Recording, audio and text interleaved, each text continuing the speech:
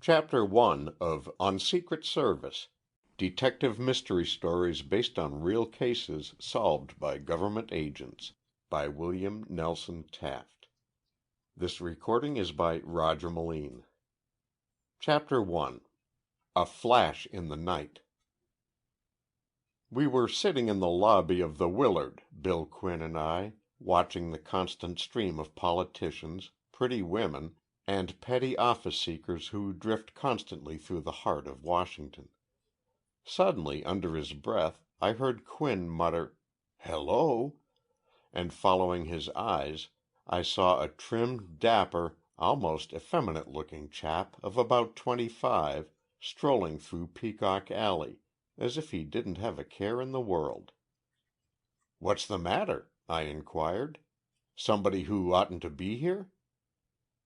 "Not at all. He's got a perfect right to be anywhere he pleases, but I didn't know he was home.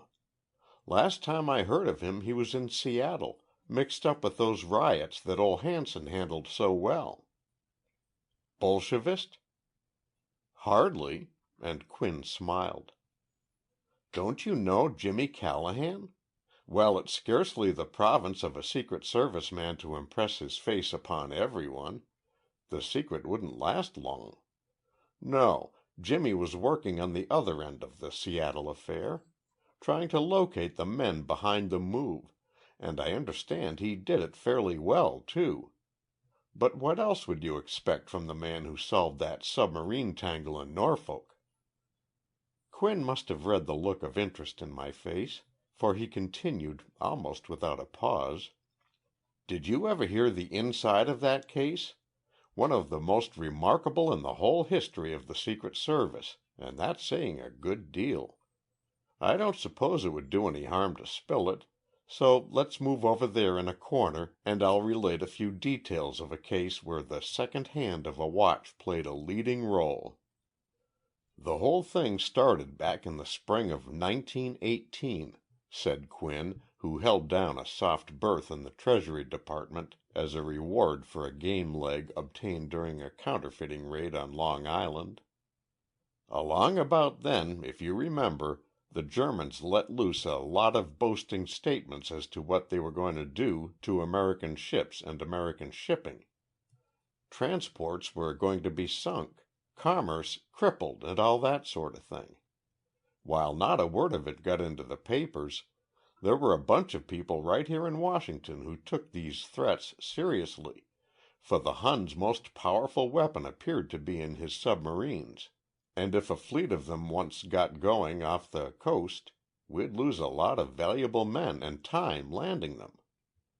Then came the sinking of the Carolina and those other ships off the Jersey coast. Altogether it looked like a warm summer. One afternoon the chief sent for Callahan, who'd just come back from taking care of some job down on the border, and told him his troubles. "Jimmy," said the chief, "somebody on this side is giving those damn Huns a whole lot of information that they haven't any business getting. You know about those boats they've sunk already, of course. They're only small fry. What they're laying for is a transport, another Tuscania that they can stab in the dark and make their getaway. The point that's worrying us is that the U-boats must be getting their information from someone over here. The sinking of the Carolina proves that. No submarine, operating on general cruising orders, could possibly have known when that ship was due or what course she was going to take. Every precaution was taken at San Juan to keep her sailing a secret, but of course you can't hide every detail of that kind. She got out. Someone saw her, wired the information up the coast here, and the man we've got to nab tipped the U-boat off. Of course, we could go at it from Puerto Rico, but that would mean wasting a whole lot more time than we can afford. It's not so much a question of the other end of the cable as it is who transmitted the message to the submarine, and how. It's your job to find out before they score a real hit. Callahan, knowing the way things are handled in the little suite on the west side of the Treasury building, asked for the file containing the available information, and found it very meager indeed. Details of the sinking of the Carolina were included, among them the fact that the U-37 had been waiting directly in the path of the steamer, though the latter was using a course entirely different from the one the New York and Puerto Rico S.S. Company's boats generally took. The evidence of a number of passengers was that the submarine didn't appear a bit surprised at the size of her prey, but went on about the whole affair in a businesslike manner. The meat of the report was contained in the final paragraph, stating that one of the German officers had boasted that they would get a lot more ships in the same way, adding, "Don't worry, we'll be notified when they are going to sail." Of course, Callahan reasoned, this might be simply a piece of Teutonic bravado, but there was more than an even chance that it was the truth, particularly when taken in conjunction with the sinking of the Texel and the Pinar del Rio, and the fact that the Carolina's course was so accurately known. But how in the name of heaven had they gotten their information? Callahan knew that the four principal ports of embarkation for troops, Boston, New York, Norfolk, and Charleston, were shrouded in a mantle of secrecy which it was almost impossible to penetrate. Some months before, when he had been working on the case which grew out of the disappearance of the plans of the battleship Pennsylvania, he had had occasion to make a number of guarded inquiries in naval circles in New York, and he recalled that it had been necessary not only to show his badge, but to submit to the most searching scrutiny before he was allowed to see the men he wished to reach. He therefore felt certain that no outsider could have dug up the specific information in the short space of time at their disposal. But, arguing that it had been obtained, the way in which it had been passed on to the U-boat also presented a puzzle. Was there a secret submarine base on the coast? Had some German, more daring than the rest, actually come ashore and penetrated into the very lines of the service? Had he laid a plan whereby he could repeat this operation as often as necessary? Or did the answer lie in a concealed wireless, operating upon information supplied through underground channels? These were only a few of the questions which raced through Callahan's mind. The submarine base he dismissed as impracticable. He knew that the Thor, the Unita, the Macedonia, and 9 other vessels had, at the beginning of the war, cleared from American ports under false papers with the intention of supplying German warships with oil, coal, and food. He also knew that, of the $1.5 million worth of supplies, less than 1/6 had ever been transshipped. Therefore, having failed so signally here, the Germans would hardly try the same scheme again. The rumor that German officers had actually come into New York, where they were supposed to have been seen in a theater, was also rather far-fetched. So the wireless theory seemed to be the most tenable. But even a wireless cannot conceal its existence from the other stations indefinitely.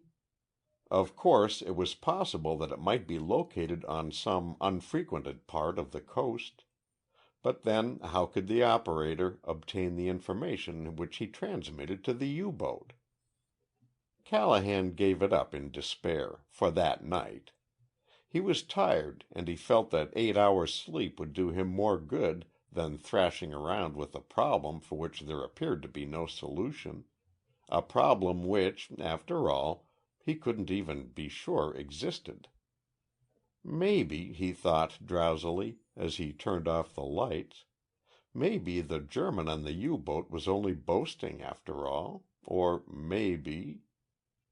The first thing Jimmy did the next morning was to call upon the head of the recently organized Intelligence Bureau of the War Department, not the Intelligence Division, which has charge of censorship and the handling of news, but the bureau which bears the same relation to the Army that the Secret Service does to the Treasury Department. "From what ports are transports sailing within the next couple of weeks?" he inquired of the officer in charge. From Boston, New York, Norfolk, and Charleston, was the reply, merely confirming Callahan's previous belief. He had hoped that the ground would be more limited, because he wanted to have the honor of solving this problem by himself, and it was hardly possible for him to cover the entire Atlantic coast. "Where's the biggest ship sailing from?" was his next question. "There's one that clears Norfolk at daylight on Monday morning with 12,000 men aboard."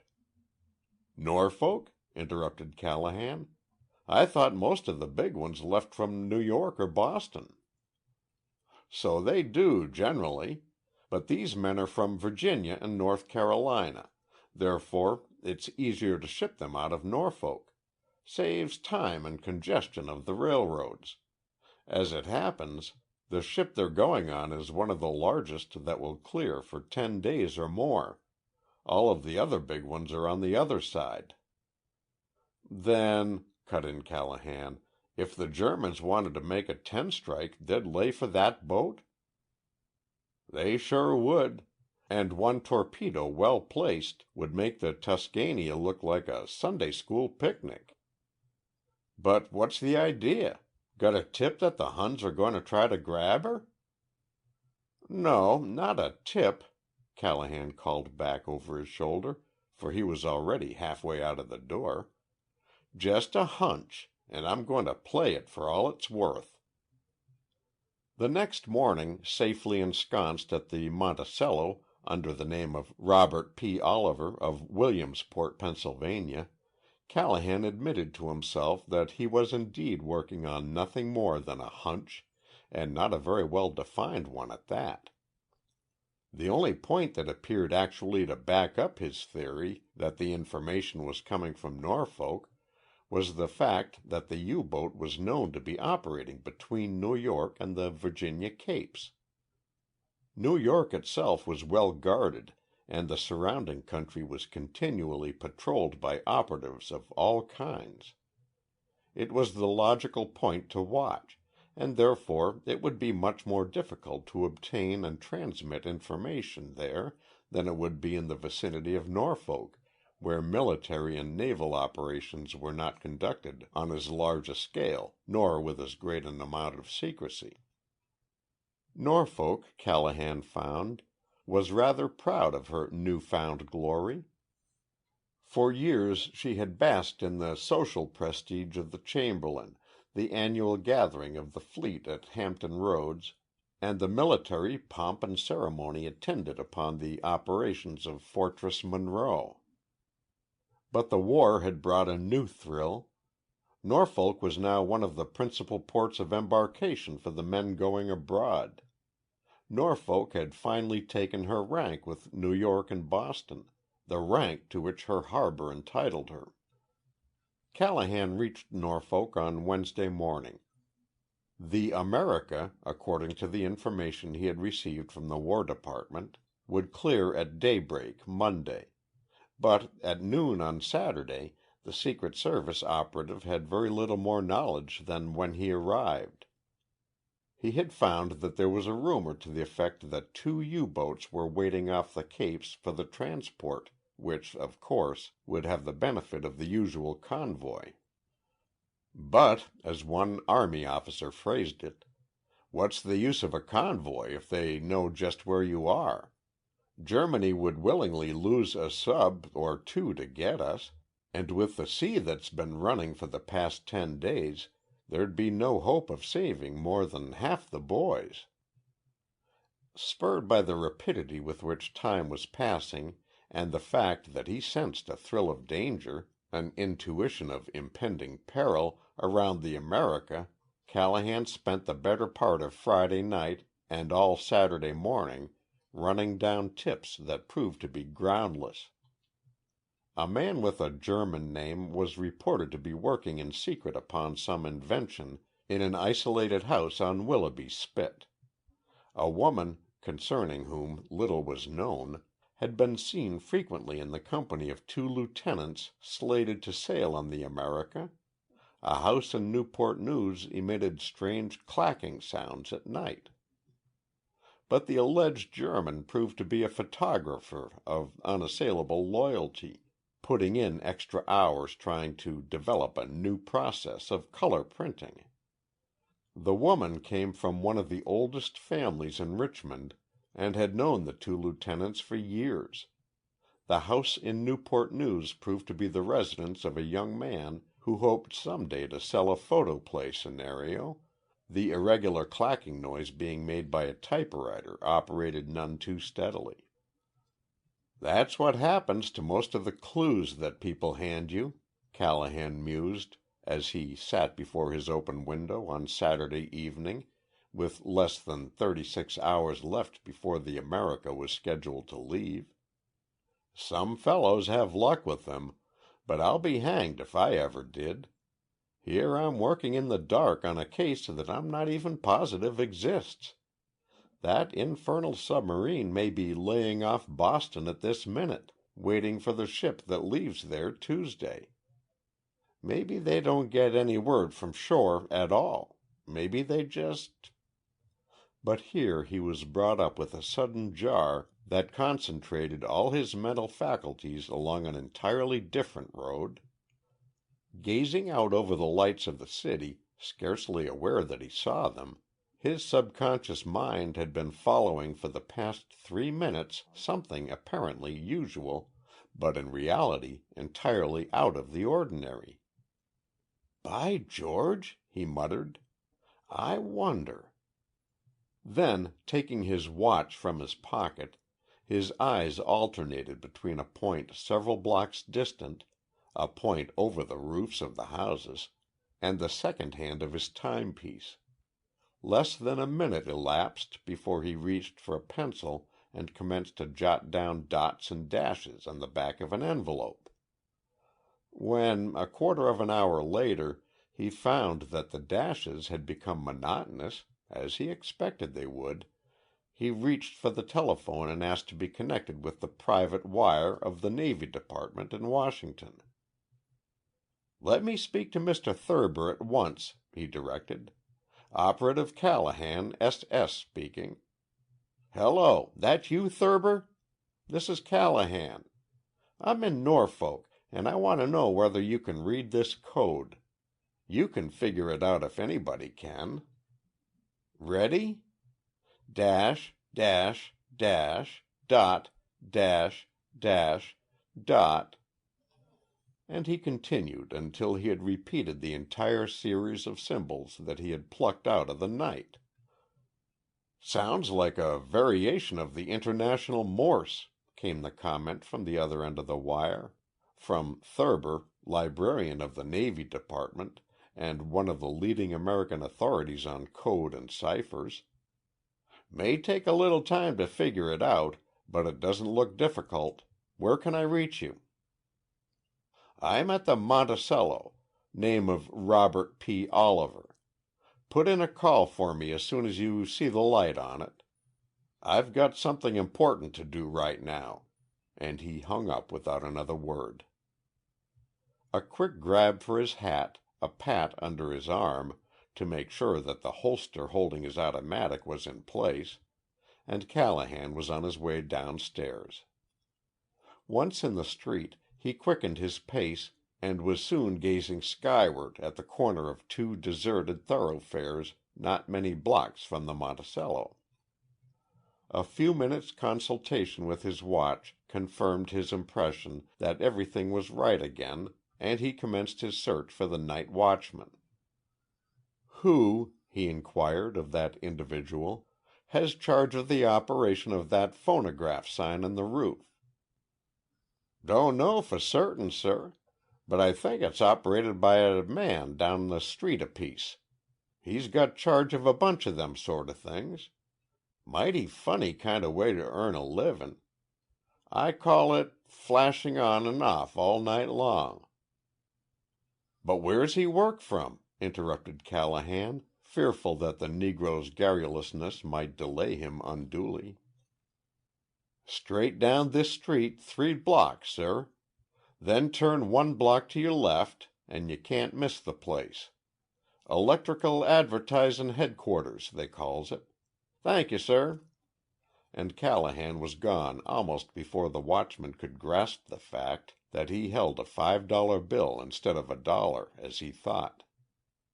It didn't take the Secret Service man long to locate the place he sought, and on the top floor he found a dark, swarthy individual bending over the complicated apparatus which operated a number of the electric signs throughout the city.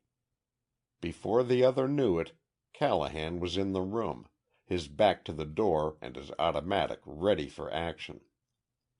"Up with your hands," snapped Callahan. "Higher. That's better. Now tell me where you got that information you flashed out to sea tonight by means of that phonograph sign up the street. Quick, I haven't any time to waste." Si, senor," stammered the man who faced him. "But I understand not the English very well."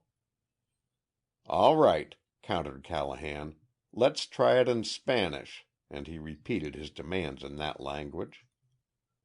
Volubly, the Spaniard, or Mexican as he later turned out to be, maintained that he had received no information, nor had he transmitted any. He claimed his only duty was to watch the drums which operated the signs mechanically. "No drum in the world could make that sign flash like it did tonight," Callahan cut in. "For more than 15 minutes you sent a variation of the Morse code seaward. Come on, I'll give you just 1 minute to tell me, or I'll bend this gun over your head."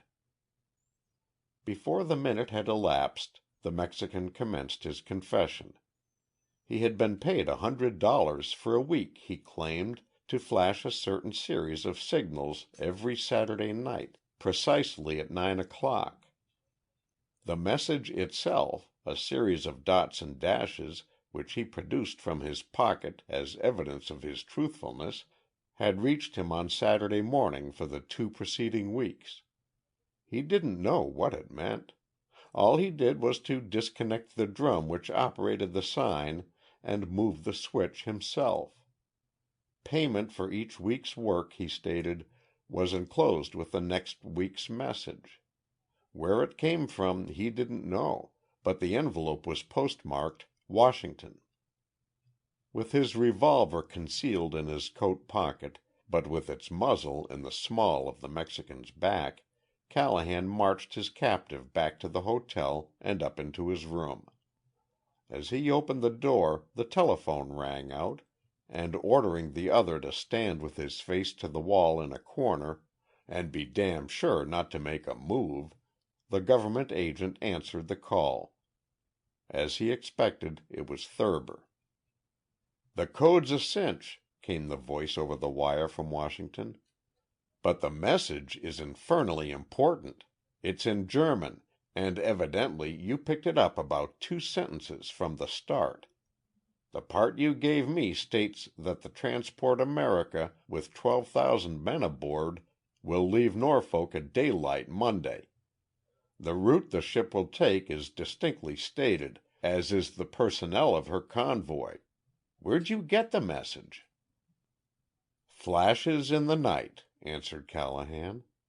"I noticed that an electric sign wasn't behaving regularly, so I jotted down its signals and passed them on to you. The next important point is whether the message is complete enough for you to reconstruct the code. Have you got all the letters?" "Yes, every one of them." "Then take down this message, put it into that dot and dash code, and send it to me by special messenger on one of the Navy torpedo boats tonight. It's a matter of life and death to thousands of men," and Callahan dictated 3 sentences over the wire. "Got that?" he inquired. "Good. Get busy and hurry it down. I've got to have it in the morning." "Turn around," he directed the Mexican as he replaced the receiver. "Were you to send these messages only on Saturday night?" "Si, senor. Save that I was told that there might be occasions when I had to do the same thing on Sunday night, too." "At 9 o'clock?" "Si, senor." Callahan smiled. Things were breaking better than he had dared hope. It meant that the U-boat would be watching for the signal the following night. Then, with proper emphasis of the automatic, he gave the Mexican his orders.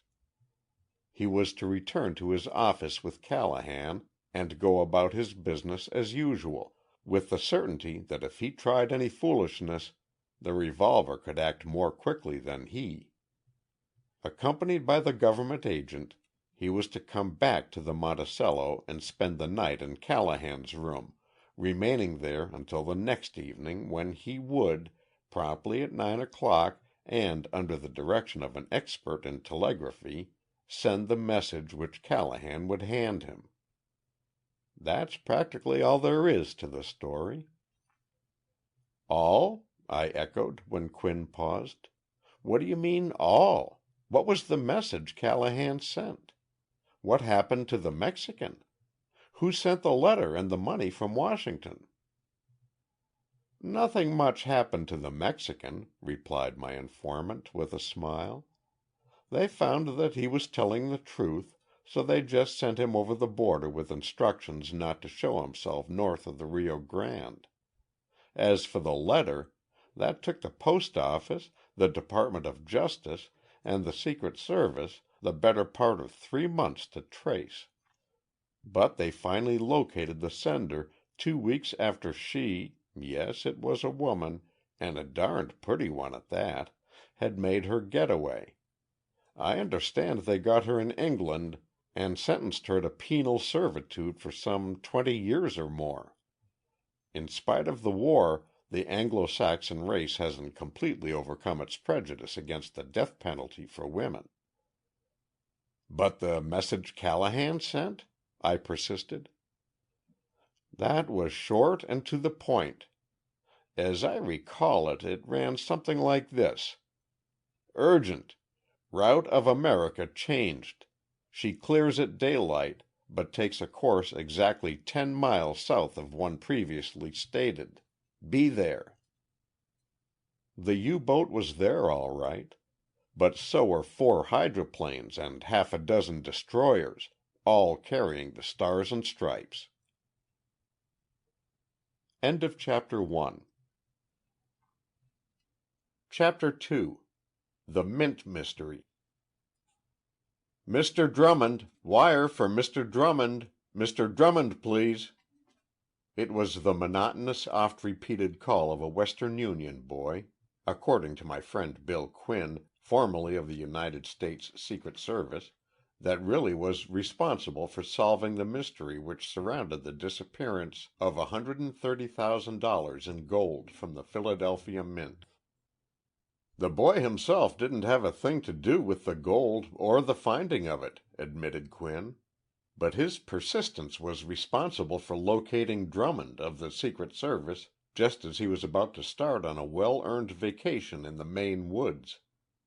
Uncle Sam's sleuths don't get too much time off, you know, and a month or so in a part of the world where they don't know anything about international intrigues and don't care about counterfeiting is a blessing not to be despised. That's the reason the boy had to be persistent when he was paging Drummond. The operative had a hunch that it was a summons to another case, and he was dog-tired.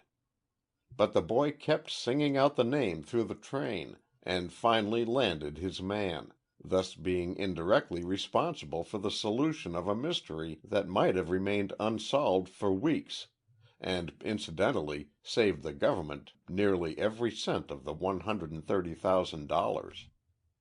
"When Drummond opened the telegram," continued Quinn, "he found that it was a summons to Philadelphia, signed by Hamlin, Assistant Secretary of the Treasury. 'Preston needs you at once. Extremely important,' read the wire. And as Drummond was fully aware that Preston was director of the United States Mint, it didn't take much deduction to figure that something had gone wrong in the big building on Spring Garden Street, where a large part of the country's money is coined. But even the lure of the chase, something you read a lot about in detective stories, but find too seldom in the real hard work of tracing criminals, did not offset Drummond's disappointment in having to defer his vacation. Grumbling, he gathered his bags and cut across New York to the Pennsylvania station, where he was fortunate enough to be able to make a train on the point of leaving for Philadelphia. At the Mint he found Director Preston and Superintendent Bosbyshell awaiting him. "Mr. Hamlin wired that he had instructed you to come up at once," said the director, "but we had hardly hoped that you could make it so soon." "Wire reached me on board a train that would have pulled out of Grand Central Station in another 3 minutes," growled Drummond. "I was on my way to Maine to forget all about work for a month. But," and his face broke into a smile, "since they did find me, what's the trouble?" "Trouble enough," replied the director. "Some $130,000 in gold is missing from the Mint." "What?" Even Drummond was shaken out of his professional calm, not to mention his grouch. Robbery of the United States Treasury or one of the government mints was a favorite dream with criminals, but, save for the memorable occasion when a gang was found trying to tunnel under 15th Street in Washington, there had been no time when the scheme was more than visionary. "Are you certain? Isn't there any chance for a mistake?" The questions were perfunctory rather than hopeful. "Unfortunately, not the least," continued Preston. "Somebody has made away with $130,000 worth of the government's money. 700 pounds of gold is missing, and there isn't a trace to show how or where it went. The vault doors haven't been tampered with. The combination of the grill inside the vault is intact. Everything, apparently, is as it should be, but 50 bars of gold are missing." "And each bar," mused Drummond, "weighs—" "14 pounds," cut in the superintendent. Drummond looked at him in surprise. "I beg your pardon," said Preston. "This is Mr. Bosbyshell, superintendent of the Mint. This thing has gotten on my nerves so that I didn't have the common decency to introduce you. Mr. Bosbyshell was with me when we discovered that the gold was missing." "When was that?" "Yesterday afternoon," replied the director. "Every now and then, at irregular intervals, we weigh all the gold in the Mint, to make sure that everything is as it should be. Nothing wrong was discovered until we reached Vault 6, but there 50 bars were missing. There wasn't any chance of error. The records showed precisely how much should have been there, and the scales showed how much there was, to the fraction of an ounce. But even if we had only counted the bars, instead of weighing each one separately, the theft would have been instantly discovered, for the vault contains exactly 50 bars less than it should have. It was then that I wired Washington and asked for assistance from the Secret Service." "Thus spoiling my vacation," muttered Drummond. "How many men know the combination to the vault door?" "Only 2," replied the superintendent. "Cochrane, who is the official weigher, and myself. Cochrane is above suspicion. He's been here for the past 30 years, and there hasn't been a single complaint against him in all that time." Drummond looked as if he would like to ask Preston if the same could be said for the superintendent, but he contented himself with listening as Bosbyshell continued. "But even if Cochrane or I—yes, I'm just as much to be suspected as he—could have managed to open the vault door unseen, we could not have gotten inside the iron grill which guards the gold in the interior of the vault. That is always kept locked, with a combination known to 2 other men only. There's too much gold in each one of these vaults to take any chance with, which is the reason for this double protection. 2 men, Cochrane and I, handle the combination to the vault door and open it whenever necessary. Two others, Jameson and Struble, are the only ones that know how to open the grill door. One of them has to be present whenever the bars are put in or taken away, for the men who can get inside the vault cannot enter the grill, and the men who can manipulate the grill door can't get into the vault." "It certainly sounds like a burglar-proof combination," commented Drummond. "Is there any possibility for conspiracy between—" and he hesitated for the fraction of a second, "between Cochrane and either of the men who can open the grill door?" "Apparently not the least in the world," replied Preston. "So far as we know, they are all as honest as the day—" "But the fact remains," Drummond interrupted, "that the gold is missing." "Exactly. But the grill door was sealed with the official government stamp when we entered the vault yesterday. That stamp is applied only in the presence of both men who know the combination. So the conspiracy, if there be any, must have included Cochrane, Struble, and Jameson, instead of being a two-man job." "How much gold did you say was missing?" inquired the Treasury operative, taking another tack. 700 pounds, 50 bars of 14 pounds each," answered Bosbyshell. "That's another problem that defies explanation. How could one man carry away all that gold without being seen? He'd need a dray to cart it off, and we're very careful about what goes out of the mint. There's a guard at the front door all the time, and no one is allowed to leave with a package of any kind until it has been examined and passed." A grunt was Drummond's only comment, and those who knew the Secret Service man best would have interpreted the sound to mean studious digestion of facts, rather than admission of even temporary defeat. It was one of the government detective's pet theories that every crime, no matter how puzzling, could be solved by application of common sense principles and the rules of logic.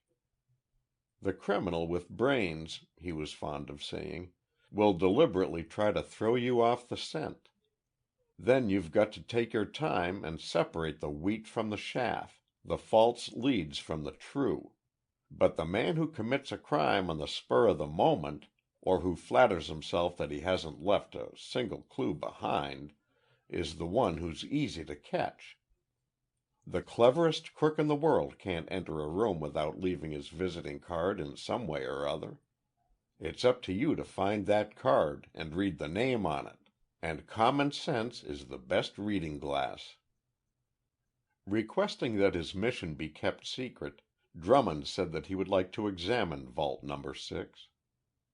"Let Cochrane open the vault for me, and then have Jameson and Struble open the grill," he directed. "Unless Mr. Bosbyshell opened the vault door," Preston reminded him, "there's no one but Cochrane who could do it. It won't be necessary, however, to have either of the others open the grill. The door was taken from its hinges this morning in order the better to examine the place, and it hasn't yet been replaced."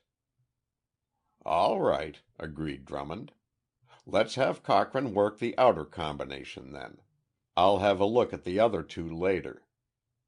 Accompanied by the director and the superintendent, Drummond made his way to the basement where they were joined by the official weigher, a man well over 50, who was introduced by Preston to "Mr. Drummond, a visitor who is desirous of seeing the vaults."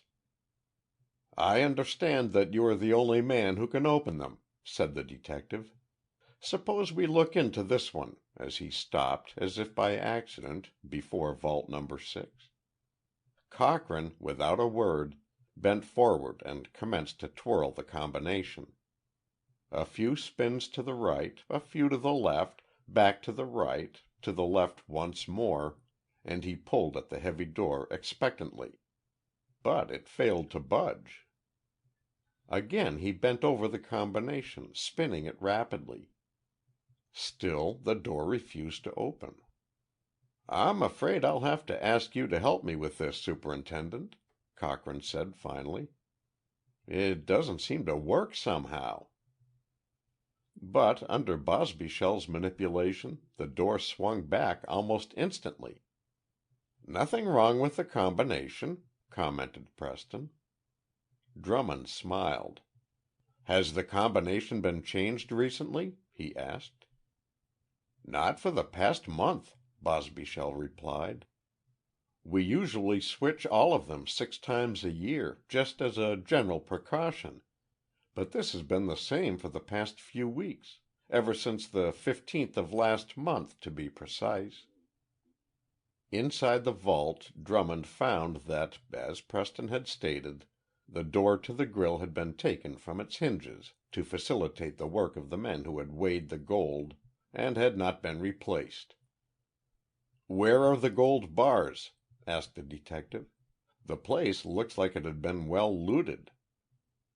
"They were all taken out this morning to be carefully weighed," was Preston's reply. "I'd like to see some of them stacked up there along the side of the grill, if it isn't too much trouble." "Surely," said Bosbyshell.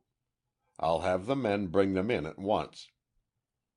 As soon as the superintendent had left the room, Drummond requested that the door of the grill be placed in its usual position, and Cochrane set it up level with the floor, leaning against the supports at the side.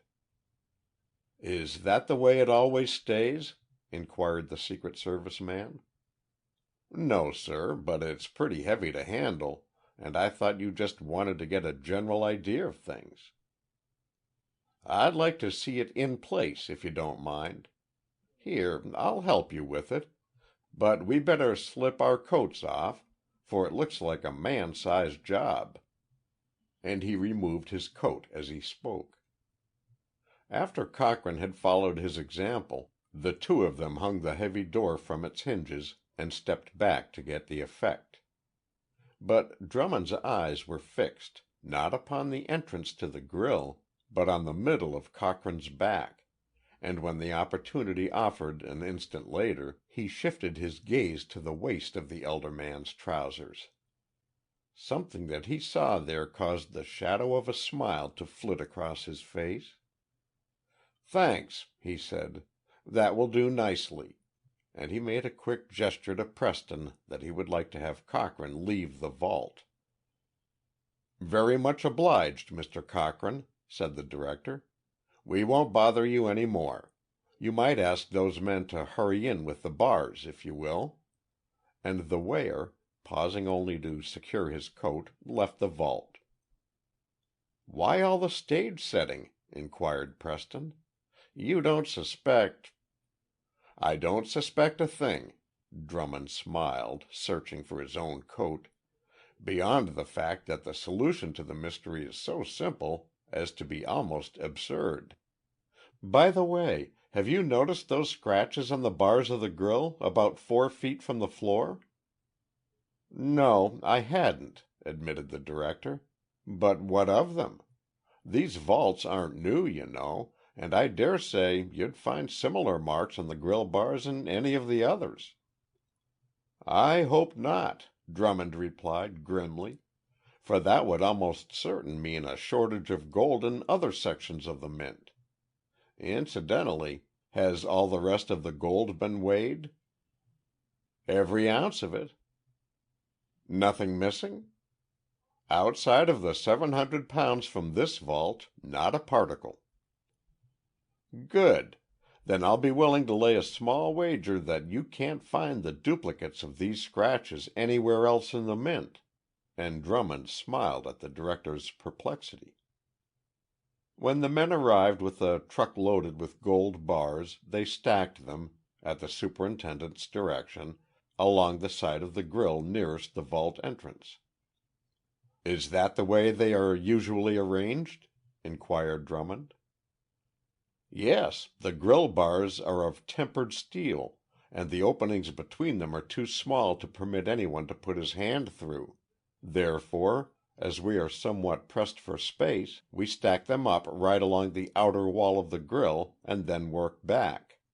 It saves time and labor in bringing them in." Is this the way the door of the grill ordinarily hangs?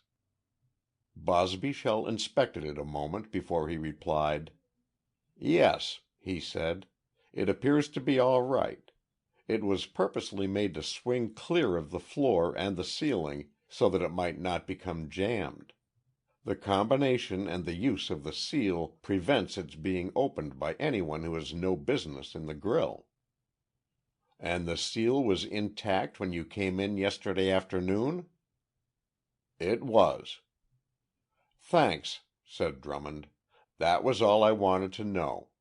And he made his way upstairs with a smile which seemed to say that his vacation in the Maine woods had not been indefinitely postponed.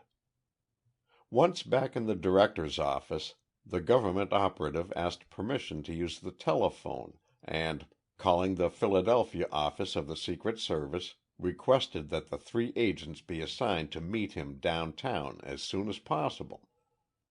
"Have you a record of the home address of the people employed in the Mint?" Drummond inquired of the director as he hung up the receiver.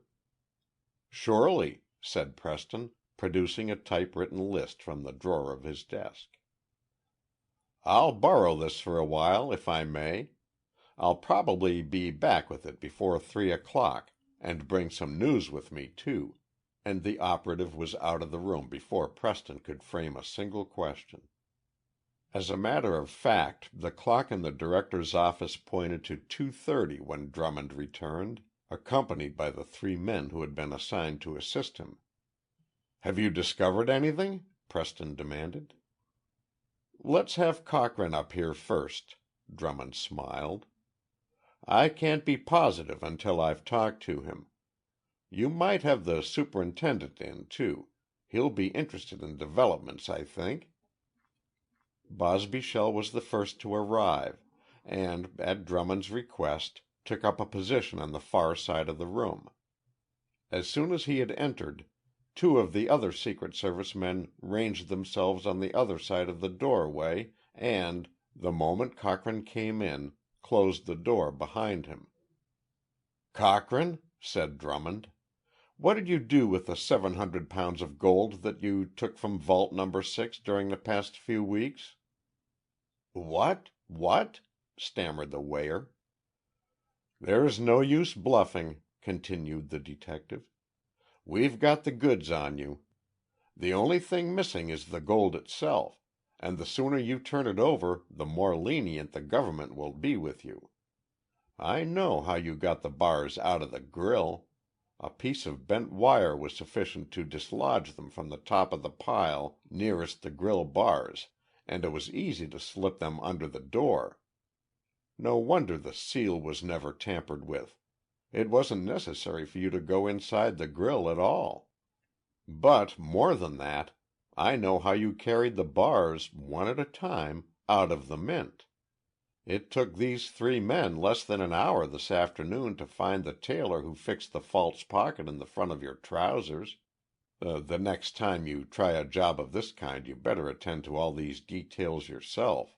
And it needed only one look at your suspenders this morning to see that they were a good deal wider and heavier than necessary.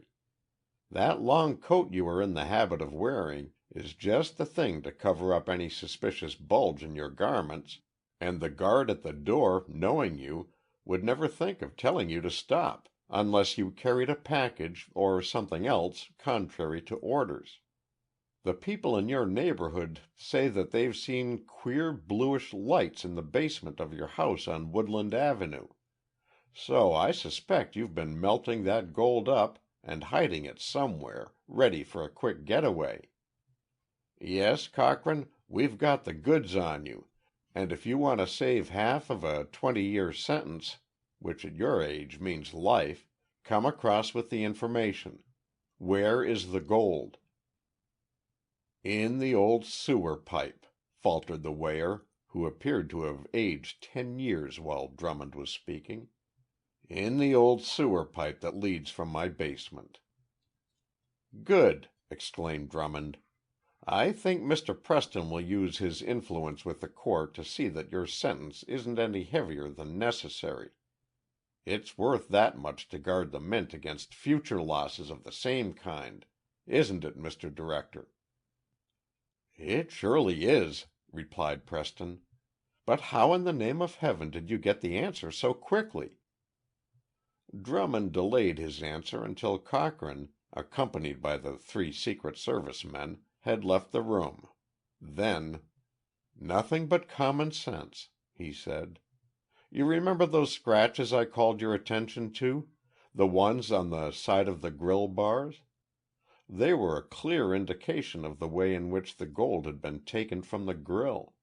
Knocked down from the top of the pile with a piece of wire and pulled under the door of the grill. That eliminated Jamison and Struble immediately. They needn't have gone to that trouble, even if it had been possible for them to get into the vault in the first place. But I had my suspicions of Cochrane when he was unable to open the vault door. That pointed to nervousness, and nervousness indicated a guilty conscience. I made the hanging of the grill door an excuse to get him to shed his coat, though I did want to see whether the door came all the way down to the floor, and I noted that his suspenders were very broad and his trousers abnormally wide around the waist. He didn't want to take any chances with that extra 14 pounds of gold, you know. It would never do to drop it in the street. The rest is merely corroborative. I found that bluish lights had been observed in the basement of Cochrane's house, and one of my men located the tailor who had enlarged his trousers. That's really all there was to it." With that, Drummond started to the door, only to be stopped by Director Preston's inquiry as to where he was going. "On my vacation, which you interrupted this morning," replied the Secret Service man. "It's a good thing I did," Preston called after him. "If Cochrane had really gotten away with that gold, we might never have caught him." Which, as Bill Quinn said, when he finished his narrative, is the reason I claim that the telegraph boy who persisted in paging Drummond is the one who was really responsible for the saving of some $130,000 that belonged to Uncle Sam. "But surely," I said, "that case was an exception. In rapidity of action, I mean. Don't government investigations usually take a long time?" "Frequently," admitted Quinn, "they drag on for months, sometimes years.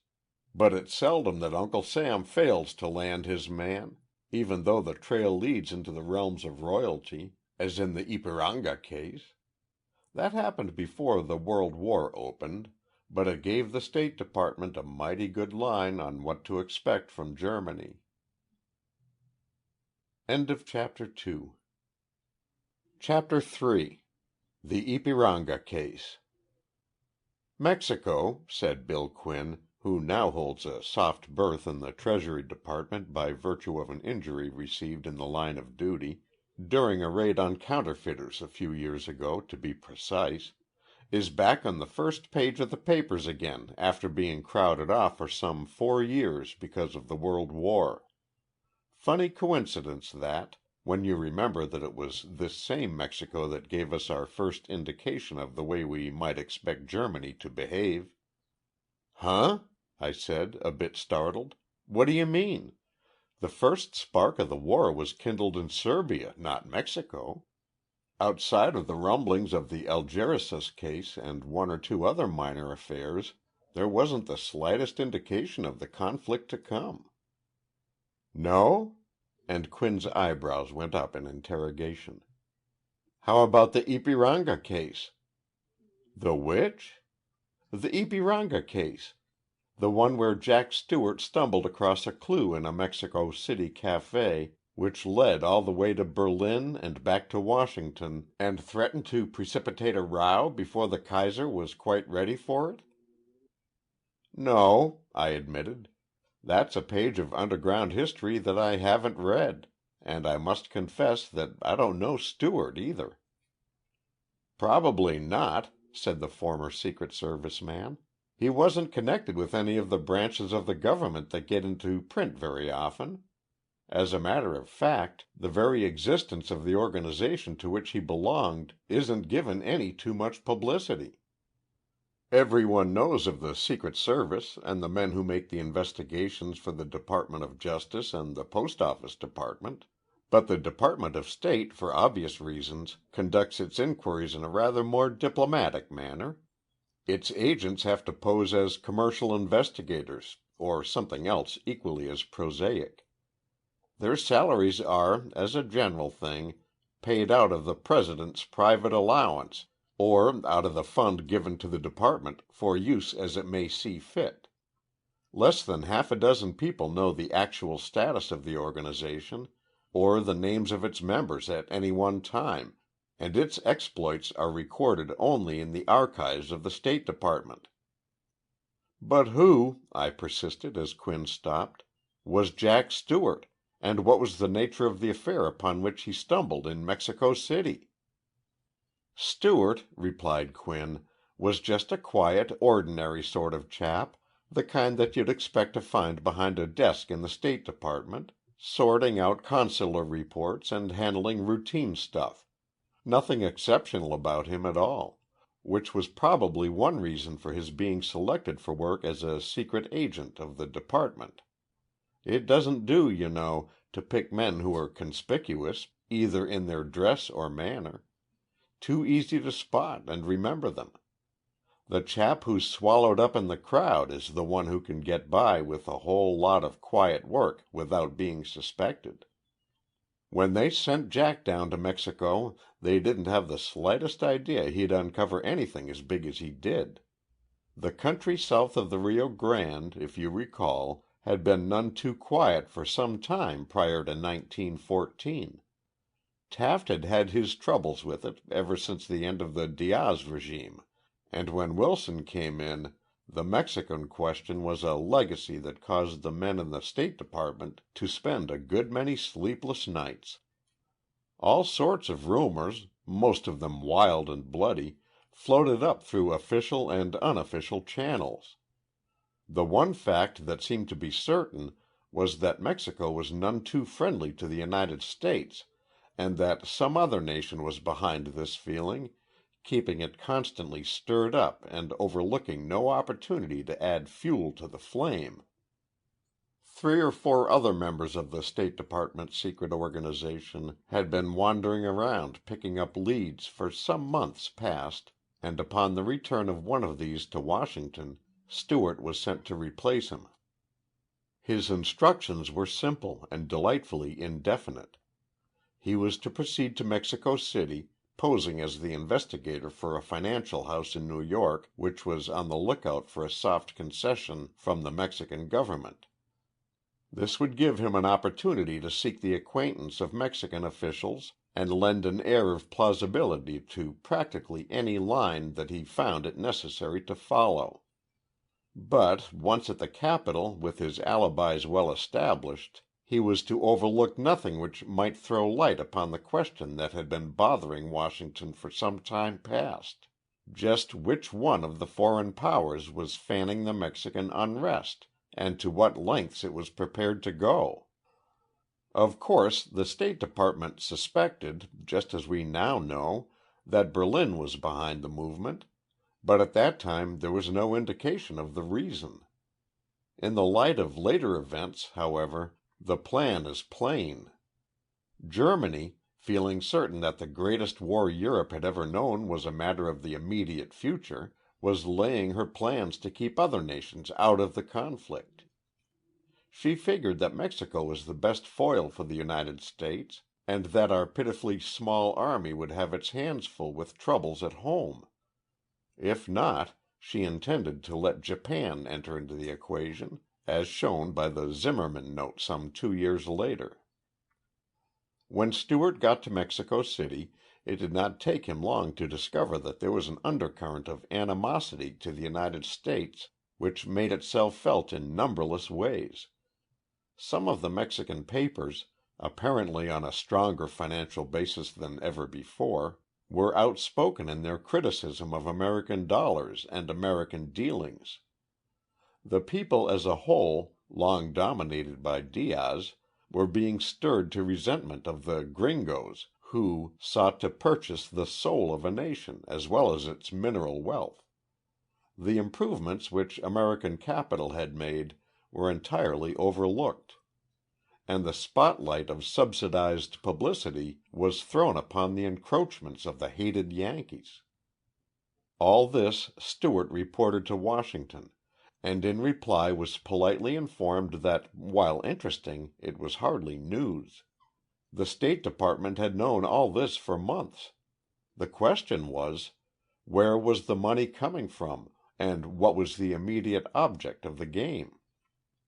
"Take your time and don't bother us unless you find something definite to report," was the substance of the instructions cabled to Stewart. The secret agent, therefore, contented himself with lounging around the very inviting cafes of the Mexican capital and making friends with such officials as might be able to drop scraps of information. It was November when he first hit Mexico City. It was nearly the middle of April before he picked up anything at all worth while. Of course, in the meantime, he had uncovered a number of leads, but every one of them was blind. For a day or two, or a week at most, they would hold out glowing promise of something big just around the corner. Then, when he got to the end of the rainbow, he would find an empty pail in place of the pot of gold he had hoped for. It wasn't surprising, therefore, that Stewart was growing tired of the life of continual mystery, of developments that never developed, of secrets that were empty and surprises that faded away into nothing. It was on the 13th of April, while seated in a little table in front of a sidewalk cafe in the Calle de Victoria, that the American agent obtained his first real clue to the impending disaster. When two Mexicans whom he knew by sight, but not by name, sat down at a table near his, he pricked up his ears purely by instinct rather than through any real hope of obtaining information of value. The arrival of the usual sugared drinks was followed by a few words of guarded conversation, and then one of the Mexicans remarked, in a tone a trifle louder than necessary, that "the United States is a nation of cowardly women, dollar worshippers who are afraid to fight, and braggarts who would not dare to back up their threats." It was an effort for Stewart to remain immersed in the newspaper propped up in front of him. Often as he had heard these sentiments expressed, his Southern blood still rose involuntarily, until his logic reminded him that his mission was not to start a quarrel, but to end one. He knew that no good could ensue from his taking up the challenge, and the very fact that the speaker had raised his voice gave him the tip that the words were uttered for his special benefit, to find out whether he understood Spanish, for he made no attempt to disguise his nationality. With a smile which did not show on his lips, Stewart summoned the waiter and in atrocious Spanish ordered another glass of lemonade. His complete knowledge of the language was the one thing which he had managed to keep entirely under cover ever since reaching Mexico, for he figured that the natives would speak more freely in his presence if they believed he could not gather what they were discussing. The trick worked to perfection. "Pig-headed Yankee," commented the Mexican who had first spoken. "Lemonade. Pah! They haven't the nerve to take a man's drink," and he drained his glass of pulque at a single gulp. The other, who had not spoken above a whisper, raised his glass and regarded it in silence for a moment. Then, "Prosit," he said, and drank. "Nom de Dio," warned his companion. "Be careful. The American hog does not speak Spanish well enough to understand those who use it fluently, but he may speak German."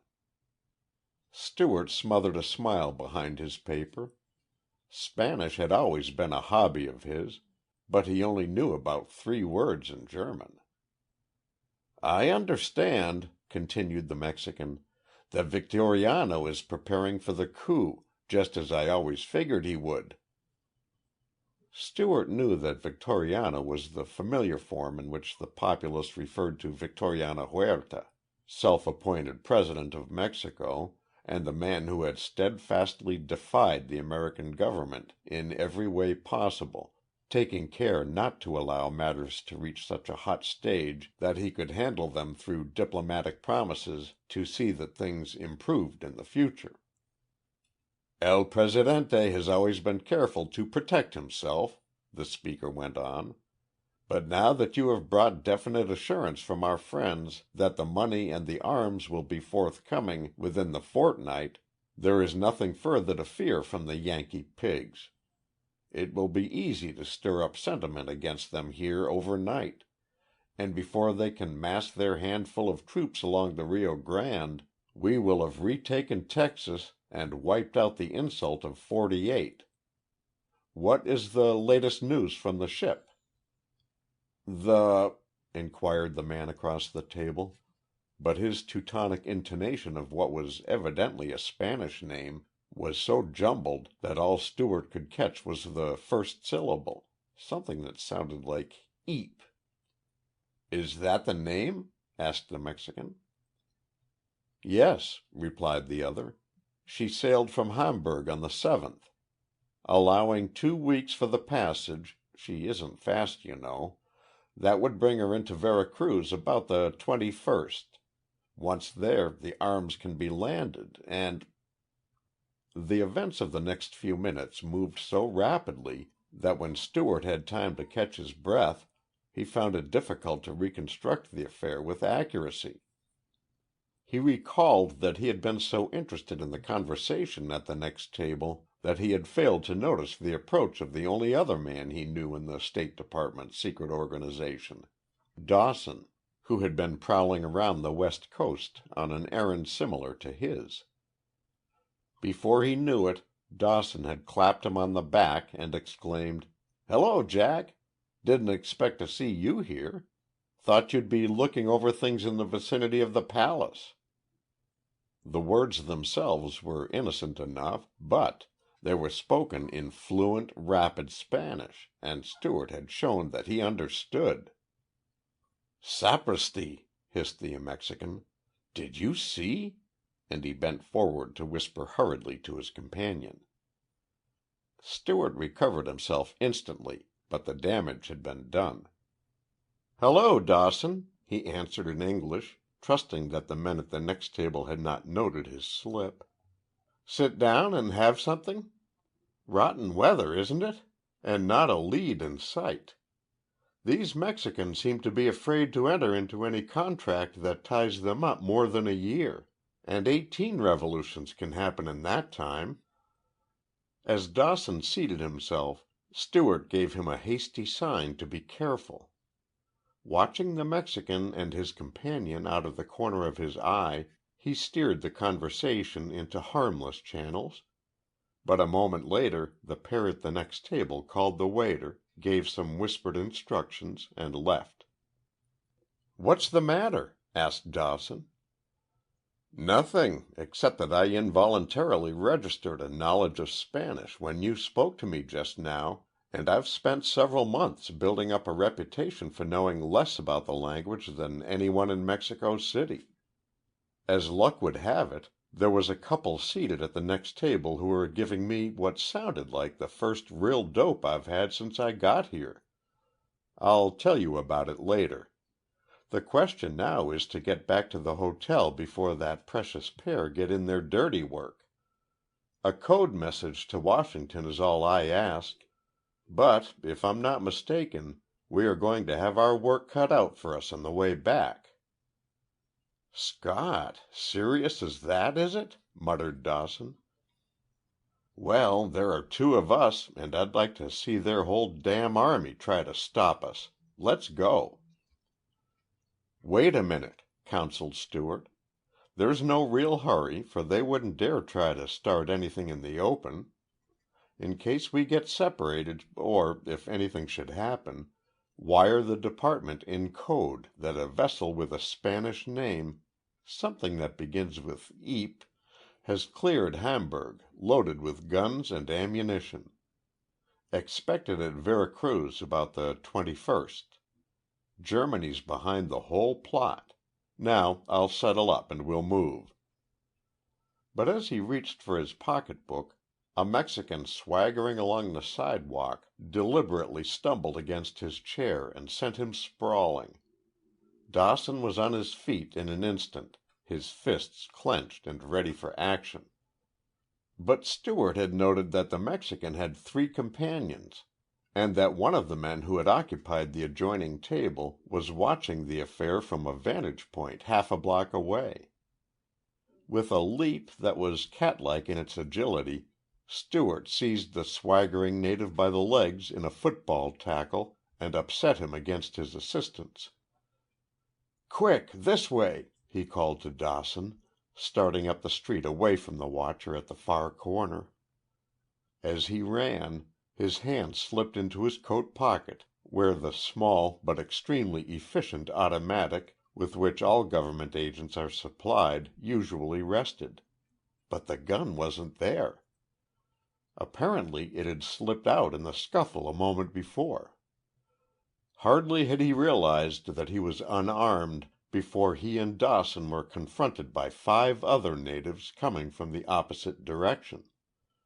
The meager lighting system of the Mexican capital, however, was rather a help than a detriment, for in the struggle which followed it was practically impossible to tell friend from foe. The 2 Americans, standing shoulder to shoulder, had the added advantage of teamwork, something which the natives had never learned.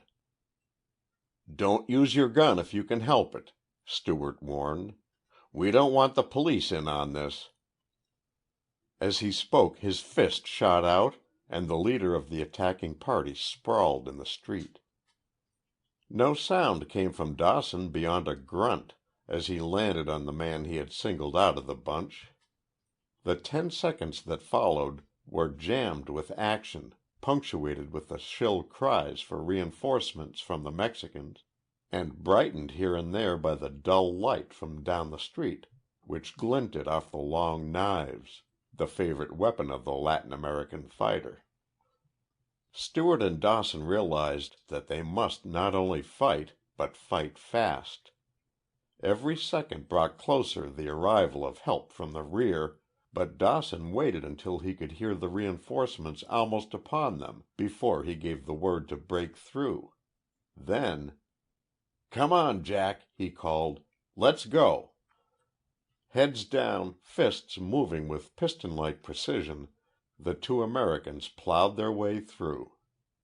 Dawson swore later that he felt at least one rib give under the impact of the blows, and he knew that he nursed a sore wrist for days, but Stewart claimed that his energies were concentrated solely on the scrap, and that he didn't have time to receive any impression of what was going on. He knew that he had to fight his way out, that it was essential for one of them to reach the telegraph office or the embassy with the news they carried. It was a case of fight like the devil and trust to luck and the darkness for aid. Almost before they knew it, they had broken through the trio in front of them and had turned down the Calle Ancha, running in a form that would have done credit to a college track team. Behind them they heard the muffled oaths of their pursuers as they fell over the party they had just left. "They don't want to attract the police any more than we do," gasped Dawson. "They don't dare shoot." But as he spoke there came the zip of a bullet, accompanied by the sharp crack of a revolver somewhere behind them. "Careful," warned Stewart. "We've got to skirt that street light ahead. Duck and—" But with that he crumpled up, a bullet through his hip. Without an instant's hesitation, Dawson stooped, swung his companion over his shoulder, and staggered on, his right hand groping for his automatic. Once out of the glare of the arc light, he felt that he would be safe, at least for a moment. Then, clattering toward them, he heard a sound that spelled safety, one of the open night hawk cabs that prowl around the streets of the Mexican capital. Shifting Stewart so that his feet rested on the ground, he wheeled and raked the street behind him with a fusillade from his automatic. There was only a dull mass of whitish clothing some 50 yards away at which to aim, but he knew that the counterattack would probably gain a few precious seconds of time sufficient to stop the cab and to put his plan into operation. The moment the cab came into the circle of light from the street lamp, Dawson dragged his companion toward it, seized the horse's bridle with his free hand, and ordered the driver to halt. Before the cabby had recovered his wits, the two Americans were in the vehicle, and Dawson had his revolver pressed none too gently into the small of the driver's back. The weapon was empty, but the Mexican didn't know that, and he responded instantly to Dawson's order to turn around and drive as if 70 devils of Hades were after him. Outside of a few stray shots that followed as they disappeared up the street, the drive to the embassy was uneventful, and, once under the shelter of the American flag, the rest was easy. Stewart, it developed, had sustained only a flesh wound through the muscles of his hip, painful but not dangerous. Within 10 minutes after he had reached O'Shaughnessy's office, he was dictating a code wire to Washington. A cable which stated that a vessel with a Spanish name, commencing with something that sounded like Ypres, had cleared Hamburg on the 7th, loaded with arms and ammunition destined to advance the interests of Mexican revolutionists and to hamper the efforts of the United States to preserve order south of the border.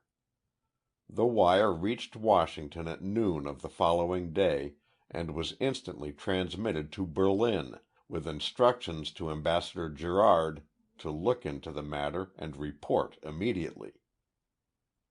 "Vessel in question is probably the Ypiranga," stated a code the following morning. "Cleared Hamburg on date mentioned, presumably loaded with grain. Rumors here of large shipment of arms to some Latin American republic. Practically certain that Wilhelmstrasse is behind the move, but impossible to obtain confirmation. Motive unknown."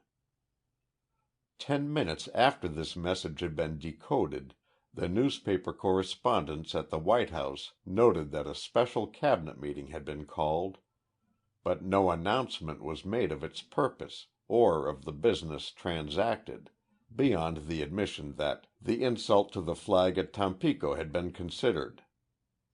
Promptly at noon, the great wireless station at Arlington flashed a message to Admiral Mayo, in command of the squadron off the Mexican coast. In effect, it read, "Proceed immediately to Vera Cruz. Await arrival of steamer Ypiranga, loaded with arms. Prevent landing at any cost. Blockade upon pretext of recent insult to flag. Atlantic Fleet ordered to your support." The rest of the story, concluded Quinn, is a matter of history.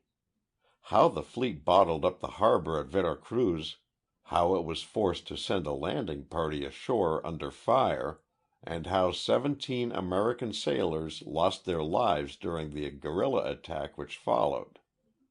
All that was spread across the front pages of American papers in big black type. But the fact that a steamer named the Ypiranga had been held up by the American fleet and forced to anchor at a safe distance offshore, under the guns of the flagship, was given little space.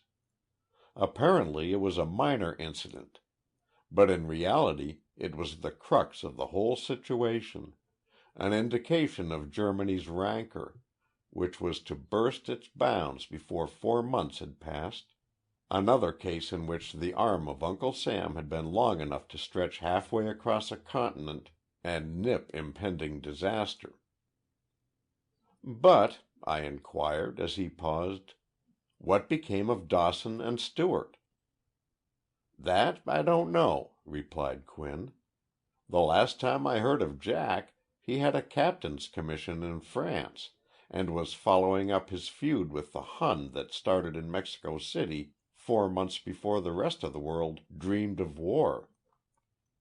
Dawson, I believe, is still in the department, and rendered valuable assistance in combating German propaganda in Chile and Peru. He'll probably be rewarded with a consular job in some out-of-the-way hole, for, now that the war is over, the organization to which he belongs will gradually dwindle to its previous small proportions. Strange, wasn't it, how that pair stumbled across one of the first tentacles of the World War in front of a cafe in Mexico City? That's one beauty of government detective work. You never know when the monotony is going to be blown wide open by the biggest thing you ever happened upon. There was little Mary McNillis, who turned up the clue which prevented an explosion, compared to which the Black Tom affair would have been a Sunday school party. She never dreamed that she would prevent the loss of millions of dollars worth of property and at least a score of lives, but she did, without moving from her desk. "How?" I asked. But Quinn yawned, looked at his watch, and said, "That's entirely too long a story to spin right now. It's past my bedtime, and Mrs. Quinn's likely to be fussy if I'm not home by 12 at least. She says that now I have an office job she can at least count on my being round to guard the house. Something that she could never do before. So let's leave Mary for another time. Good night," and he was off. End of Chapter 3. Chapter 4. The Clue on Shelf 45. Of course, it is possible that patriotism might have prompted Mary McNillis to locate the clue which prevented an explosion that would have seriously hampered the munitions industry of the United States, but the fact remains that she did it principally because she was in love with Dick Walters, and Dick happened to be in the Secret Service. It was one case where Cupid scored over Mars.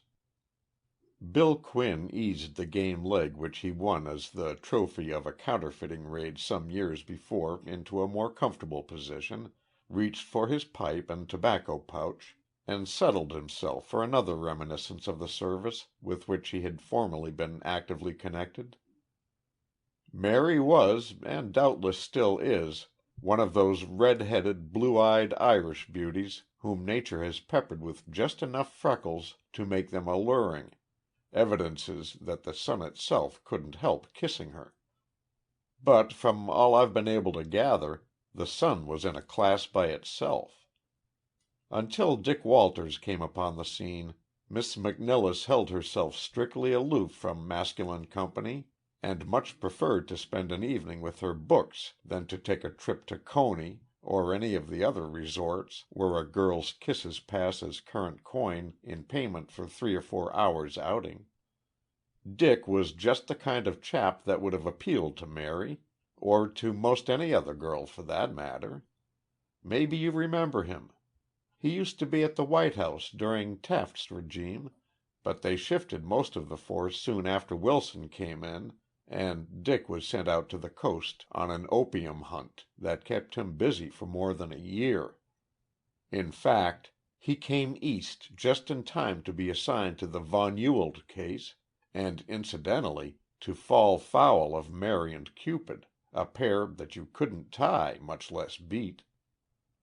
The Von Ewald case, Quinn continued, after pausing a moment to repack his pipe, was one of the many exploits of the Secret Service that never got in the papers.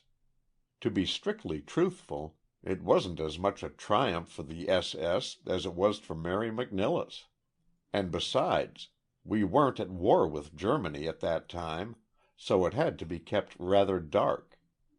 But Germany was at war with us. You remember the Black Tom explosion in August, 1916?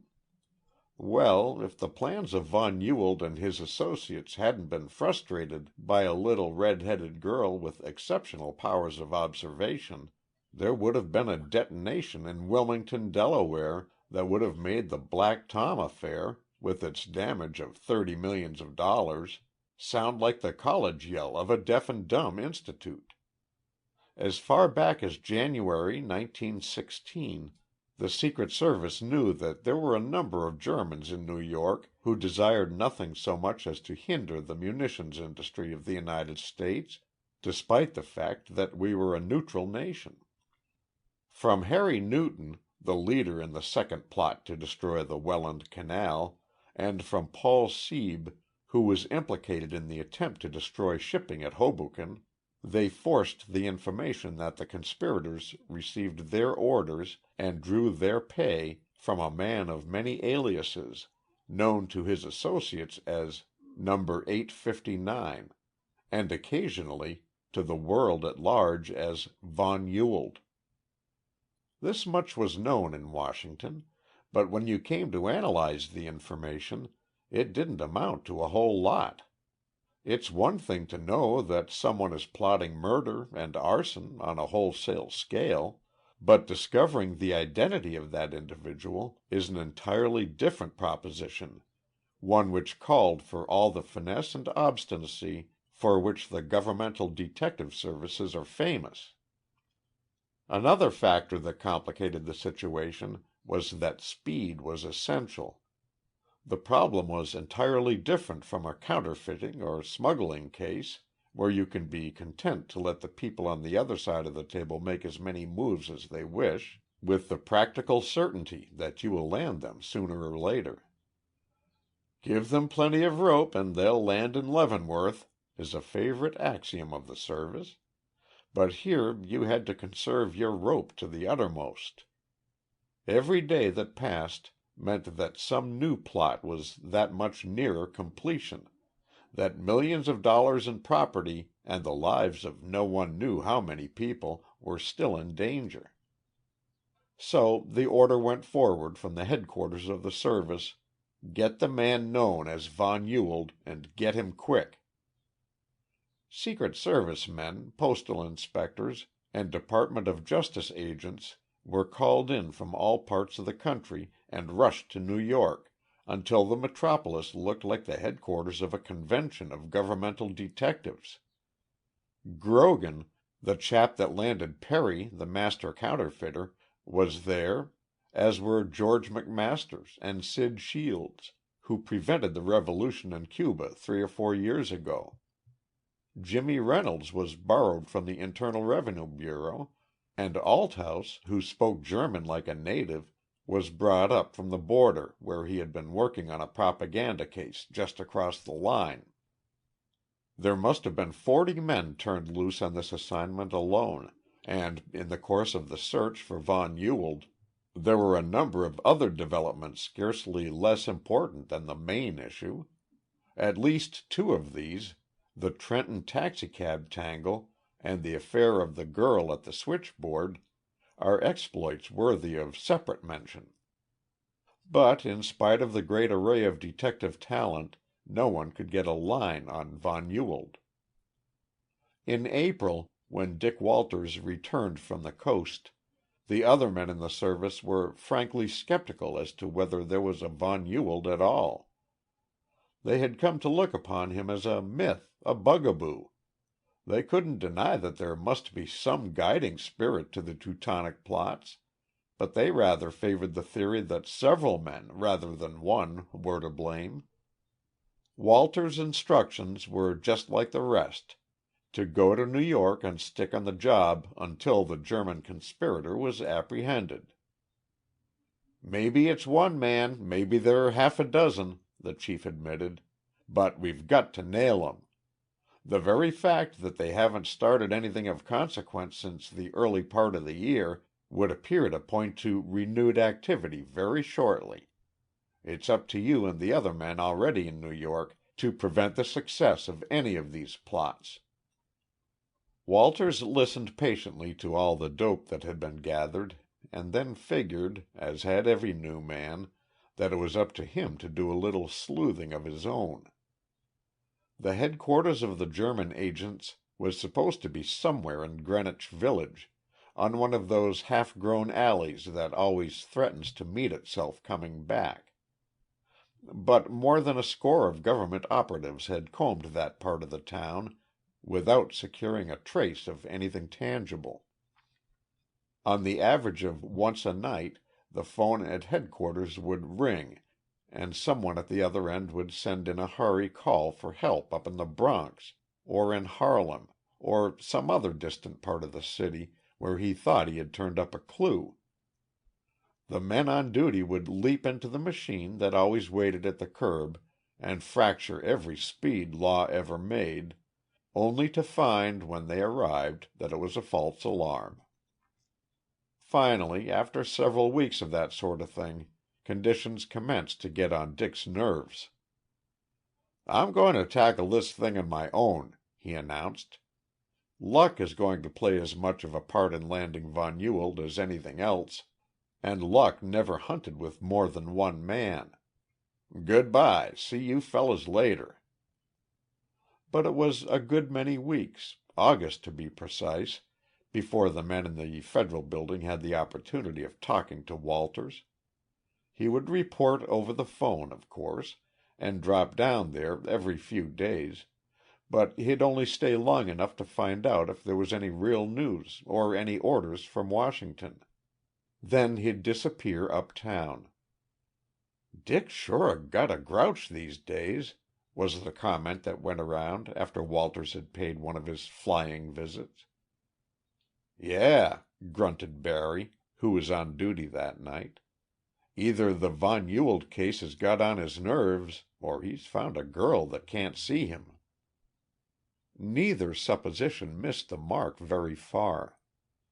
Walters was getting sick and tired of the apparently fruitless chase after an elusive German. He had never known to flinch in the face of danger, often went out of his way to find it, in fact. But this constant search for a man whom nobody knew, a man of whom there wasn't the slightest description, was nerve-racking, to say the least. Then, too, he had met Mary McNilless. He'd wandered into the public library one evening just before closing time, and, like many another man, had fallen victim to Mary's red hair and Mary's Irish eyes. But a brick wall was a soft proposition compared to Mary McNilless. Snubbing good-looking young men who thought that the tailors were missing an excellent model was part of the day's work with the little library girl, though she secretly admitted to herself that this one was a bit above the average. Dick didn't get a rise that night, though, or for some days after. Every evening at 7 found him at the desk over which Miss McNilless presided, framing some almost intelligent question about books in order to prolong the conversation. Mary would answer politely, and that was all. But, almost imperceptibly, a bond of friendship sprang up between them. Maybe it was the fact that Dick's mother had been Irish, too, or possibly it was because he admitted to himself that this girl was different from the rest, and, admitting it, laid the foundation for a deep-souled respect that couldn't help but show in his manner. Within the month, Dick was taking her home, and in 6 weeks they were good pals, bumming around to queer, out-of-the-way restaurants, and planning outings which Dick, in his heart, knew could never materialize, not until von Ewald had been run to cover, at any rate. Several times Mary tried to find out her companion's profession, diplomatically, of course, but nevertheless she was curious. Naturally, Dick couldn't tell her. Said he had just finished a job on the coast and was taking a vacation in New York. But Mary had sense enough to know that he wasn't at leisure. Also that he was working on something that kept his mind constantly active, for several times he had excused himself in a hurry and then returned, anywhere from half an hour to an hour later, with a rather crestfallen expression. After they had reached the Dick and Mary stage, she came right out one night and asked him. "Hun," he told her, That's one thing that I've got to keep from you for a while. It's nothing that you would be ashamed of, though, but something that will make you mighty proud. At least," he added, "it'll make you proud if I don't fall down in the job almighty hard. Meanwhile, all I can do is ask you to trust me. Will you?" The tips of her fingers rested on the back of his hand for just a moment before she said, "You know I will, Dick," and neither of them mentioned the subject from that time on. On the night of the Black Tom explosion, early in August, Dick didn't show up at the library at the usual hour, and while this didn't worry Mary, because it had happened several times before, she began to be annoyed when 3 nights passed the same way. Of course, she had no way of knowing that the Service had received a tip from a stool pigeon on the payroll of the New York police force that a bunch of Germans were planning a big explosion of some kind just a few hours before the earth rocked with the force of the blow-up in Jersey. Every government operative in the city had been informed of the rumor, but few of them had taken it seriously, and not one had any reason to expect that the plot would culminate so close to New York. But the echo of the first blast had hardly died away before there were a dozen agents on the spot, weaving a network around the entire district. All they got for their pains, however, was a few suspects who very evidently didn't know a thing. So it was a very tired and disgusted Dick who entered the library 4 nights later and almost shambled up to Mary's desk. "I'll be off duty in half an hour," she told him. "From the way you look, you need a little comforting." "I do that," he admitted.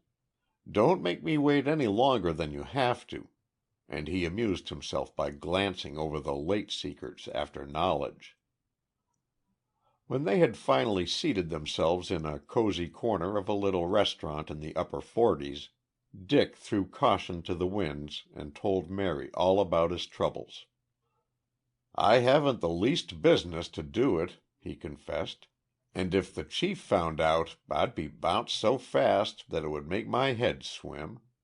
But in the first place, I want you to marry me, and I know you wouldn't think of doing that unless you knew something more about me." There was just the flicker of a smile around Mary's mouth as she said, almost perfunctorily, "No, of course not." But her intuition told her that this wasn't the time to joke, and before Walters could go on, she added, "I know you well enough, Dick, not to worry about that end of it." So Walters told her everything from the beginning, and it didn't take more than 5 minutes at that. Outside of the fact that his people lived in Des Moines, and that he had been in the Secret Service for 8 years, and that he hadn't been able to do a thing toward the apprehension of a certain German spy that the government was extremely anxious to locate, there was pitifully little to tell. "The whole thing," he concluded, "came to a head the other night, the night I didn't show up. We knew that something was going to break, somewhere, but we couldn't discover where until it was too late to prevent the explosion across the river. Now that they've gotten away with that, they'll probably lay their lines for something even bigger. Well, now that I've told you, what do you think?" "You mean you'd like to marry me?" Mary asked with a smile. "I don't know how to put it any plainer," Dick admitted, and what followed caused the waiter to wheel around and suddenly commence dusting off a table that already was bright enough to see your face in. "There wasn't the slightest clue left after the Black Tom affair?" Mary asked as she straightened her hat. "Not one. We did find 2 of the bombs that hadn't exploded, devilishly clever arrangements, with a new combination of chemicals. Something was evidently wrong with the mixture, though, for they wouldn't go off, even when our experts started to play with them. The man who made them evidently wasn't quite sure of his ground. but there wasn't a thing about the bombs themselves that would provide any indication of where they came from. "The man who made them must have had a pretty thorough knowledge of chemistry," Mary mused. "Mighty near perfect," admitted Walters. "At least 6 exploded on time, and, from what I understand, they were loaded to the muzzle with a mixture that no one but an expert would dare handle." "And," continued Mary, with just a hint of excitement in her voice, "the bomb maker would continue to investigate the subject. He would want to get the latest information, the most recent books, the—" "What are you driving at?" Walters interrupted. "Just this," and Mary leaned across the table so that there was no possibility of being overheard. "We girls have a good deal of time on our hands, so we get into the habit of making conjectures and forming theories about the regulars, the people who come into the library often enough for us to know them by sight. Up to a month ago there was a man who dropped into the reference room nearly every day to consult books from shelf 45. Naturally he came up to my desk, and, as he usually arrived during the slack periods, I had plenty of time to study him. Maybe it was because I had been reading Lombroso, or possibly it's because I am just naturally observant, but I noticed that in addition to each of his ears being practically lobeless, one of them was quite pointed at the top, almost like a fox's. For a week he didn't show up, and then one day another man came in and asked for a book from shelf 45. Just as he turned away I had a shock. Apparently he wasn't in the least like the other man in anything save height. But neither of his ears had any lobes to speak of, and the top of them was pointed. When he returned the book, I looked him over pretty thoroughly and came to the conclusion that, in spite of the fact that his general appearance differed entirely from the other man's, they were really one and the same. "But what," grumbled Walters, "has that to do with the Black Tom explosion?" "The last time this man came to the library," said Mary, "was 2 days before the night you failed to arrive, 2 days before the explosion. And do you know what books are kept on shelf 45? "No, what?" "The latest works on the chemistry of explosives." Walters sat up with a jerk that threatened to overthrow the table. "Mary," he said in a whisper, "I've a hunch that you've succeeded where all the rest of us fell down. The disguises and the constant reference to books on explosives are certainly worth looking into. What name did this man give?" "Names," she corrected. "I don't recall what they were, or the addresses either. But it would be easy to find them on the cards. We don't have very many calls for books from shelf 45. "It doesn't matter, though," and Walters slipped back into his disconsolate mood. "He wouldn't leave a lead as open as that, of course." "No, certainly not," agreed Mary. "But the last time he was there, he asked for Professor Stevens's new book. It hadn't come in then, but I told him we expected it shortly. So, unless you men have scared him off, he'll be back in a day or two, possibly in a new disguise.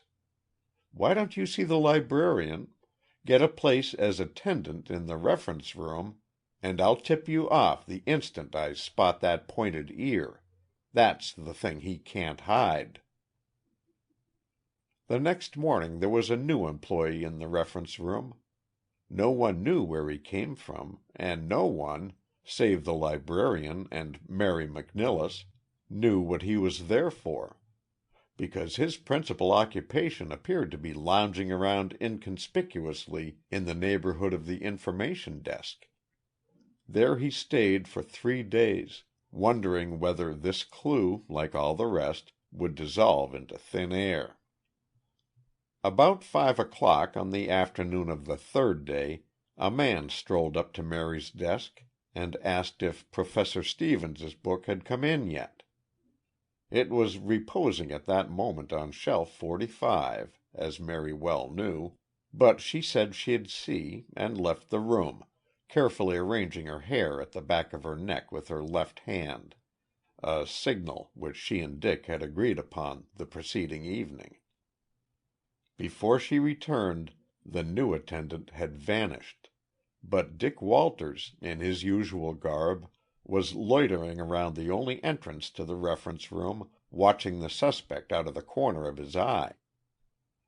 "I'm sorry," Mary reported, "but the Stevens book won't be in until tomorrow," and she was barely able to keep the anxiety out of her voice as she spoke.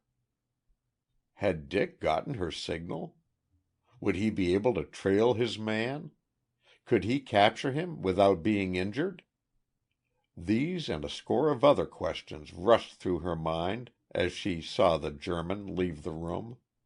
Once outside, well, she'd have to wait for Dick to tell her what happened then. The man who was interested in the chemistry of explosives apparently wasn't in the least afraid of being followed, for he took a bus uptown, alighted at 83rd Street, and vanished into one of the innumerable small apartment houses in that section of the city. Walters kept close behind him, and he entered the lobby of the apartment house in time to hear his quarry ascending to the 4th floor. Then he signaled to the 4 men who had followed him up the avenue in a government-owned machine, men who had been stationed outside the library in the event of just such an occurrence, and instructed 2 of them to guard the rear of the house, while the other 2 remained in front. "I'm going to make this haul myself," Walters stated, "but I want you boys to cover up in case anything happens to me. No matter what occurs, don't let him get away. Shoot first and ask questions afterward." And he had re-entered the house almost before he finished speaking. On the landing at the 3rd floor, he paused long enough to give the men at the rear a chance to get located. Then a quick ring at the bell on the 4th floor, and he waited for action. Nothing happened. Another ring, and still no response. As he pressed the button for the 3rd time, the door swung slowly inward, affording only a glimpse of a dark, uninviting hall. But once he was inside, the door closed silently, and he heard a bolt slip into place. Simultaneously a spotlight, arranged over the doorway, flashed on, and Dick was almost dazzled by the glare. Out of the darkness came the guttural inquiry, "What do you want?" "Not a thing in the world," replied Walters, "except to know if a man named Simpson lives here." "No," came the voice, "he does not. Get out." "Sure I will, if you'll pull back that bolt. What's the idea, anyhow? You're as mysterious as if you were running a bomb factory or something." As he spoke he ducked, for if the words had the effect he hoped, the other would realize that he was cornered and attempt to escape. A guttural German oath followed by a rapid movement of the man's hand toward his hip pocket was the reply. In a flash Dick slipped forward, bending low to avoid the expected attack, and seized the German in a half Nelson that defied movement.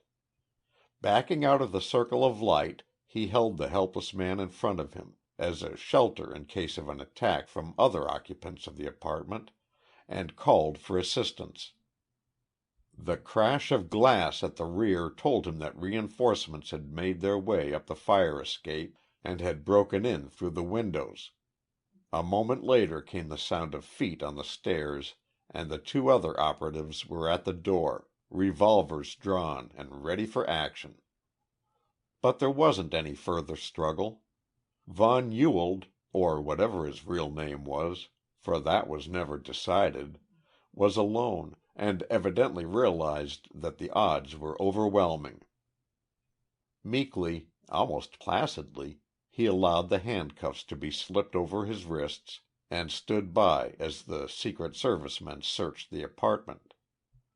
Not a line or record was found to implicate anyone else, but what they did discover was a box filled with bombs, precisely like those picked up on the scene of the Black Tom explosion, proof sufficient to send the German to the penitentiary for 10 years, for our laws, unfortunately, do not permit of the death penalty for spies unless caught red-handed by the military authorities. That he was the man for whom they were searching, the mysterious number 859, was apparent from the fact that papers concealed in his desk contained full details as to the arrangement of the Nemours plant at Wilmington, Delaware, with a dozen red dots indicative of the best places to plant bombs. Of his associates and the manner in which he managed his organization, there wasn't the slightest trace. But the Black Tom explosion, if you recall, was the last big catastrophe of its kind in America, and the capture of von Ewald was the reason that more of the German plots didn't succeed. The Treasury Department realized this fact when Mary McNillis, on the morning of the day she was to be married to Dick Walters, USSS, received a very handsome chest of silver, including a platter engraved, "To Miss Mary McNillis, whose cleverness and keen perception saved property valued at millions of dollars."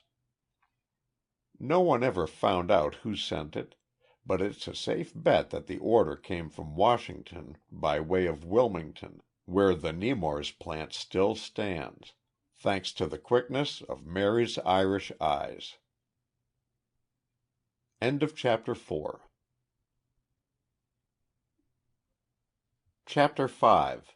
Phyllis Dodge, Smuggler Extraordinary. Bill Quinn tossed aside his evening paper and, cocking his feet upon a convenient chair, remarked that now that peace was finally signed, sealed, and delivered, there ought to be a big boom in the favorite pastime of the idle rich. "Meaning what?" I inquired. "Smuggling, of course," said Quinn, who only retired from Secret Service when an injury received in action forced him to do so.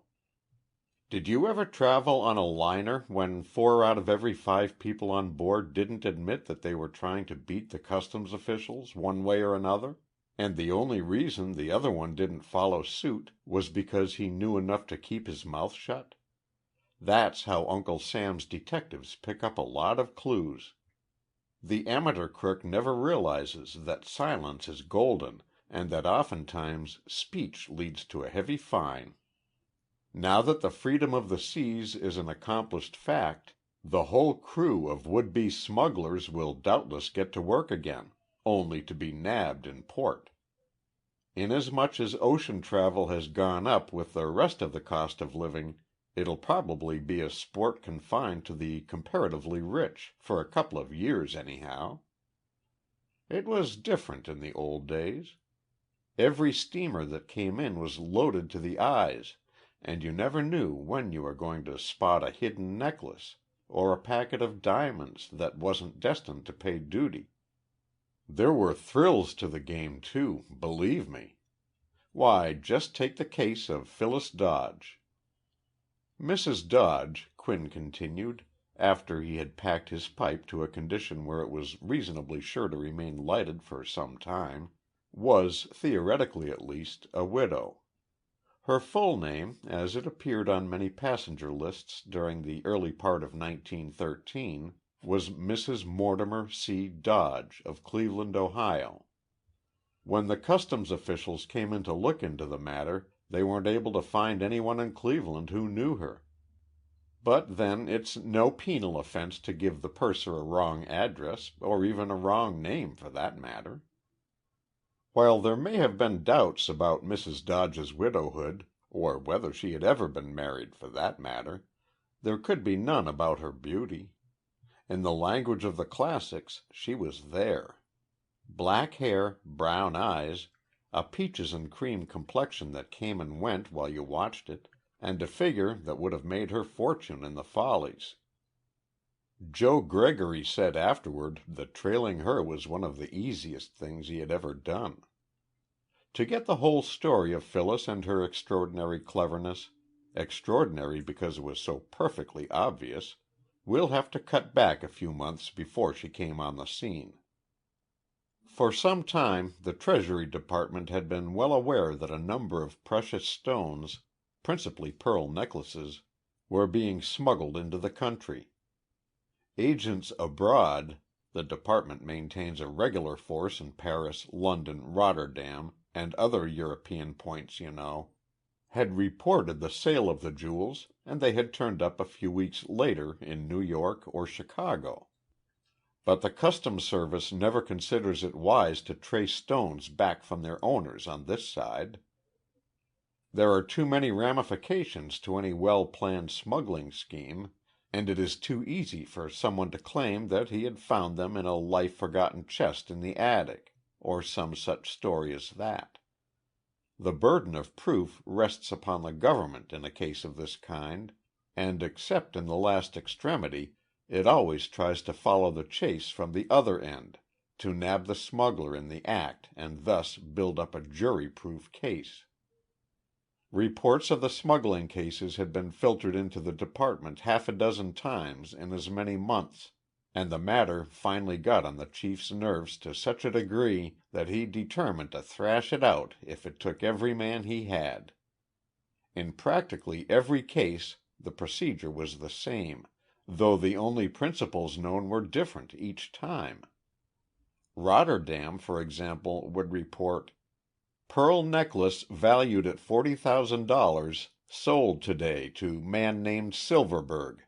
Have reason to believe it is destined for States," and then would follow a technical description of the necklace. Anywhere from 6 weeks to 3 months later, the necklace would turn up in the possession of a jeweler who bore a shady reputation. Sometimes the article wouldn't appear at all, which might have been due to the fact that they weren't brought into this country, or that the receivers had altered them beyond recognition. However, the European advices pointed to the latter supposition, which didn't soothe the chief's nerves the least bit. Finally, along in the middle of the spring of 1913, there came a cable from Paris announcing the sale of the famous Ypiranga emerald, a gorgeous stone that you couldn't help recognizing once you got the description. The purchaser was reported to be an American named Williamson. He paid cash for it, so his references and his antecedents were not investigated at the time. Sure enough, it wasn't 2 months later when a report came in from Chicago that a pork-made millionaire had added to his collection a stone which tallied to the description of the Ypiranga emerald. "Shall we go after it from this end, Chief?" inquired one of the men on the job in Washington. "We can make the man who bought it tell us where he got it, and then sweat the rest of the game out of the go-betweens." "Yes," snorted the chief, "and be laughed out of court on some trumped-up story framed by a well-paid lawyer. Not a chance. I'm going to land those birds and land them with the goods. We can't afford to take any chances with this crowd.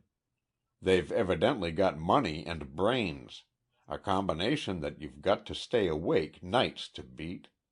No, we'll nail 'em in New York just as they're bringing the stones in. Send a wire to Gregory to get on the job at once, and tell New York to turn loose every man they've got, though they've been working on this case long enough, heaven knows." The next morning, when Gregory and his society manner strolled into the custom house in New York, he found the place buzzing. Evidently the instructions from Washington had been such as to make the entire force fear for their jobs, unless the smuggling combination was broken up quickly. It didn't take Joe very long to get the details. They weren't many, and he immediately discarded the idea of possible collusion between the buyers of the stones abroad. It looked to be a certainty on the face of it, but once you had discovered that, what good did it do you? It wasn't possible to jail a man just because he bought some jewels in Europe, and, besides, the orders from Washington were very clear that the case was to be handled strictly from this side. At least, the final arrest was to be made on American soil, to avoid extradition complications and the like. So, when Joe got all the facts, they simply were that some valuable jewels had been purchased in Europe and had turned up in America, without going through the formality of visiting the custom house, anywhere from 6 weeks to 3 months later. "Not much to work on," grumbled Gregory, "and I suppose, as usual, that the chief will be as peevish as Hades if we don't nab the guilty party within the week." "It's more than possible," admitted one of the men who had handled the case. Gregory studied the dates on which the jewels had been purchased and those on which they had been located in this country for a few moments in silence. Then, "Get me copies of the passenger lists of every steamer that has docked here in the past year," he directed. "Of course, it's possible that these things might have been landed at Boston or Philadelphia, but New York's the most likely port." When the lists had been secured, Gregory stuffed them into his suitcase and started for the door. "Where you goin'?" inquired McMahon, the man in charge of the New York office. "Up to the Adirondacks for a few days," Gregory replied. "What's the idea? Think the stuff is being brought over by airplane and landed inland? Liners don't dock upstate, you know." "No," said Gregory, "but that's where I'm going to dock until I can digest this stuff," and he tapped his suitcase. "Somewhere in this bunch of booklets there's a clue to this case, and it's up to me to spot it. Goodbye." 5 days later, when he sauntered back into the New York office, the suitcase was surprisingly light. Apparently, every one of the passenger lists had vanished. As a matter of fact, they had been boiled down to 3 names which were carefully inscribed in Joe's notebook. "Did you pick up any jewels in the Catskills?" was the question that greeted him when he entered. "Wasn't in the Catskills," he growled. "Went up to a camp in the Adirondacks. Colder'n blazes. Any more stuff turn up?" "No, but a wire came from Washington just after you left to watch out for $100,000 string of pearls sold at a private auction in London last week to an American named—" "I don't care what his name was," Gregory cut in. "What was the date they were sold?" "The 16th." Gregory glanced at the calendar. "And today is the 22nd," he mused. "What boats are due in the next 3 days?" "The Cretic docks this afternoon, and the Tasmania ought to get in tomorrow. That'll be all until the end of the week." "Right," snapped Gregory. "Don't let a soul off the Cretic until I've had a look at her passenger list. It's too late to go down the harbor now, but not a person's to get off that ship until I've had a chance to look 'em over. Also, cable for a copy of the Tasmania's passenger list. Hurry it up." Less than 10 minutes after he had slipped on board the Cretic, however, Gregory gave the signal which permitted the gangplank to be lowered and the passengers to proceed as usual, except for the fact that the luggage of everyone and the person of not a few were searched with more than the average carefulness. But not a trace of the pearls was found, as Joe had anticipated. A careful inspection of the passenger list and a few moments with the purser had convinced him that none of his 3 suspects were on board. Shortly after he returned to the office, the list of the Tasmania's passengers began to come over the cables. Less than half a page had been received when Gregory uttered a sudden exclamation, reached for his notebook, compared a name in it with one which appeared on the cabled report, and indulged in the luxury of a deep-throated chuckle. "Greg's got a nibble somewhere," commented one of the bystanders. "Yes," admitted his companion, "but landin' the fish is a different matter. Whoever's on the other end of that line is a mighty cagey individual." But though he undoubtedly overheard the remark, Gregory didn't seem to be the least bit worried. In fact, his hat was at a more rakish angle than usual, and his cane fairly whistled through the air as he wandered up the avenue half an hour later. The next the customs force heard of him was when he boarded the quarantine boat the next morning, clambering on the liner a little later with all the skill of a pilot.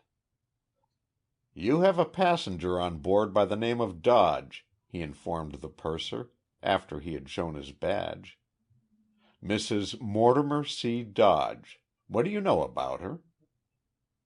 "Not a thing in the world," said the purser, "except that she is a most beautiful and apparently attractive woman. Crossed with us once before." "Twice," corrected Gregory. "Came over in January and went right back." "That's right," said the purser. "So she did. I'd forgotten that. But beyond that fact, there isn't anything that I can add." "Seem to be familiar with anyone on board?" "Not particularly.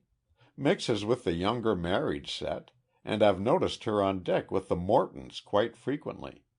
Probably met them on her return trip last winter. They were along then, if I remember rightly." "Thanks," said the customs operative. "You needn't mention anything about my inquiries, of course," and he mixed with the throng of newspaper reporters who were picking up news in various sections of the big vessel. When the Tasmania docked, Gregory was the first one off. "Search Mrs. Mortimer C. Dodge to the skin," he directed the matron. "Take down her hair, tap the heels of her shoes, and go through all the usual stunts, but be as gentle as you can about it. Say that we've received word that some uncut diamonds, not pearls, mind you, are concealed on the Tasmania, and that orders have been given to go over everybody thoroughly. Pass the word along the line to give out the same information, so she won't be suspicious. I don't think you'll find anything, but you never can tell." At that Joe was right. The matron didn't locate a blessed thing out of the way.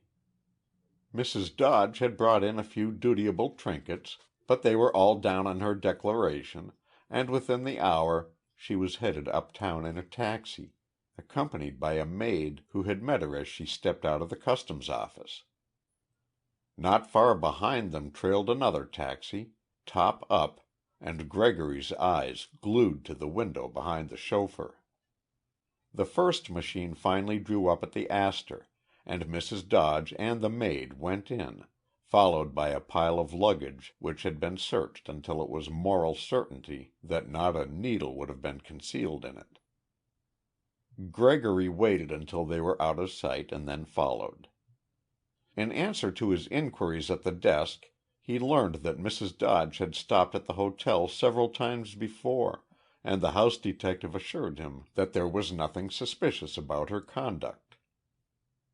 "How about the maid?" inquired Gregory. "Don't know a thing about her, either. Except that she is the same one she had before. Pretty little thing, too, though not as good-looking as her mistress." For the next 3 days Joe hung around the hotel or followed the lady from the Tasmania wherever she went. Something in the back of his head, call it intuition, or a hunch, or whatever you please, but it's the feeling that a good operative gets when he's on the right trail, told him that he was warm, as the kids say. Appearances seemed to deny that fact. Mrs. Dodge went only to the most natural places, a few visits to the stores, a couple to fashionable modistes and milliners, and some drives through the park, always accompanied by her maid, and always in the most sedate and open manner. But on the evening of the third day, the house detective tipped Joe off that his prey was leaving in the morning. "Guess she's going back to Europe," reported the houseman. "Gave orders to have a taxi ready at 9 and her trunks taken down to the docks before them. Better get busy if you want to land her." "I'm not ready for that just yet," Gregory admitted with a scowl. When Mrs. Dodge's taxi drove off the following morning, Joe wasn't far away, and acting on orders which he had delivered over the phone, no less than half a dozen operatives watched the lady and the maid very closely when they reached the dock. Not a thing came of it, however.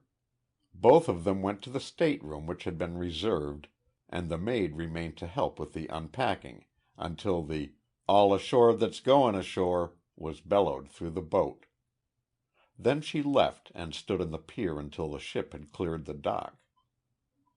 "It beats me," muttered Gregory, "but I'm willing to gamble my job that I'm right." And that night he wired to Washington to keep a close lookout for the London pearls, adding that he felt certain they would turn up before long.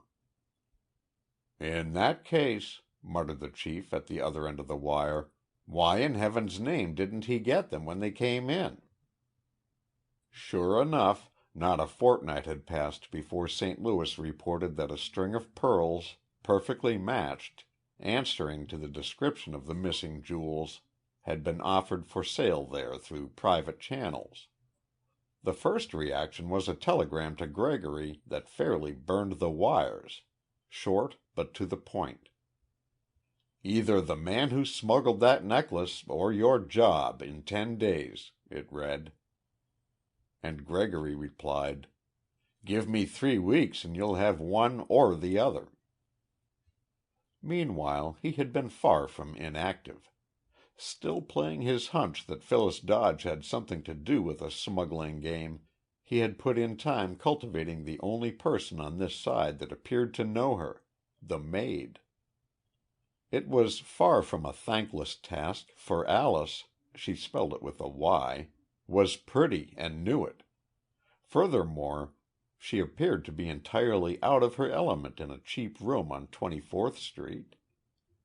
Most of the time she spent in wandering up the avenue, and it was there that Gregory made her acquaintance, through the expedient of bumping her bag out of her hands and restoring it with one of his courtly bows. The next minute he was strolling alongside, remarking on the beauty of the weather. But although he soon got to know Alice well enough to take her to the theater and to the cabaret, it didn't seem to get him anywhere. She was perfectly frank about her position. Said she was a hairdresser by trade, and that she acted as lady's maid to a Mrs. Dodge, who spent the better part of her time abroad. "In fact," she said, "Mrs. Dodge is only here 3 or 4 days every 2 months or so." "And she pays you for your time in between?" "Oh, yes," Alice replied. "She's more than generous." I should say she was, Gregory thought to himself, but he considered it best to change the subject. During the days that followed, Joe exerted every ounce of his personality in order to make the best possible impression. Posing as a man who had made money in the West, he took Alice everywhere and treated her royally.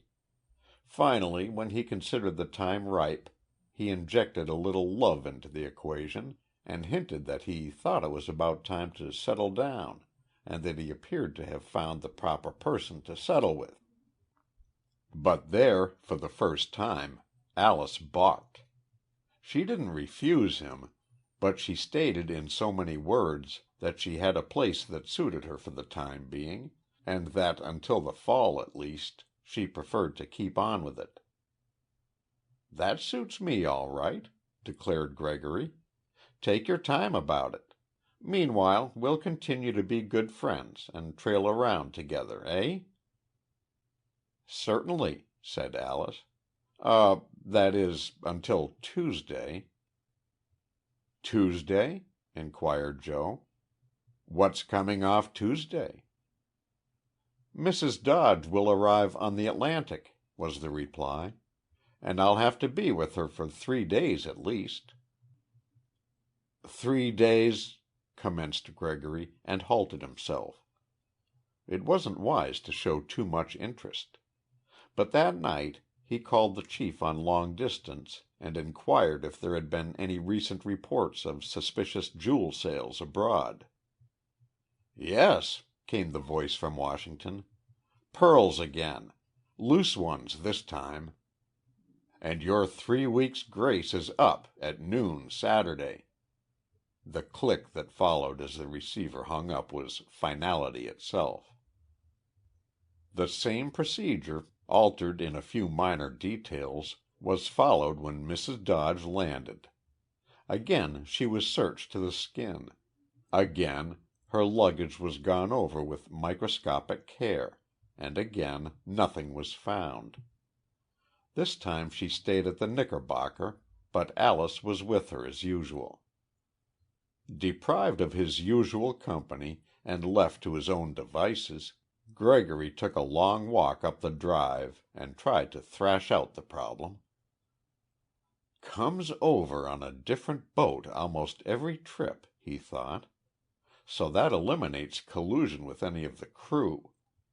Doesn't stay at the same hotel 2 times running, so there's nothing there. Has the same maid and always returns." Then it was that motorists on Riverside Drive were treated to the sight of a young and extremely prepossessing man, dressed in the height of fashion, throwing his hat in the air and uttering a yell that could be heard for blocks. After which he disappeared hurriedly in the direction of the nearest drug store. A hasty search through the phone book gave him the number he wanted, the offices of the Black Star Line. "Is Mr. McPherson, the purser of the Atlantic, there?" he inquired. Then, "Hello! Mr. McPherson? This is Gregory, Customs Division. You remember me, don't you? Worked on the Maitland Diamond case with you 2 years ago.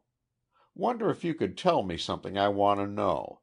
Is Mrs. Mortimer C. Dodge booked to go back with you tomorrow? She is? What's the number of her stateroom? And, what was the number of the room she had coming over? I thank you." If the motorists whom Gregory had startled on the drive had seen him emerge from the phone booth, they would have marveled at the look of keen satisfaction and relief that was spread over his face. The cat that swallowed the canary was tired of life compared with Joe at that moment. Next morning the customs operatives were rather surprised to see Gregory stroll down to the Atlantic dock about 10 o'clock. "Thought you were somewhere uptown on the Chief's pet case," said one of them. "So I was," answered Joe, "but that's practically cleaned up." With that he went aboard, and no one saw him until just before the all ashore call. Then he took up his place beside the gangplank, with 3 other men placed nearby in case of accident. "Follow my lead," he directed. "I'll speak to the girl. 2 of you stick here to make certain that she doesn't get away, and you, Bill, beat it on board then and tell the captain that the boat's not to clear until we give the word. We won't delay him more than 10 minutes at the outside."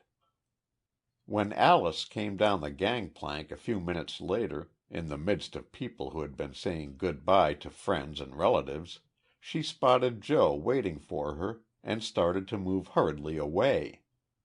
Gregory caught up with her before she had gone a dozen feet. "Good morning, Alice," he said. "Thought I'd come down to meet you. What have you got in the bag there?" indicating her maid's handbag. Not a thing," said the girl, flushing. Just then the matron joined the party, as previously arranged, and Joe's tone took on its official hardness. Hurry up and search her. We don't want to keep the boat any longer than we have to." Less than a minute later the matron thrust her head out of the door long enough to report, "We found 'em, the pearls. She had 'em in the front of her dress."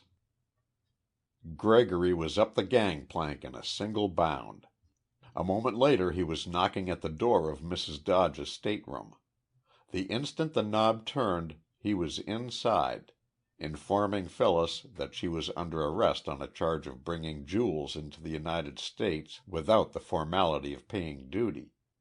Of course the lady protested, but the Atlantic sailed less than 10 minutes behind scheduled time without her. Promptly at 12 the phone on the desk of the chief of the Customs Division in Washington buzzed noisily. "Gregory speaking," came through the receiver. "My time's up, and I've got the party you want. Claims to be from Cleveland and sails under the name of Mrs. Mortimer C. Dodge, first name Phyllis. She's confessed and promises to turn state's evidence if we'll go light with her." That, added Quinn, was the finish of Mrs. Dodge, so far as the government was concerned. In order to land the whole crew, the people who were handling the stuff on this side, as well as the ones who were mixed up in the scheme abroad, they let her go scot-free, with the proviso that she's to be rushed to Atlanta if she ever pokes her nose into the United States again. The last I heard of her she was in Monaco, tangled up in a blackmail case there. Gregory told me all about it some time later. Said that the first hunch had come to him when he studied the passengers' lists in the wilds of the Adirondacks. Went there to be alone and concentrate. He found that of all the people listed, only 3, 2 men and a Mrs. Dodge, had made the trip frequently in the past 6 months. The frequency of Mrs. Dodge's travel evidently made it impracticable for her to use different aliases. Someone would be sure to spot her. But it wasn't until that night on Riverside Drive that the significance of the data struck him. Each time she took the same boat on which she had come over. Did she have the same stateroom? The phone call to McPherson established the fact that she did, this time at least. The rest was almost as obvious as the original plan. The jewels were brought aboard, passed on to Phyllis, and she tucked them away somewhere in her stateroom. Her bags and her person could, of course, be searched with perfect safety. Then what was more natural than that her maid should accompany her on board when she was leaving? Nobody ever pays any attention to people who board the boat at this end. So Alice was able to walk off with the stuff under the very eyes of the customs authorities. And they found later that she had the nerve to place it in the hands of the government for the next 24 hours. She sent it by registered mail to Pittsburgh, and it was passed along through an underground fence channel until a prospective purchaser appeared. Perfectly obvious and perfectly simple. That's why the plan succeeded until Gregory began to make love to Alice and got the idea that Mrs. Dodge was going right back to Europe hammered into his head. It had occurred to him before, but he hadn't placed much value on it. "Oh," yawned Quinn, "I'm getting dry. Trot out some grape juice and put on that Chrysler record, Drigo's Serenade. I love to hear it. Makes me think of the time when they landed that scoundrel Weimer." End of Chapter 5. Chapter 6.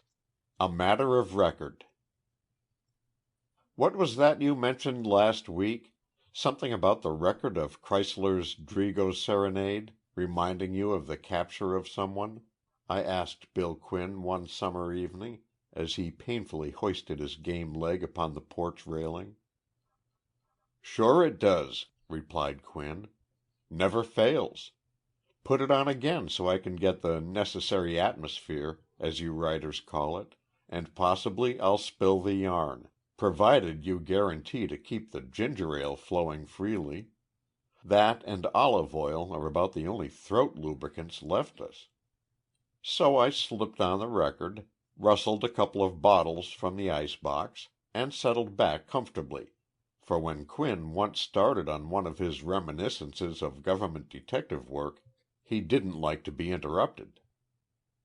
"That's the piece, all right," Bill remarked, as the strains of the violin drifted off into the night. "Funny how a few notes of music like that could nail a criminal while at the same time it was saving the lives of nobody knows how many other people." "Remember Paul Weimer?" continued Quinn, picking up the thread of his story. "He was the most dangerous of the entire gang that helped von Bernstorff, von Papen, and the rest of the crew plot against the United States at a time when we were supposed to be entirely neutral. An Austrian by birth, Weimer was as thoroughly a Hun at heart as anyone who ever served the Hohenzollerns, and, in spite of his size, he was as slippery as they make 'em. Back in the past, somewhere he had been a detective in the service of the Atlas line, but for some years before the war was superintendent of the police attached to the Hamburg American boats. That, of course, gave him the inside track in every bit of deviltry he wanted to be mixed up in, for he had made it his business to cultivate the acquaintance of wharf rats, dive keepers, and all the rest of the scum of the seven seas that haunts the docks. Standing well over 6 feet, Weimer had a pair of fists that came in mighty handy in a scuffle, and a tongue that could curl itself around all the blasphemies of a dozen languages. There wasn't a waterfront where they didn't hate him. Neither was there a waterfront where they didn't fear him. Of course, when the war broke in August 1914, the Hamburg American line didn't have any further official use for Weimer. Their ships were tied up in neutral or home ports, and Herr Paul was out of a job for at least 10 minutes. But he was entirely too valuable a man for the German organization to overlook for longer than that, and von Papen, in Washington, immediately added him to his organization, with blanket instructions to go the limit on any dirty work he cared to undertake. Later he worked for von Bernstorff, Dr. Dumba, the Austrian ambassador, and Dr. von Neuber, the Austrian consul in New York. But von Papen had first claim upon his services and did not hesitate to press them, as proven by certain entries in the checkbook of the military attaché during the spring and summer of 1915. Of course, it didn't take the Secret Service and the men from the Department of Justice very long to get on to the fact that Weimer was altogether too close to the German embassy for the safety and comfort of the United States government. But what were they to do about it? We weren't at war then, and you couldn't arrest a man merely because he happened to know von Papen and the rest of his precious companions. You had to have something on him, something that would stand up in court, and Paul Weimer was too almighty clever to let that happen. When you remember that it took precisely 1 year to land this Austrian, 1 year of constant watching and unceasing espionage, you will see how well he conducted himself. And the government sleuths weren't the only ones who were after him either. Captain Kenny, of the New York police force, lent mighty efficient aid and actually invented a new system of trailing in order to find out just what he was up to. In the old days, you told a man to go out and follow a suspect, and that was all there was to it. The shadow would trail along half a block or so in the rear, keeping his man always in view, and bring home a full account of what he had done all day. But you couldn't do that with Weimer. He was too foxy.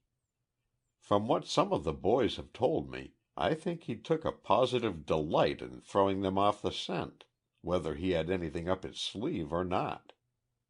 One day, for example, you could have seen his big bulk swinging nonchalantly up Broadway, as if he didn't have a care in the world. 100 feet or more behind him was Bob Dugan, one of Kenny's men. When Weimer disappeared into the subway station at Times Square, Dugan was right behind him, and when the Austrian boarded the local for Grand Central Station, Dugan was on the same train, on the same car, in fact. But when they reached the station, things began to happen. Weimer left the local and commenced to stroll up and down the platform, waiting until a local train and an express arrived at the same time. That was his opportunity.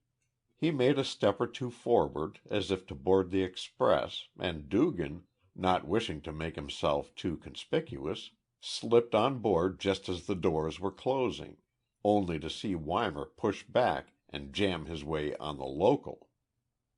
Variations of that stunt occurred time after time.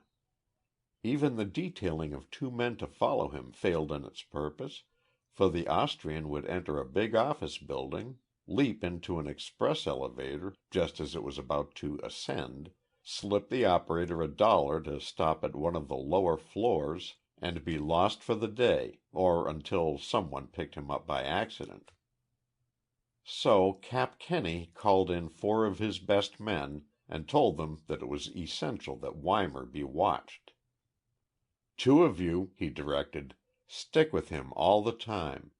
Suppose you locate him the first thing in the morning at his house on 24th Street, for example. You, Cottrell, station yourself 2 blocks up the street. Gary, you go the same distance down. Then, no matter which way he starts, he'll have one of you in front of him and one behind. The man in front will have to use his wits to guess which way he intends to go and to beat him to it. If he boards a car, the man in front can pick him up with the certainty that the other will cover the trail in the rear. In that way you ought to be able to find out where he is going and possibly what he is doing there.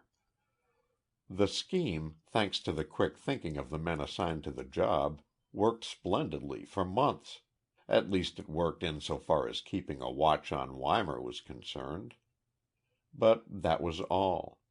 In the summer of 1915, the government knew precisely where Weimer had been for the past 6 months, with whom he had talked to, and so on.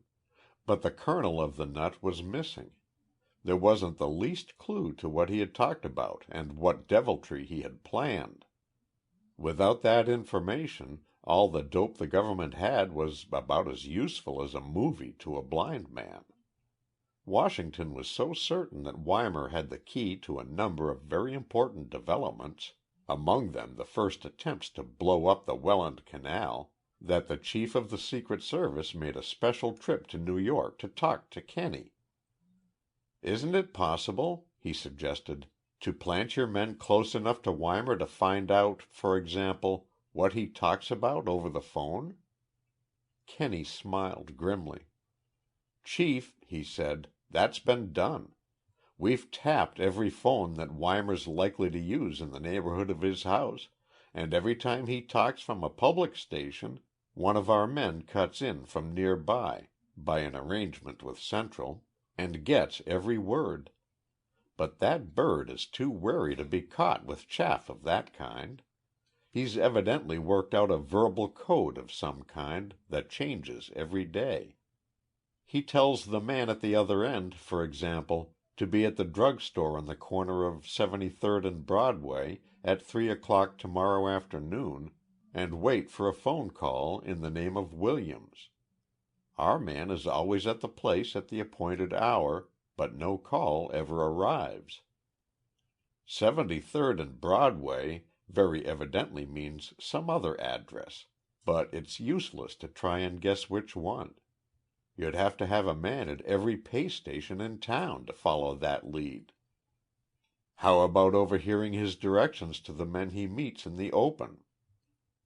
Not a chance in the world. His rendezvous are always public places, the Pennsylvania or Grand Central Station, a movie theater, a hotel lobby, or the like. There he can put his back against the wall and make sure no one is listening in. He's on to all the tricks of the trade, and it will take a mighty clever man, or a bunch of them, to nail him." "Hum," mused the chief. "Well, at that, I believe I've got the man."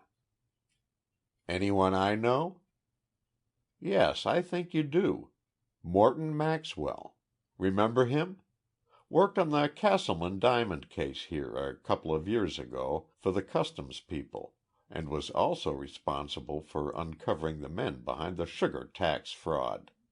He isn't in the service, but he's working for the Department of Justice, and I'm certain they'll turn him loose on this if I ask them to. Maxwell can get to the bottom of Weimer's business if anyone can. Let me talk to Washington."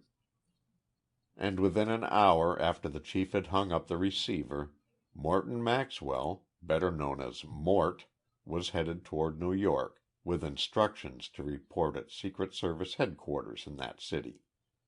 Once there, the chief and Kenny went over the whole affair with him. Cottrell and Gary and the other men who had been engaged in shadowing the elusive Weimer were called in to tell their part of the story, and every card was laid upon the table. When the conference concluded, sometime after midnight, the chief turned to Maxwell and inquired, "Well, what's your idea about it?" For a full minute Mort smoked on in silence and gazed off into space.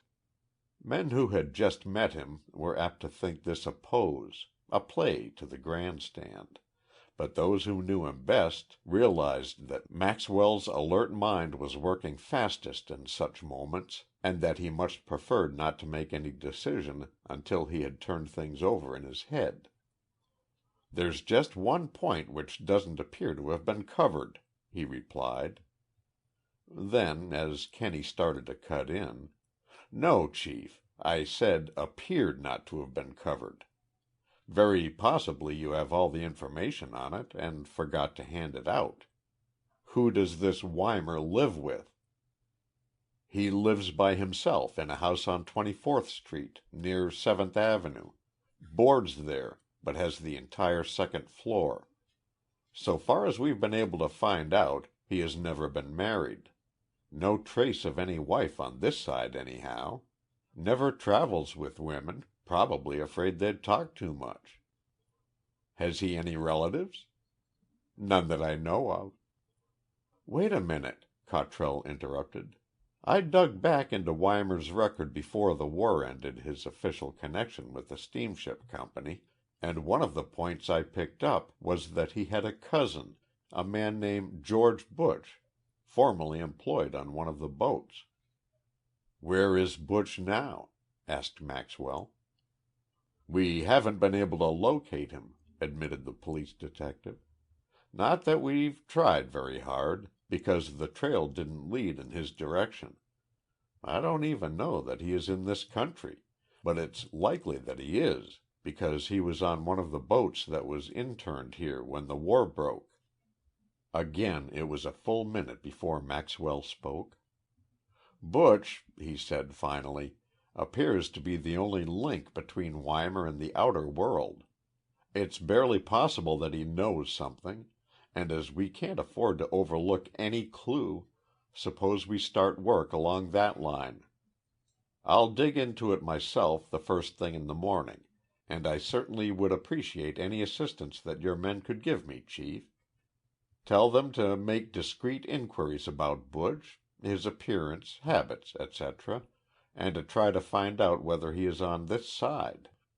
Now I'm going to turn in, for something seems to tell me that the busy season has arrived."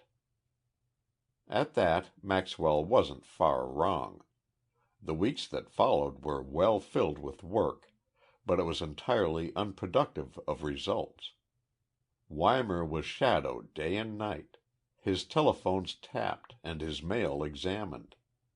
But, save for the fact that his connection with the German embassy became increasingly apparent, no further evidence was forthcoming.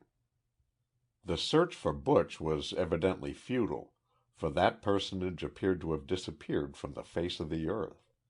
All that Maxwell and the other men who worked on the matter could discover was that Butch, a young Austrian whose description they secured, had formerly been an intimate of Weimar. The latter had obtained his appointment to a minor office in the Hamburg American line, and Butch was commonly supposed to be a stool pigeon for the master plotter. But right there the trail stopped. No one appeared to know whether the Austrian was in New York, or the United States for that matter, though one informant did admit that it was quite probable.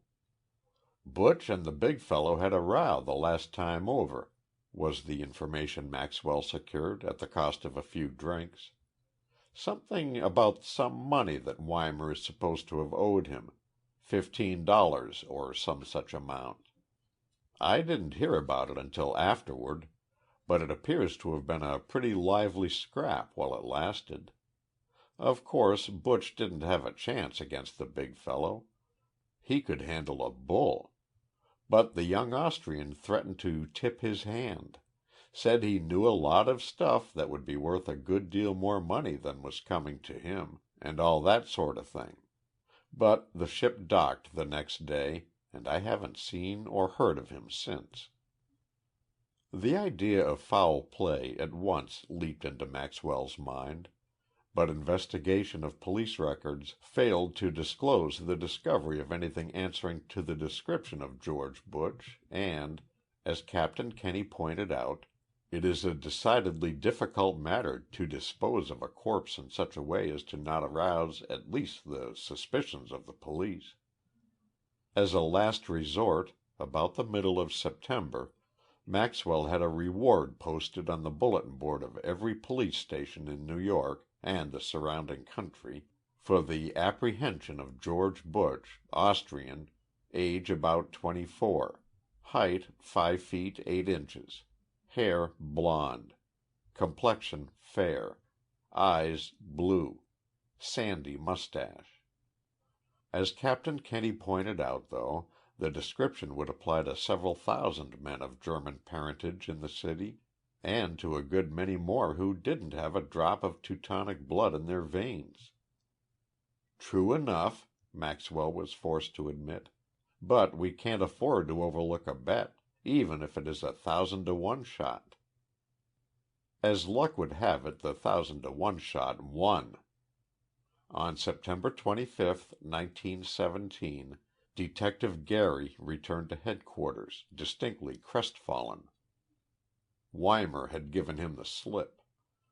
In company with another man, whom the detective did not know, the Austrian had been walking up 6th Avenue that afternoon when a machine swung in from 36th Street, and the Austrian had leaped aboard without waiting for it to come to a full stop. Of course, there wasn't a taxi in sight, said Gary, ruefully, and before I could convince the nearest chauffeur that my badge wasn't phony, they'd gone. That's the first time in months, Gary replied. He knows that he's followed all right, and he's cagey enough to keep in the open and pretend to be above board. Right, commented the Department of Justice operative, and this move would appear to indicate that something was doing. Better phone all your stations to watch out for him, Cap. But nothing more was seen or heard of Herr Weimar for 5 days. Meanwhile, events moved rapidly for Maxwell. On September 26th, the day after the Austrian disappeared, one of the policemen whose beat lay along 14th Street near 3rd Avenue asked to see the government detective. "My name's Riley," announced the copper, with a brogue as broad as the toes of his shoes. "Does this Austrian, this here Butch fella you're looking for, like music? Is he nuts about it?" "Music?" echoed Maxwell. "I'm sure I don't know. But wait a minute. Yes, that's what that chap who used to know him on the boat told me. Saying he was forever playing a fiddle when he was off duty, and that Weimar threw it overboard one day in a fit of rage. Why? What's the connection?" "Nothin' in particular. save that a little girl I'm rather sweet on works in a music store on 14th Street, and she and I was talking things over last night, and I happened to mention the reward offered for this Butch fellow. 'Why,' says she, 'that sounds just like the Dutchy that used to come into the shop a whole lot a year or so ago. He was crazy about music, and kept himself pretty nigh broke a-buyin' those expensive new records. Got me to save him every violin one that came out.'" Yes," muttered Maxwell. "But has the young lady seen anything of this chap lately?" "That she has not," Riley replied. "And right there's the big idea. Once a week, regular, another Dutchman comes in and buys a record, and he told Katie, that's my girl's name, last winter that the selections were for a man that used to be a steady customer of hers, but who is now laid up in bed." "In bed for over a year?" exclaimed Maxwell, his face lighting up. "Held prisoner somewhere in the neighborhood of that shop on 14th Street because the big Austrian hasn't the nerve to make away with him, and yet fears that he knows too much. Look here, Riley, suppose you and Miss Katie take a few nights off. I'll substitute for her, and make it all right with the man who owns the store. Then I can get a line on this buyer of records for sick men." "Won't it be better, sir, if we hung around outside the store and let Katie give us the high sign when he comes in? Then we could both trail him back to where he lives." "You're right, Riley, it would. Where'll I meet you tonight?" "At the corner of 14th Street and 3rd Avenue at 8 o'clock. Katie says the man never gets there before 9. "I'll be there," said Maxwell. And he was. But nothing out of the ordinary rewarded their vigil the first night, nor the second. On the third night, however, just after the clock in the Metropolitan Tower had boomed 9 times, a rather nondescript individual sauntered into the music store, and Riley's quick eyes saw the girl behind the counter put her left hand to her chest. Then she coughed. "That's the signal, sir," warned the policeman in a whisper. "And that's the guy we're after." Had the man turned around as he made his way toward a dark and forbidding house on 13th Street, not far from 4th Avenue, he might have caught sight of 2 shadows skulking along not 50 feet behind him. But, at that, he would have to have been pretty quick, for Maxwell was taking no chances on losing his prey, and he had cautioned the policeman not to make a sound. When their quarry ascended the steps of number 247, Riley started to move after him, but the Department of Justice operative halted him. "There's no hurry," stated Maxwell. "He doesn't suspect we're here, and besides, it doesn't make any difference if he does lock the door. I've got a skeleton key handy that's guaranteed to open anything." Riley grunted, but stayed where he was until Maxwell gave the signal to advance. Once inside the door, which responded to a single turn to the key, the policeman and the government agent halted in the pitch-black darkness and listened. Then from an upper floor came the sound for which Maxwell had been waiting. The first golden notes of a violin played by a master hand. The distance and the closed doorway which intervened killed all the harsh mechanical tone of the phonograph, and only the wonderful melody of Drigo's serenade came down to them. On tiptoe, though they knew their movements would be masked by the sounds of the music, Riley and Maxwell crept up the 3rd floor and halted outside the door from which the sounds came. "Wait until the record is over," directed Maxwell, "and then break down that door. Have your gun handy, and don't hesitate to shoot any one who tries to injure Buch. I'm certain he's held prisoner here, and it may be that the men who are guarding him have instructions not to let him escape at any cost. Ready?" Let's go." The final note of the Chrysler record had not died away before Riley's shoulder hit the flimsy door, and the two detectives were in the room. Maxwell barely had time to catch a glimpse of a pale, wan figure on the bed, and to sense the fact that there were two other men in the room, when there was a shout from Riley and a spurt of flame from his revolver. With a cry, the man nearest the bed dropped his arm and a pistol clattered to the floor, the barrel still singing from the impact of the policeman's bullet. The second man, realizing that time was precious, leaped straight toward Maxwell, his fingers reaching for the agent's throat. With a half laugh, Mort clubbed his automatic and brought the butt down with sickening force on his assailant's head. Then he swung around and covered the man whom Riley had disarmed. "Don't worry about him, sir," said the policeman. "His arm'll be numb half an hour from now. What do you want to do with the lad in the bed?" "Get him out of here as quickly as we can. We won't bother with these swine. They have the law on their side anyway, because we broke in here without a warrant. I only want Butch."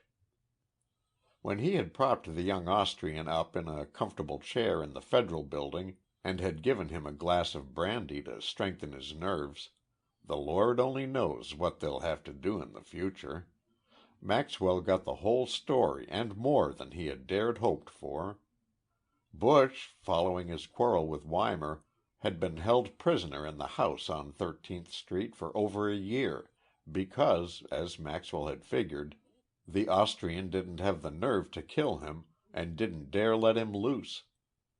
Barely enough food was allowed to keep him alive, and the only weakness that his cousin had shown was in permitting the purchase of one phonograph record a week in order to cheer him up a little.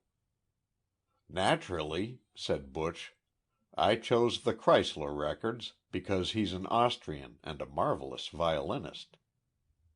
"Did Weimar ever come to see you?" inquired Maxwell. "He came in every now and then to taunt me and to say that he was going to have me thrown in the river some day soon. That didn't frighten me, but there were other things that did. He came in last week, for example, and boasted that he was going to blow up a big canal, and I was afraid he might be caught or killed. That would have meant no more money for the men who were guarding me, and I was too weak to walk even to the window to call for help." "A big canal," Maxwell repeated. "He couldn't mean the Panama. No, that's impossible. I have it. The Welland Canal." And in an instant he was calling the Niagara police on the long-distance phone, giving a detailed description of Weimar and his companions. "As it turned out," concluded Quinn, reaching for his empty glass, "Weimar had already been looking over the ground. He was arrested, however, before the dynamite could be planted, and, thanks to Butch's evidence, indicted for violation of Section 13 of the Penal Code. Thus did a phonograph record and 30 pieces of silver, the 30 half-dollars that Weimar owned Butch, lead directly to the arrest of one of the most dangerous spies in the German service. Let's have Mr. Drigo's serenade once more, and pledge Mort Maxwell's health in ginger ale. Unless you have a still concealed around the house. And if you have, I will be in duty bound to tell Jimmy Reynolds about it. He's the lad that holds the record for persistency and cleverness in discovering moonshiners." End of Chapter 6. Chapter 7. The Secret Still. "July 1st, 1919, said Bill Quinn, as he appropriately reached for a bottle containing a very soft drink, "by no means marked the beginning of the government's troubles in connection with the illicit manufacture of liquor. Of course, there's been a whole lot in the papers since the 1st of July about people having private stills in their cellars, making drinks with a kick out of grape juice and a piece of yeast, and all that sort of thing. One concern in Pittsburgh, I understand, has also noted a tremendous and absolutely abnormal increase in the demand for its hot water heating plants, the copper coils of which make an ideal substitute for a still, but I doubt very much if there's going to be a real movement in the direction of the private manufacture of alcoholic beverages. The Internal Revenue Department is too infernally watchful, and its agents too efficient for much of that to get by.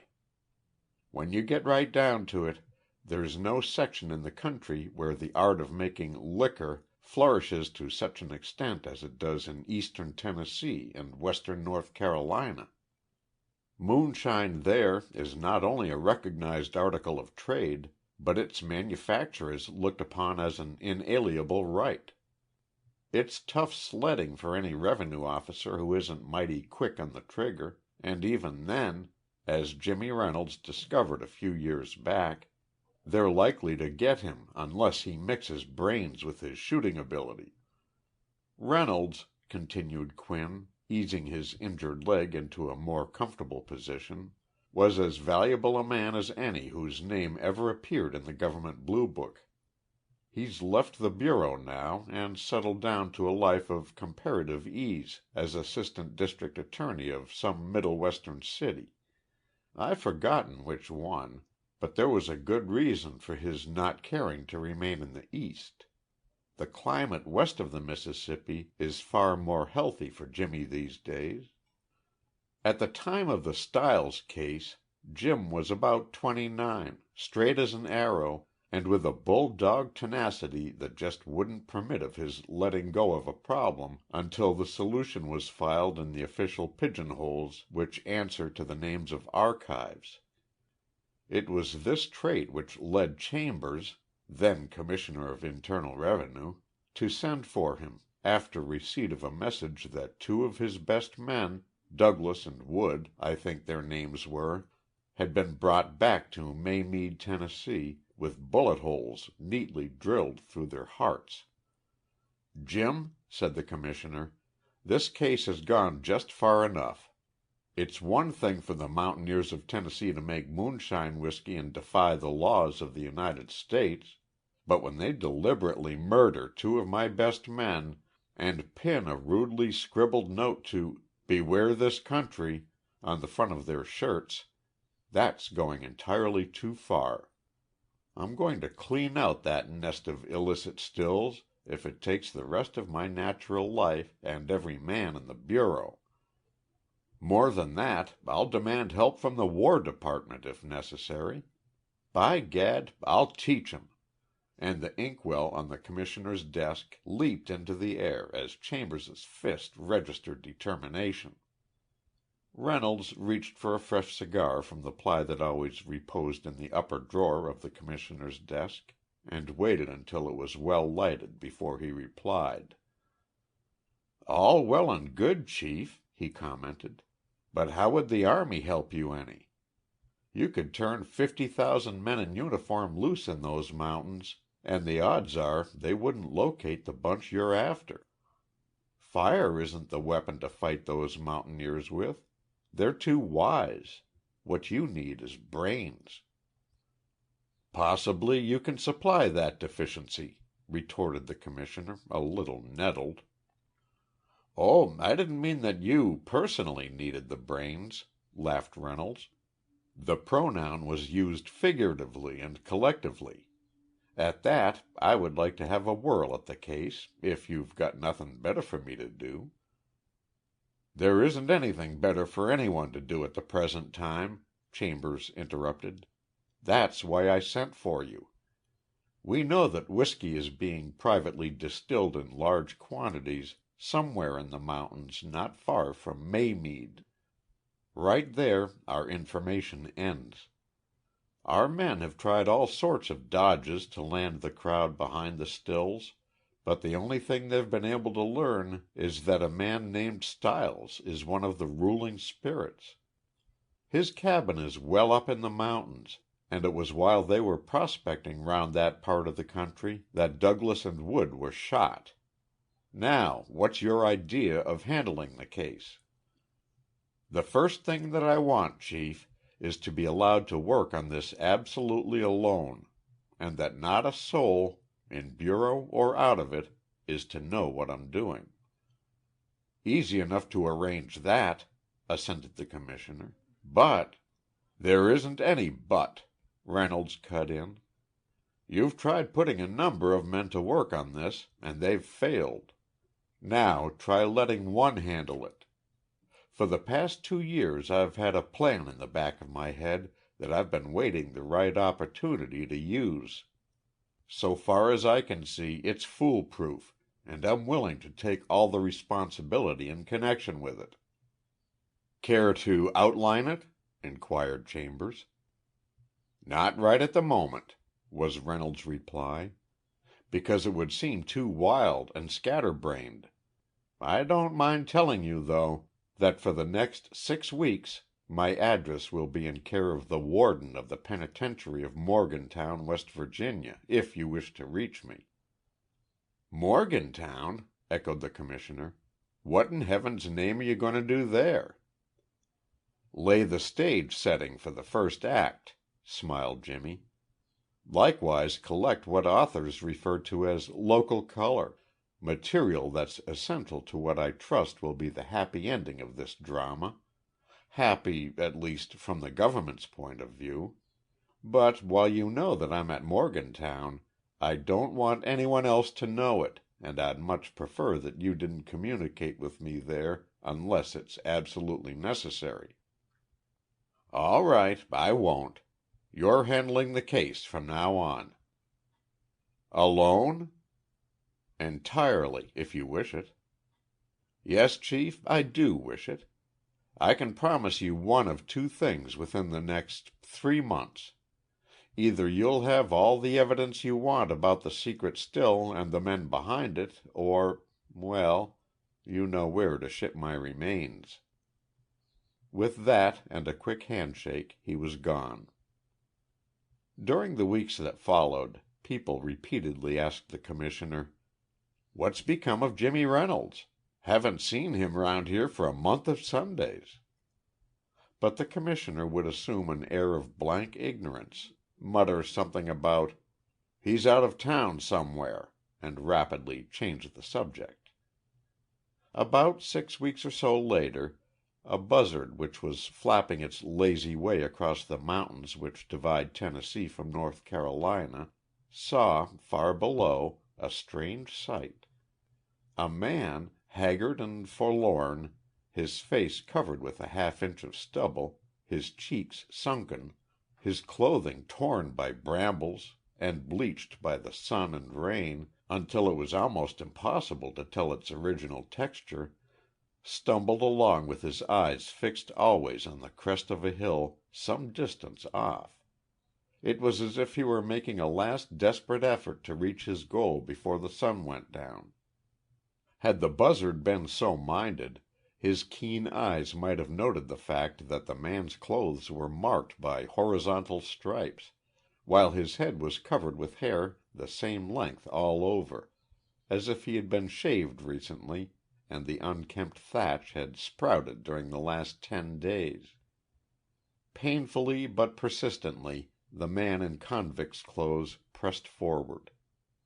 When the sun was a little more than halfway across the heavens, he glimpsed a cabin tucked away on the side of a mountain spur not far away. At the sight, he pressed forward with renewed vigor, but distances are deceptive in that part of the country, and it was not until nearly dark that he managed to reach his destination. In fact, the Stiles family was just sitting down to what passes for supper in that part of the world, fat bacon and cornbread mostly, when there was the sound of a man's footsteps some 50 feet away. Instantly the hound dog rose from his accustomed place under the table and crouched, ready to repel invaders. Old man Stiles, his wife called him Joe, but to the entire countryside he was just Old Man Stiles, reached for his rifle with a muttered imprecation about "revenue officers who never let a body be." But the mountaineer had hardly risen from his seat when there was a sound as of a heavy body falling against the door, and then silence. Stiles looked inquiringly at his wife and then at Ruth, their adopted daughter. None of them spoke for an appreciable time, but the hound continued to whine and finally backed off into a corner. "Guess I'll have to see what it is," drawled the master of the cabin, holding his rifle ready for action. Slowly he moved toward the door and cautiously, very cautiously, he lifted the bolt that secured it.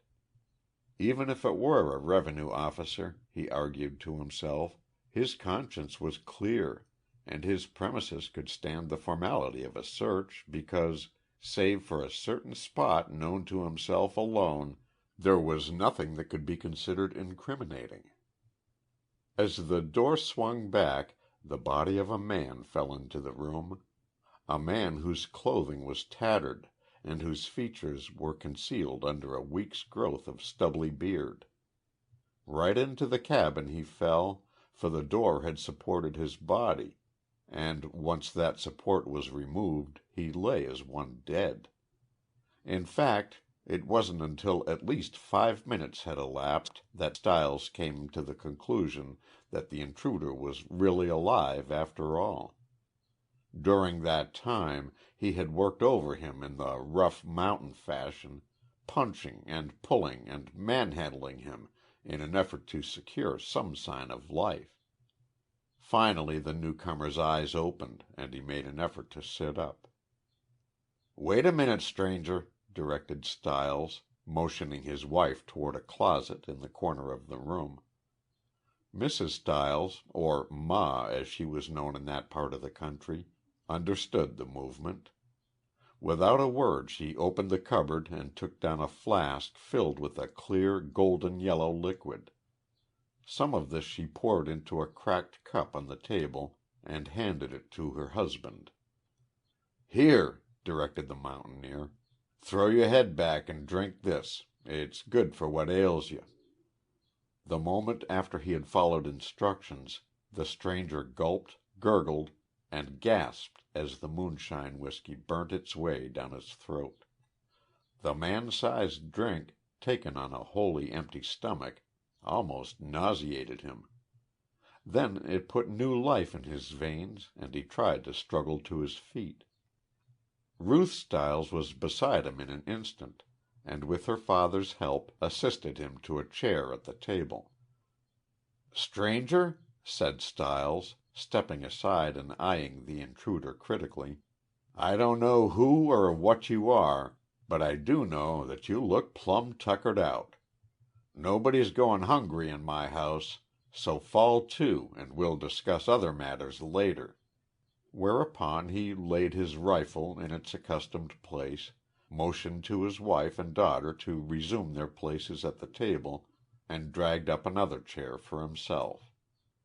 Beyond a word or two of encouragement to eat all he wanted of the very plain fare, none of the trio addressed the newcomer during the remainder of the meal. All three of them had noted the almost obliterated stripes that encircled his clothing, and their significance was unmistakable. But Stiles himself was far from being convinced. He had heard too much of the tricks of government agents to be misled by what might prove, after all, only a clever disguise. Therefore, when the women folk had cleared away the supper things, and the two men had the room to themselves, the mountaineer offered his guest a pipeful of tobacco, and saw to it that he took a seat before the fire, where the light would play directly upon his features. Then he opened fire. "Stranger," he inquired, "what might your name be?" "Patterson," said the other. "Jim Patterson." "Where you come from?" "Charlestown first and Morgantown second. Up for 12 years for manslaughter. Railroaded at that," was Patterson's laconic reply. "How'd you get away?" At that the convict laughed, but there was more of a snarl than humor in his tone as he answered, "Climbed the wall when the guards weren't looking. They took a couple of pot shots at me, but none of them came within a mile. Then I beat it south, travelin' by night and hidin' by day. Stole what I could to eat, but this country ain't overly well filled with farms. Hadn't had a bite for 2 days, 'cept some berries, when I saw your cabin and camp up here." Stiles puffed away in silence for a moment. Then he rose, as if to fetch something from the other side of the room. Once behind Patterson, however, he reached forward and, seizing the stubble that covered his face, yanked it as hard as he could. "What the—" yelled the convict, springing to his feet and involuntarily raising his clenched hand. "Calm yourself, stranger, calm yourself," directed the mountaineer, with a half smile. "Just wanted to see for myself if that beard was real, that's all. Thought you might be a revenue agent in disguise." "A revenue agent?" queried Patterson, and then, as if the thought had just struck him that he was in the heart of the moonshining district, he added, "That's rich. Me, just out of the pen, and you think I'm a bull. That's great. Here," reaching into the recesses of his frayed shirt, "here's something that may convince you." And he handed over a tattered newspaper, more than a week old, and pointed to an article on the first page. "There, read that." "Ruth does all the readin' for this family," was Stiles's muttered rejoinder. "Ruth, oh, Ruth, come here a minute and read somethin' to your pappy." Patterson had not failed to note, during supper, that Ruth Stiles came close to being a perfect specimen of a mountain flower, rough and undeveloped, but with more than a trace of real beauty, both in her face and figure. Standing in front of the fire, with its flickering light casting a sort of halo around her, she was almost beautiful, despite her homespun dress and shapeless shoes. Without a word the convict handed her the paper and indicated the article he had pointed out a moment before. "Reward offered for convict's arrest," she read. "James Patterson, doing time for murder, breaks out of Morgantown. $500 for capture. Prisoner scaled wall and escaped in face of guards' fire." Then followed an account of the escape, the first of its kind in several years. "Even if you can't read," said Patterson, "there's my picture under the headline. The picture they took for the Rogues Gallery," and he pointed to a fairly distinct photograph which adorned the page. Stiles took the paper closer to the fire to secure a better look, glanced keenly at the convict, and extended his hand. "Guess that's right, stranger," he admitted. "You're no revenue agent." Later in the evening, as she lay awake, thinking about the man who had shattered the monotony of their mountain life, Ruth Stiles wondered if Patterson had not given vent to what sounded suspiciously like a sigh of relief at that moment. But she was too sleepy to give much thought to it, and, besides, what if he had? In the other half of the cabin, divided from the women's room only by a curtain of discolored calico, slept Patterson and Stiles, the former utterly exhausted by his travels, the latter resting with keen hair-trigger consciousness of danger always only a short distance away. Nothing happened, however, to disturb the peace of the Stiles domicile. Even the hound slept quietly until the rosy tint of the eastern sky announced another day. After breakfast, at which the fat back and cornbread were augmented by a brownish liquid which passed for coffee, Stiles informed his guest that he reckoned he'd better stick close to the house for a few days, as there was no telling whether somebody might not be on his trail. Patterson agreed that this was the proper course, and put in his time helping with the various chores, incidentally becoming a little better acquainted with Ruth Stiles.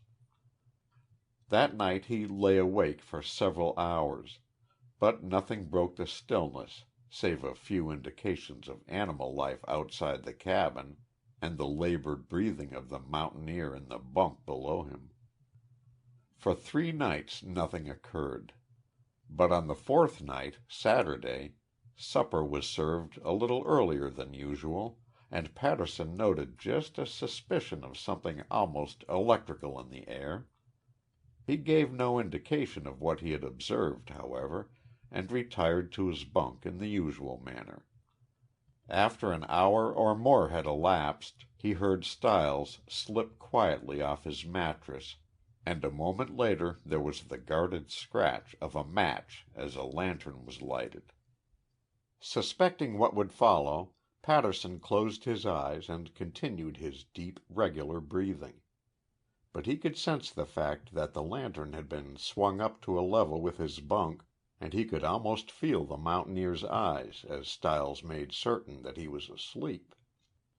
Stifling an impulse to snore or do something to convince his host that he wasn't awake, Patterson lay perfectly still until he heard the door close. Then he raised himself guardedly on one elbow and attempted to look through the window beside the bunk. But a freshly applied coat of whitewash prevented that, so he had to content himself with listening. Late in the night, so late that it was almost morning, he heard the sounds of men conversing in whispers outside the cabin, but he could catch nothing beyond his own name. Soon Stiles re-entered the room, slipped into bed, and was asleep instantly. So things went for nearly 3 weeks. The man who had escaped from prison made himself very useful around the cabin, and, almost against his will, found that he was falling a victim to the beauty and charm of the mountain girl. "I mustn't do it," he told himself over and over again. "I can't let myself. It's bad enough to come here and accept the old man's hospitality, but the girl's a different proposition." It was Ruth herself who solved the riddle some 3 weeks after Patterson's arrival. They were wandering through the woods together, looking for sassafras roots, when she happened to mention that Stiles was not her own father. "He's only my pappy," she said. "My adopted father. My real father was killed when I was a little girl, shot through the head because he had threatened to tell where a still was hidden. He never did believe in moonshining. Said it was as bad as stealin' from the government. So somebody shot him and Ma Stiles took me in, 'cause she said she was sorry for me, even if my pa was crazy." "Do you believe that moonshining is right?" asked her companion. "Anything my pa believed was the truth," replied the girl, her eyes flashing. "Everybody round these parts knows that Pappy Stiles helps run the big still the revenue officer's been looking for the past 3 years. 2 of 'em were shot not long ago, too, but that don't make it right. 'Specially when my pa said it was wrong. What you smilin' at?" Patterson resisted an inclination to tell her that the smile was one of relief, and replied that he was just watching the antics of a chipmunk a little way off. But that night he felt a thrill of joy as he lay, listening as always, in his bunk. Things had been breaking rather fast of late. The midnight gatherings had become more frequent, and, convinced that he had nothing to fear from his guest, Stiles was not as cautious as formerly. He seldom took the trouble to see that the escaped prisoner was asleep, and he had even been known to leave the door unlatched as he went out into the night. That night, for example, was one of the nights that he was careless, and, as usually happens, he paid dearly for it. Waiting until Stiles was well out of the house, Patterson slipped silently out of his bunk in his stocking feet, and inch by inch reopened the door. Outside, the moon was shining rather brightly, but save for the retreating figure of the mountaineer, outlined by the lantern he carried, there was nothing else to be seen. Very carefully Patterson followed, treading softly so as to avoid even the chance cracking of a twig. Up the mountainside went Stiles, and some 50 feet behind him crouched the convict, his faded garments blending perfectly with the underbrush. After half a mile or so of following a rude path, Stiles suddenly disappeared from view, not as if he had turned a corner, but suddenly, as if the earth had swallowed him. After a moment Patterson determined to investigate. When he reached the spot where he had last seen Stiles, he looked around and almost stumbled against the key to the entire mystery. There in the side of the mountain was an opening, the entrance to a natural cave, and propped against it was a large wooden door, completely covered with vines. "Not a chance of finding it in the daytime unless you knew where it was," thought the convict as he slipped silently into the cave. Less than 30 feet farther was an abrupt turn, and glancing round this, Patterson saw what he had been looking for. A crowd of at least a dozen mountaineers gathered about a collection of small but extremely efficient stills. Ranged in rows along the sides of the cave were scores of kegs, the contents of which were obvious from the surroundings. Pausing only long enough to make certain of his bearings, the convict returned to the cabin and, long before Stiles came back, was sound asleep. It was precisely 4 weeks from the day when the buzzard noted the man on the side of the mountain, when a sheriff's posse from another county, accompanied by half a dozen revenue officers, rode clattering through Maymead and on in the direction of the Stiles cabin. Before the mountaineers had time to gather, the posse had surrounded the hill, rifles ready for action. Stiles himself met them in front of his rude home, and in response to his challenge as to what they wanted, the sheriff replied that he had come for a prisoner who had escaped from Morgantown a month or so before. Stiles was on the verge of declaring that he had never heard of the man, when, to his amazement, Patterson appeared from the woods and surrendered. The instant the convict had gained the shelter of the government guns, however, a startling change took place. He held a moment's whispered conversation with one of the revenue officials, and the latter slipped him a spare revolver from his holster. Then, "Hands up," ordered the sheriff, and Stiles's hands shot above his head. Leaving 3 men to guard the cabin and keep watch over Old Man Stiles, whose language was searing the shrubbery, the remainder of the posse pushed up the mountain, directed by the pseudo-convict. It took them some time to locate the door to the cave, but once inside, they found all the evidence they wanted. Evidence not only directly indicative of moonshining, but the 2 badges which had belonged to Douglas and Wood, and which the mountaineer had kept as souvenirs of the shooting, thus unwittingly providing a firm foundation for the government's case in court. The next morning, when Commissioner Chambers reached his office, he found upon his desk a wire which read: "Stiles gang rounded up without the firing of a single shot. Direct evidence of complicity in Wood's Douglas murders. Secret still is a secret no longer." The signature to the telegram was James Reynolds, alias Jim Patterson. "Jim Patterson," mused the Commissioner. "Where have I heard that name? Of course. He's the prisoner that broke out of Morgantown a couple of months ago. Jimmy sure did lay the local color on thick." "But," I inquired, as Quinn paused, "don't you consider that rather a dirty trick on Reynolds' part, worming himself into the confidence of the mountaineers and then betraying them? Besides, what about the girl?" "Dirty trick," snorted the former Secret Service agent.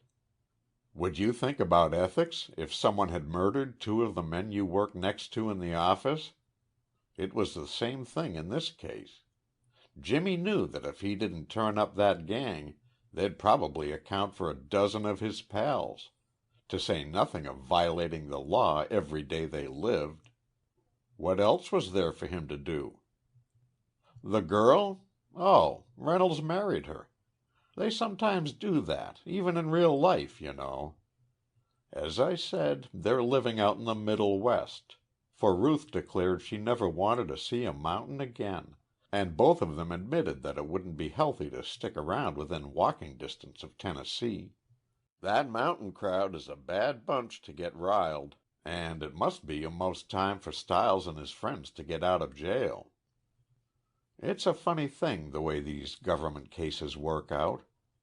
Here was one that took nearly 3 months to solve, and the answer was the direct result of hard work and careful planning, while the Trenton Taxicab Tangle, for example, was just the opposite.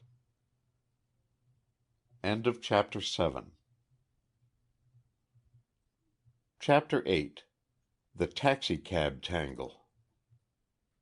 We'd been sitting on the front porch, Bill Quinn and I, discussing things in general for about half an hour when the subject of transportation cropped up, and as a collateral idea, my mind jumped to taxicabs for the reason that the former Secret Service operative had promised to give me the details of a case which he referred to as the Trenton Taxicab Tangle.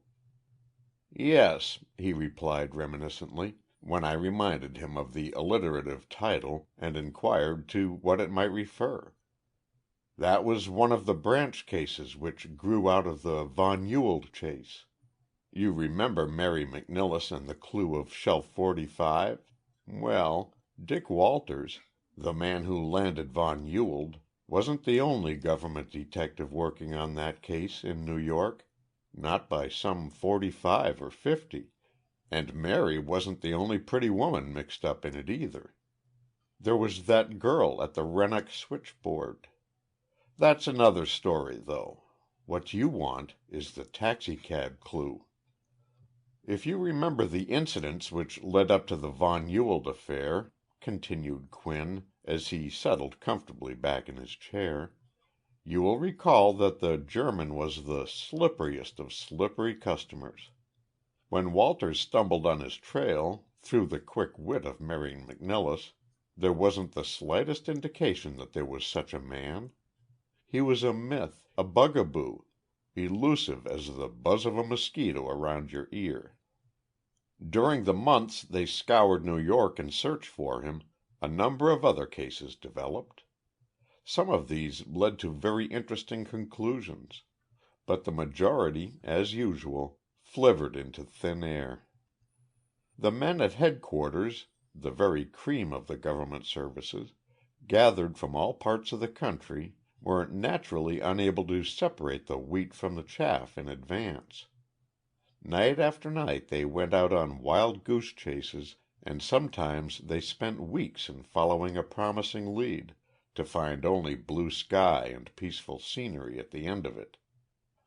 Allen Whitney, who had put in 2 or 3 years rounding up counterfeiters for the service, and who had been transferred to the Postal Inspection Service at the time of those registered mail robberies in the Middle West, only to be detailed to Secret Service work in connection with the Von Ewald case, was one of the bitterest opponents of this forced inaction. "I don't mind trouble," Whitney would growl, "but I do hate this eternal strain of racing around every time the bell goes off, and then finding that some bonehead pulled the alarm for sheer joy of seeing the engines come down the street. There ought to be a law against irresponsible people sending in groundless tips, just as there's a law against scandal or libel or any other information that's not founded on fact." But just the same, Al would dig into every new clue with as much interest and energy as the rest of the boys, for there's always the thrill of thinking that the tip you're working on may be the right one after all. Whitney was in the office one morning when the phone rang and the chief answered it. "Yes," he heard the chief say, "this is the right place. But if your information is really important, I would suggest that you come down and give it in person. Telephones are not the most reliable instruments in the world." A pause followed, and the chief's voice again. "Well, of course we are always glad to receive information that tends to throw any light on those matters, but I must confess that yours sounds a little vague and far-fetched. Maybe the people in the taxi merely wanted to find a quiet place to talk. They got out and were away for nearly 2 hours? Huh. Thanks very much. I'll send one of our men over to talk to you about it, if you don't mind. What's the address?" A moment or two later, after the chief had replaced the receiver, he called out to Whitney and with a smile that he could barely conceal, told him to catch the next train to Trenton, where, at a certain address, he would find a Miss Vera Norton, who possessed, or thought she possessed, information which would be of value to the government in running down the people responsible for recent bomb outrages and munition plant explosions. "What's the idea, Chief?" inquired Al. "This young lady, at least her voice sounded young over the phone, says that she got home late from a party last night. She couldn't sleep because she was all jazzed up from dancing or something, so she sat near her window, which looks out upon a vacant lot on the corner. Along about 2:00, a taxicab came putt-putting up the street, stopped at the corner, and 2 men carrying black bags hopped out. The taxicab remained there until nearly 4:00, 3:48 Miss Norton's watch said, and then the 2 men came back, without the bags, jumped in, and rolled off. That's all she knows, or at least all she told. When she picked up the paper round 11:00 this morning, the first thing that caught her eye was the attempt to blow up the powder plant 'bout 2 miles from the Norton home. One paragraph of the story stated that fragments of a black bag had been picked up near the scene of the explosion, which only wrecked one of the outhouses, and the young lady leaped to the conclusion that her 2 night owls were mixed up in the affair. So she called up to tip us off and get her name in history. Better run over and talk to her. There might be something to the information after all." "Yes, there might," muttered Whitney, "but it's getting so nowadays that if you walk down the street with a purple tie on, when someone thinks you ought to be wearing a green one, they want you arrested as a spy. Confound these amateurs anyhow. I'm a married man, Chief. Why don't you send Giles or one of the bachelors on this?" "For just that reason," was the reply. "Giles or one of the others would probably be impressed by the Norton's girl's blonde hair it must be blonde from the way she talked and spend entirely too much time running the whole thing to earth. Go on over and get back as soon as you can. We can't afford to overlook anything these days. Neither can we afford to waste too much time on harvesting crops of goat feathers. Beat it." And Whitney, still protesting, made his way to the tube and was lucky enough to catch a Trenton train just about to pull out of the station. Miss Vera Norton, he found, was a blonde, and an extremely pretty one at that. Moreover, she appeared to have more sense than the chief had given her credit for. After Whitney had talked to her for a few minutes, he admitted to himself that it was just as well that Giles hadn't tackled the case. He might never have come back to New York, and Trenton isn't a big enough place for a Secret Service man to hide in safety, even when lured by a pair of extremely attractive gray-blue eyes. Apart from her physical charms, however, Whitney was forced to the conclusion that what she had seen was too sketchy to form anything that could be termed a real clue.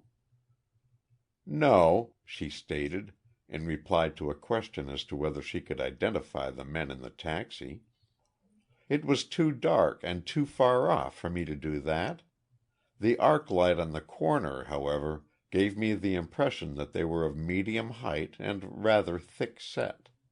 Both of them were dressed in dark suits of some kind, and each carried a black leather bag. That's what made me think that maybe they were mixed up in that explosion last night." "What kind of bags were they?" "Gladstones, I believe you call them. Those bags that are flat on the bottom and then slant upwards and lock at the top." "How long was the taxi there?" "I don't know just when it did arrive, for I didn't look at my watch then, but it left at 12 minutes to 4. I was getting mighty sleepy, but I determined to see how long it would stay in one place, for it costs money to hire a car by the hour, even one of those green and white taxis." "Oh, it was a green and white, eh?" "Yes, and I got the number, too." Miss Norton's voice fairly thrilled with the enthusiasm of her detective ability. "After the men had gotten out of the car, I remembered that my opera glasses were on the bureau, and I used them to get a look at the machine. I couldn't see anything of the chauffeur beyond the fact that he was hunched down on the front seat, apparently asleep, and the men came back in such a hurry that I didn't have time to get a good look at them through the glasses." "But the number," Whitney reminded her. "I've got it right here," was the reply, as the young lady dug down into her handbag and drew out a card. "New York 433-568," she read. "I got that when the taxi turned around and headed back to New York, I suppose. But what on earth would two men want a taxi from New York all the way to Trenton for? Why didn't they come on the train?" "That, Miss Norton," explained Whitney, "is the point of your story that makes the whole thing look rather suspicious. I will confess that when the Chief told me what you had said over the phone I didn't place much faith in it. There might have been 1,000 good reasons for men allowing a local taxi to wait at the corner, but the very fact of its bearing a New York number makes it a distinctly interesting incident." "Then you think it may be a clue after all?" "It's a clue, all right," replied the operative. "But what it's a clue to I can't say until we dig farther into the matter. It is probable that these two men had a date for a poker party or some kind of celebration, missed the train in New York, and took a taxi over rather than be left out of the party. But at the same time, it's distinctly within the realms of possibility that the men you saw were implicated in last night's explosion. It'll take some time to get at the truth of the matter, and meanwhile, might I ask you to keep this information to yourself?" "Indeed I shall," was the reply. "I won't tell a soul, honestly." After that promise, Al left the Norton house and made his way across town to where the munitions factory reared its hastily constructed head against the sky. Row after row of flimsy buildings, roofed with tar paper and giving no outward evidence of their sinister mission in life, save for the high barbed wire fence that enclosed them, formed the entire plant, for their shells were not made, but loaded, and the majority of the operations were by hand. When halted at the gate, Whitney found that even his badge was of no use in securing entrance. Evidently made cautious by the events of the preceding night, the guard refused to admit anyone, and even hesitated without taking Al's card to the superintendent. The initials USSS finally secured him admittance and such information as was available. This, however, consisted only of the fact that someone had cut the barbed wire at an unguarded point and had placed a charge of explosive close to one of the large buildings. The one selected was used principally as a storehouse. Otherwise, as the superintendent indicated by an expressive wave of his hand, it would have been good night to the whole place. "Evidently they didn't use a very heavy charge," he continued, relying upon the subsequent explosions from the shells inside to do the damage. If they'd hit upon any other building, there'd be nothing but a hole in the ground now. As it is, the damage won't run over a few $1,000s. Were the papers right in reporting that you picked some fragments of a black bag not far from the scene of the explosion? Whitney asked. Yes, here they are, and the superintendent produced 3 pieces of leather from a drawer in his desk. 2 pieces of the top and what is evidently a piece of the side. Whitney laid them on the desk and examined them carefully for a few moments. Then, "Notice anything funny about these?" he inquired. "No. What's the matter?" "Not a thing in the world. Except that the bag must have had a very peculiar lock." "What's that?" "Here, I'll show you," and Whitney tried to put the 2 pieces of metal which formed the lock together. But inasmuch as both of them were slotted, they wouldn't join. "Damnation!" exclaimed the superintendent. "What do you make of that?" "That there were 2 bags instead of 1. Stated Whitney, calmly. "Coupled with a little information which I ran into before I came over here, it begins to look as if we might land the men responsible for this job before they're many hours older." 10 minutes later he was on his way back to New York, not to report at headquarters, but to conduct a few investigations at the headquarters of the Green and White Taxicab Company. "Can you tell me," he inquired of the manager in charge, "just where your taxi bearing the license number 433568 was last night?" "I can't," said the manager, "but we'll get the chauffeur up here and find out in short order." "Hello," he called over an office phone. "Who has charge of our cab bearing license number 433568? Murphy? Is he in? Send him up. I'd like to talk to him." A few moments later a beetle-jawed and none too cleanly specimen of the genus taxi driver swaggered in and didn't even bother to remove his cap before sitting down.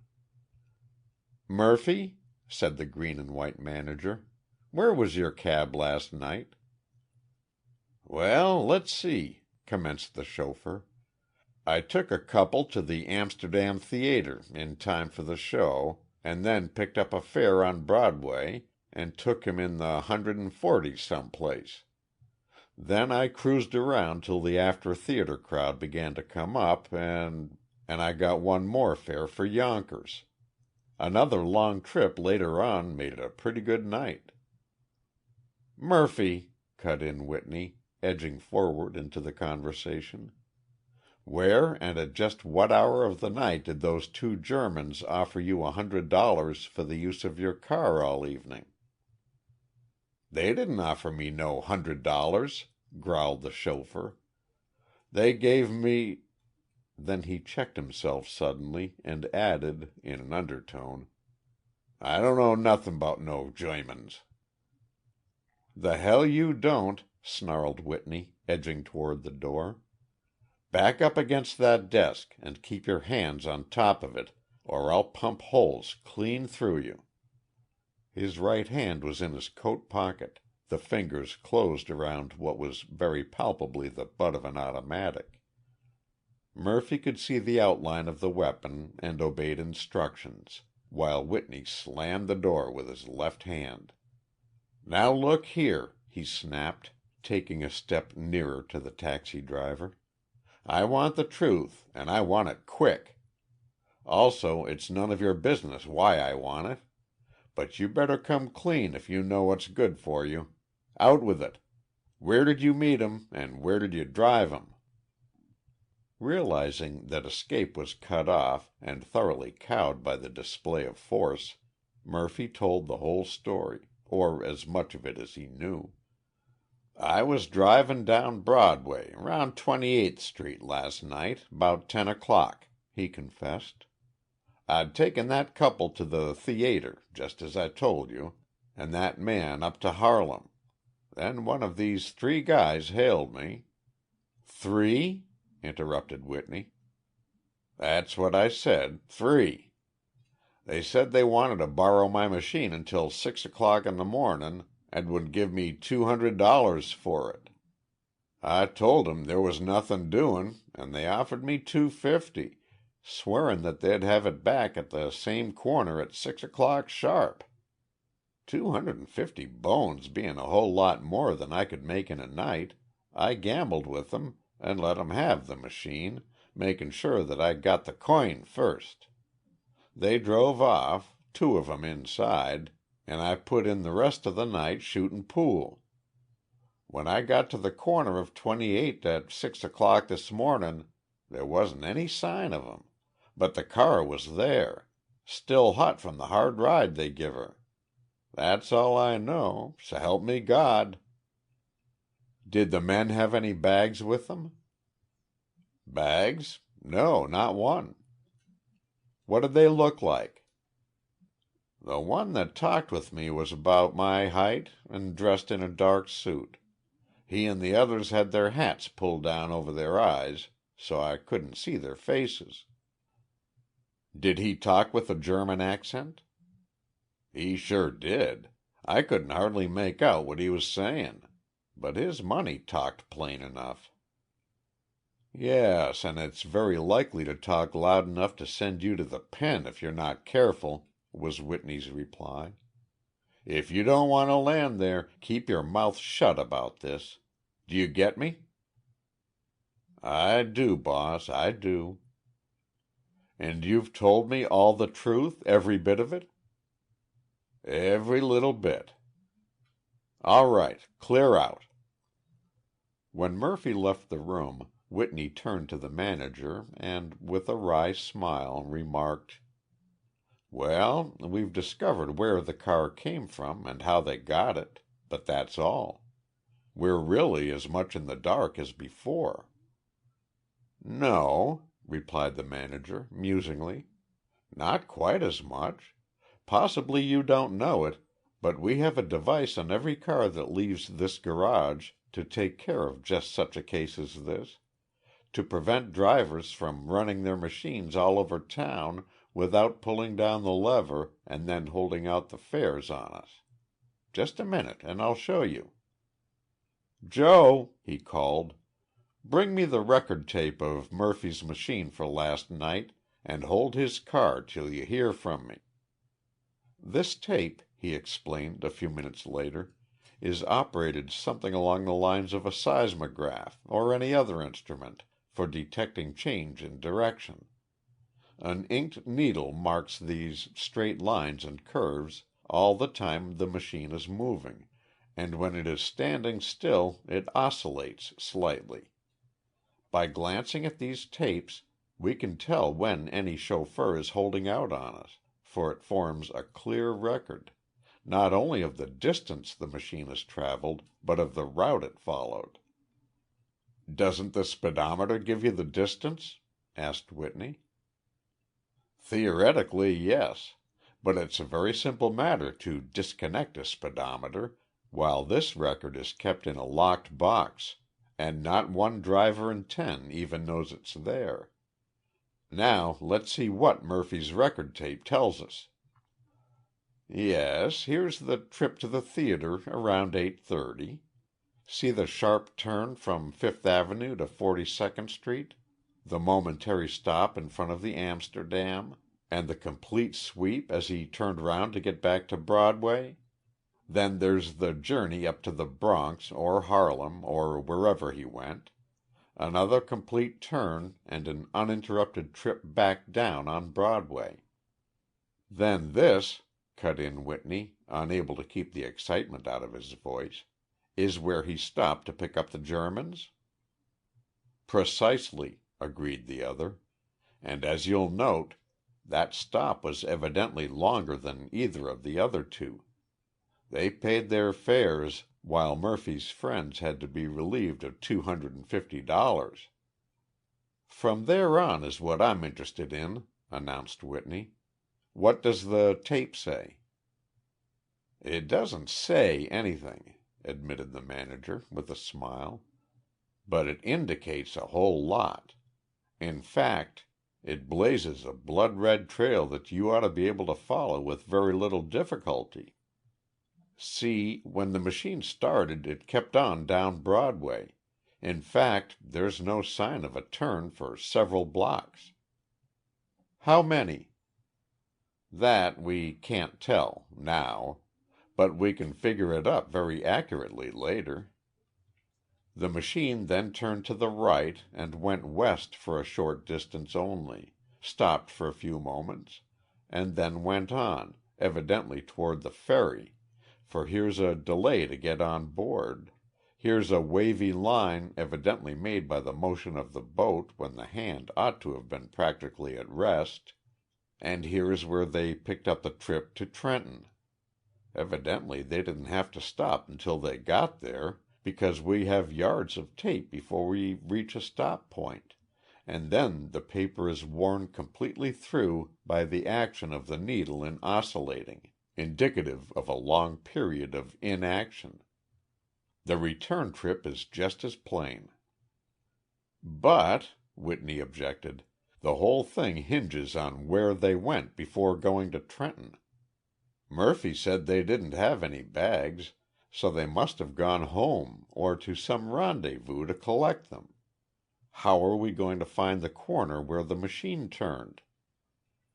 "By taking Murphy's car and driving it very carefully south on Broadway until the tape indicates precisely the distance marked on this one, the place where the turn was made.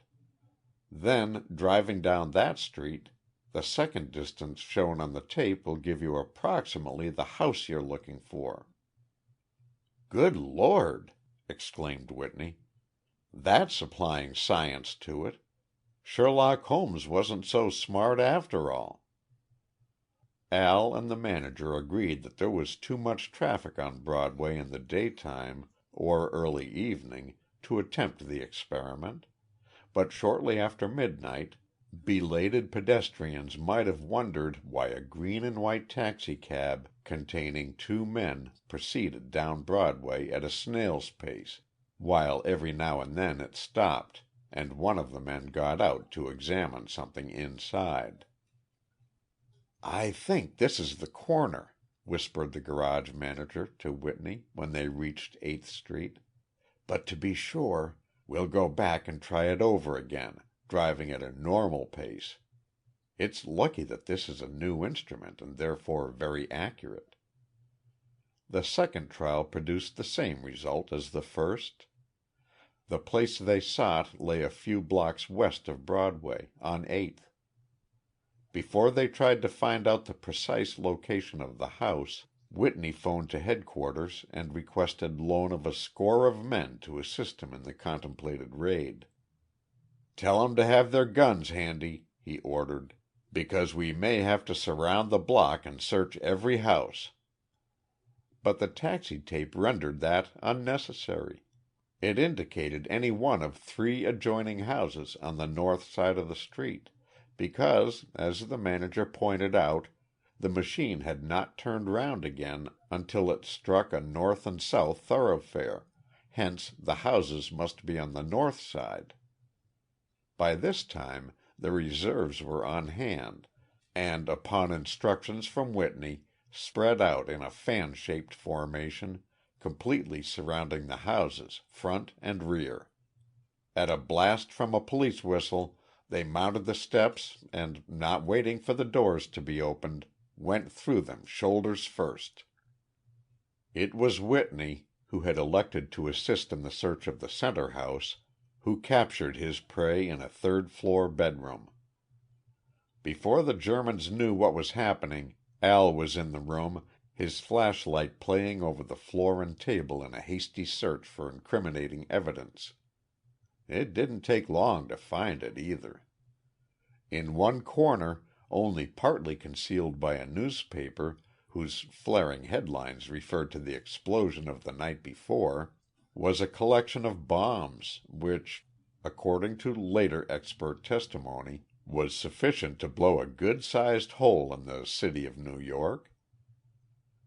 That was all they discovered at the time, but a judicious use of the third degree, coupled with promises of leniency, induced one of the prisoners to loosen up the next day, and he told the whole story, precisely as the taxi tape and Vera Norton had told it. The only missing ingredient was the power behind the plot, the mysterious number 859, whom Dick Walters later captured because of the clue on shelf 45. "So you see," commented Quinn as he finished, "the younger Pitt wasn't so far wrong when he cynically remarked that there is a Providence that watches over children, imbeciles, and the United States. In this case the principal clues were a book from the public library, the chance observations of a girl who couldn't sleep, and a piece of white paper with some red markings on it. At that, though, it's not the first time the German agents have gotten into trouble over a scrap of paper." "What happened to Vera Norton?" I inquired. "Beyond a little personal glory, not a thing in the world," replied Quinn. "Didn't I tell you that Al was married? You're always looking for romance, even in everyday life. Besides, if he had been a bachelor, Whitney was too busy trying to round up the other loose ends of the Ewald case. Number 859 hadn't been captured then, you remember. Give me a match. My pipe's gone out. No, I can't smoke it here. It's too late. But speaking of small clues that lead to big things, some day soon I'll tell you the story of how a match, one just like this for all I know, led to the uncovering of one of the most difficult smuggling cases that the Customs Service ever tried to solve. End of Chapter 8. Chapter 9. A Match for the Government. "I wonder how long it will take," mused Bill Quinn, as he tossed aside a copy of his favorite fictional monthly, "to remove the ethical restrictions which the war placed upon novels and short stories. Did you ever notice the changing style in villains, for example? A decade or so ago, it was all the rage to have a Japanese do the dirty work, for then we were taking the Yellow Peril rather seriously, and it was reflected in our reading matter. The tall, well-dressed Russian, with a sinister glitter in his black eyes, next stopped upon the scene, to be followed by the villain whose swarthy complexion gave a hint of his Latin ancestry. For the past few years, of course, every real villain has had to have at least a touch of Teutonic blood to account for the various treacheries which he tackles. I don't recall a single word, or a short story either, that has had an English or French villain who is foiled in the last few pages.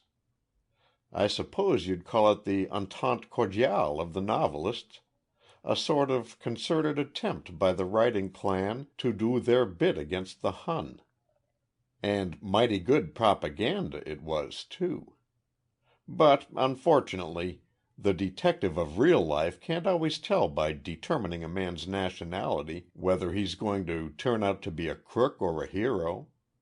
When you come right down to it, every country has about the same proportion of each, and it's only by the closest observation that one can arrive at a definite and fact-supported conclusion. Details, trifles unnoticed in themselves, play a far larger part in the final denouement than any preconceived ideas or fanciful theories. There was the case of Ezra Marks and the Dillingham diamonds, for example. Ezra, continued the former Secret Service operative, when he had eased his game leg into a position where it no longer gave him active trouble, was all that the name implied. Born in Vermont, of a highly puritanical family, he had been named for his paternal grandfather, and probably also for some character from the Old Testament. I'm not awfully strong on that biblical stuff myself. It wasn't long after he grew up, however, that life on the farm began to pall. He found a copy of the Life of Allan Pinkerton somewhere, and read it through until he knew it from cover to cover. It was only natural in a boy of his age. He determined to become a great detective, and drifted down to Boston with that object in view. But once in the city, he found that detecting was a little more difficult than he had imagined, and finally agreed to compromise by accepting a very minor position in the police department. Luckily, his beat lay along the waterfront, and he got tangled up in 2 or 3 smuggling cases, which he managed to unravel in fine shape, and, in this way, attracted the attention of the Customs branch of the Treasury Department, which is always on the lookout for new timber. It's a hard life, you know, and one which doesn't constitute a good risk for an insurance company. So there are always gaps to be filled, and Ezra plugged up one of them very nicely. As might have been expected, the New Englander was hardly ever addressed by his full name. E.Z. was the title they coined for him, and E.Z. he was from that time on, at least to everyone in the service. The people on the other side of the fence, however, the men and women who look upon the United States government as a joke and its laws as hurdles over which they can jump whenever they wish, found that this Mark was far from an easy one.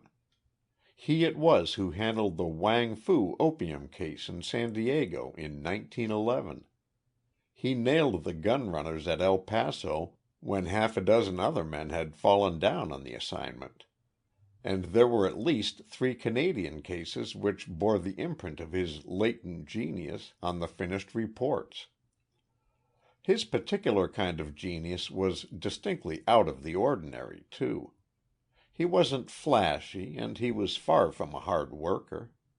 He just stuck around and watched everything worth watching until he located the tip he wanted. Then he went to it, and the case was finished. The chap who stated that genius is the capacity for infinite attention to details had Ezra sized up to a T, and it was one of these details, probably the most trifling one of all, that led to his most startling success.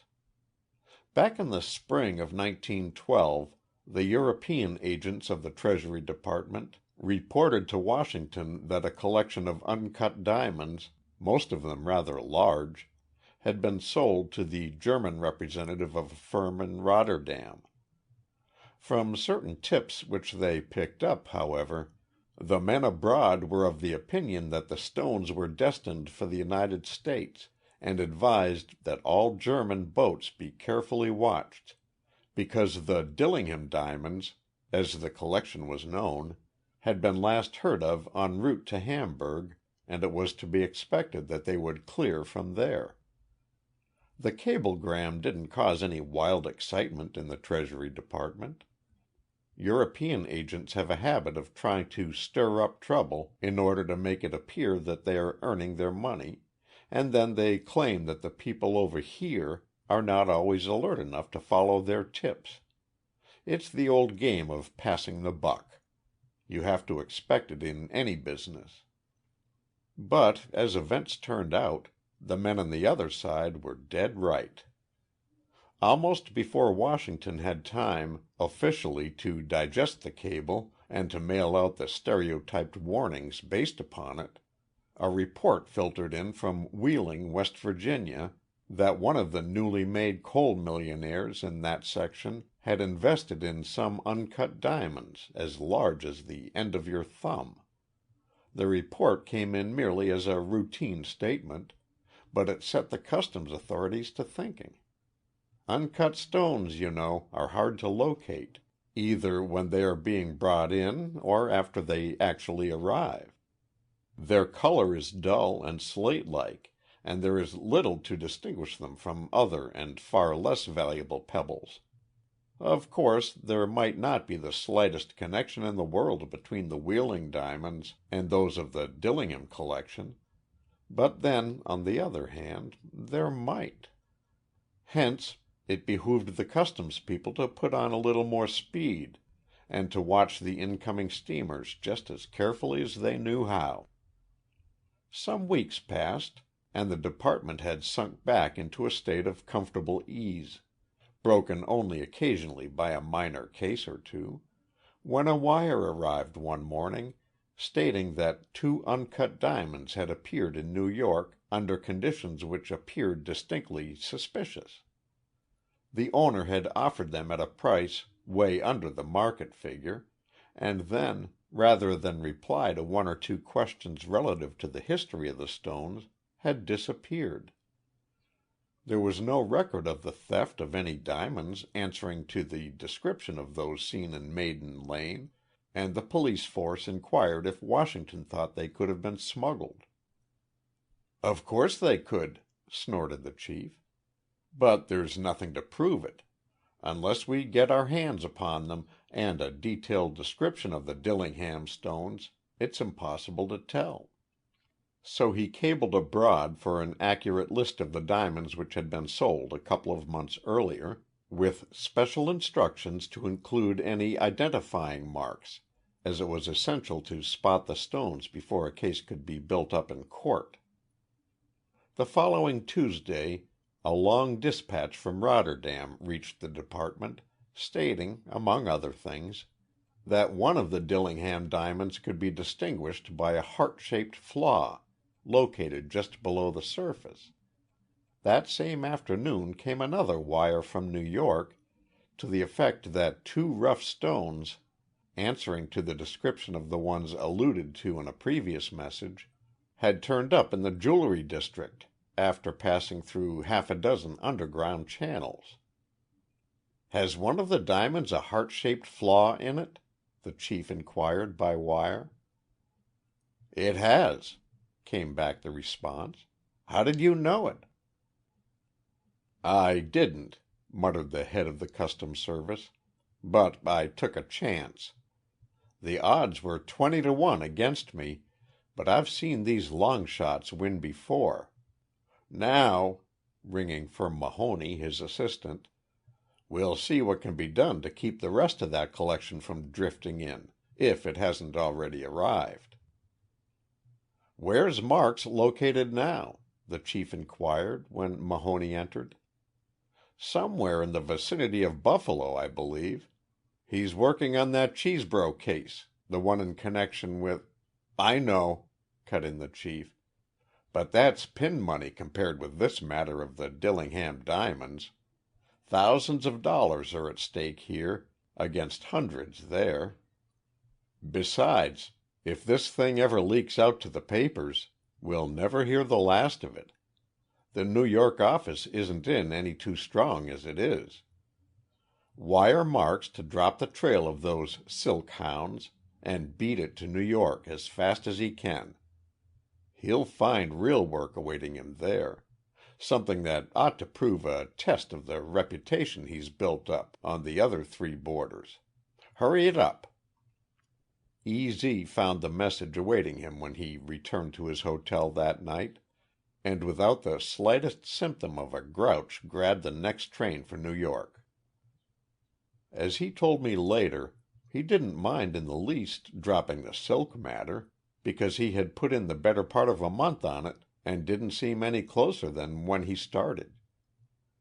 It took Ezra less than 5 minutes to get all the dope the New York office had on the case, and it took him nearly 6 months to solve it. "The 2 diamonds in Wheeling and the 2 that turned up here are the only ones we know about," said the man in charge of the New York office. "The original Dillingham collection contained 21 rough stones, but whether the other 17 have already been brought in, or whether the people who are handling them have shipped them elsewhere, is wholly problematical. The chief learned about the heart-shaped flaw from our man at Rotterdam, so that identifies one of the stones. But at the same time it doesn't help us in the least, for we can't handle the case from this end." "Same rules as on the coast, eh?" inquired Marks. "Precisely. You've got to tackle the other end of the game. No rummaging around here, trying to pick up the trail that ends with the stone in Maiden Lane. As you know, this bunch is pretty well organized. Wheels within wheels, and fences on fences. You get something on one of them, and the rest of the crowd will perjure themselves, black in the face to get him off, with the result that your case will be laughed out of court, and the man you're really after, the chap who's running the stones under your nose, is 1,000 miles away with a grin on his face. You've got to land him first, and the others later, if the chief wants them. The chances are, though, that he'll be well satisfied to have the goods on the crook that's doing the main part of the work." "Well," drawled Marks, "I trust he gets his satisfaction. Got any ideas on the matter?" "Nary an idea. The stones were sold abroad, and presumably they were headed for Hamburg, which would appear to point to a German boat. 4 of them, supposedly, one of them certainly, turned up here without passing through the office or paying the customary duty. Now, go to it." When Marks got back to his hotel, and started to think the problem over, he had to admit that there wasn't very much to go to. It was the thinnest case he had ever tackled. A perfect circle of a problem, without the slightest sign of a beginning save the one which was barred. Anxious as he was to make good, he had to concede that the department's policy of working from the other end of the case was the right course to follow.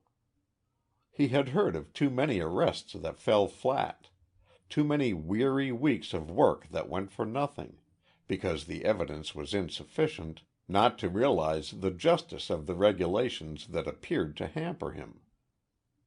"No," he thought, as he half dreamed over a pipe-load of tobacco, "the case seems to be impregnable. But there must be some way to jimmy into it if you try long enough." His first move was the fairly obvious one of searching the newspaper files to discover just what ships had docked during the 10 days previous to the appearance of the stones in Wheeling. But this led nowhere, because that week had been a very busy one in maritime circles. The Celtic, the Mauretania, the Kaiser Wilhelm de Gross, the comprised en Sicily, the Deutschland, and a host of other smaller vessels had landed within that time. Just as a check upon his observations, he examined the records for the week preceding the first appearance of the diamonds in New York. Here again he ran into a snag, but one which enabled him to eliminate at least half of the vessels he had considered before. However, there still remained a sufficient number to make it impossible to watch all of them, or even to fix upon 2 or 3 which appeared more suspicious than the others. The information from abroad pointed to the fact that a German boat was carrying the diamonds, but, Marks figured, there was nothing in the world to prevent the stones from being taken into England or France or Italy and reshipped from there. They had turned up in the United States, so why couldn't they have been slipped through the customs of other countries just as easily? The one point about the whole matter that appeared significant to him was that 2 stones had been reported in each case, a pair in Wheeling and another pair in New York. This evidence would be translated either to mean that the smugglers preferred to offer the diamonds in small lots, so as not to center suspicion too sharply in their movements, or that the space which they used to conceal the stones was extremely limited. Marks inclined to the latter theory, because 2 stones, rather than 1, had been offered in each instance.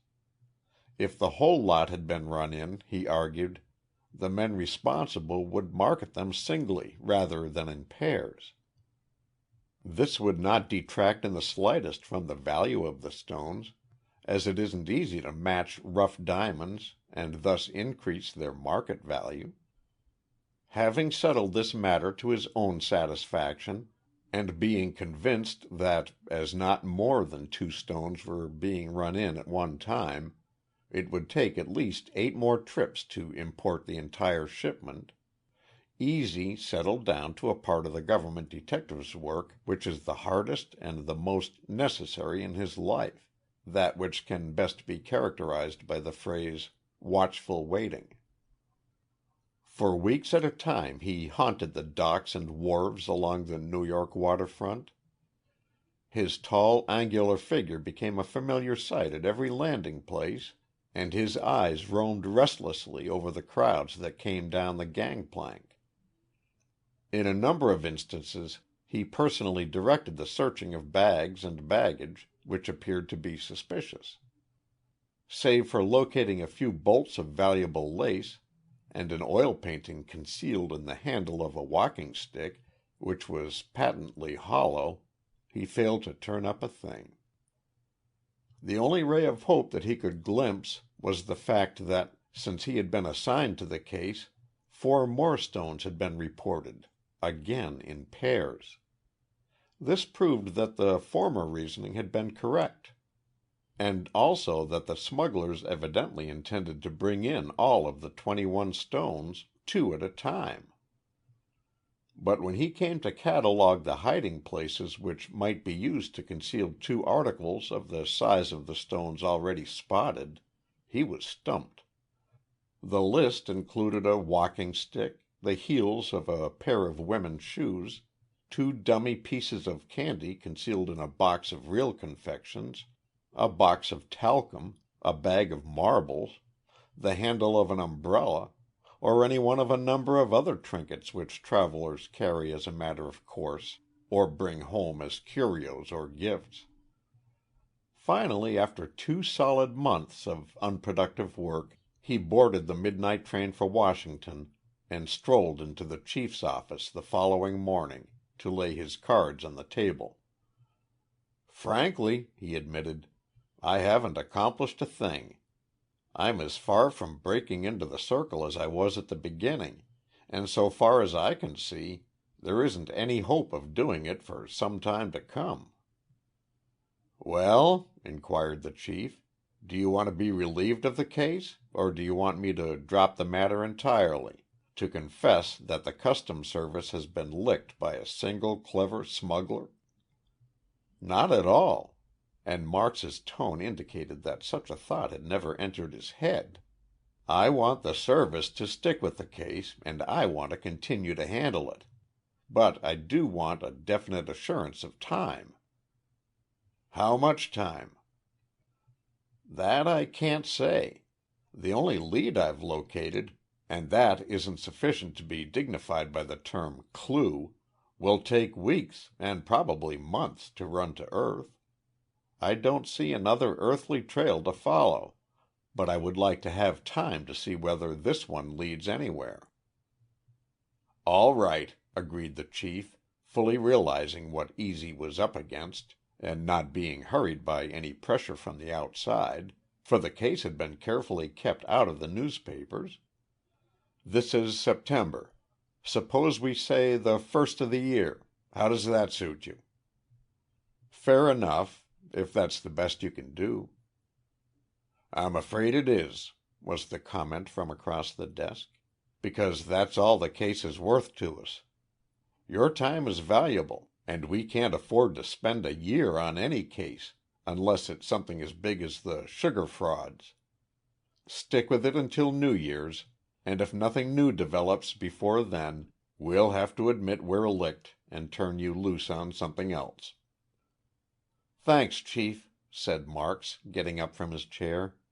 "You can depend on my doing everything possible in the next 3 months to locate the leak, and I surely appreciate your kindness in not delivering an ultimatum that you want the smuggler or my job. But then I guess you know that I couldn't work any harder than I'm going to anyhow." "Possibly," agreed the head of the service. "And then again, It may be because I have confidence that you'll turn the trick within the year. Want any help from this end?" "No, thanks. This looks like a one-man game, and it ought not to take more than one man to finish it. A whole bunch of people always clutter up the place, and you get tangled in their pet theories and personal ideas. What I would like, though, is to be kept in close touch with any further developments concerning stones that appear later on.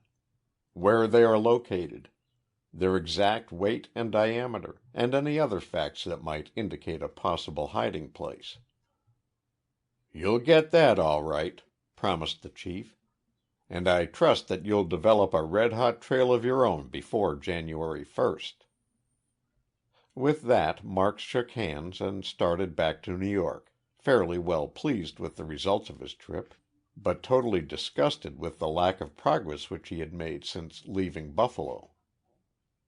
Early in October a message from Washington informed him that a couple of uncut diamonds had turned up in Cincinnati, stones which answered to the description of a pair of the Dillingham collection. Around the 10th of November another pair was heard from in Boston, and anyone who was familiar with Marks and his methods would have noted a tightening of the muscles around his mouth and a narrowing of his eyes which always indicated that he was nearing the solution of a difficulty. After receiving the November message, he stopped haunting the wharves and commenced to frequent the steamship offices of the Hamburg American, North German Lloyd, and Lanark lines. The latter, as you probably know, is operated by Welsh and British capital and runs a few small boats carrying passengers who would ordinarily travel second class, together with a considerable amount of freight. When the first day of December dawned, Marks drew a deep red circle around the name of the month on his calendar and emitted a prayerful oath to the effect that he'd be good and eternally damned if that month didn't contain an unexpected Christmas present for a certain person. He made no pretense of knowing who the person was, but he did feel that he was considerably closer to his prey than he had been 5 months before. Fate, as someone has already remarked, only deals a man a certain number of poor hands before his luck changes. Sometimes it gets worse, but on the average it improves. In Ezra Marks's case, fate took the form of a storm at sea, one of those winter hurricanes that sweep across the Atlantic and play havoc with shipping. Ezra was patiently waiting for one of 3 boats. Which one he didn't know, but by the process of elimination he had figured to a mathematical certainty that one of them ought to carry 2 uncut diamonds which were destined never to visit the customs office. Little by little, through the months that had passed, he had weeded out the ships which failed to make port at the time the diamonds arrived, calculating the time by the dates on which the stones appeared elsewhere, and there were only 3 ships left. One of them was a North German Lloyder, the second belonged to the Hamburg American fleet, and the third possessed an unpronounceable Welsh name and flew the pennant of the Lanark line. As it happened, the 2 German ships ran into the teeth of the gale and were delayed 3 days on their trip, while the Welsh boat missed the storm entirely and docked on time. 2 days later came a message from Washington to the effect that 2 diamonds, uncut, had been offered for sale in Philadelphia. "Have to have 1 more month," replied Marks. "Imperative. Can practically guarantee success by 15th of January," for that was the date on which the Welsh ship was due to return. "Extension granted," came the word from Washington. "Rely on you to make good. Can't follow the case any longer than a month under any circumstances." Marks grinned when he got that message. The trap was set, and unless something unforeseen occurred, E.Z. felt that the man and the method would both be in the open before long. When the Welsh ship was reported off quarantine in January, Marks bundled himself into a big fur coat and went down the bay in one of the government boats, leaving instructions that the moment the ship docked, she was to be searched from stem to stern. "Don't overlook as much as a pillbox or a rat hole," he warned his assistants, and more than a score of men saw to it that his instructions were carried out to the letter. Beyond exhibiting his credentials, Marks made no effort to explain why the ship was under suspicion. He watched the deck closely to prevent the crew from throwing packages overboard, and as soon as they reached dock he requested all officers to join him in one of the big rooms belonging to the Customs Service.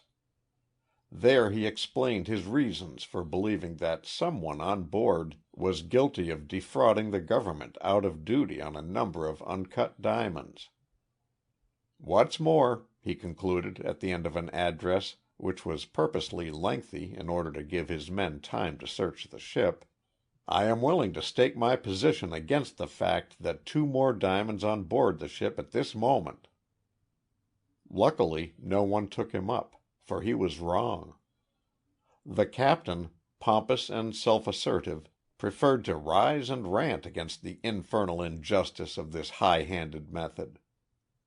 Marks settled back to listen in silence, and his fingers strayed to the side pocket of his coat, where his pet pipe reposed. His mind strayed to the thought of how his men were getting along on the ship, and he absent-mindedly packed the pipe and struck a match to light it. It was then that his eye fell upon the man seated beside him, Halley, the British first mate of the steamer. He had seen him sitting there before, but had paid little attention to him. Now he became aware of the fact that the mate was smoking a huge, deep-bowled meerschaum pipe. At least, it had been in his mouth ever since he entered, ready to be smoked, but unlighted. Almost without thinking about it, Marks leaned forward and presented the lighted match, holding it above the mate's pipe. "Light?" he inquired, in a matter-of-fact tone. To his amazement, the other started back as if he had been struck, and then, recovering himself, muttered, "No, thanks. I'm not smoking." Not smoking? Was the thought that flashed through Marks's head. Then why? But the solution of the matter flashed upon him almost instantly. Before the mate had time to move, Marks's hand snapped forward and seized the pipe. With the same movement he turned it upside down and rapped the bowl upon the table. Out fell a fair amount of tobacco, followed by 2 slate-colored pebbles which rolled across the table under the very eyes of the captain. "I guess that's all the evidence we need," Marks declared with a laugh of relief. "You needn't worry about informing your consul and entering a protest, Captain Williams. I'll take charge of your mate and these stones, and you can clear when you wish." End of Chapter 9. Chapter 10. The Girl at the Switchboard. "When you come right down to it," mused Bill Quinn, "women came as near to winning the late but unlamented war as did any other single factor. The Food Administration placarded their statement that 'Food will win the war,' broadcast throughout the country, and that was followed by a whole flock of other claimants, particularly after the armistice was signed. But there were really only 2 elements that played a leading role in the final victory, men and guns. And women played these to the limit of their powerful ability, saving food, buying bonds, doing extra work, wearing a smile when their hearts were torn, and going way out of their usual sphere in hundreds of cases, and making good in practically every one of them. So far as we know, the Allied side presented no analogy to Molly Pitcher or the other heroines of past conflicts, for war has made such forward steps that personal heroism on the part of women is almost impossible. Of course, we had Botchka Vera and her Regiment of Death, not to mention Edith Cavell, but the list is not a long one. When it is finally completed, however, There are a few names which the public hasn't yet heard, which will stand well toward the front. For example, there was Virginia Lang." "Was she the girl at the switchboard that you mentioned in connection with the Von Ewald case?" I interrupted. "That's the one," said Quinn. "And, what's more, she played a leading role in that melodrama, a play in which they didn't use property guns or cartridges." "Miss Lang," continued Quinn, "was one of the few women I ever heard of that practically solved a Secret Service case on her own. Of course, in the past, the different governmental detective services have found it to their advantage to go outside the male sex for assistance. There have been instances where women in the employ of the Treasury Department rendered valuable service in trailing smugglers. The matter of the Deauville diamonds is a case in point, and even the Secret Service hasn't been above using women to assist in running counterfeiters to earth, while the archives of the State Department would reveal more than one interesting record of feminine cooperation in connection with underground diplomacy. But in all these cases the women were employed to handle the work, and they were only doing what they were paid for. While Virginia Lang, well, in the first place, she was one of the girls in charge of the switchboard at the Rennoc in New York. You know the place. That big apartment hotel on Riverside Drive, where the lobby is only a shade less imposing than the bellboys, and it costs you a month's salary to speak to the superintendent. They never have janitors in a place like that. Virginia herself, I came to know her fairly well in the winter of 1917, after Dave Carroll had gone to the front, was well qualified by nature to be the heroine of any story. Rather above the average in size, she had luckily taken advantage of her physique to round out her strength with a gymnasium course. But in spite of being a big woman, she had the charm and personality which are more often found in those less tall. When you couple this with a head of wonderful hair, a practically perfect figure, eyes into which a man could look and, looking, lose himself, lips which would have caused a lipstick to blush and—oh, what's the use? Words only caricature a beautiful woman. And besides, if you haven't gotten the effect already, there's nothing that I could tell you that would help any." In the spring of 1916, when the Von Ewald chase was at its height, Miss Lang was employed at the Rennoc switchboard, and it speaks well for her character when I can tell you that not one of the bachelor tenants ever tried a second time to put anything over. Virginia's eyes could snap when they wanted to, and Virginia's lips could frame a cutting retort as readily as a pleasant phrase. In a place like the Rennoc, run as an apartment hotel, the guests change quite frequently, and it was some task to keep track of all of them, particularly when there were 3 girls working in the daytime, though only one was on at night. They took it by turns, each one working one week in 4 at night, and the other 3 holding down the job from 8 to 6. So, as it happened, Virginia did not see Dave Carroll until he had been there nearly a month. He blew in from Washington early one evening, and straightway absented himself from the hotel until sometime around 7 on the following morning, following the schedule right through, every night. Did you ever know Carroll? He and I worked together on the Farron case out in St. Louis, the one where a bookmaker at the races tipped us off to the biggest counterfeiting scheme ever attempted in this country, and after that he took part in a number of other affairs, including the one which prevented the Haitian Revolution in 1913. Dave wasn't what you would call good-looking, though he did have a way with women. The first night that he came downstairs, after a good day's sleep, and spotted Virginia Lang on the switchboard, he could have been pardoned for wandering over and trying to engage her in a conversation. But the only rise he got was from her eyebrows. They went up in that "I am sure I have never met you" manner which is guaranteed to be cold water to the most ardent male, and the only reply she vouchsafed was, "What number do you wish?" "You appear to have mine," Dave laughed, and then asked for Rector 2800, the private branch which connected with the Service headquarters. When he came out of the booth he was careful to confine himself to "thank you" and the payment of his toll. But there was something about him that made Virginia Lang feel he was different, a word which, with women, may mean anything or nothing. Then she returned to the reading of her detective story, a type of literature to which she was much addicted. Carroll, as you have probably surmised, was one of the more than 20 government operatives sent to New York to work on the von Ewald case.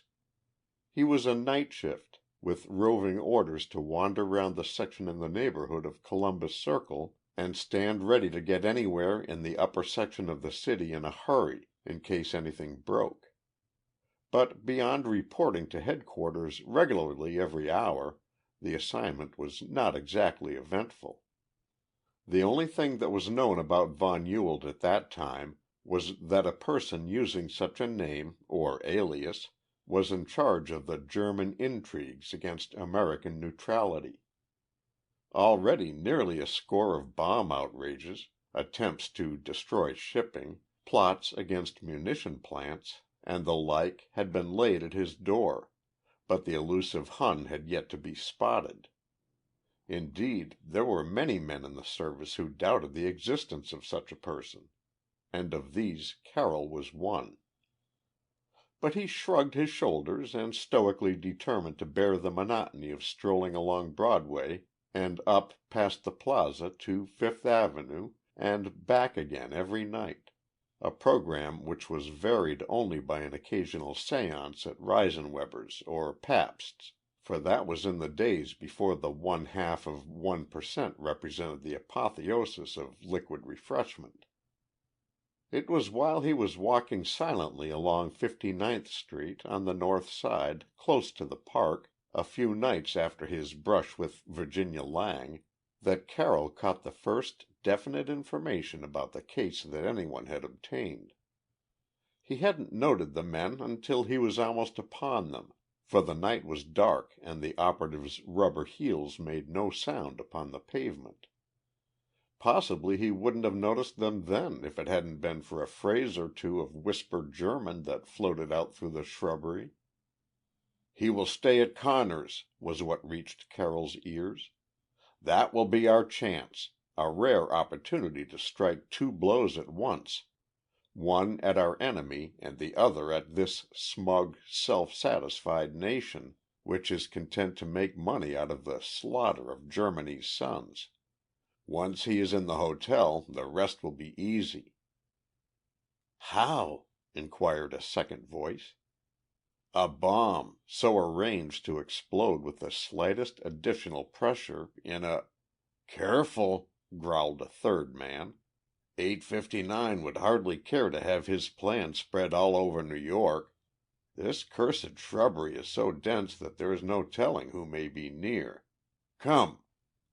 And Carroll, crouched on the outside of the fence which separates the street from the park, knew that seconds were precious if he was to get any further information.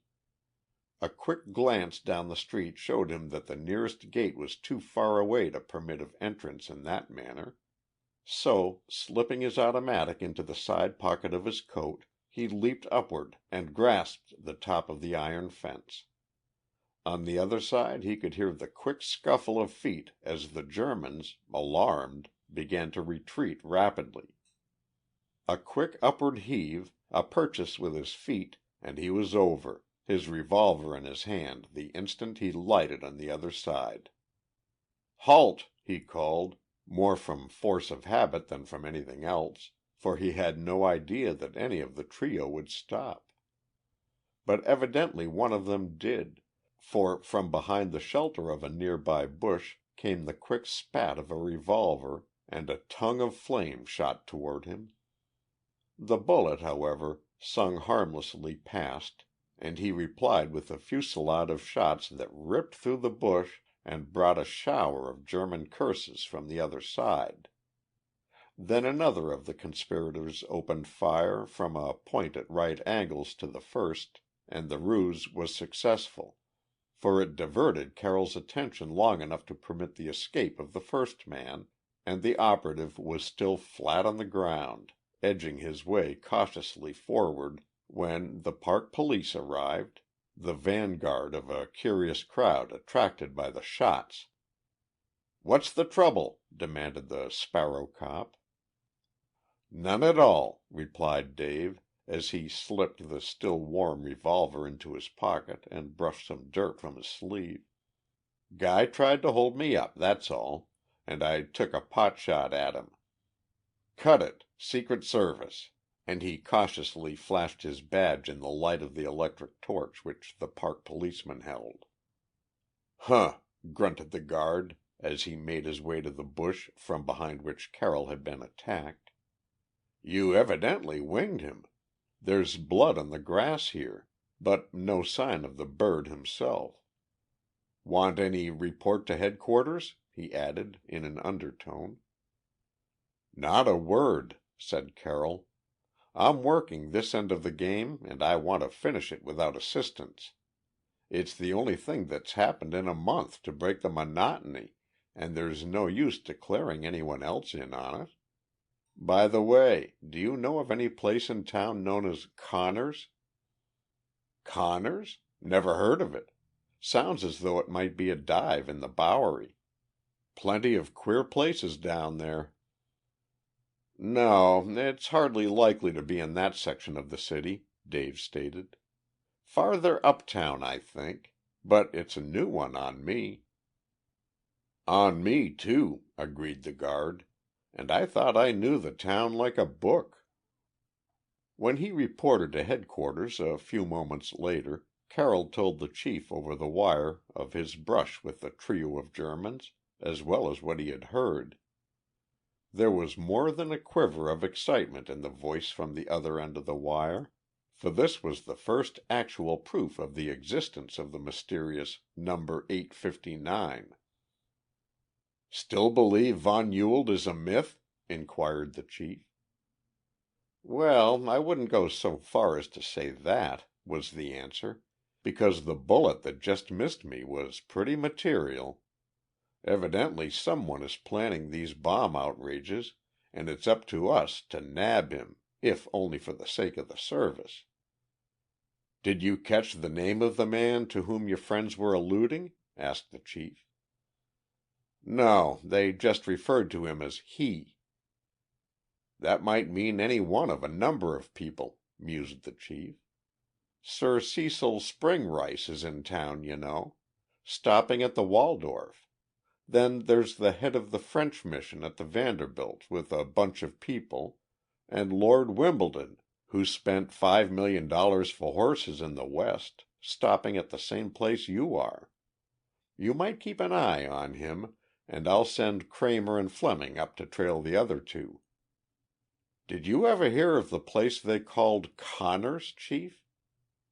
"No, but that doesn't mean anything. It may be a code word, a prearranged name to camouflage the hotel in the event anyone were listening in."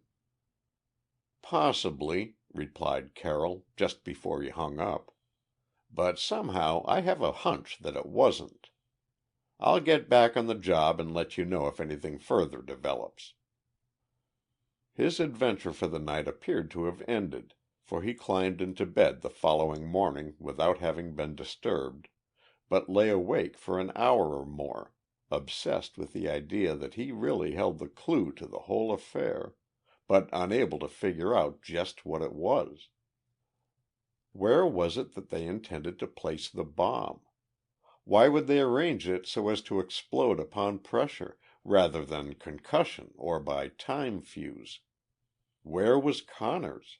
Who was the man they were plotting against? These were some of the questions which raced through his brain, and he awoke in the late afternoon still haunted by the thought that he really ought to know more than he did. That night at dinner he noted, almost subconsciously, that he was served by a new waiter, a fact that rather annoyed him because he had been particularly pleased at the service rendered by the other man. "Where's Felix?" he inquired, as the new attendant brought his soup. "He isn't in tonight, sir," was the reply. "He had an accident and won't be here for a couple of days." "An accident?" "Yes, sir," was the laconic answer. "Anything serious?" "No, sir. He hurt his hand," and the waiter disappeared without another word. Carroll thought nothing more of it at the time, but later, over his coffee and a good cigar, a sudden idea struck him. Could it be that Felix was one of the men whom he had surprised the night before, the one he had fired at and hit? No, that was too much of a coincidence. But then Felix was manifestly of foreign origin, and while he claimed to be Swiss, there was a distinct Teutonic rasp to his words upon occasion. Signaling to his waiter, Dave inquired whether he knew where Felix lived. "I'd like to know if there is anything that I can do for him," he gave as his reason for asking.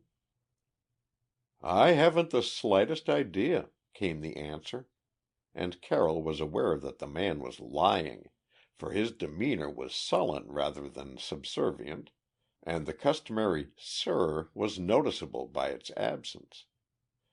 Once in the lobby, Dave noticed that the pretty telephone operator was again at the switchboard, and the idea occurred to him that he might find out Felix's address from the hotel manager or head waiter.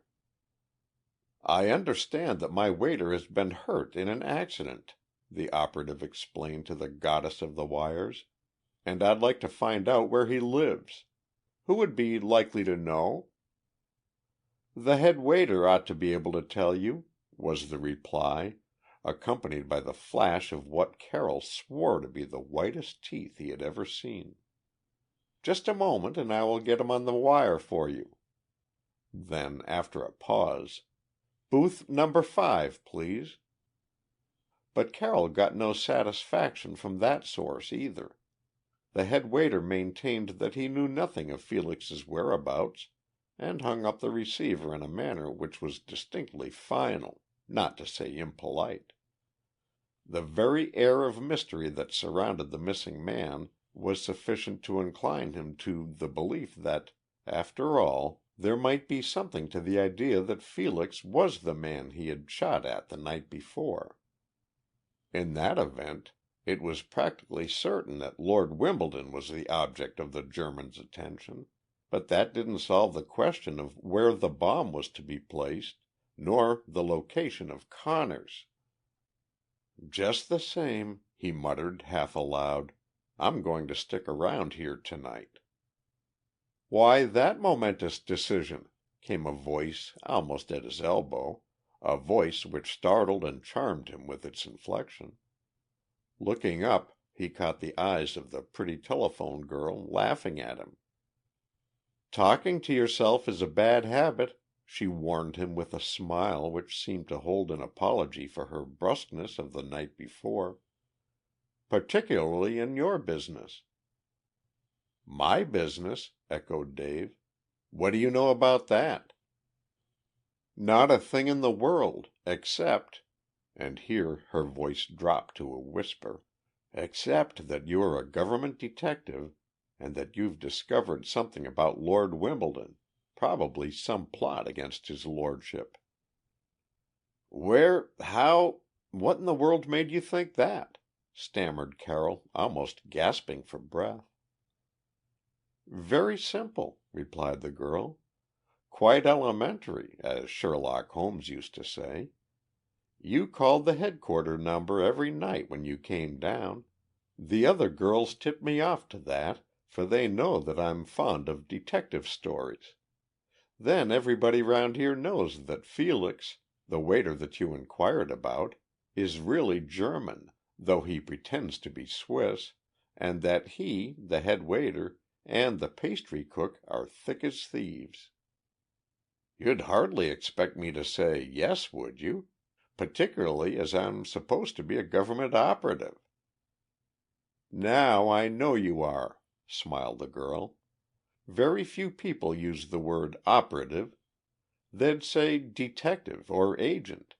But don't worry, I won't give you away." "Please don't," laughed Carroll, half banteringly, half in earnest, for it would never do to have it leak out that a girl had not only discovered his identity, but his mission. Then, as an afterthought, "Do you happen to know of any hotel or place here in town known as Connor's?" he asked. "Why, of course," was the reply, amazing in its directness. "The manager's name—" But then she halted abruptly, picked up a plug, and said, "What number, please?" into the receiver. Carroll sensed that there was a reason for her stopping in the middle of her sentence, and, looking around, found the pussy-footed head-waiter beside him, apparently waiting for a call. Silently damning the custom that made it obligatory for waiters to move without making a sound, Carroll wandered off across the lobby, determined to take a stroll around the block before settling down to his night's vigil. A stop at the information desk, however, rewarded him with the news that Lord Wimbledon was giving a dinner in his apartments the following evening to the British ambassador, that being all the hotel knew officially about his Grace's movements. "I'll take care to have half a dozen extra men on the job," Carroll assured himself, "for that's undoubtedly the time they would pick if they could get away with it. A single bomb then would do a pretty bit of damage." The evening brought no further developments, but shortly after midnight he determined to call the Rennoc, in the hope that the pretty telephone girl was still on duty, and that she might finish telling him what she knew of Connor's. "Hotel Rennoc," came a voice which he recognized instantly. "This is Dave Carroll speaking," said the operative. "Can you tell me now what it was you started to say about Connor's?" "Not now," came the whispered reply. Then, in a louder voice, "Just a moment, please, and I'll see if he's registered." During the pause which followed, Dave realized that the girl must be aware that she was watched by someone. Was it the silent moving head-waiter? "No, he hasn't arrived yet," was the next phrase that came over the wires, clearly and distinctly, followed by instructions, couched in a much lower tone. "Meet me. Drive entrance. 1-5 sure." And then a click as the plug was withdrawn. It was precisely 5 minutes past 1 when Carroll paused in front of the Riverside Drive doorway to the Rennoc, considering it the part of discretion to keep on the opposite side of the driveway. A moment later a woman, alone, left the hotel, glanced around quickly, and then crossed to where he was standing. "Follow me up the street," she directed in an undertone as she passed. "Michael has been watching like a hawk." Dave knew that Michael was the head waiter, and out of the corner of his eye he saw a shadow slip out of another of the hotel doorways, farther down the drive, and start toward them. But when he looked around a couple of blocks farther up the drive there was no one behind them. "Why all the mystery?" he inquired as he stepped alongside the girl. "Something's afoot in the Rennoc," she replied, "and they think I suspect what it is and have told you about it. Michael hasn't taken his eyes off me all evening. I heard him boast one night that he could read lips, so I didn't dare tell you anything when you called up, even though he was across the lobby. Connor's, the place you asked about, is the Rennoc. Spell it backward. Connor is the manager, hence the name of the hotel." "Then," said Carroll, "that means that they've got a plan under way to bomb Lord Wimbledon and probably the British ambassador at that dinner tomorrow evening. I overheard one of them say last night that a bomb, arranged to explode at the slightest pressure, would be placed in the—" and then he stopped. "In the cake," gasped the girl, as if by intuition. But her next words showed that her deduction had a more solid foundation. "This is to be a birthday dinner in honor of Lord Percy, somebody who's in Lord Wimbledon's party, as well as in honor of Lord Cecil. The pastry cook, who's almost certainly mixed up in the plot, has plenty of opportunity to put the bomb there, where it would never be suspected. The instant they cut the cake—" But her voice trailed off in mid-air as something solid came down on her head with a crash. At the same moment Dave was sent reeling by a blow from a blackjack, a blow which sent him spinning across the curb and into the street. He was dimly aware that two men were leaping toward him and that a third was attacking the telephone girl.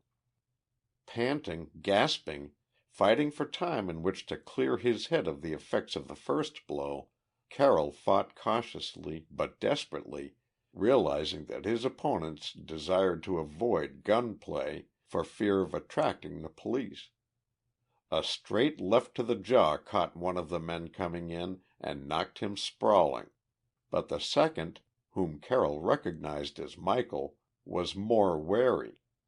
He dodged and feinted with the skill of a professional boxer and then launched an uppercut which went home on the point of Dave's jaw.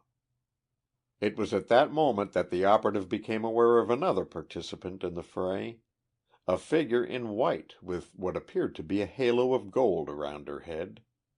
The thought flashed through his mind that he must be dreaming, but he had sense enough left to leap aside when a feminine voice called, "Look out!" and the arc light glinted off the blade of a knife as it passed perilously close to his ribs. Then the figure in white brought something down on Michael's head, and, wheeling, seized the wrist of the third man in a grip of iron. 10 seconds later the entire trio was helpless, and Carroll was blowing a police whistle for assistance. "There was really nothing to it at all," protested the telephone girl during the ride in the patrol. "They made the mistake of trying to let Felix, with his wounded hand, take care of me. I didn't have 2 years of gym work and a complete course in jiu-jitsu for nothing, and that blackjack came in mighty handy a moment or two later. All Felix succeeded in doing was to knock my hat off, and I shed my coat the instant I had attended to him." "That's why I thought you were a goddess in white," murmured Dave. "No goddess at all, just a girl from the switchboard who was glad to have a chance at the brutes. Anyhow, that few minutes beats any book I have read for action." Dave's hand stole out in the darkness as they jolted forward, and when it found what it was seeking, "Girl," he said, "do you realize that I don't even know your name?" "Lang," said a voice in the dark. "My friends call me Virginia." "After what you just did for me, I think we ought to be at least good friends," laughed Carroll, and the thrill of the fight which had just passed was as nothing when she answered, "At least that, Dave." Quinn paused for a moment to repack his pipe, and I took advantage of the interruption to ask what happened at the Wimbledon dinner the following night. "Not a thing in the world," replied Quinn. "Everything went off like clockwork, everything but the bomb. As the Podunk Gazette would say, a very pleasant time was had by all. But you may be sure that they were careful to examine the cake and the other dishes before they were sampled by the guests. Michael, Felix, and the cook were treated to a good dose of the third degree at headquarters, but without results. They wouldn't even admit that they knew any such person as number 859 or von Ewald. 2 of them got off with light sentences for assault and battery. The pastry cook, however, went to the pen when they found a quantity of high explosives in his room." "And Miss Lang?" "If you care to look up the marriage licenses for October, 1916, you'll find that one was issued in the names of David Carroll and Virginia Lang. She's the wife of a captain now, for Dave left the service the following year and went to France to finish his fight with the Hun. I saw him not long ago, and the only thing that's worrying him is where he is going to find his quota of excitement, for he says that there is nothing left in the service but chasing counterfeiters and guarding the resident, and he can't stand the idea of staying in the Army and drawing his pay for wearing a uniform." End of Chapter 10. Chapter 11. Lost, $100,000. I stopped on my way here tonight and laid in a supply of something that I don't often use, chewing gum, said Bill Quinn, formerly of the Secret Service, as he settled back comfortably to enjoy an evening's chat.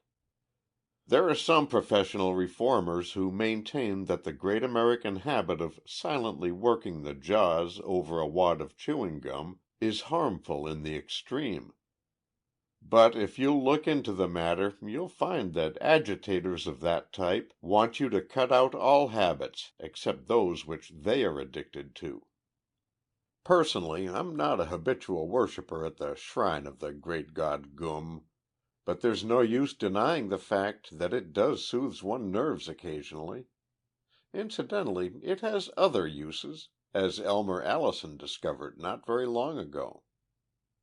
"Yes?" I inquired, sensing the fact that Quinn had a story up his sleeve and was only awaiting the opportunity to spring it.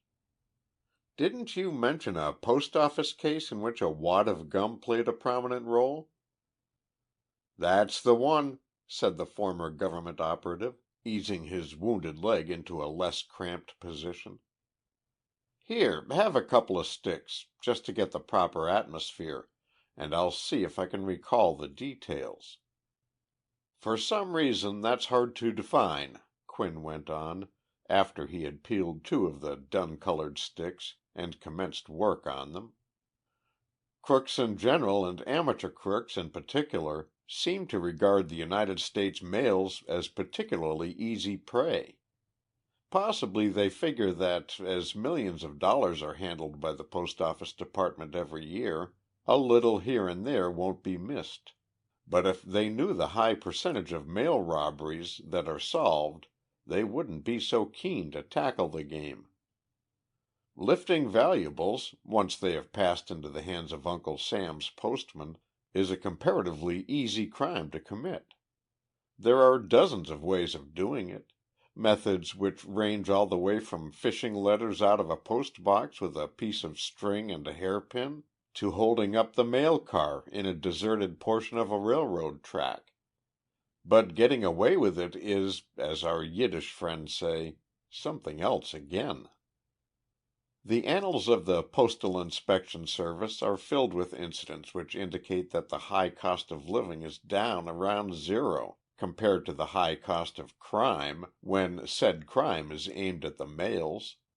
There are scores of men in Atlanta, Leavenworth, and other federal prisons whose advice would be to try murder, forgery, or arson rather than attempt to earn a dishonest living by stealing valuable letters.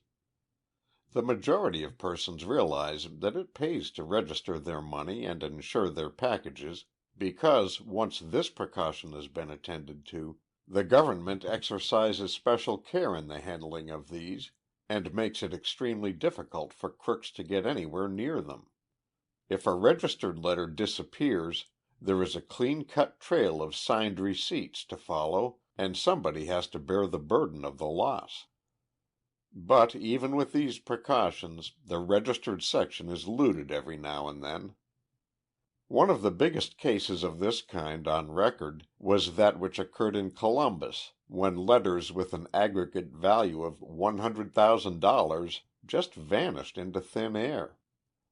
Of course, they didn't all disappear at one time, but that made it all the more mysterious, because the thefts were spread out over a period of some 5 or 6 weeks, and they went on just as regularly as clockwork, in spite of the precautions to the contrary.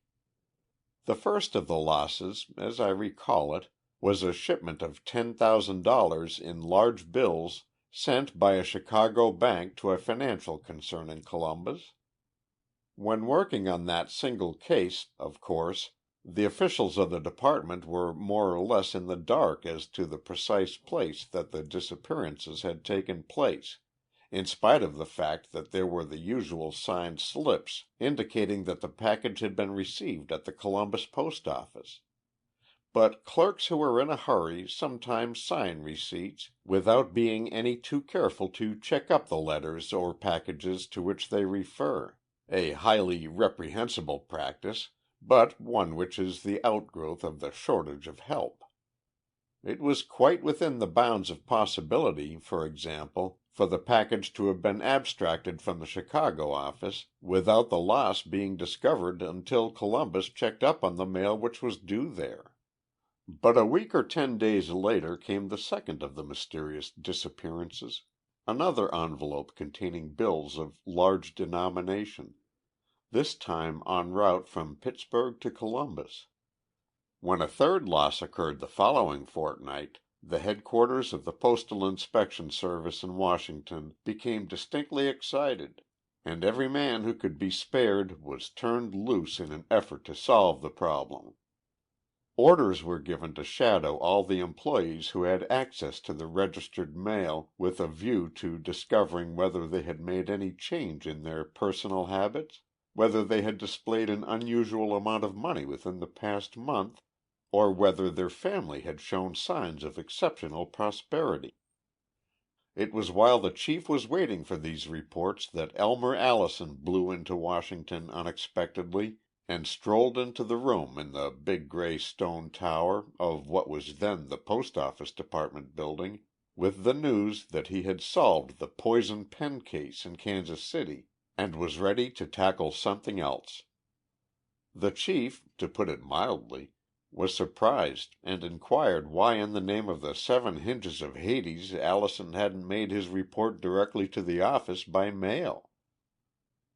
"That was a pretty important case, Chief," Elmer replied, "and I didn't want to take any chances of the findings being lost in the registered mail." Then, grinning, he continued, "Understand you've been having a bit of trouble out in Columbus." "Who told you about that?" growled the chief.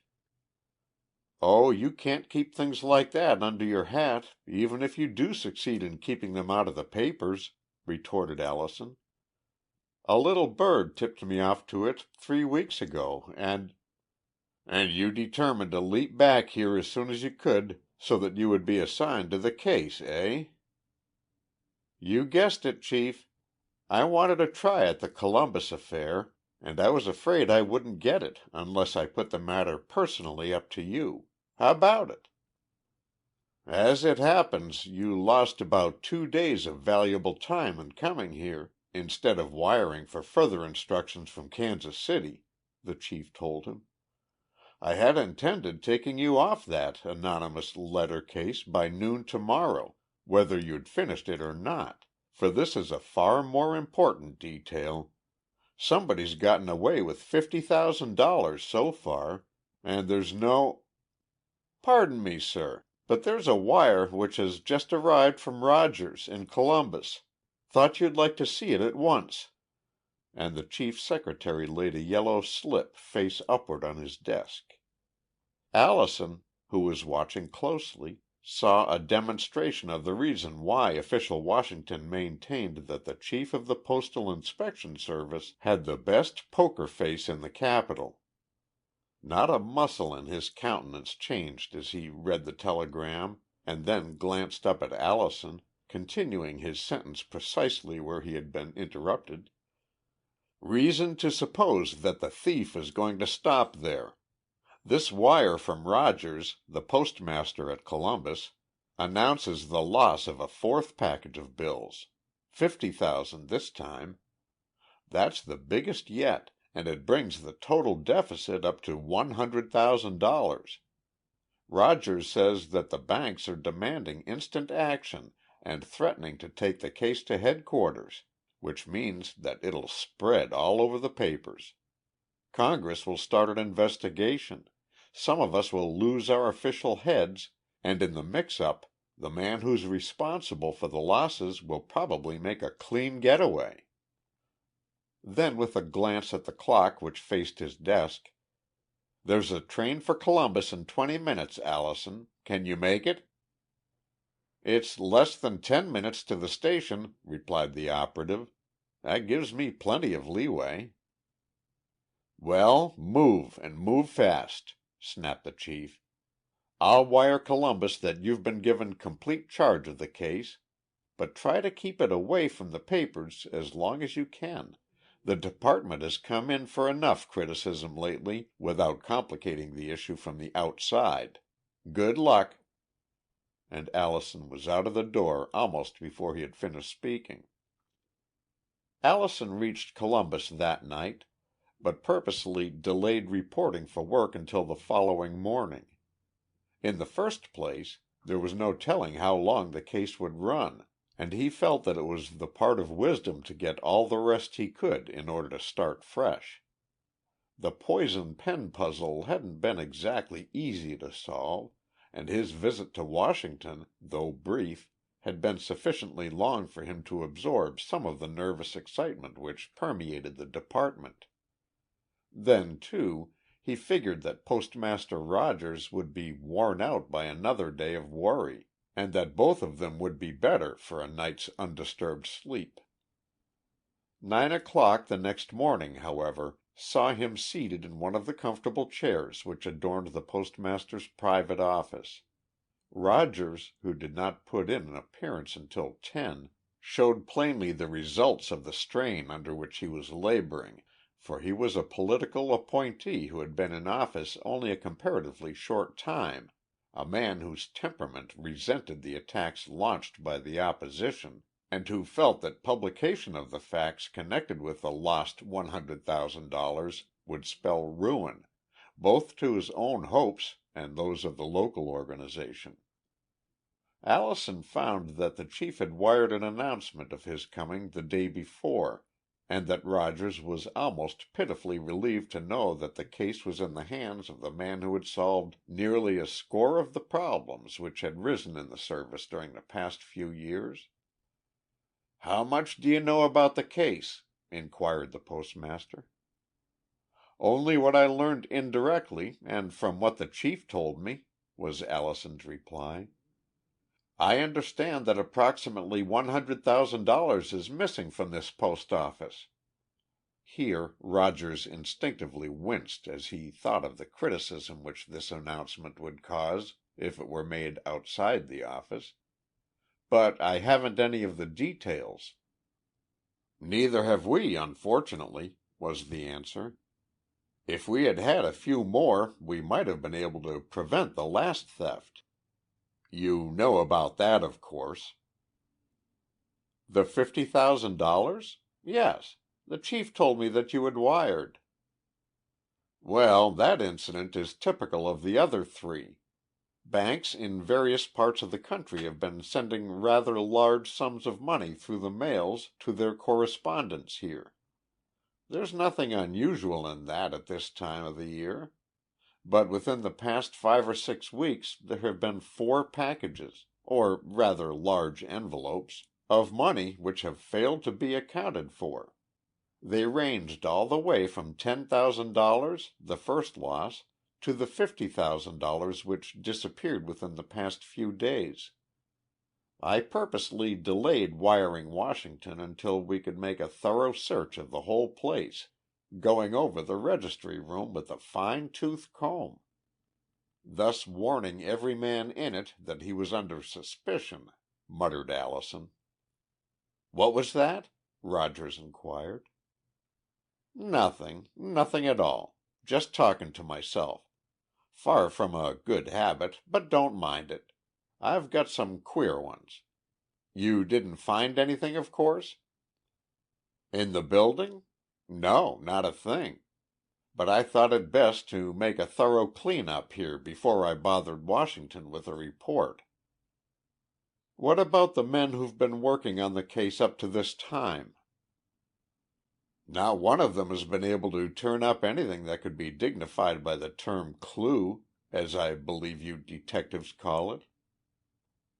"Yes, that's the right word," agreed the operative. "At least all members of the Detective Story Writers Union employ it frequently enough to make it fit the case. What lines have Boyd and the other men here been following?" "At my suggestion they made a careful examination into the private lives of all employees of the post office, including myself," Rogers answered, a bit pompously.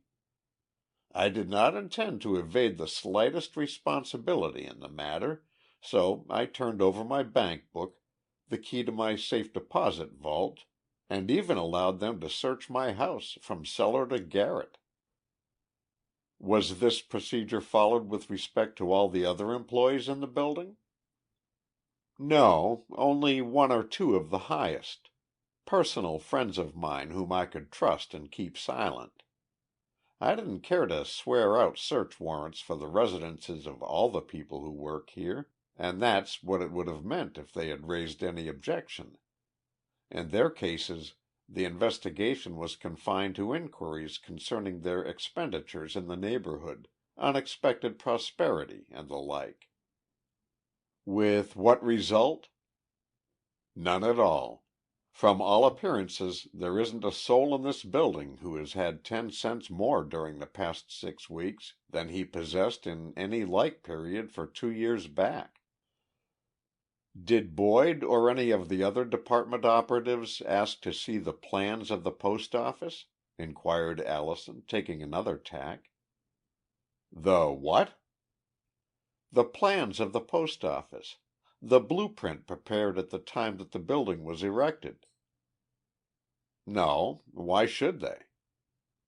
"I thought they might have been interested in it, that's all," was Allison's answer, but anyone who knew him would have noted that his tone was just a trifle too nonchalant to be entirely truthful. "By the way," added the operative, "might I see it?" "The blueprint?" "Yes. You will probably find it in the safe. If you'll have some one look it up, I'll be back in half an hour to examine it," said Allison. "Meanwhile, I'll talk to Boyd and the other men already on the ground, and see if I can dig anything out of what they've discovered." But Boyd and his associates were just as relieved as Rogers had been to find that the case had been placed in Allison's hands. 4 weeks and more of steady work had left them precisely where they had commenced, several miles back of that point, as one of them admitted. "For 3 more stunts have been pulled off right under our eyes." The personal as well as the official record of every man and woman in the Columbus post office had been gone over with a microscope, without the slightest result. If the germ of dishonesty was present, it was certainly well hidden. "We'll try another and more powerful lens," Allison stated, as he turned back to the postmaster's private office. "By the way, Boyd, have you or any of your men been in the service more than 4 years?" "No, I don't think any of us has. What's that got to do with it?" "Not a thing in the world, as far as your ability is concerned. But there is one point that every one of you overlooked, because you never heard of it. I'm going to try it out myself now, and I'll let you know what develops." With that Allison turned and sauntered back into Rogers's office. There, spread upon the desk, was the missing blueprint, creased and dusty from disuse. "First time you ever saw this, eh?" Allison inquired of the postmaster. "The first time I even knew it was there," admitted that official. "How'd you know where to find it?" "I didn't, but there's an ironclad rule of the department that plans of this nature are to be kept under lock and key for just such emergencies as this. but I guess your predecessor was too busy to worry you with details." Rogers grunted. It was an open secret that the postmaster who had preceded him had not been any too friendly to his successor. Allison did not pursue the subject, but spread the plan upon the unoccupied table so that he could examine it with care. "If you'll be good enough to lock that door, Postmaster," he directed, "I'll show you something else about your building that you didn't know. But I don't want anybody else coming in while we're discussing it." Puzzled, but feeling that the government detective ought to be allowed to handle things in his own way, Rogers turned the key in the lock and came over to the table where Allison stood. "Do you see that little square marked with a white star and the letter L?" asked Elmer. "Yes, what is it?" "What is this large room next to it?" countered the operative. That's the registry room." "Precisely. And concealed in the wall in a spot known only to persons familiar with this blueprint is a tiny closet or lookout. That's what the L means, and that's the reason that there's a strict rule about guarding plans of this nature very carefully." "You mean to say that a place has been provided for supervision of the registry division? A room from which the clerks can be watched without their knowledge?" "Exactly. And such a precaution has been taken in practically every post office of any size in the country. Only the older men in the service know about it, which is the reason that neither Boyd nor any of his men asked to see this set of plans. The next step is to find the key to the lookout and start in on a very monotonous spell of watchful waiting. You have the bunch of master keys, of course?" "Yes, they're in the safe where the plans were kept. Just a moment and I'll get them." When Rogers produced the collection of keys, Allison ran hurriedly over them and selected one which bore, on the handle, a small, six-pointed star corresponding to the mark on the blueprint. "Want to go up with me and investigate the secret chamber?" he inquired. "I certainly do," agreed Rogers. "But there's one point where this room won't help us in the slightest. How did the thief get the mail containing the money out of the building? You know the system that maintains in the registry room? It's practically impossible for a sheet of paper to be taken out of there, particularly when we are on guard, as we are now." "That's true," Allison admitted.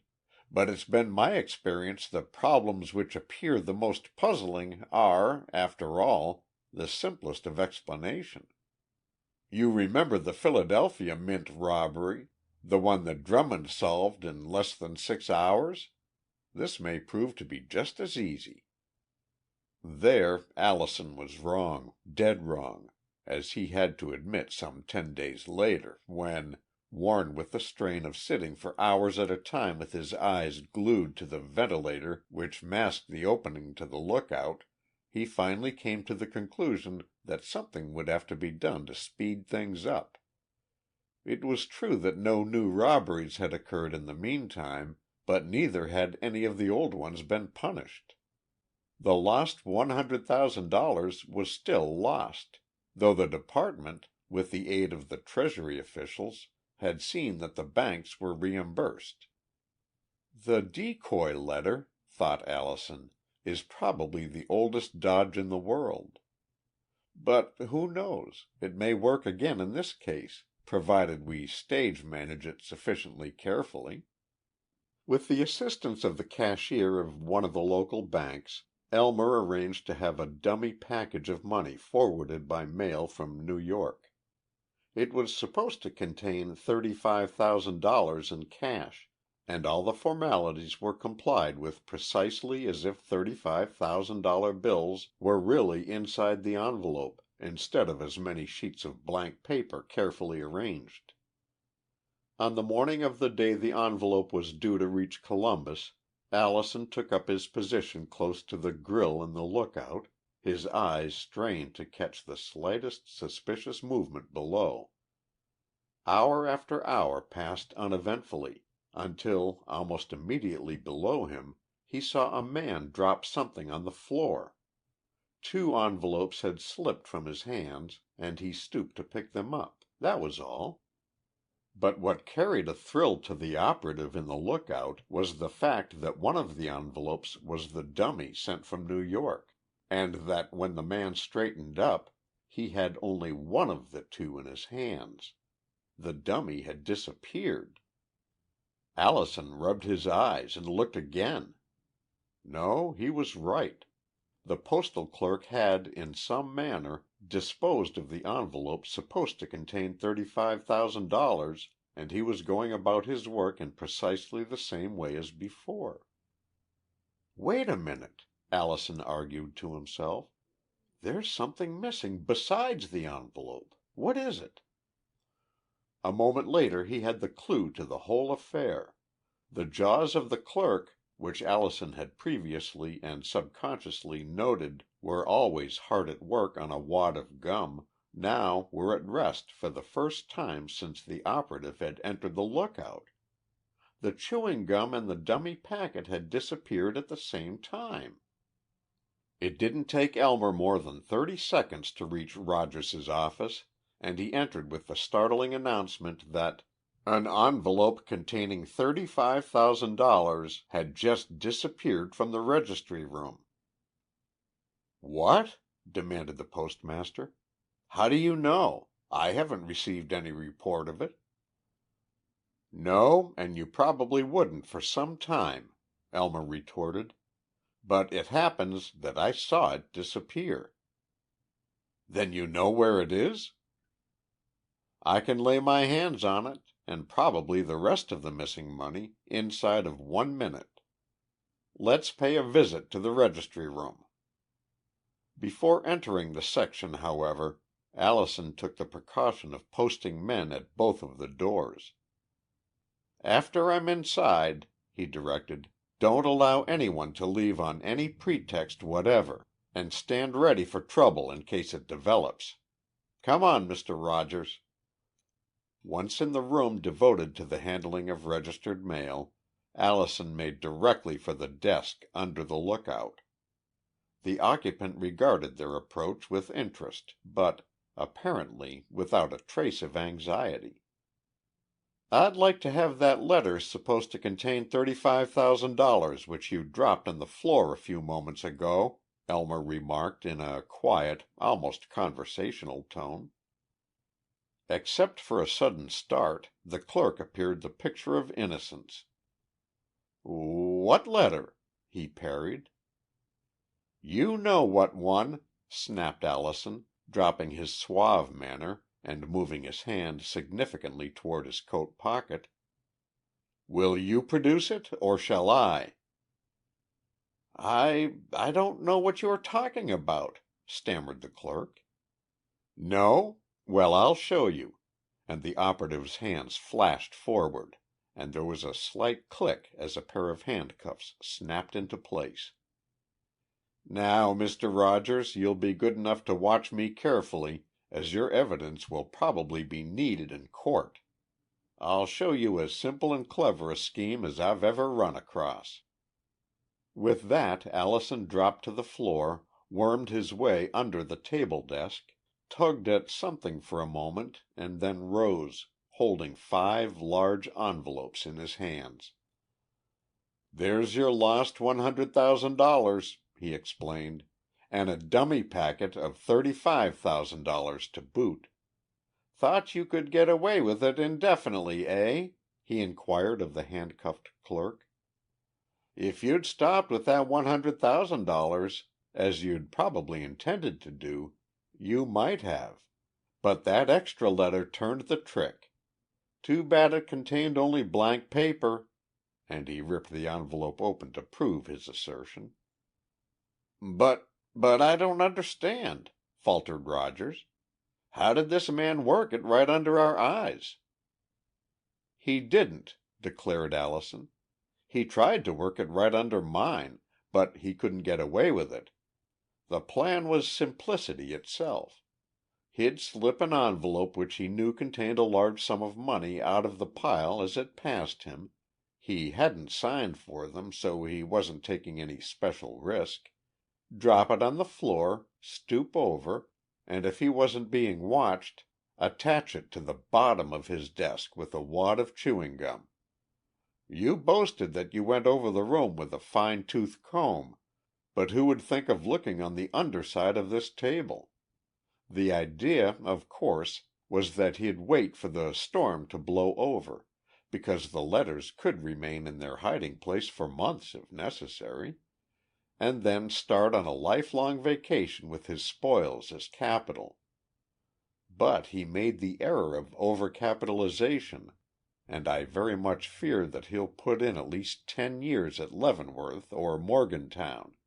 But I'd like to bet he never chews another piece of gum." "That," continued Quinn as he tossed another pink wrapper into the wastebasket, "I consider the simplest and cleverest scheme to beat the government that I ever heard of. Better even than Cochrane's plan in connection with the robbery of the Philadelphia Mint, because it didn't necessitate any outside preparation at all. The right job, a piece of gum, and there you are. But you may be sure that whenever an important letter disappears nowadays, one of the first places searched by the postal inspection operatives is the lower side of the desks and tables. You can't get away with a trick twice in the same place." End of Chapter 11. Chapter 12. The Double Code. It was one night in early fall that Bill Quinn and I were browsing around the library in the house that he called home, ever since a counterfeiter's bullet incapacitated him from further active work in the Secret Service. Prior to that time he had lived, as he put it, wherever he hung his hat. But now there was a comfortable little house with a den where Quinn kept the more unusual, and often gruesome, relics which brought back memories of the past. There, hanging on the wall with a dark brown stain still adorning the razor-like edge, was a Chinese hatchet, which had doubtless figured in some Tong war on the coast. Below was an ordinary 25-cent piece attached to the wallpaper with chewing gum. Just as it once aided in robbing the treasury of nearly $1 million, Quinn assured me. In another part of the room was a frame containing what appeared to be a bit torn from the wrapping of a package, with the canceled stamp and a half-obliterated postmark as the only clues to the murder of the man who had received it, and, beside the bookcases, which contained a wide range of detective literature, hung a larger frame in which were the fingerprints of more than a score of criminals, men bearing names practically unknown to the public, but whose exploits were bywords in the various governmental detective services.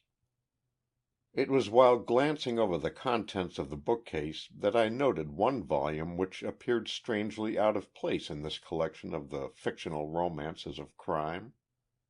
"What's this doing here?" I inquired, taking down a volume of The Giant Raft by Jules Verne. "Verne didn't write detective stories, did he?" "No," replied Quinn, "and it's really out of place in the bookcase. If possible, I'd like to have it framed and put on the wall with the rest of the relics, for it's really more important than any of them, from the standpoint of value to the nation. That quarter on the wall over there, the one which figured in the sugar fraud case, cost the government in the neighborhood of $1 million. But this book probably saved a score of millions and hundreds of lives as well. If it hadn't been for the fact that the Thurber of the Navy Department knew his Jules Verne even better than he did his Bible, it's quite possible that— Well, there's no use telling the end of the story before the beginning. Make yourself comfortable, and I'll see if I can recall the details of the case." "Remember Dr. Heinrich Albert?" Quinn inquired, after we had both stretched out in front of the open fire. "Theoretically, the Herr Doctor was attached to the German embassy in Washington, merely in advisory and financial capacity. He and Haniel von Heimhausen, the same counselor that the present German government wanted to send over here as ambassador after the signing of the peace treaty, were charged with the solution of many of the legal difficulties which arose in connection with the business of the big red brick dwelling on Massachusetts Avenue. But while von Heimhausen was occupied with the legal end of the game, Dr. Albert attended to many of the underground details which went unsuspected for many years.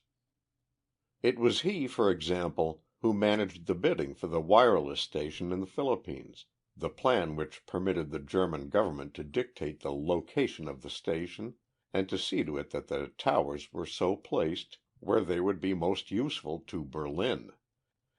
He undoubtedly worked with von Papen and Boy Ed during the early years of the war, years in which this precious trio, either with or without the knowledge of the Count von Bernstorff, sought by every means to cripple American shipping, violate American neutrality, and make a laughingstock of American diplomatic methods. What's more, they got away with it for months. Not because the Secret Service and the Department of Justice weren't hot on their trail, but because the Germans were too cagey to be caught, and you can't arrest a diplomat just on suspicion. During the months which followed the 1st of August, 1914, practically every one of the government's detective services was called upon in some way to pry into the affairs of the embassy staff. But the brunt of the work naturally devolved upon the two organizations directly concerned with preventing flagrant breaches of neutrality, the Secret Service and the Department of Justice. Every time that Dr. Albert, or any other official of the German government, left Washington, he was trailed by anywhere from 1 to 5 men. Every move he made was noted, and every reported to headquarters, with the result that the State Department had a very good idea of the names of the men who were being used to forward Germany's ends, even though it knew comparatively little about what was actually planned. The attachés were entirely too clever to carry on compromising conversations in the open, and their appointments were made in such a manner as effectually to prevent the planting of a dictaphone or any other device by which they might be overheard. The directions to the men who were responsible for the working of the two services were: "Every attaché of the German embassy is to be guarded with extreme care, day and night. Reports are to be made through the usual channels and, in the event that something unusual is observed, divisional headquarters is to be notified instantly, the information being transmitted to Washington before any final action is taken." This last clause, of course, was inserted to prevent some hot-headed operative from going off half-cocked and thus spoiling the State Department's plans. As long as Albert and his associates were merely guarded, they couldn't enter any formal complaint. But, given half a chance, they would have gotten on their official dignity and demanded that the espionage cease. From the State Department's point of view, it was an excellent rule, but Gene Barlow and the other Secret Service men assigned to follow Albert couldn't see it in that light. "What's the idea, anyhow?" Gene growled one night as his pet taxicab dashed down Massachusetts Avenue in the wake of the big touring car that was carrying the German attaché to the Union Station. "Here we have to be on the job at all hours, just to watch this Dutchman and see what he does. And," with a note of contempt, "he never does anything worth reporting. Sees half a dozen people, lunches at the German American Club, drops in at 2 or 3 offices downtown, and then back here again. If they'd only let us waylay him and get hold of that black bag that he always carts around, there'd be nothing to it. Some day I'm going to do that little thing, just to see what happens." But Barlow took it out in threats. Secret Service men find pleasure in stating what they are going to do "some day," but the quality of implicit obedience has been drilled into them too thoroughly for them to forget it, which is possibly the reason why they take such a sheer and genuine delight in going ahead when the restrictions are finally lifted. It was in New York, more than 2 years after the war had commenced, that Barlow got his first opportunity to see what would happen.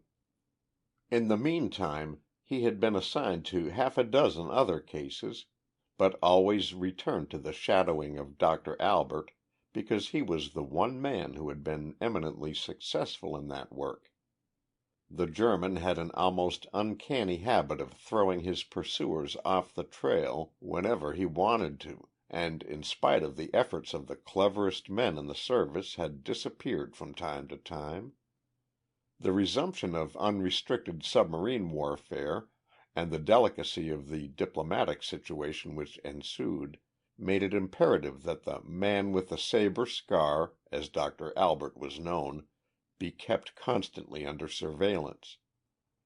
"Stick to him, Gene, and don't bother about reporting until you are certain that he will stay put long enough for you to phone," were the instructions that Barlow received. "The doctor must be watched every moment that he's away from the embassy, and it's up to you to do it." "Anything else beside watching him?" inquired the operative, hopefully. "No," smiled the chief. "There isn't to be any rough stuff.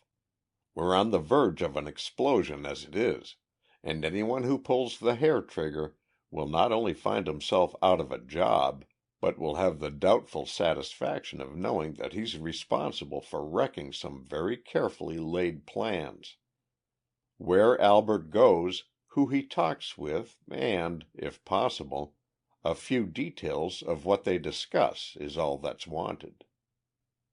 "Wouldn't like to have a piece of the Kaiser's mustache or anything of that kind, would you, Chief?" Barlow retorted. "I could get that for you a whole lot easier than I could find out what the man with the saber scars talks about. He's the original George B. Careful. Never was known to take a chance. Wouldn't bet a nickel against $100 that the sun would come up tomorrow, and always sees to it that his conferences are held behind bolted doors. They even pull down the shades so that no lip reader with a pair of field glasses can get a tip as to what they're talking about." "That's the reason you were picked for this case," was the chief's reply. "Any strong-arm man could whale Albert over the head and throw him in the river. That wouldn't help any. What we need is information concerning what his plans are, and it takes a clever man to get that." "All bull and a yard wide," laughed Gene, but the compliment pleased him nevertheless. "I'll watch him, but let me know when the lid comes off and I can use other methods." The chief promised that he would, and it was not more than 3 weeks later that he had an opportunity to make good. "Barlow," he directed, speaking over the long-distance phone to the operative in New York, "the Department of Justice has just reported that Dr. Albert is in receipt of a document of some kind, probably a letter of instruction from Berlin, which it is vital that we have at once.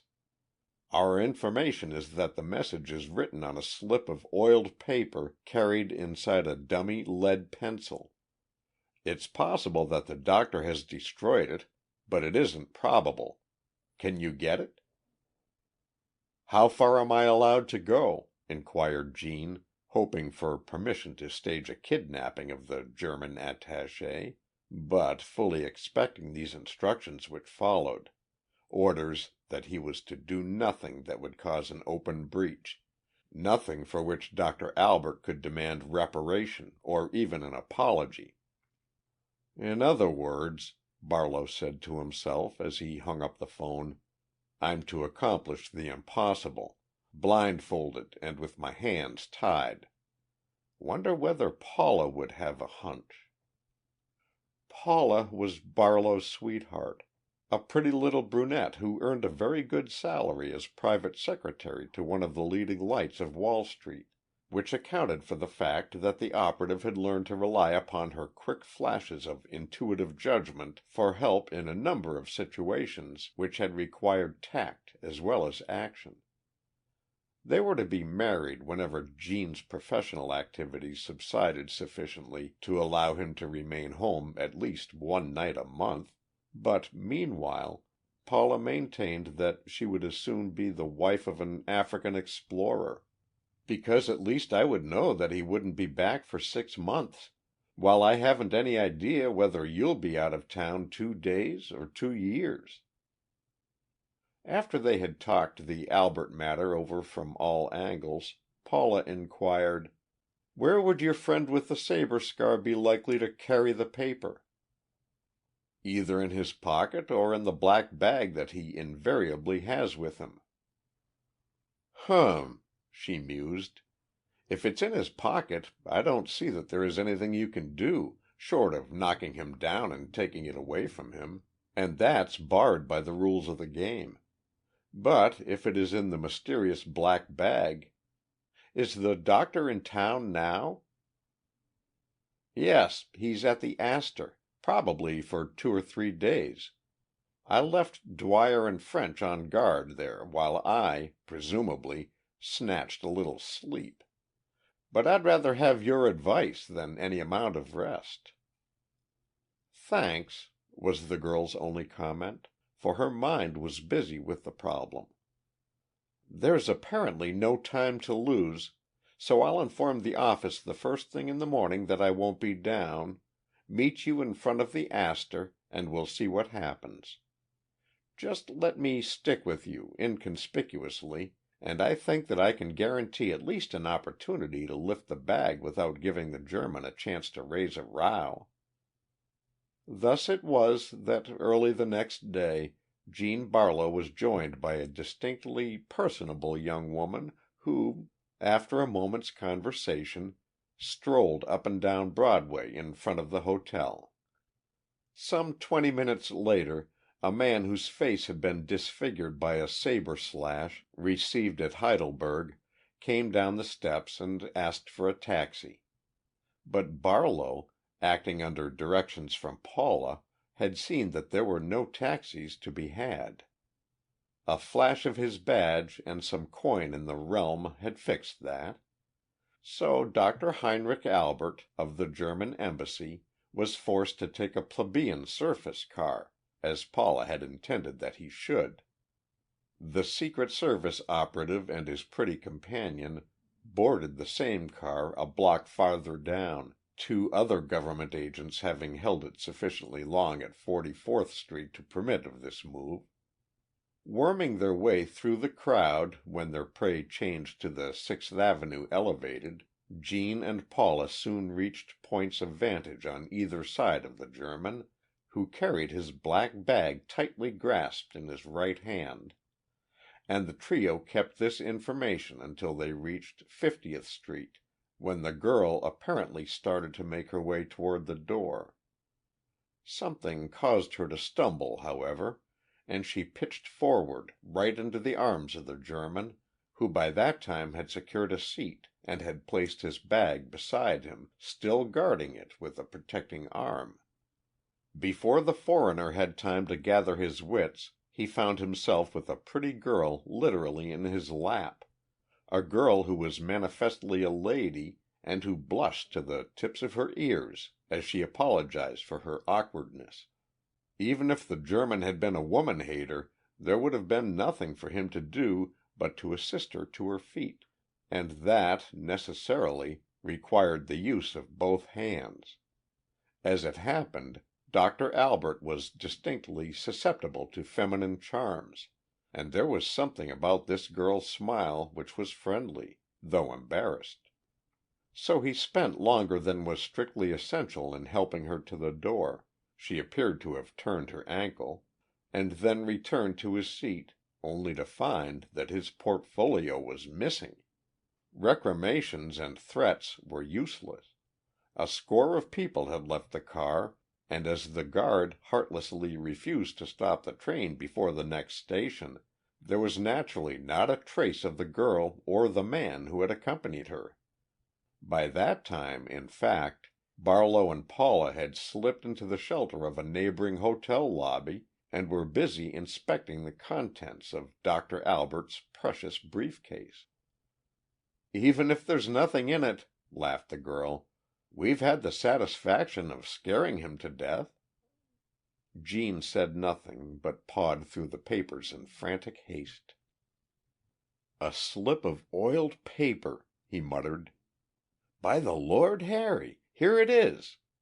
And he produced a pencil which his trained fingers told him was lighter than it should be. With a wrench he broke off the metal tip that held the eraser, and from within the wooden spindle removed a tightly wrapped roll of very thin, almost transparent paper, covered with unintelligible lettering. "What's on it?" demanded Paula. "I'll never tell you," was Barlow's reply. "It would take a better man than I am to decipher this," and he read off: I-T-F-B-B-T-T-X-O. "Code?" interrupted the girl. "Sure it is, and apparently a peach." The next moment he had slipped the paper carefully into an inside pocket, crammed the rest of the papers back into the briefcase, and was disappearing into a phone booth. "Better get down to work, dear," he called over his shoulder. "I'm going to report to the office here and then take this stuff down to Washington." And that was the last that Paula saw of him for a week. 6 hours later Barlow entered the chief's office in the Treasury Department and reported that he had secured the code message. "So New York phoned," was the only comment from the man who directed the destinies of the Secret Service. "Take it right up to the Navy Department and turn it over to Thurber, the librarian. He'll be able to read it if anybody can." Thurber, Gene knew, was the man who was recognizedly the leading authority on military codes and ciphers in the United States, the man who had made a hobby as well as a business of decoding mysterious messages, and who had finally deciphered the famous square letter code, though it took him months to do it. "He'll have to work faster than that this time," thought Barlow, as he made his way toward the librarian's office on the 4th floor of the big, gray stone building. "Time's at a premium, and Germany moves too fast to waste any of it." But Thurber was fully cognizant of the necessity for quick action. He had been warned that Barlow was bringing the dispatch and the entire office was cleared for work. Spreading the oiled paper on a table top made of clear glass, the librarian turned on a battery of strong electric lights underneath so that any watermark or secret writing would have been at once apparent. But there was nothing on the sheet except line after line of meaningless letters. "It's possible, of course, that there may be some writing in invisible ink on the sheet," admitted the cipher expert.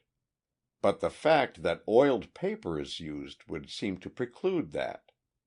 The code itself may be any one of several varieties, and it's a matter of trying 'em all until you hit upon the right one. I thought that Poe's story of the gold bug claimed that any cipher could be read if you selected the letter that appeared most frequently and substituted for the letter E, which is used most often in English, and so on down the list," stated Barlow. "So it did. But there are lots of things that Poe didn't know about codes," Thurber retorted, his eyes riveted to the sheet before him. "Besides, that was fiction and the author knew just how the code was constructed, while this is fact, and we have to depend upon hard work and blind luck. There are any number of arbitrary systems which might have been used in writing this message," he continued. "The Army clock code is one of them, the one in which a number is added to every letter figure, dependent upon the hour at which the message is written. But I don't think that applies in this case. The cipher doesn't look like it, although I'll have to admit that it doesn't look like any that I've come across before. Let's put it on the blackboard and study it from across the room. That often helps in concentrating." "You're not going to write the whole thing on the board?" queried the operative. "No, only the first 15 letters or so," and Thurber put down this line: I T F B B T T X O R Q W S B B. "Translated into what we call letter figures," he went on, "that would be 999 26 22 20 20 24 15 18 17 23 19 2 2. The system where A is denoted by 1, B by 2, and so on. No, that's still meaningless. That repetition of the letter I at the beginning of the message is what makes it particularly puzzling. If you don't mind, I'll lock the door and get to work on this in earnest. Where can I reach you by phone?" Barlow smiled at this polite dismissal, and stating that he would be at headquarters for the rest of the evening, and that they would know where to reach him after that, left the office, decidedly doubtful as to Thurber's ability to read the message. Long after midnight, Gene answered a ring from the phone beside his bed, and through a haze of sleep heard the voice of the Navy librarian inquiring if he still had the other papers which had been in Dr. Albert's bag. "No," replied the operative, "but I can get them. They are on top of the chief's desk. Nothing in them, though. Went over them with a microscope." "Just the same," directed Thurber, "I'd like to have them right away. I think I'm on the trail, but the message is impossible to decipher unless we get the code word. It may be in some of the other papers." Barlow found the librarian red-eyed from his lack of sleep and the strain of concentration over the code letter. But when they had gone over the papers found in the black bag, even Thurber had to admit that he was checkmated. "Somewhere," he maintained, "is the one word which will solve the whole thing. I know the type of cipher. It's one that is very seldom used. In fact, the only reference to it that I know of is in Jules Verne's novel, The Giant Raft. It's a question of taking a key word, using the letter figures which denote this, and adding these to the letter figures of the original letter. That will give you a series of numbers which it is impossible to decipher unless you know the key word. I feel certain that this is a variation of that system, for the fact that two letters appear together so frequently would seem to indicate that the numbers which they represent are higher than 26, the number of letters in the alphabet." "One word," muttered Barlow. Then, seizing what was apparently a memorandum sheet from the pile of Albert's papers, he exclaimed, "Here's a list that neither the chief nor I could make anything of. See?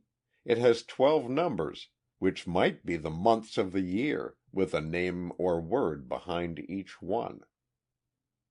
"Yes," replied Thurber disconsolately. "I saw that the first thing. But this is October, and the word corresponding to the number 10 is Wilhelmstrasse. And that doesn't help at all. I tried it." "Then try Hohenzollern, the September word," snapped Barlow. "This message was presumably written in Berlin and therefore took some time to get over here." "By George, that's so. A variation of the clock code as well as Verne's idea. Here, read off the letters and I'll put them on the board with the figures representing Hohenzollern underneath. Take the first 15 as before." When they had finished, the blackboard bore the following, the first line being the original code letters, the second the letter figures of these, and the third the figures of the word Hohenzollern, with the first H repeated for the 15th letter. IIT FBB TTXOR QWSBB. IITFBB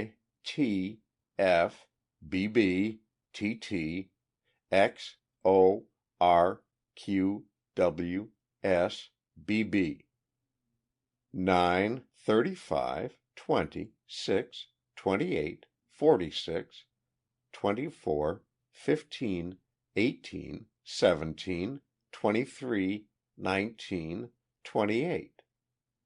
8, 15, 8, 5, 14, 26, 15, 12, 12, 5, 18, 14, 8. Why 35 for that double I and 28 for the double B's? Asked Barlow. Add 26, the total number of letters in the alphabet, to get the letter figure for the letter itself, said Thurber. That's the one beauty of this code, one of the things which helps to throw you off the scent. Now, subtracting the two lines, we have 1, 20, 12, 1, 14, 20, 9, 3, 6, 12, 5, 5, 20. We've got it, he cried an instant later as he stepped back to look at the figures and read off Atlantic Fleet. It was a double code after all, Thurber stated when he had deciphered the entire message by the same procedure and had reported his discovery to the Secretary of the Navy over the phone. Practically infallible, too, save for the fact that I, as well as Dr. Albert, happened to be familiar with Jules Verne. That, plus the doctor's inability to rely on his memory, and therefore leaving his key words in his briefcase, rendered the whole thing pretty easy. Yes, thought Jean, plus my suggestion of the September word, rather than the October one, and plus Paula's quick wit. That's really all there was to it. But he kept his thoughts to himself, preferring to allow Thurber to reap all the rewards that were coming to him for the solution of the double code. "Do you know what the whole message was?" I inquired, as Quinn stopped his narrative. "You'll find it pasted on the back of that copy of The Giant Raft," replied the former operative. "That's why I claim that the book ought to be preserved as a souvenir of an incident that saved millions of dollars and hundreds of lives." Turning to the back of the Verne book, I saw pasted there the following significant lines. Atlantic Fleet sails from Hampton Roads at 6 o'clock morning of 17th. 8 U-boats will be waiting. Advise necessary parties and be ready to seek safety. Success of attack inevitable. That means that if Thurber hadn't been able to decipher that code, the greater part of our fleet would have been sunk by an unexpected submarine attack launched by a nation with whom we weren't even at war? I demanded, even when I had finished the message. Precisely, agreed Quinn. But if you'll look up the records, you'll find that the fleet did not sail on schedule, while Dr. Heinrich Albert and the entire staff from the house on Massachusetts Avenue were deported before many more weeks had passed.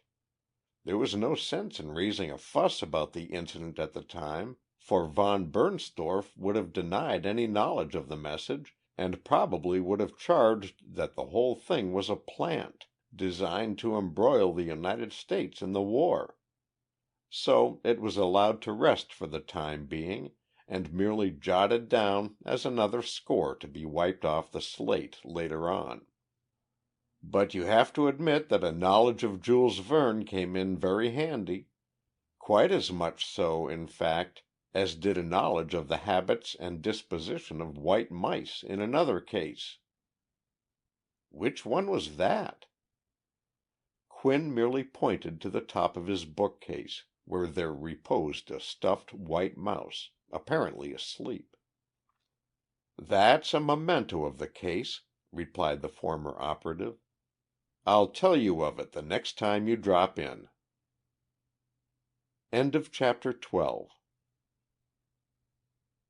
Chapter 13. The Trail of the White Mice. "The United States Secret Service," announced Bill Quinn, "is by long odds the best known branch of the governmental detective bureaus. The terror which the Continental crook feels at the sound of the name Scotland Yard finds its echo on this side of the Atlantic whenever a criminal knows that he has run afoul of the U.S.S.S. For Uncle Sam never forgives an injury or forgets a wrong. Sooner or later he's going to get his man, no matter how long it takes nor how much money it costs. But the Secret Service, strictly speaking, is only one branch of the organization. There are others which work just as quietly and just as effectively. The Department of Justice, which had charge of the violation of neutrality laws, banking, and the like. The Treasury Department, which, through the Customs Service and the Bureau of Internal Revenue, wages constant war on the men and women who think they can evade the import regulations and the laws against illicit manufacture of alcohol. The Pension Bureau of the Interior Department, which is called upon to handle hundreds of frauds every year, and the Post Office Department, which guards the millions of dollars entrusted to the mails.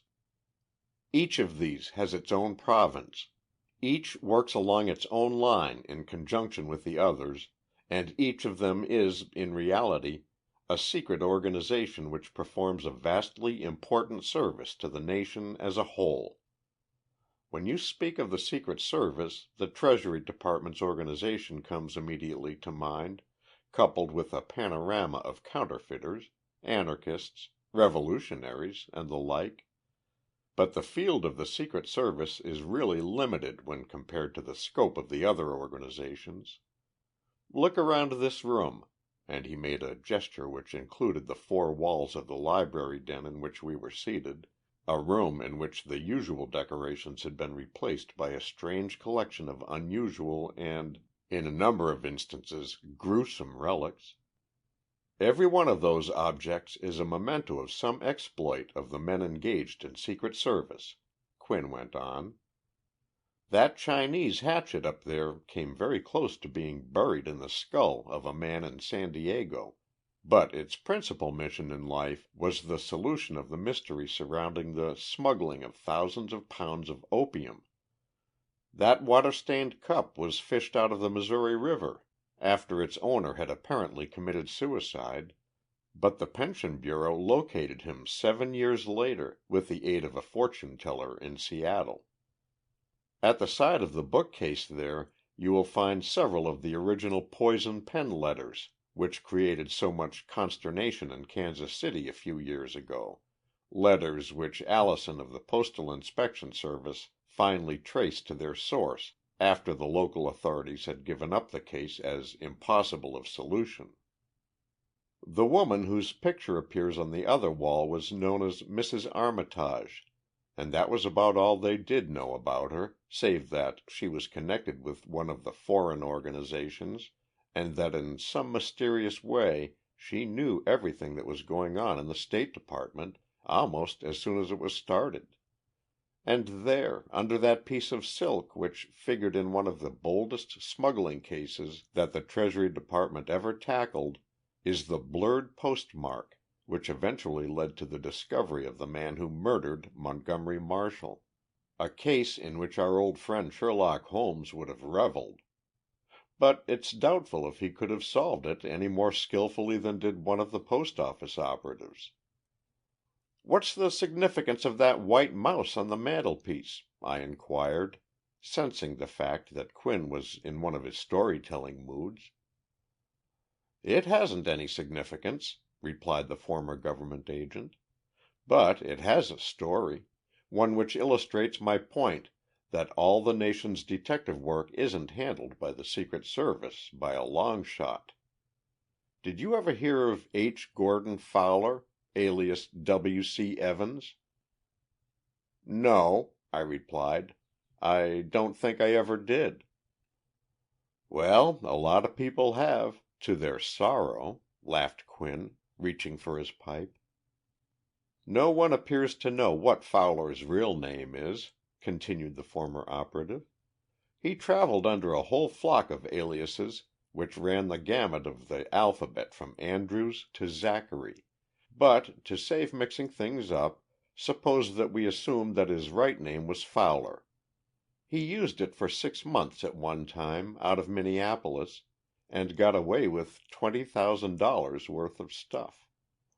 For some time previous to Fowler's entrance upon the scene, various wholesale houses throughout the country had been made the victims of what appeared to be a ring of bankruptcy experts, men who would secure credit for goods, open a store, and then fail. Meanwhile, the merchandise would have mysteriously vanished, and the proprietor would be away on a vacation from which, of course, he would never return.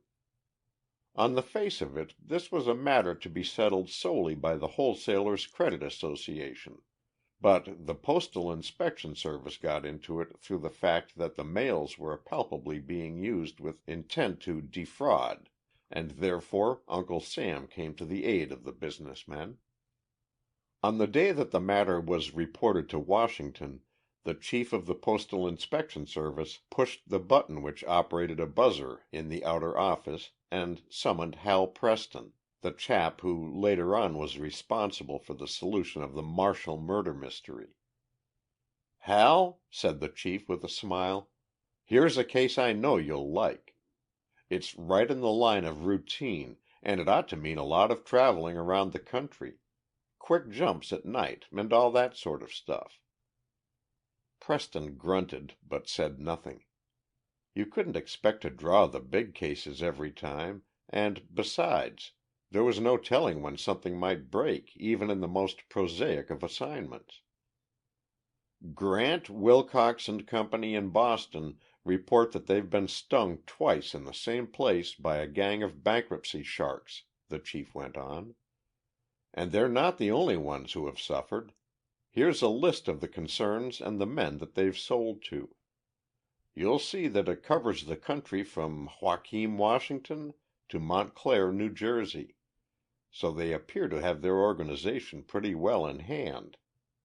Ordinarily we wouldn't figure in this thing at all, but the gang made the mistake of placing their orders through the mail, and now it's up to us to land 'em.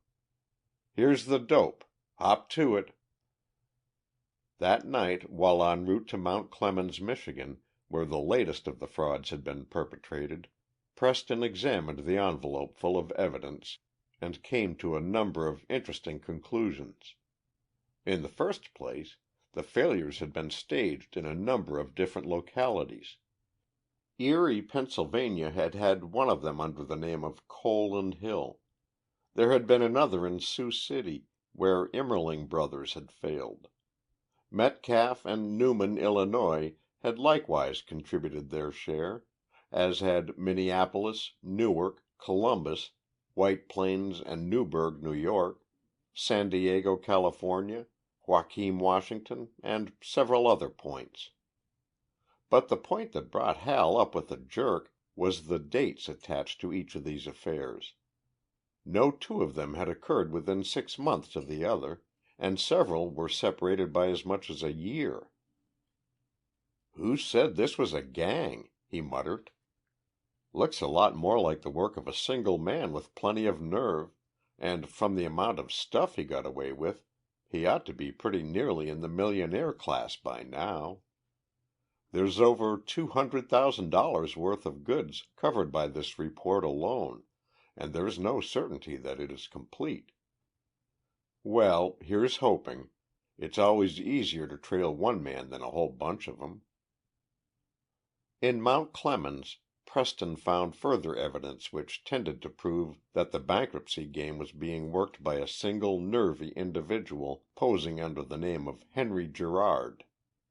Gerard, it appeared, had entered the local field about a year before, apparently with plenty of capital, and had opened two prosperous stores on the principal street. In August, about 2 months before Preston's arrival, the proprietor of the Gerard stores had left on what was apparently scheduled for a 2 weeks' vacation. That was the last that had been heard of him, in spite of the fact that a number of urgent creditors had camped upon his trail very solicitously. The stores had been looted, only enough merchandise being left to keep up the fiction of a complete stock, and Gerard had vanished with the proceeds. After making a few guarded inquiries in the neighborhood of the store, Preston sought out the house where Gerard had boarded during his stay in Mount Clemens.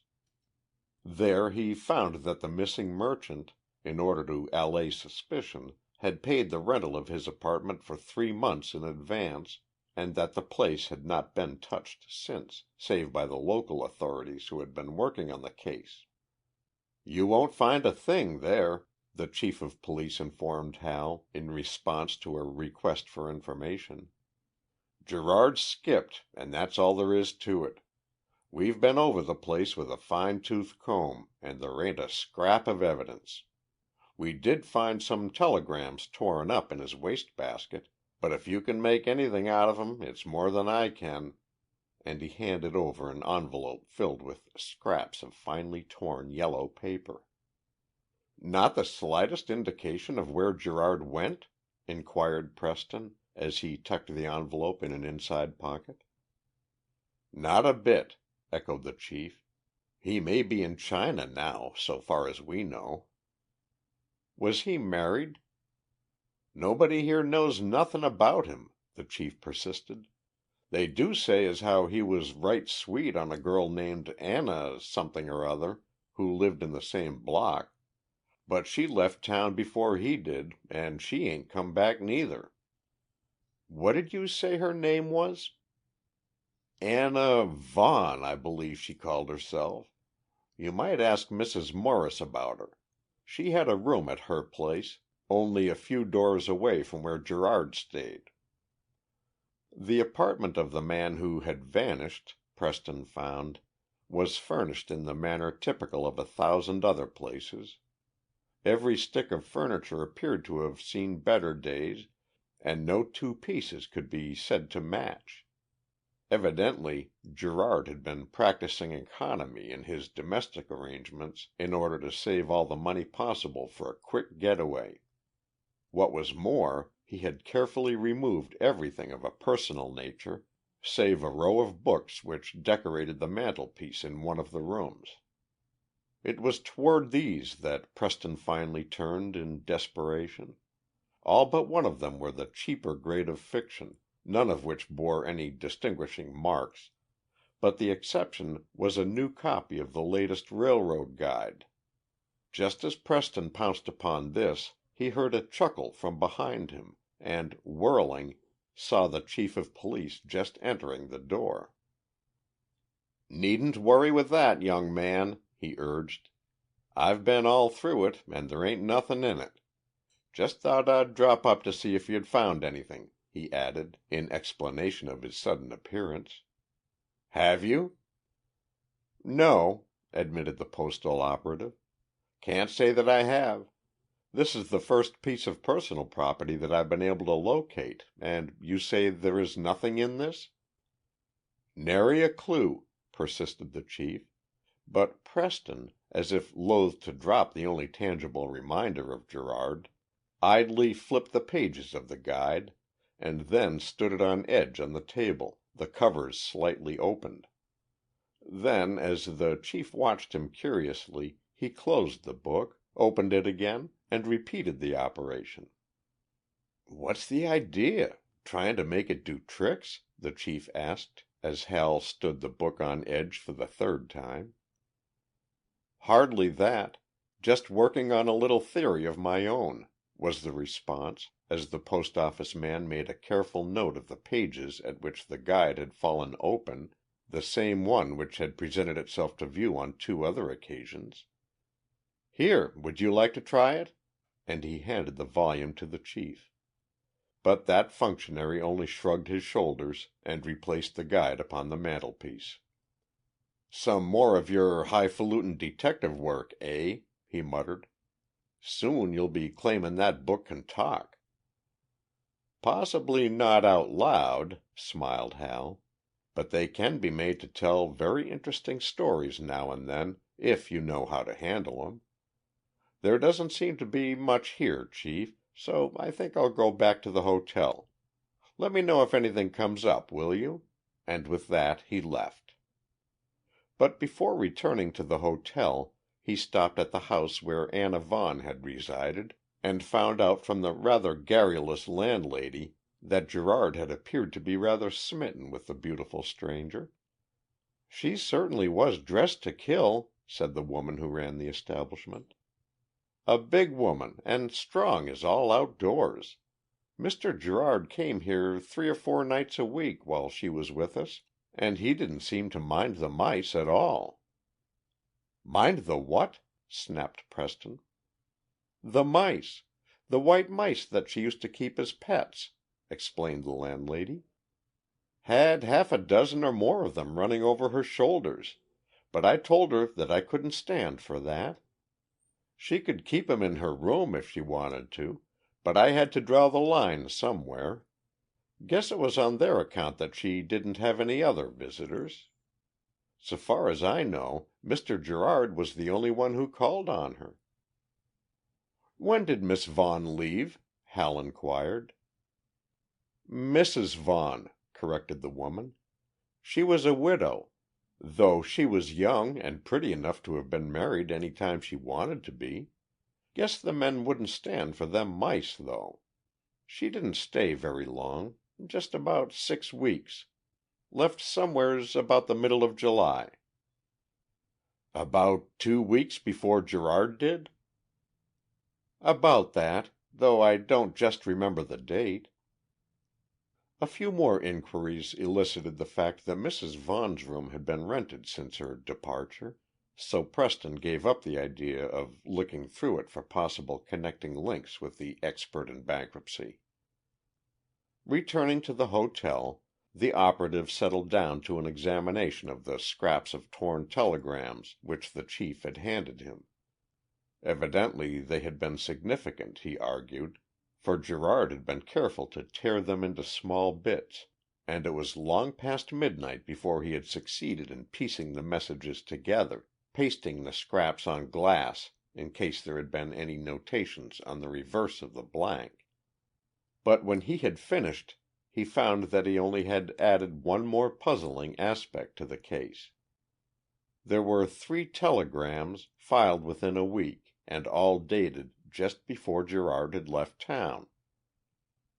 "Geraldine, Anna, May, and Florence are in Chicago," read the message from Evanston, Illinois. "George, William, Catherine, Ray, and Stephen still in St. Louis," was the wire filed from Detroit. The third message, from Minneapolis, detailed the fact that "Frank, Vera, Marguerite, Joe, and Walter are ready to leave St. Paul." None of the telegrams was signed, but, merely as a precaution, Preston wired Evanston, Detroit, and Minneapolis to find out if there was any record of who had sent them. "Agent here recalls message," came the answer from Detroit the next day. "Filed by woman who refused to give her name. Agent says sender was quite large, good looking, and very well dressed." "Anna Vaughan," muttered Preston, as he tucked the telegram in his pocket and asked to be shown a copy of the latest railway guide. Referring to a note which he had made on the previous evening, Hal turned to page 251 and 2, the part of the book which had fallen open 3 times in succession when he had examined it in Gerard's rooms, and noted that it was the Atchison, Topeka and Santa Fe timetable, westbound. Evidently the missing merchant had invested in a copy of the guide rather than run the risk of leaving telltale timetables around his apartment, but he had overstepped himself by referring to only one portion of the book. Not the first time that a crook has been just a little too clever, mused Preston, with a smile. If it had been an old copy, there wouldn't have been any evidence, but a new book, opened several times at the same place, can be made to tell tales, His Honor the Chief of Police to the contrary.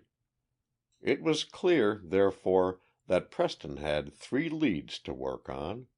Anna Vaughan, a large, beautiful woman, well dressed and with an affection for white mice, the clue that Gerard was somewhere in the Southwest, and at least the first name of 14 men and women connected with the gang. But right there he paused. Was there any gang? The dates of the various disappearances tended to prove that there wasn't, but the messages received by Gerard certainly appeared to point to the fact that others were connected with the conspiracy to defraud. Possibly one of the clerks who had been connected with the Gerard stores would be able to throw a little light upon the situation. It wasn't until Hal interviewed the woman who had acted as cashier and manager for the second store that he found the lead he was after. In response to his inquiry as to whether she had ever heard the missing proprietor speak of any of the persons mentioned in the wires, the cashier at first stated definitely that she hadn't, but added a moment later, "Come to think of it, he did. Not as people, but as trunks." "What's that?" exclaimed the operative. "Trunks?" "Yes. I remember some time last spring, when we were figuring on how much summer goods we ought to carry, I mentioned the matter to Mr. Gerard, and almost automatically he replied, 'I'll wire for Edna and Grace.' Thinking he meant saleswomen, I reminded him that we had plenty, particularly for the slack season. He colored up a bit, caught his breath, and turned the subject by stating that he always referred to trunks of goods in terms of people's first names, girls for the feminine stuff, and men's for the masculine. But Edna and Grace weren't on your list, were they?" "No," replied Preston. "But that doesn't matter. Besides, didn't the two trunks of goods arrive?" "Yes, they came in a couple of weeks later." "Before Mrs. Vaughan came to town?" "Oh, yes, some time before she arrived." "I thought so," was Preston's reply, and, thanking the girl, he wandered back to the hotel, convinced that he had solved at least one of the mysteries, the question of what Gerard did with his surplus bankrupt stock. It was evidently packed in trunks and shipped to distant points, to be forwarded by the Vaughan woman upon instructions from Gerard himself. The wires he had torn up were merely confirmatory messages, sent so that he would have the necessary information before making a getaway. "Clever scheme, all right," was Hal's mental comment. "Now the next point is to find some town in the Southwest where a new store has been opened within the past 2 months." That night the telegraph office at Mount Clemens did more business than it had had for the past year. Wires, under the government frank, went out to every town on the Atchison, Topeka, and Santa Fe, and to a number of adjacent cities. In each case the message was the same. "Wire name of any new clothing store opened within past 2 months. Also description of proprietor. Urgent. Preston, USPIS." 14 chiefs of police replied within the next 48 hours, but of these only 2, Leavenworth and Fort Worth, contained descriptions which tallied with that of Henry Gerard. So, to facilitate matters, Preston sent another wire. "Has proprietor mentioned in yesterday's wire a wife or woman friend who keeps white mice as pets?" Fort Worth replied facetiously that the owner of the new store there was married, but that his wife had a cat, which might account for the absence of the mice. Leavenworth, however, came back with, "Yes, Mrs. Noble, wife of owner of outlet store, has white mice for pets. Why?" "Never mind reason," Preston replied. "Watch Noble and wife until I arrive. Leaving today." 10 minutes after reaching Leavenworth, Preston was ensconced in the office of the chief of police, outlining the reason for his visit. "I'm certain that Noble is the man you want," said the chief, when Hal had finished. "He came here some 6 weeks or more ago, and at once leased a store, which he opened a few days later. The description fits him to a T, except for the fact that he's evidently dispensed with the mustache. The Vaughan woman is posing as his wife, and they've rented a house on the outskirts of town. What do you want me to do? Nab him right away?" "No," directed the operative. "I'd rather attend to that myself, if you don't object. After trailing them this far, I'd like to go through with it. You might have some men handy, though, in case there's any fuss." Just as Mr. and Mrs. C. K. Noble were sitting down to dinner, there was a ring at their front door bell, and Noble went to see who it was. "I'd like to speak to Mr. H. Gordon Fowler," said Preston, his hand resting carelessly in the side pocket of his coat. "No Mr. Fowler lives here," was the growling reply from the inside. "Then Mr. W. C. Evans or Mr. Henry Gerard will do," snapped the operative, throwing his shoulder against the partly opened door. Noble, or Fowler as he was afterward known, stepped aside as Hal plunged through, and then slammed the door behind him. "Get him, Anna," he called, throwing the safety bolt into position. The next thing that Preston knew, a pair of arms, bare and feminine but strong as iron, had seized him around the waist and he was in imminent danger of being bested by a woman. With a heave and a wriggling twist he broke the hold and turned, just in time to see Fowler snatch a revolver from a desk on the opposite side of the room and raise it into position. Without an instant's hesitation he leaped to one side, dropped his hand into his coat pocket, and fired. Evidently the bullet took effect, for the man across the room dropped his gun, spun clean around, and then sank to the floor. As he did so, however, the woman hurled a heavy vase directly at Preston's head, and the operative sank unconscious. "Well, go on," I snapped when Quinn paused. "You sound like a serial story, to be continued in our next. What happened then?"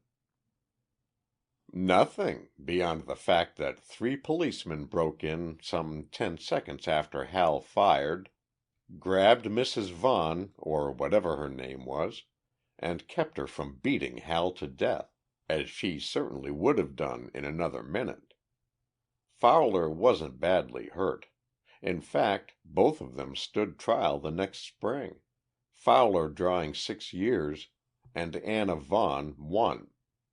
Incidentally, they sent him back to Leavenworth to do time and, as a great concession, allowed the woman to take 2 of her white mice with her. I managed to get one of the other 4, and when it died, had it stuffed as a memento of a puzzling case well solved. It's a hobby of mine, keeping these relics. That hatchet, for example. Remind me to tell you about it sometime. The mice were responsible for finding 1 man in 50 million, which is something of a job in itself. But the hatchet figured in an even more exciting affair. End of chapter 13. Chapter 14. Wah Lee and the Flower of Heaven. "Yes, there's quite a story attached to that," remarked Bill Quinn one evening, as the conversation first lagged and then drifted away into silence. We were seated in his den at the time, the library which he had ornamented with relics of a score or more of cases in which the various governmental detective services had distinguished themselves, and I came to with a start. "What?" I exclaimed. "Story in what?" "In that hatchet. The one on the wall there that you were speculating about. It didn't take a psychological sleuth to follow your eyes and read the look of speculation in them. That's a trick that a sparrow cop could pull."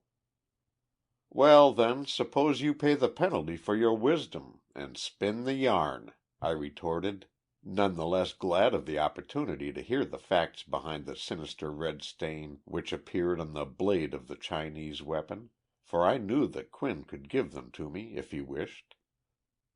"Frankly, I don't know the full history of the hatchet," came the answer from the other side of the fireplace. "Possibly it goes back to the Ming dynasty, whenever that was, or possibly it was purchased from a mail order house in Chicago. Chop suey isn't the only Chinese article made in this country, you know, but my interest in it commenced with the night when Ezra Marks. However, let's start at the beginning. Marks," continued the former operative, "was, as you probably recall, one of the best men ever connected with the Customs Service. It was he who solved the biggest diamond smuggling case on record, and he was also responsible for the discovery of the manner in which 30,000 yards of very valuable silk was being run into the country every year, without visiting the custom office. That's a piece of the silk up there, over the picture of Mrs. Armitage. It wasn't many months before the affair of the Dillingham diamonds that official Washington in general and the offices of the Customs Service in particular grew quite excited over the fact that a lot of opium was finding its way into California. Of course, there's always a fair amount of hop on the market, provided you know where to look for it, and the government has about as much chance of keeping it out altogether as it has of breaking up the trade of moonshine whiskey. The mountaineer is going to have his liquor and the Chink is going to have his dope, no matter what you do. But it's up to the Internal Revenue Bureau and the Customs Service to see that neither one arrives in wholesale quantities. And that was just what was happening on the coast. In fact, it was coming in so fast that the price was dropping every day, and the California authorities fairly burned up the wires cross-continent with their howls for help. At that time, Marks, Ezra by name and E.Z. by nickname, was comparatively a new member of the force. He had rendered valuable service in Boston, however, and the chief sent for him and put the whole thing in his hands. "Get out to San Diego as quickly as you know how," snapped the chief, tossing over a sheaf of yellow telegraph slips. "There's all the information we have, and apparently you won't get much more out there, unless you dig it up for yourself. All they seem to know is that the stuff is coming in by the carload and is being peddled in all the hop joints at a lower price than ever before. It's up to you to get the details. Any help you need will be supplied from the San Francisco office, but my advice is to play a lone hand. You're likely to get further than if you have a gang with you all the time."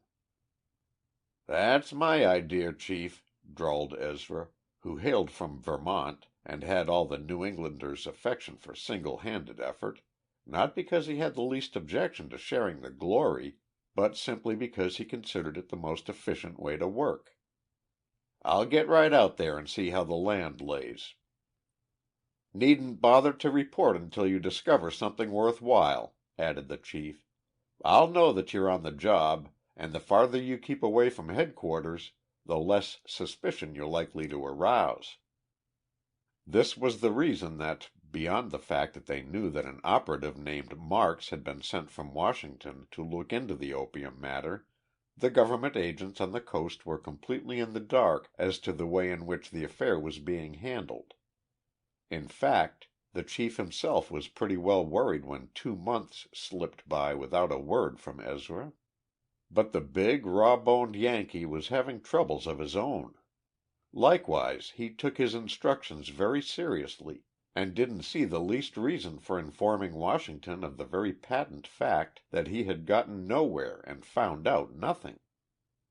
"They know where they can reach me," he argued to himself one night, about the time that the chief began to wonder if his man were floating around the bay with a piece of Chinese rope about his neck.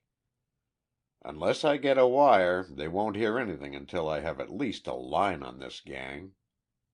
Then, on going over the evidence which he had collected during the weeks that he had been in San Diego, he found that there was extremely little of it. Discreet questioning had developed the fact, which he already knew, that opium was plentiful all along the coast, and that, presumably, it was supplied from a point in the south of the state. But all his efforts to locate the source of the drug brought him up against a blank wall. In order to conduct his investigations with a minimum of suspicion, Marks had elected to enter San Diego in the guise of a derelict, a character which he had played to such perfection that 2 weeks after he arrived he found himself in court on the charge of vagrancy. Only the fact that the presiding magistrate did not believe in sentencing first offenders saved him from 10 days in the workhouse, an opportunity which he was rather sorry to miss, because he figured that he might pick up some valuable leads from the opium addicts among his fellow prisoners.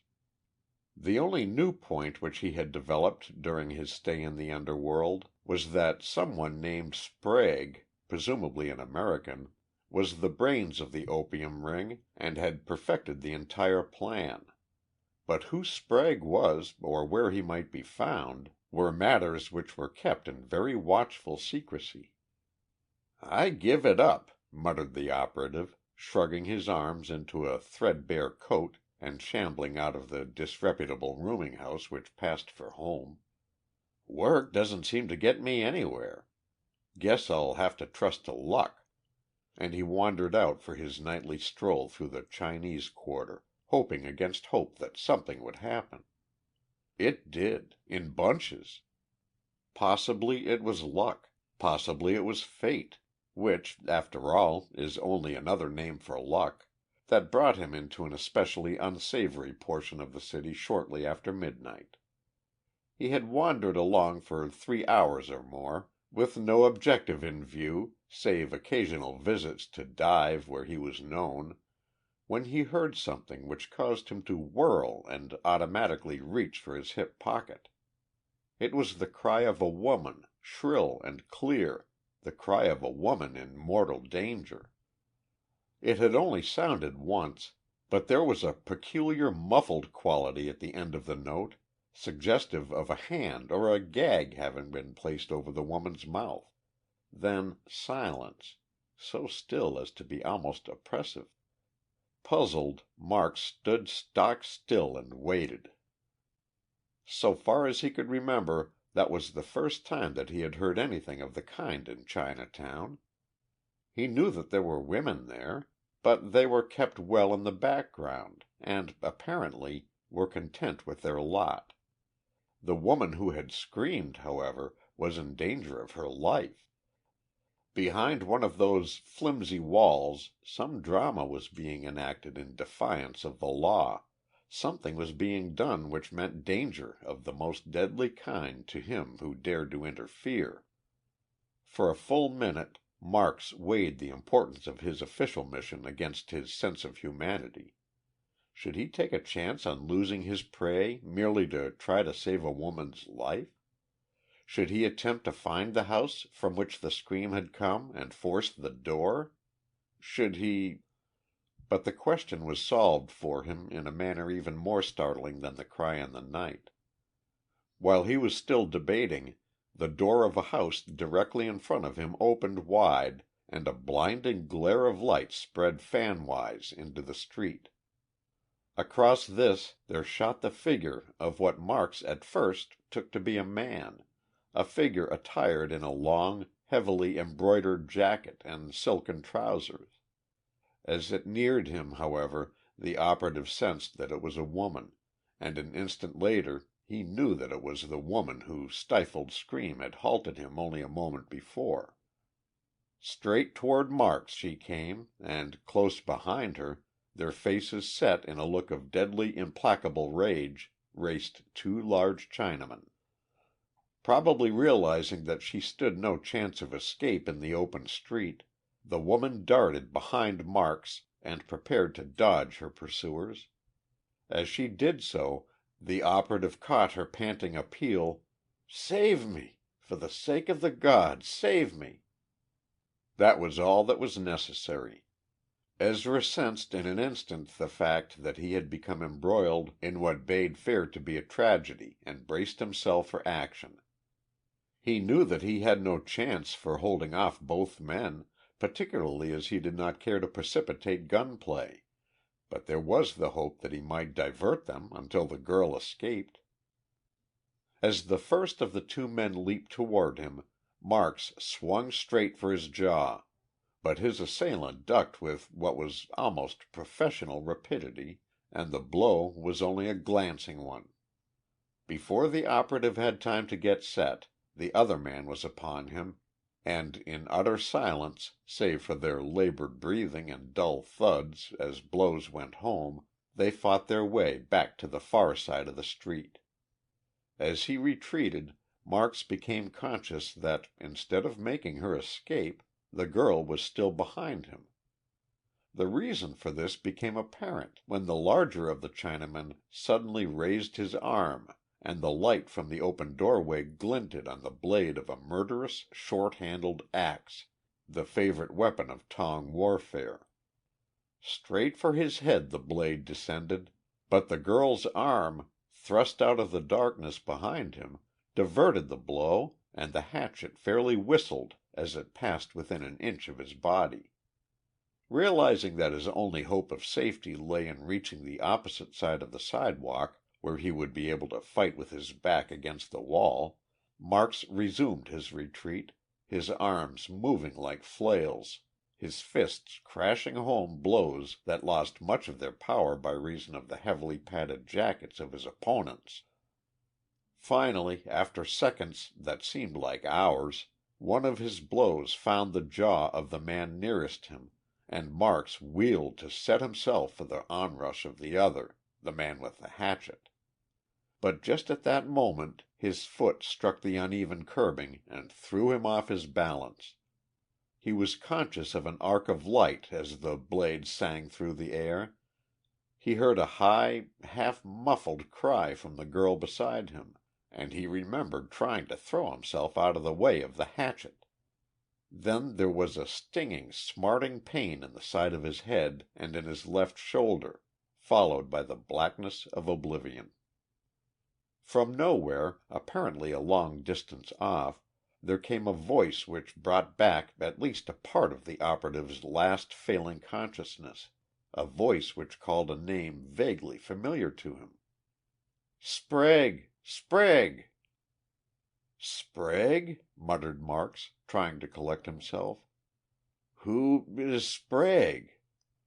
Then, as he put it later, he went off. How much time elapsed before he came to he was unable to say, but subsequent developments indicated that it was at least a day and a night. He hadn't the slightest idea what had occurred meanwhile.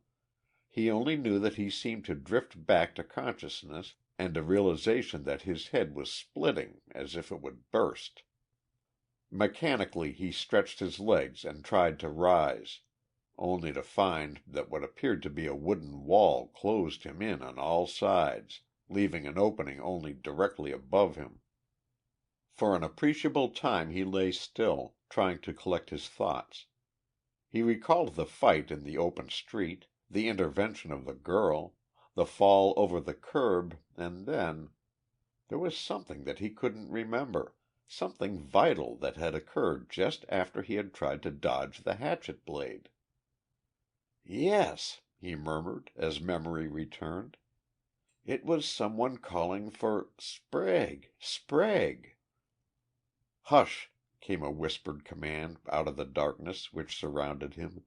and a hand, soft and very evidently feminine, covered his mouth. "You must not mention that name here. It means the death, instant and terrible. They are discussing your fate in there now, but if they had thought that you knew Wah Lee, your life would not be worth a yen." "Wah Lee? Who is he?" Marks replied, his voice pitched in an undertone. "I don't remember any Wah Lee. And who are you?" "Who I am does not matter," came out of the darkness. "But Wah Lee, he is the master of life and death, the high priest of the flower of heaven. Had it not been for him you would have been dead before this." "But I thought—" "That he desired your life? So he did, and does. But they have to plan the way in which it is to be taken, and the disposition which is to be made of your body. That was what gave me my opportunity for binding up your wound and watching for you to wake." In spite of himself, Marks could not repress a slight shudder. So they were saving him for the sacrifice, eh? They were going to keep him here until their arrangements were complete and then make away with him, were they? Moving cautiously, so as to avoid attracting attention, the operative slipped his right hand toward his hip pocket, only to find that his automatic was missing. As he settled back with a half moan, he felt something cold slipped into the box beside him, and the girl's voice whispered, "Your revolver. I secured it when they brought you in here. I thought you might need it later. But be very careful. They must not suspect that you have wakened." "I will," promised Marks. "But who are you? Why should you take such an interest in me?" "You tried to save me from something that is worse than death," replied the girl. "You failed, but it was not your fault. Could I do less than to help you?" "But what was it you feared?" "Marriage. Marriage to the man I loathe above all others, the man who is responsible for the opium that is drugging my people, the man who is known as Wah Lee, but who is really an American." Here she hesitated for a moment and then hissed, "Sprague." "Sprague?" Marks echoed, sitting bolt upright. But the girl had gone, swallowed up somewhere in the impenetrable darkness which filled the room. His brain cleared by the realization that he had blundered into the heart of the opium runner's den, it took Ezra only a few seconds to formulate a plan of action. The first thing, of course, was to get away. But how could that be accomplished when he did not even know where he was, or anything about the house? The girl had said something about the fact that they were considering his fate. Who were they, and where were they? Obviously, the only way to find out was to do a little scouting on his own account. So, slowly and carefully, he raised himself clear of the box-like arrangements in which he had been placed, and tried to figure out his surroundings. His hand, groping over the side, came into almost instant contact with the floor, and he found it a simple matter to step out into what appeared to be a cleared space in the center of a comparatively large room. Then, curious as to the place where he had been concealed, he felt the box from one end to the other. The sides were about 2 feet high and slightly sloping, with an angle near the head. In fact, both ends of the affair were narrower than the portion which had been occupied by his shoulders. Piled up at either end of this box were others, of the same shape and size. What could their purpose be? Why the odd shape? Suddenly the solution of the mystery flashed across the operative's mind. Coffins. Coffins which appeared to be piled up on all sides of the storeroom. Was this the warehouse for a Chinese undertaker, or was it... One coffin over which he nearly tripped gave him the answer. It was partly filled with cans, unlabeled and quite heavy. containers which Marks felt certain were packed full of opium and smuggled in some manner inside the coffins. Just as he arrived at this conclusion, Marks's eye was caught by a tiny streak of light filtering through the wall on the opposite side of the room. Making his way carefully toward this, he found that the crack presented a fairly complete view of an adjoining apartment, in which 3 Chinese, evidently of high degree, were sorting money and entering accounts in large books. As he looked, a 4th figure entered the room, a man who caused him to catch his breath and flatten himself against the wall, for he recognized the larger of the 2 Chinamen who had attacked him the night before, or whenever it was. This was the man to whom the girl had alluded as Wah Lee, High Priest of the Flower of Heaven, which was merely another way of saying that he had charge of the opium shipments. As he entered, the others rose and remained standing until he had seated himself. Then one of them commenced to speak in rapid, undistinguishable Chinese. Before he had time to pronounce more than a few words, however, Wah Lee interrupted him with a command couched in English to "Cut that out. You know I don't understand that gibberish well enough to follow you." "Beg pardon," replied the other. "I always forget. You are so like one of us that even in private I find it hard to remember." Wah Lee said nothing, but slipping off his silken jacket, settled back at his ease. A moment later Marks was amazed to see him remove his mandarin's cap, and with it came a wig of coal-black hair. For the first time the government agent realized what the girl had meant when she intimated that Wah Lee and Sprague were one and the same, an American who was masquerading as Chinese in order to further his smuggling plans. "Word has just arrived," continued the man who had first spoken, "that the boat will be off Point Banda tonight. That will allow us to pick up the coffins before daybreak and bury them until such time as the American hounds are off their guard." "Yes," grunted Sprague, "and let's hope that's soon. We must have $50,000 worth of the stuff cached on the other side of the border, and orders are coming in faster than we can fill them. I think it would be best to run this cargo right in. We can stage a funeral if necessary, and avoid suspicion in that way. Wait a minute, I've got a hunch. What about the bum we carried in here last night? The one that tried to help Anita in her getaway?" "Anita?" "Yes, my girl. I can't remember that rigmarole you people call her. Anita's her name from now on." "He is in the next room, unconscious. 2 of the men dumped him in one of the empty coffins and let him stay there." "Good," chuckled Sprague. "We'll just let him remain. Run him across the border and bring his body back in a big hearse. The coffin and the body will be real, but there'll be enough cans of dope packed in and around him and in the carriages of the mourners to make us all rich. It's the chance of a lifetime for a big play, because no one will ever suspect us or even inquire into his identity." Behind the thin wall which separated him from the next room, Marks stiffened, and his fingers wound themselves even more tightly around the butt of his automatic. It is not given to many men to hear their death sentence pronounced in a manner as dramatic and cold-blooded as were the words which came from the outer apartment. By listening intently, Ezra learned that the coup would be sprung sometime within the next few hours, the conspirators feeling that it would not be safe to delay, as the opium shipment was due before dawn. Moving silently and aided somewhat by the fact that his eyes had become a little accustomed to the inky blackness, Marks made his way back to the place where he had awakened. He knew that that was where they would expect to find him, and he also knew that this was the one place to avoid. So he located the door and, finding it bolted from the outside, placed himself where he would be at least partly sheltered when the party entered.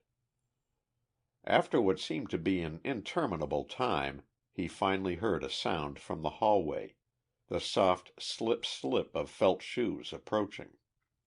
Then the bolt was withdrawn and the door opened, admitting the four men whom he had seen in the other room, and behind them, carrying a lantern, came the girl. Nerving himself for a supreme leap, Marks waited until all five visitors were inside the room, and then started to slip through the open doorway. But his movement attracted the attention of the man called Sprague, and, with a cry of warning, he wheeled and fired before the operative could gain the safety of the hall. Knowing that his body, outlined against the light from outside, would make an ideal target, Ezra dropped to the floor and swung his automatic into action. As he did so, the girl extinguished the lantern with a single swift blow, leaving the room in total blackness save for the path made by the light in the hallway. For probably 20 seconds there wasn't a sound. Then Marks caught a glimpse of a moving figure and fired, leaping to one side as he did so in order to avoid the fusillade directed at the flash of his revolver. By a cry from the other side of the room he knew that his shot had gone home, and a moment later he had an opportunity to wing another of his assailants, again drawing a volley of shots. The last shot in his clip fired with a prayer, but it evidently went home, for only silence, punctuated by moans from the opposite side of the room, ensued. That night, concluded Quinn, a big sailing vessel was met off Point Banda and they found a full month's supply of opium aboard of her. A search of Lower California, near the border, also disclosed a burying ground, with many of the graves packed with cans of the drug. The raid, of course, was a violation of Mexican neutrality, but they got away with it. "The girl?" I cut in. "What became of her?" When the police reached the house a few moments after Marks had fired the last shot, they found that Sprague was dead with one of Ezra's bullets through his brain. The three Chinamen were wounded, but not fatally. The girl, however, was huddled in a corner, dead. No one ever discovered whether she stopped one of the bullets from Marks's revolver or whether she was killed by Sprague's men as a penalty for putting out the lantern. Undoubtedly that saved Ezra's life, which was the reason that he saw that she was given a decent funeral and an adequate memorial erected over her grave. He also kept her jacket as a memento of the affair, turning the hatchet over to me for my collection. Under it you will find a copy of the wire he sent the chief. Curious, I went over and read the yellow slip framed beneath the weapon. Opium smuggled in coffins. American at head of ring dead. Gang broken up. Opium seized. What next? Marks. Didn't wait long for another assignment, did he? I inquired. No, was the response. When you're working for Uncle Sam, you come to find that excitement is about the only thing that keeps your nerves quiet. Sometimes, as in Marks's case, it's the thrill of the actual combat. But more often it's the search for a tangible clue, the groping in the dark for something you know exists, but which you can't lay your hands on. That was the trouble with the Cheney case. End of chapter 14. Chapter 15. The Man with Three Wives. One of the first things to strike the eye of the visitor who enters the library den of William J. Quinn, known to his friends and former associates in the United States Secret Service as Bill, is a frame which stands upon the mantel and contains the photographs of three exceptionally pretty women. Anyone who doesn't know that this room is consecrated to relics of the exploits of the various governmental detective services might be pardoned for supposing that the three pictures in the single frame are photographs of relatives. Only closer inspection will reveal the fact that beneath them appears a transcript from several pages of a certain book of records, the original of which is kept at the New York City Hall. These pages state that—but suppose we let Quinn tell the story, just as he told it one cold November night, while the wind was whistling outside and the cheery warmth of the fire made things extremely snug within. Secret Service men, said Quinn, divide all of their cases into two classes, those which call for quick action and plenty of it, and those which demand a great deal of thought and only an hour or so of actual physical work. Your typical operative, Allison, who was responsible for solving the poison pen puzzle, for example, or Hal Preston, who penetrated the mystery surrounding the murder of Montgomery Marshall, is essentially a man of action. He likes to tackle a job and get it over with. It doesn't make any difference if he has to round up a half-dozen counterfeiters at the point of a single revolver, as Tommy Callahan once did, or break up a gang of train robbers who have sworn never to be taken alive. As long as he has plenty of thrills and excitement, as long as he is able to get some joy out of life, he doesn't give a hang for the risk. That's his business, and he loves it. But it's the long drawn-out cases which he has to ponder over and consider from a score of angles that, in the vernacular of vaudeville, capture his angora. Give him an assignment where he can trail his man for a day or two, get the lay of the land, and then drop on the bunch like a ton of brick and everything's fine. Give him one of the other kind and—well, he's just about as happy as Guy Randall was when they turned him loose with instructions to get something on Carl Cheney. Remember during the early days of the war when the papers were full of stories from New York, Philadelphia, Boston, Milwaukee, and points west about gatherings of pro-German sympathizers who were determined to aid the fatherland? Theoretically, we were neutral at that time, and these people had all the scope they wanted. They did not confine themselves to talk, however, but laid several plans which were destined to annoy the government and to keep several hundred operatives busy defeating them, for they were aimed directly at our policy of neutrality. As a campaign fund to assure the success of these operations, the German sympathizers raised not less than $16 million, a sum which naturally excited the cupidity not only of certain individuals within their own ranks, but also of persons on the outside, men who were accustomed to live by their wits, and who saw in this gigantic collection the opportunity of a lifetime. When you consider that you can hire a New York gangster to commit murder for a couple of $100, and the Union scale has been known to be even lower, it's no wonder that the mere mention of $16 million caused many a crook of international reputation to figure how he could divert at least a part of this to his own bank account. That's the way, as it afterward turned out, that Carl Cheney looked at it. Cheney had rubbed elbows with the police on several occasions prior to 1914. It was suspected that he had been mixed up in a number of exceptionally clever smuggling schemes, and that he had had a finger in one or two operations which came perilously close to blackmail. But no one had ever been able to get anything on him. He was the original Finnegan, in again, gone again. By the time the plan came to a successful conclusion, all that remained of Count Carl's connection with it was a vague and distinctly nebulous shadow, and you simply can't arrest shadows, no matter how hard you try. The New York police were the first to tip Washington off to the fact that Cheney, who had dropped his aristocratic alias for the time being, was back in this country and had been seen in the company of a number of prominent members of a certain German-American club which wasn't in any too good repute with the Department of Justice by reason of the efforts of some of its members to destroy the neutral stand of the nation. "Have no indications of what Cheney is doing," the report admitted, "but it will be well to trail him.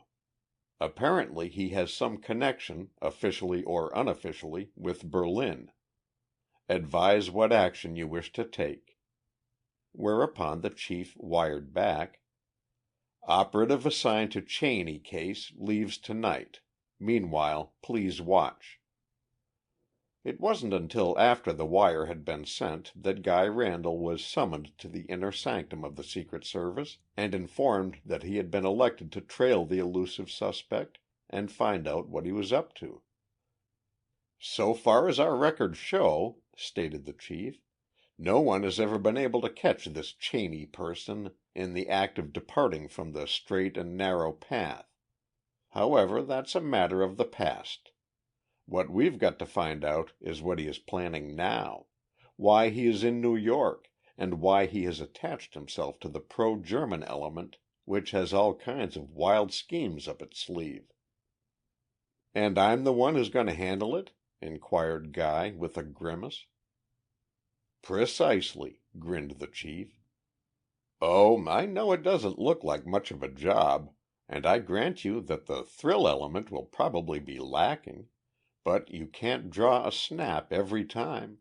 All that's asked is that you get something on Cheney, something which will withstand the assaults of the lawyers he will undoubtedly hire the minute we lay hands on him. Therefore you've got to be mighty careful to have the right dope.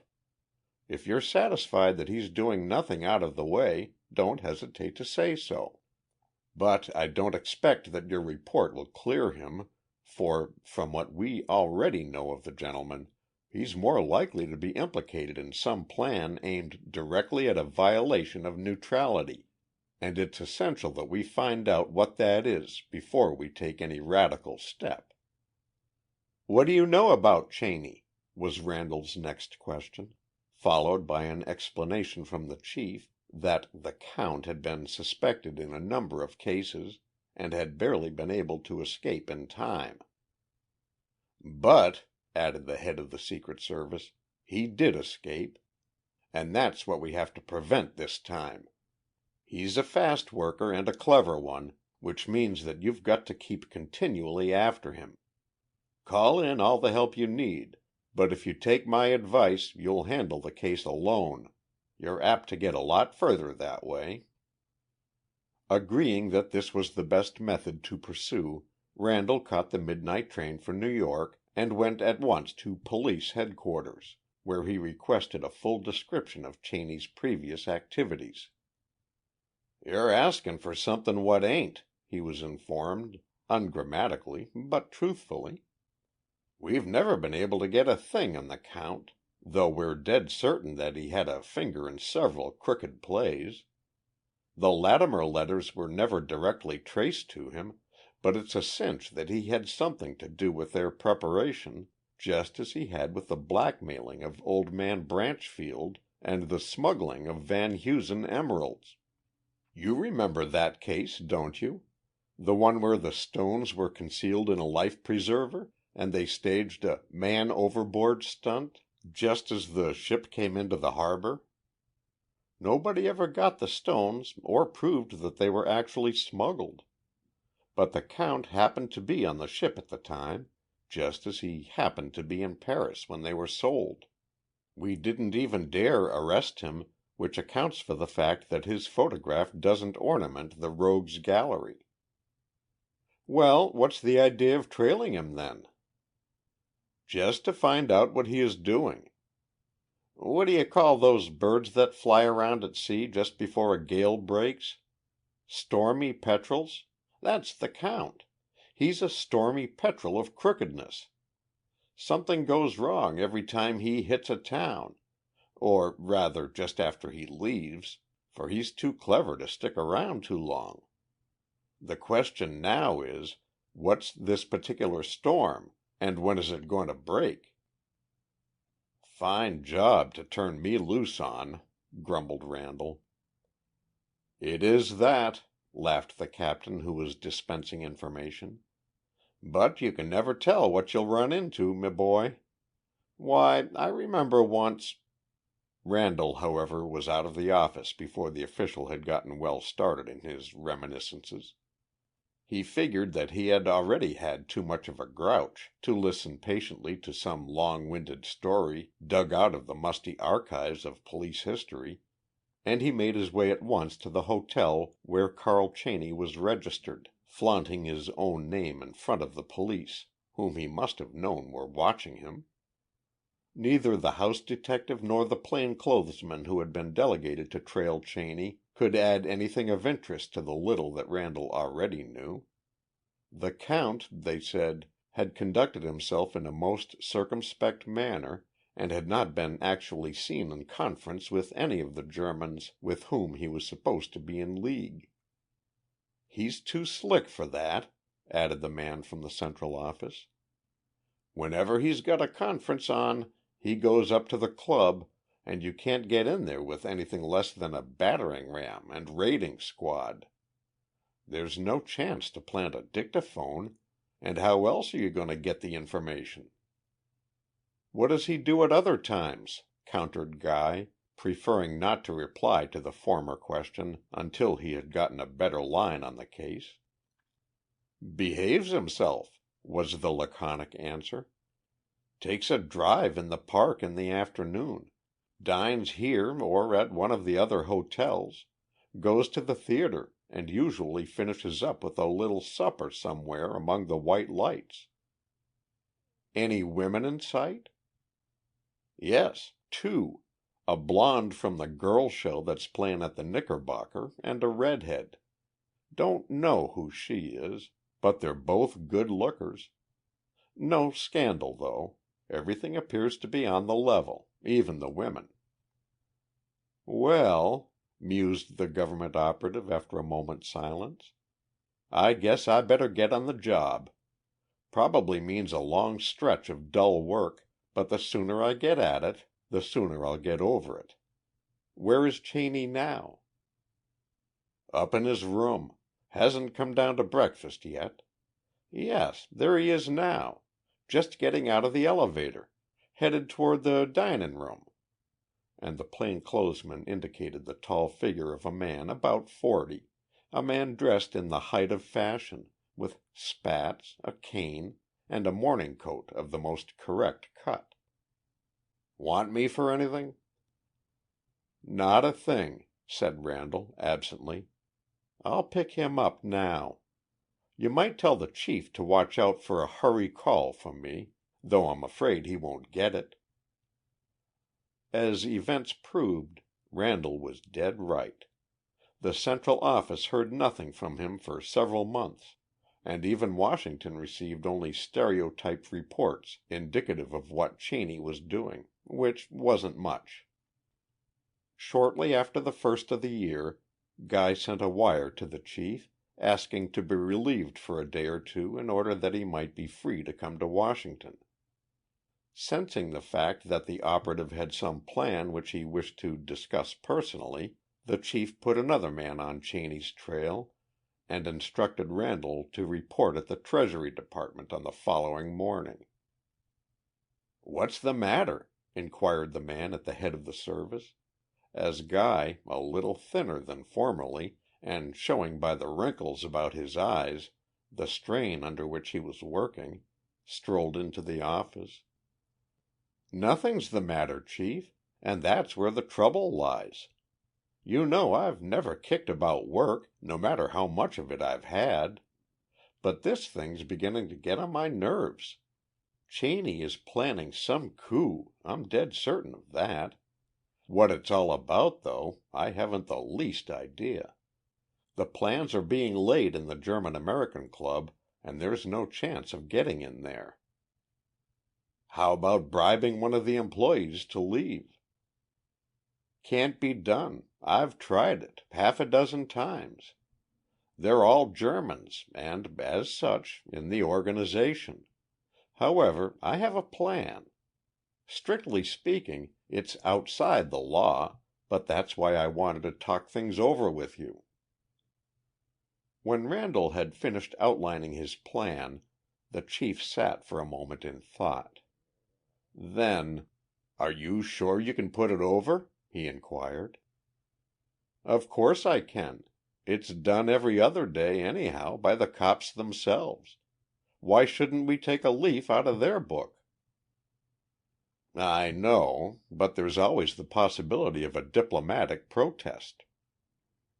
"Not in this case, Chief. The man's only a waiter and, besides, before the embassy has a chance to hear about it, I'll have found out what I want to know. Then if they want to raise a row, let 'em." The upshot of the matter was that, about a week later, Franz Heilmann, a waiter employed at the German American Club in New York, was arrested one night and haled into Night Court on a charge of carrying concealed weapons, a serious offense under the Sullivan Act. In vain he protested that he had never carried a pistol in his life. Patrolman Flaherty, who had made the arrest, produced the weapon which he claimed to have found in Heilmann's possession, and the prisoner was held for trial. Bright and early the next morning Randall, disguised by a mustache which he had trained for just such an occasion, and bearing a carefully falsified letter from a German brewer in Milwaukee, presented himself at the employees' entrance of the German American Club and asked for the steward. To that individual he told his story, how he had tried to get back to the fatherland and had failed, how he had been out of work for nearly a month, and how he would like to secure employment of some kind at the club where he would at least be among friends. After a thorough examination of the credentials of the supposed German, who had explained his accent by the statement that he had been brought to the United States when very young and had been raised in Wisconsin, the steward informed him that there was a temporary vacancy in the club staff which he could fill until Heilmann returned.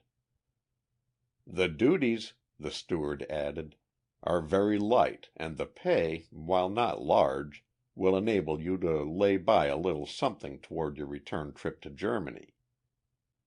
Knowing that his time was limited, Randall determined to let nothing stand in the way of his hearing all that went on in the room where Cheney and his associates held their conferences. It was the work of only a few moments to bore holes in the door which connected this room with an unused coat closet, plugging up the holes with corks stained to simulate the wood itself, and the instant the conference was on the new waiter disappeared. An hour later he slipped out of the side entrance to the club, and the steward is probably wondering to this day what became of him.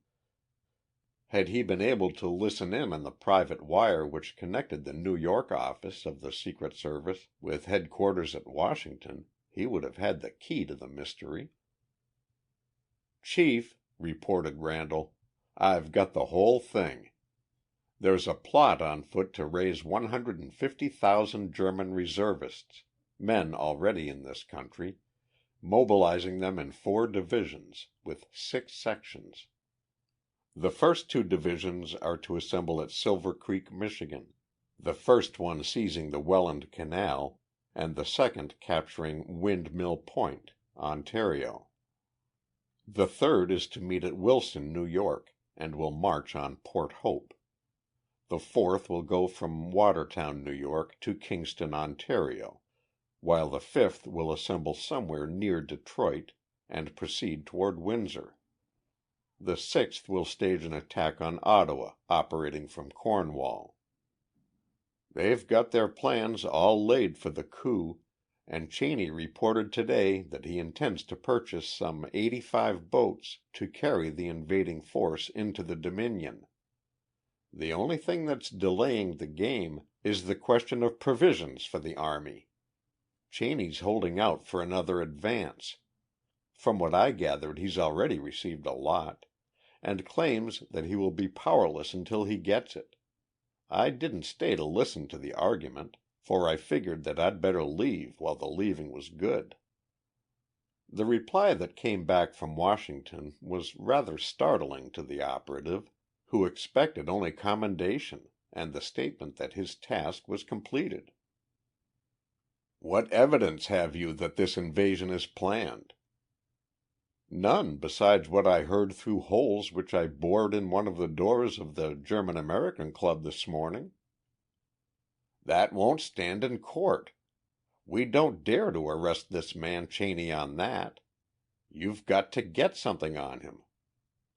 "Plant it?" "No, get it straight. And we can't wait for this expedition to start, either. That would be taking too much of a chance.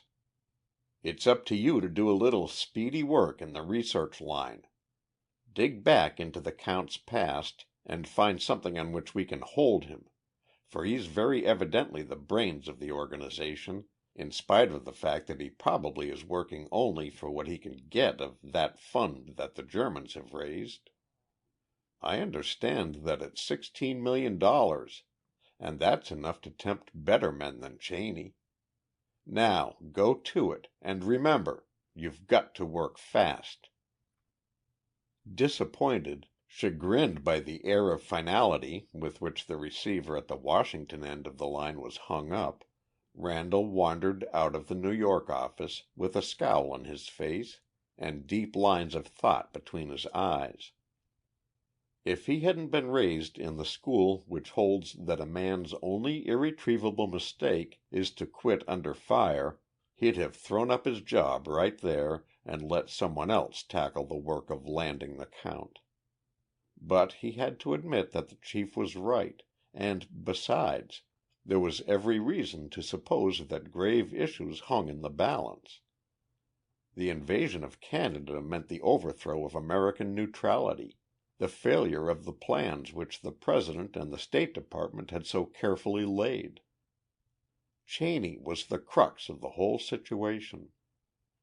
Once held on a charge that could be proved in court, the plot would fall through for want of a capable leader, for the operative had learned enough during his hour in the cloakroom to know that the Count was the mainspring of the whole movement, despite the fact that he undoubtedly expected to reap a rich financial harvest for himself.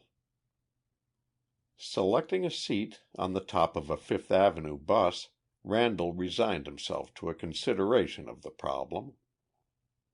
The whole thing, he figured, simmers down to Cheney himself. In its ramifications, of course, it's a question of peace or war, but in reality it's a matter of landing a crook by legitimate means. I can't plant a gun on him like they did on Heilman, and there's mighty little chance of connecting him with a Branchfield case or the Van Heusen emeralds at this late date. His conduct around town has certainly been blameless enough. Not even any women to speak of. Wait a minute, though. There were two. The blonde from the Knickerbocker, and that red-haired dame. He's still chasing around with the blonde, but what's become of Miss Redhead? This train of thought had possibilities. If the girl had been cast aside, it was probable that she would have no objection to telling what she knew, particularly as the color of her hair hinted at the possession of what the owner would call temperament, while the rest of the world forgets to add the last syllable. It didn't take long to locate the owner of the fiery tresses.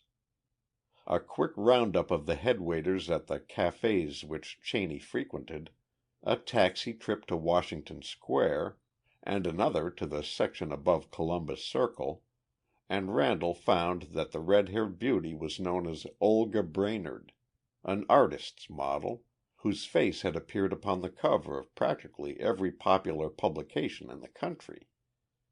She had been out of town for the past 2 months, he learned, but had just returned and had taken an apartment in a section of the city which indicated the possession of considerable capital. "Miss Brainerd," said Randall, when he was face to face with the Titian beauty in the drawing room of her suite, "I came with a message from your friend, Carl Cheney." Here he paused and watched her expression very closely. As he had hoped, the girl was unable to master her feelings. Rage and hate wrote themselves large across her face, and her voice fairly snapped as she started to reply. Randall, however, interrupted her with a smile and the statement, "That's enough. I'm going to lay my cards face up on the table. I am a Secret Service operative seeking information about Cheney. Here is my badge, merely to prove that I'm telling the truth. We have reason to believe that the Count, as he is called, is mixed up with a pro-German plot which, if successful, would imperil the peace of the country. Can you tell us anything about him?" "Can I?" echoed the girl. "The beast! He promised to marry me more than 2 months ago, and then got infatuated with some blonde chit of a chorus girl. Just because I lost my head and showed him a letter I had received, a letter warning me against him, he flew into a rage and threatened—well, never mind what he did say. The upshot of the affair was that he sent me out of town and gave me enough money to last me some time. But he'll pay for his insults." "Have you the letter you received?" asked Randall casually, as if it meant little to him whether the girl produced it or not. "Yes, I kept it. Wait a moment and I'll get it for you." A few seconds later she was back with a note, written in a feminine hand, a note which read, "If you are wise, you will ask the man who calls himself Carl Cheney what he knows of Paul Weiss, of George Winters, and Oscar Stanley. You might also inquire what has become of Florence and Rose. Signed, Amelia." Randall looked up with a puzzled expression. "What's all this about?" he inquired. "Sounds like Greek to me." "To me, too," agreed the girl. "But it was enough to make Carl purple with rage, and, what's more, to separate him from several $1,000s." "Weiss, Winters, and Stanley," mused Guy. "Those might easily be Cheney's former aliases. Florence, Rose, and Amelia? I wonder. Come on, girl. We're going to take a ride down to City Hall. I've got a hunch." Late that afternoon, when Carl Cheney arrived at his hotel, he was surprised to find a young man awaiting him in his apartment, a man who appeared to be perfectly at ease and who slipped over and locked the door once the Count was safely within the room. "What does this mean?" demanded Cheney. "By what right—" "It means," snapped Randall, "that the game's up." Then, raising his voice, he called, "Mrs. Weiss?" and a tall woman parted the curtains at the other end of the room. "Mrs. Winters?" and another woman entered. "Mrs. Stanley," and a third came in. With his fingers still caressing the butt of the automatic which nestled in his coat pocket, Randall continued, "Cheney, or whatever your real name is, there won't be any invasion of Canada. We know all about your plans. In fact, the arsenal on West Houston Street is in possession of the police at this moment. It was a good idea, and undoubtedly you would have cleaned up on it, were it not for the fact that I am under the far from painful necessity of arresting you on a charge of bigamy. Or would you call it trigamy? The records at City Hall gave you away, after one of these ladies had been kind enough to provide us with a clue to the 3 aliases under which you conducted your matrimonial operations. Come on, Count. The Germans may need you worse than we do, but we happen to have you." End of chapter 15. Chapter 16. After 7 years. Bill Quinn was disgusted. Someone, evidently afflicted with an ingrowing sense of humor, had sent him the prospectus of a school which professed to be able to teach budding aspirants the art of becoming a successful detective for the sum of $25, and Quinn couldn't appreciate the humor. "How to become a detective in 10 lessons," he snorted. "It only takes one for the man who's got the right stuff in him, and the man that hasn't better stay out of the game altogether." "Well," I retorted, anxious to stir up any kind of an argument that might lead to one of Quinn's tales about the exploits of Uncle Sam's sleuths, "just what does it take to make a detective?" It was a moment or two before Quinn replied. Then, "There are only three qualities necessary," he replied. "Common sense, the power of observation, and perseverance. Given these three, with possibly a dash of luck thrown in for good measure, and you'll have a crime expert who could stand the heroes of fiction on their heads. Take Larry Simmons, for example. No one would ever have accused him of having the qualifications of a detective, any more than they would have suspected him of being one. But Larry drew a good-sized salary from the Bureau of Pensions because he possessed the three qualities I mentioned. He had the common sense of a physician, the observation of a trained newspaper reporter, and the perseverance of a bulldog. Once he sunk his teeth in a problem he never let loose, which was the reason that very few people ever put anything over on the Pension Bureau as long as Larry was on the job. That cap up there," and Quinn pointed to a stained and dilapidated bit of headgear which hung upon the wall of his den, "is a memento of one of Simmons's cases. The man who bought it would tell you that I'm dead right when I say that Larry was persevering. That's putting it mildly." "Quite a while back," continued Quinn, picking up the thread of his story, "there was a man out in St. Joseph, Missouri, named Dave Holden. No one appeared to know where he came from and, as he conducted himself quietly and didn't mix in with his neighbors' affairs, no one cared very much. Holden hadn't been in town more than a couple of weeks when one of the older inhabitants happened to inquire if he were any kin to old Dave Holden, who had died only a year or two before. "No," said Holden, "I don't believe I am. My folks all came from Ohio, and I understand that this Holden was a Missourian." "That's right," agreed the other. "And a queer character, too. Guess he was pretty nigh the only man that fought on the Union side in the Civil War that didn't stick the government for a pension. Had it coming to him, too, 'cause he was a captain when the war ended. But he always said he didn't consider that Uncle Sam owed him anything for doing his duty. Spite of the protest of his friends, Dave wouldn't ever sign a pension blank, either."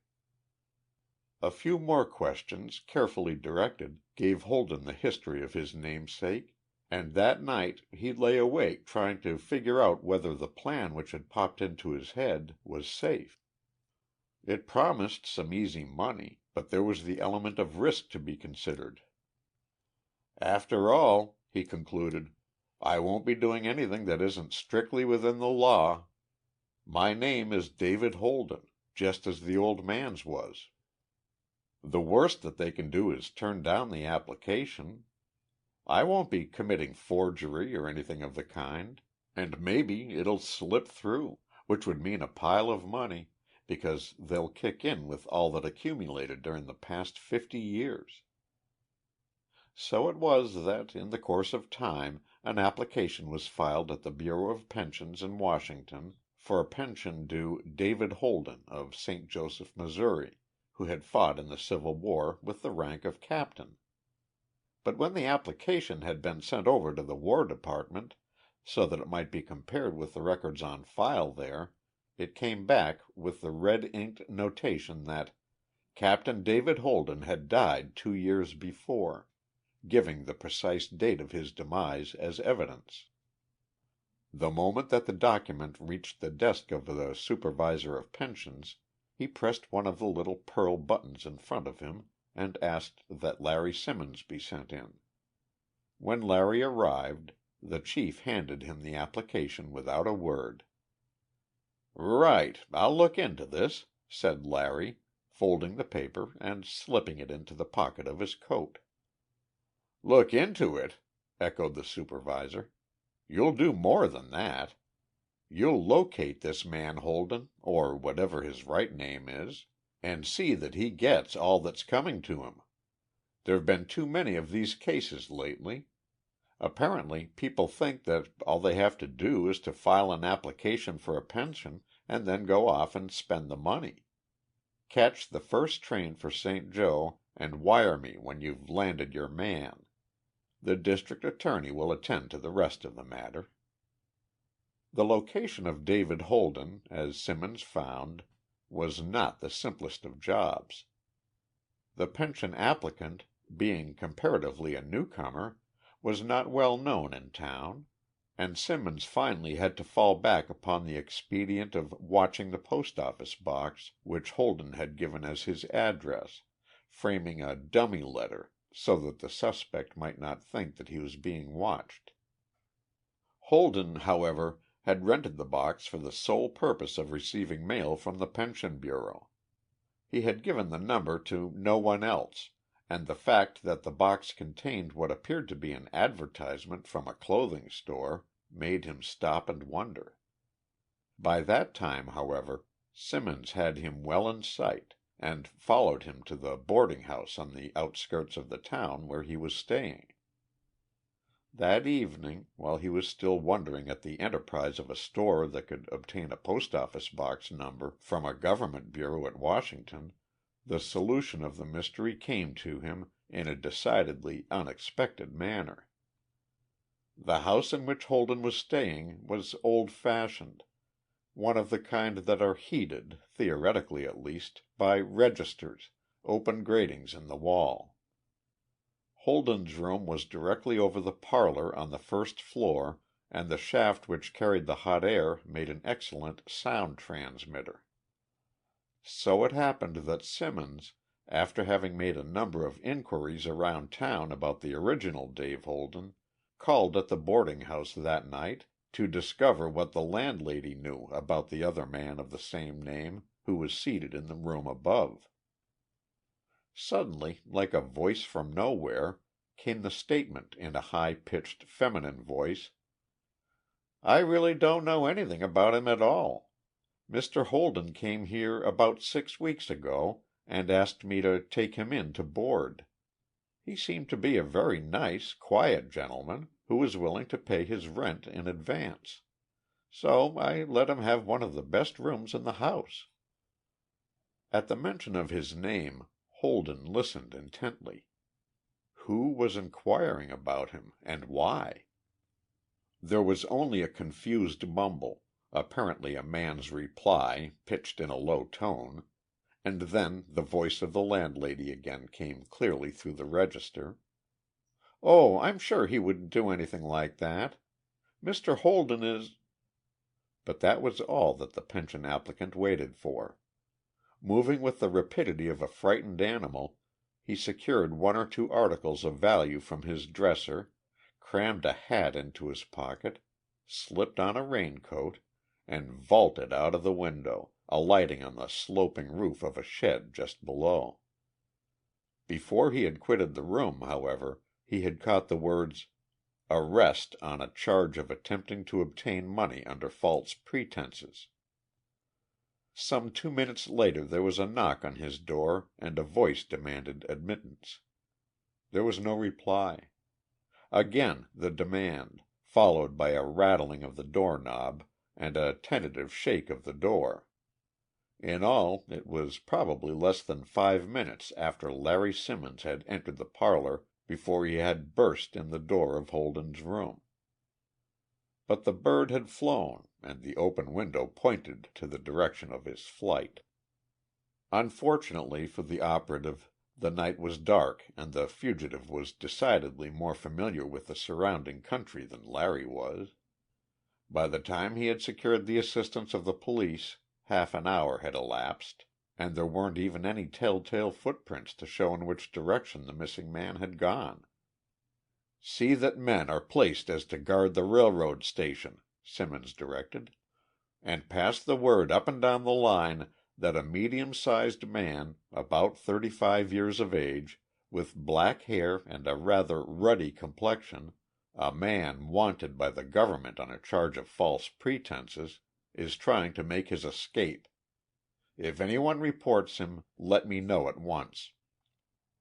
That, under the circumstances, was really all that Larry could do. It ought to be an easy matter to locate the fugitive, he figured, and it would only be a question of a few days before he was safely in jail.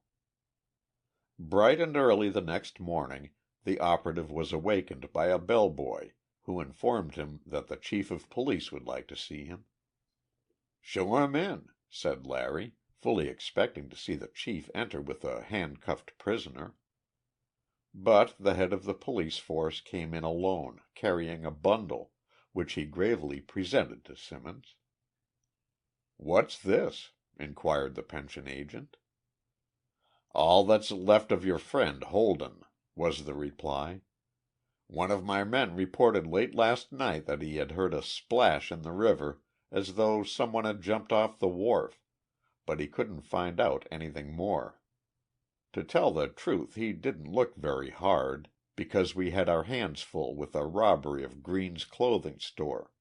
Some one broke in there and—" "Yes, but what about Holden?" Simmons interrupted. "Guess you'll have to drag the river for him," answered the chief. "We found his coat and vest and raincoat in the dock this morning, and on top of them was this note, addressed to you." The note, as Larry found an instant later, read: "I'd rather die in the river than go to jail. Tell your boss that he can pay 2 pensions now, one for each of the Dave Holdens." The signature, almost illegible, was that of David Holden, number 2. "No doubt that your man heard the splash when Holden went overboard last night?" inquired the operative. "Not the least in the world. He told me about it, but I didn't connect it with the man you were after, and, besides, I was too busy right then to give it much thought." "Any chance of recovering the body?" "Mighty little at this time of the year. The current's good and strong, and the chances are that he won't turn up this side of the Mississippi, if then. It was only by accident that we found his cap. It had lodged under the dock, and we fished it out less than half an hour ago," and the chief pointed to a water-soaked piece of cloth which Simmons recognized as the one which Holden had been wearing the evening before. "Well, I don't suppose there's anything more that we can do," admitted Larry. "I'd like to have the river dragged as much as possible, though I agree with you that the chances for recovering the body are very slim. Will you look after that?" "Sure I will. And anything else you want done?" The chief was nothing if not obliging, a fact which Simmons incorporated in his official report, which he filed a few days later, a report which stated that David Holden, wanted on a charge of attempting to obtain money under false pretenses, had committed suicide by drowning rather than submit to arrest. "The body has not been recovered," the report admitted, "but this is not to be considered unusual at this time of the year when the current is very strong. The note left by the fugitive is attached." Back from Washington came the wire: "Better luck next time. Anyhow, Holden won't bother us again." "If this were a moving picture," Quinn continued after a pause, "there would be a subtitle here announcing the fact that 7 years are supposed to elapse. There also probably would be a highly decorated explanatory title informing the audience that Uncle Sam never forgets nor forgives, a fact that is so perfectly true that it's a marvel that people persist in trying to beat the government." Then the scene of the film would shift to Seattle, Washington. They would have to cut back a little to make it clear that Larry Simmons had, in the meantime, left the Pension Bureau and entered the employment of the Post Office Department, being desirous of a little more excitement and a few more thrills than his former job afforded. But he was still working for Uncle Sam, and his memory, like that of his employer, was long and tenacious. One of the minor cases which had been bothering the department for some time past was that of a ring of fortune tellers who, securing information in devious ways, would pretend that it had come to them from the spirit world and use it for purposes which closely approximated blackmail. Simmons, being in San Francisco at the time, was ordered to proceed to Seattle and look into the matter. Posing as a gentleman of leisure with plenty of money and but little care as to the way in which he spent it, it wasn't long before he was steered into what appeared to be the very center of the ring, the residence of Madame Ahara, who professed to be able to read the stars, commune with spirits, and otherwise obtain information of an occult type. There Larry went through all the usual stages palmistry, spiritualism, and clairvoyance, and chuckled when he found, after his third visit, that his pocket had been picked of a letter purporting to contain the facts about an escapade in which he had been mixed up a few years ago. The letter, of course, was a plant placed there for the sole purpose of providing a lead for Madame and her associates to follow. And they weren't long in taking the tip. The very next afternoon the government agent received a telephone call notifying him that Madame had some news of great importance which she desired to impart, information which had come to her from the other world and in which she felt certain he would be interested. Larry asked if he might bring a friend with him, but the request, as he had expected, was promptly refused. The would-be blackmailers were too clever to allow first-hand evidence to be produced against them. They wished to deal only with the principals, or, as Madame informed him over the phone, the message was of such nature that only he should hear it. "Very well," replied Simmons. "I'll be there at 11 this evening." It was not his purpose to force the issue at this time. In fact, he planned to submit to the first demand for money and trust to the confidence which this would inspire to render the blackmailers less cautious in the future. But something occurred which upset the entire scheme, and, for a time at least, threatened disaster to the post office schemes. Thinking that it might be well to look the ground over before dark, Larry strolled out to Madame Ahara's about 5 o'clock in the afternoon and took up his post on the opposite side of the street, studying the house from every angle. While he was standing there a man came out, a man who was dressed in the height of fashion, but whose face was somehow vaguely familiar. The tightly waxed mustache and the iron-gray goatee seemed out of place, for Simmons felt that the last time he had seen the man he had been clean-shaven. Where was it, he thought, as he kept the man in sight, though on the opposite side of the street. New York? No. Washington? Hardly. St. Louis? No, it was somewhere where he was wearing a cap that was water-stained and... I've got it! In St. Joseph! The man who committed suicide the night I went to arrest him for attempting to defraud the Pension Bureau. It's he, sure as shooting. But just as Simmons started across the street, the traffic cop raised his arm, and when the apparently interminable stream of machines had passed, the man with the mustache was nowhere to be seen. He had probably slipped into one of the nearby office buildings. But which? That was a question which worried Larry for a moment or two. Then he came to the conclusion that there was no sense in trying to find his man at this moment. The very fact that he was in Seattle was enough. The police could find him with little difficulty. But what had Holden been doing at the clairvoyance?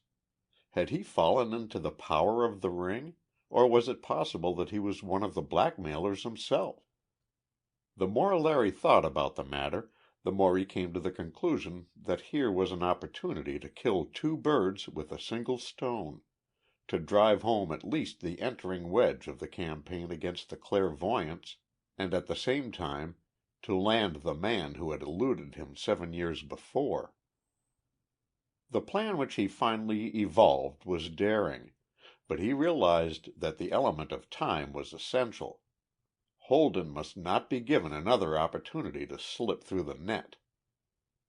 That night, when Larry kept his appointment at Madame's, he saw to it that a cordon of police was thrown around the entire block, with instructions to allow no one to leave until after a prearranged signal. "Don't prevent anyone from coming into the house," Simmons directed, "but see that not a soul gets away from it.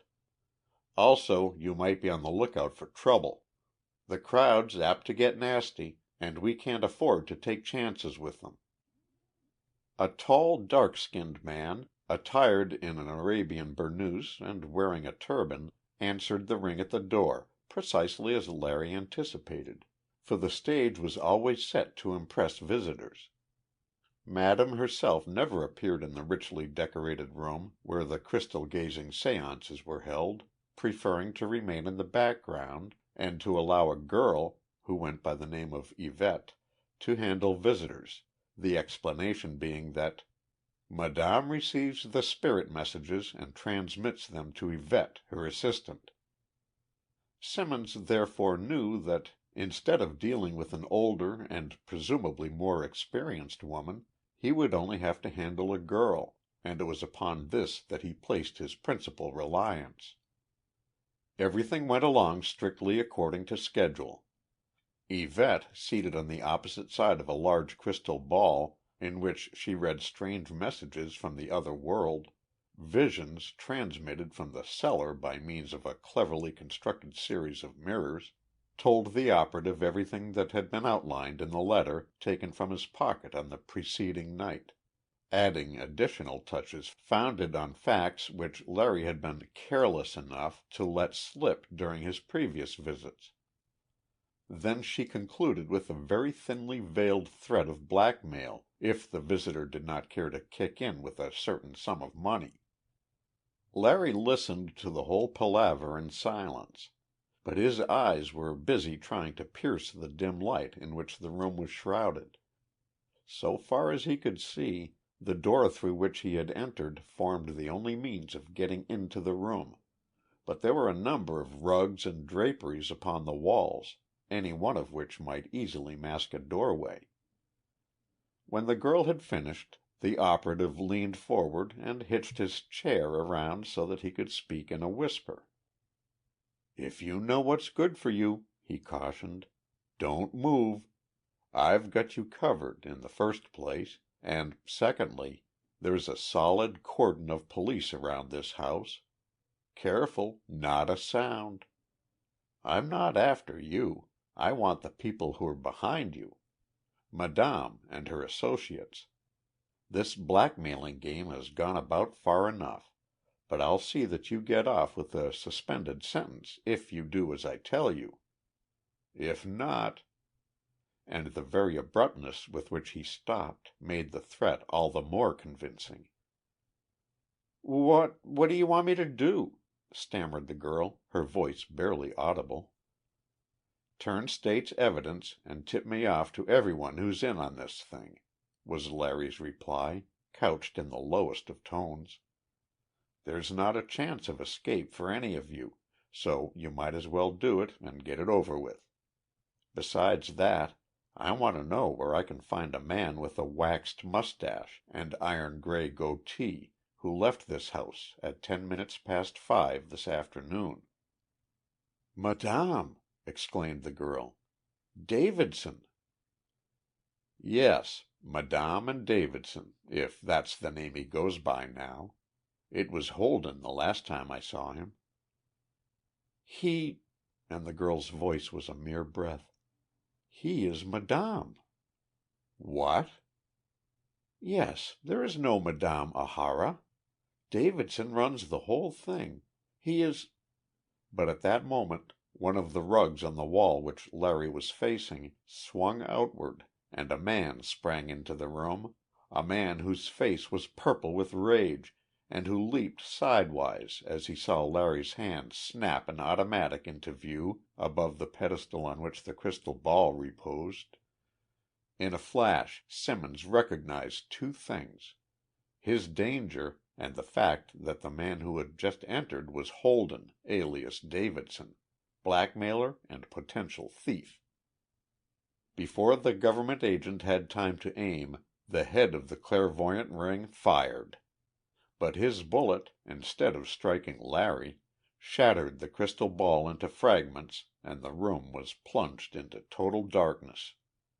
In spite of the fact that he knew the shot would bring speedy relief from outside the house, Simmons determined to capture his man single-handed and alive.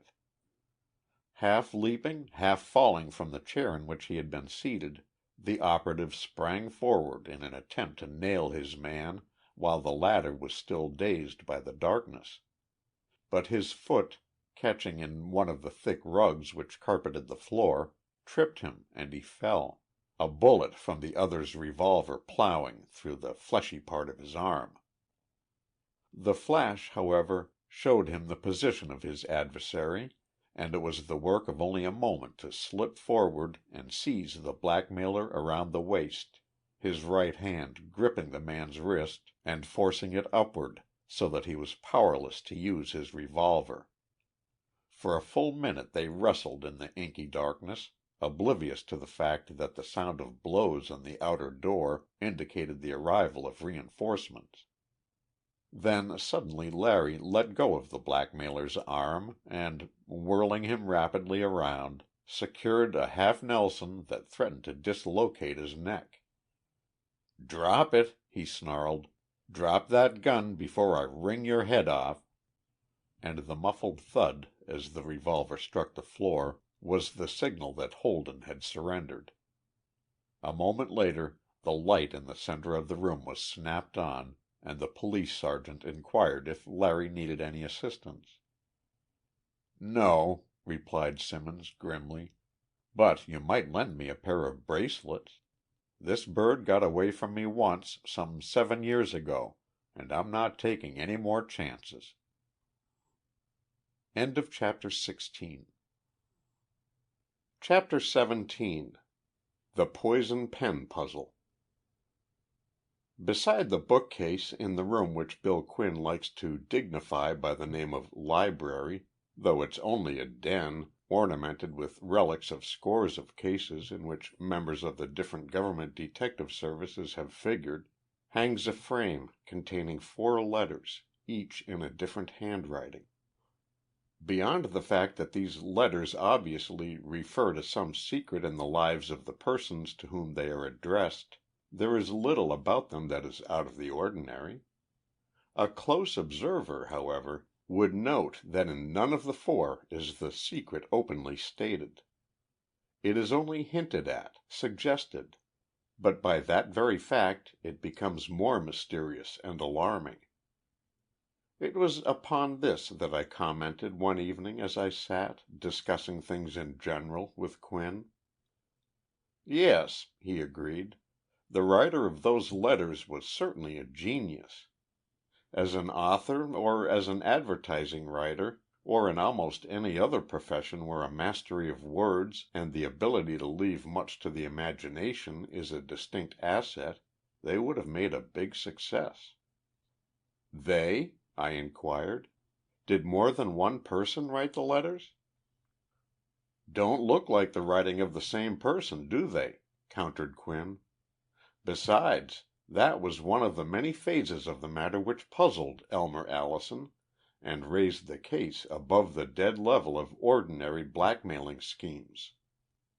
Allison," Quinn went on, settling comfortably back in his big armchair, "was, as you probably remember, one of the star men of the Postal Inspection Service, the chap who solved the mystery of the lost $100,000 in Columbus.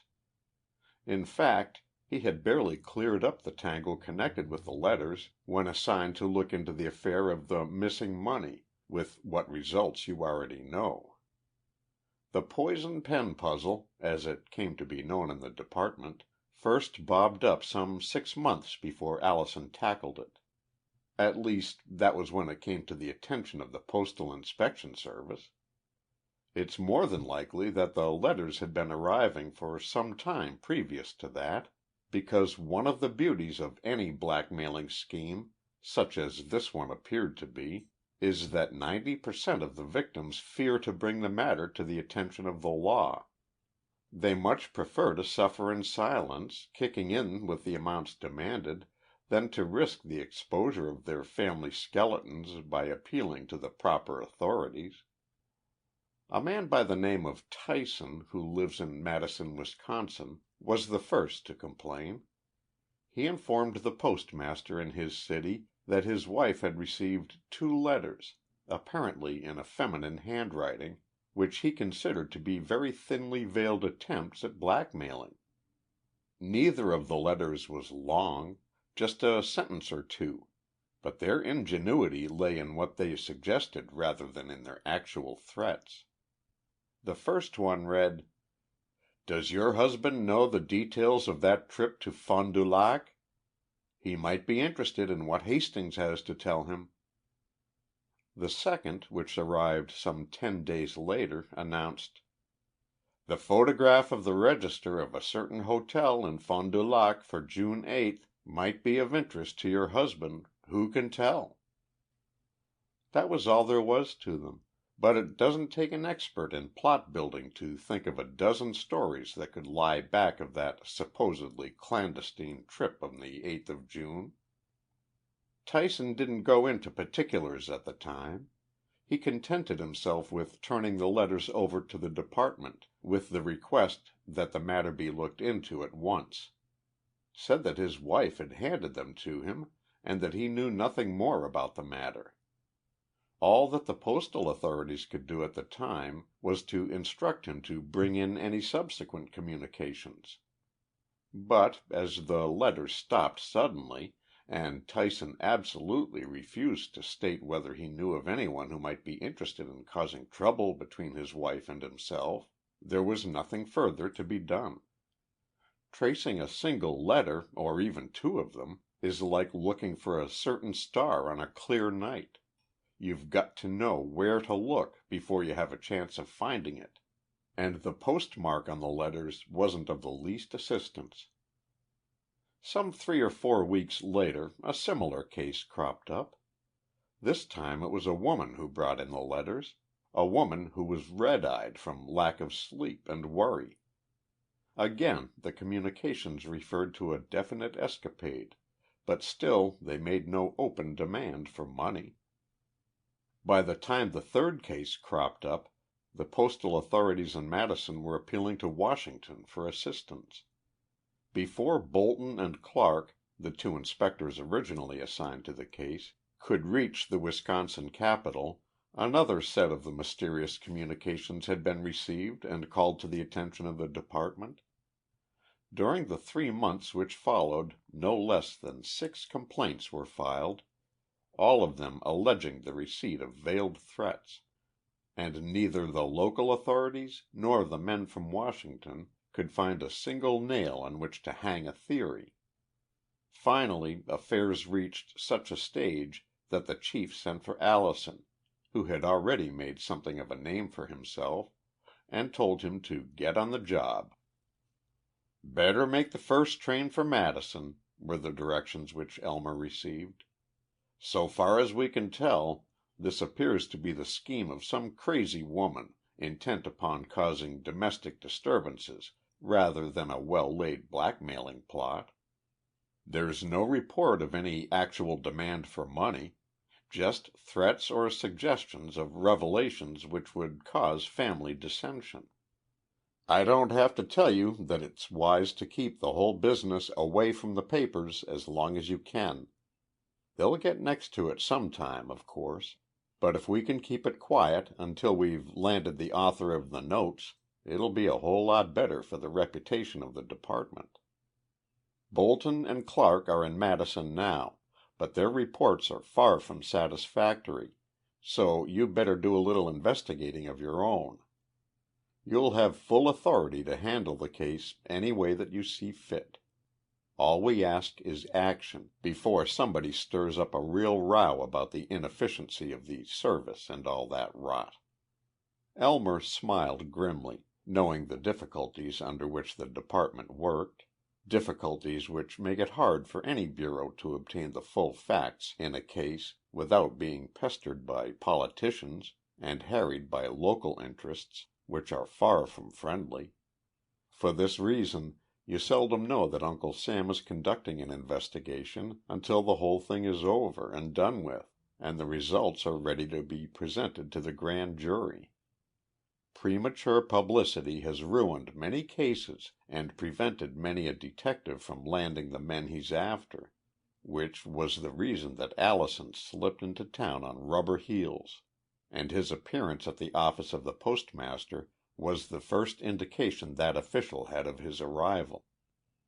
"Mr. Gordon," said Allison, after they had completed the usual preliminaries connected with credentials and so forth, "I want to tackle this case just as if I were the first man who had been called in.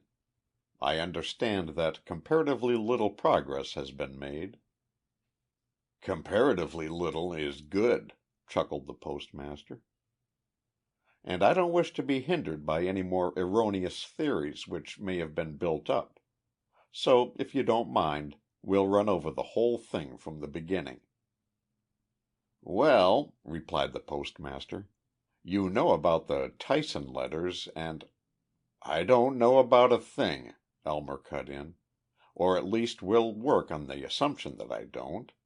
Then I'll be sure not to miss any points, and at the same time I'll get a fresh outline of the entire situation."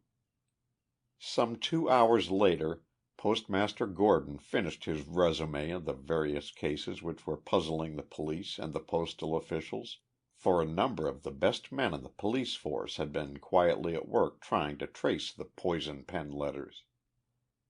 "Are these all the letters that have been received?" Allison inquired, indicating some 30 communications which lay before him on the desk. "All that have been called to the attention of this office. Of course, there's no telling how many more have been written, about which no complaint has been made. Knowing human nature, I should say that at least 3 times that number have been received and possibly paid for. But the recipients didn't report the matter, for reasons best known to themselves. As a matter of fact— But you are not interested in gossip." "I most certainly am," declared Allison. "When you're handling a matter of this kind, where backstairs intrigue and servants' hall talk is likely to play a large part, gossip forms a most important factor. What does Dame Rumor say in this case?" "So far as these letters are concerned, nothing at all. Certain influences, which it's hardly necessary to explain in detail, have kept this affair out of the papers. But gossip has it that at least 3 divorces within as many months have been caused by the receipt of anonymous letters, and that there are a number of other homes which are on the verge of being broken up for a similar reason." "That would appear to bear out your contention that other people have received letters like these, but preferred to take private action upon them. Also that, if blackmail were attempted, it sometimes failed. Otherwise, the matter wouldn't have gotten as far as the divorce court." Then, after a careful study of several of the sample letters on the desk, Allison continued, "I suppose you have noted the fact that no 2 of these appear to have been written by the same person?" "Yes, but that is a point upon which handwriting experts fail to agree. Some of them claim that each was written by a different person. Others maintain that one woman was responsible for all of them, and a third school holds that either 2 or 3 people wrote them. What are you going to do when experts disagree?" "Don't worry about any of them," retorted Allison.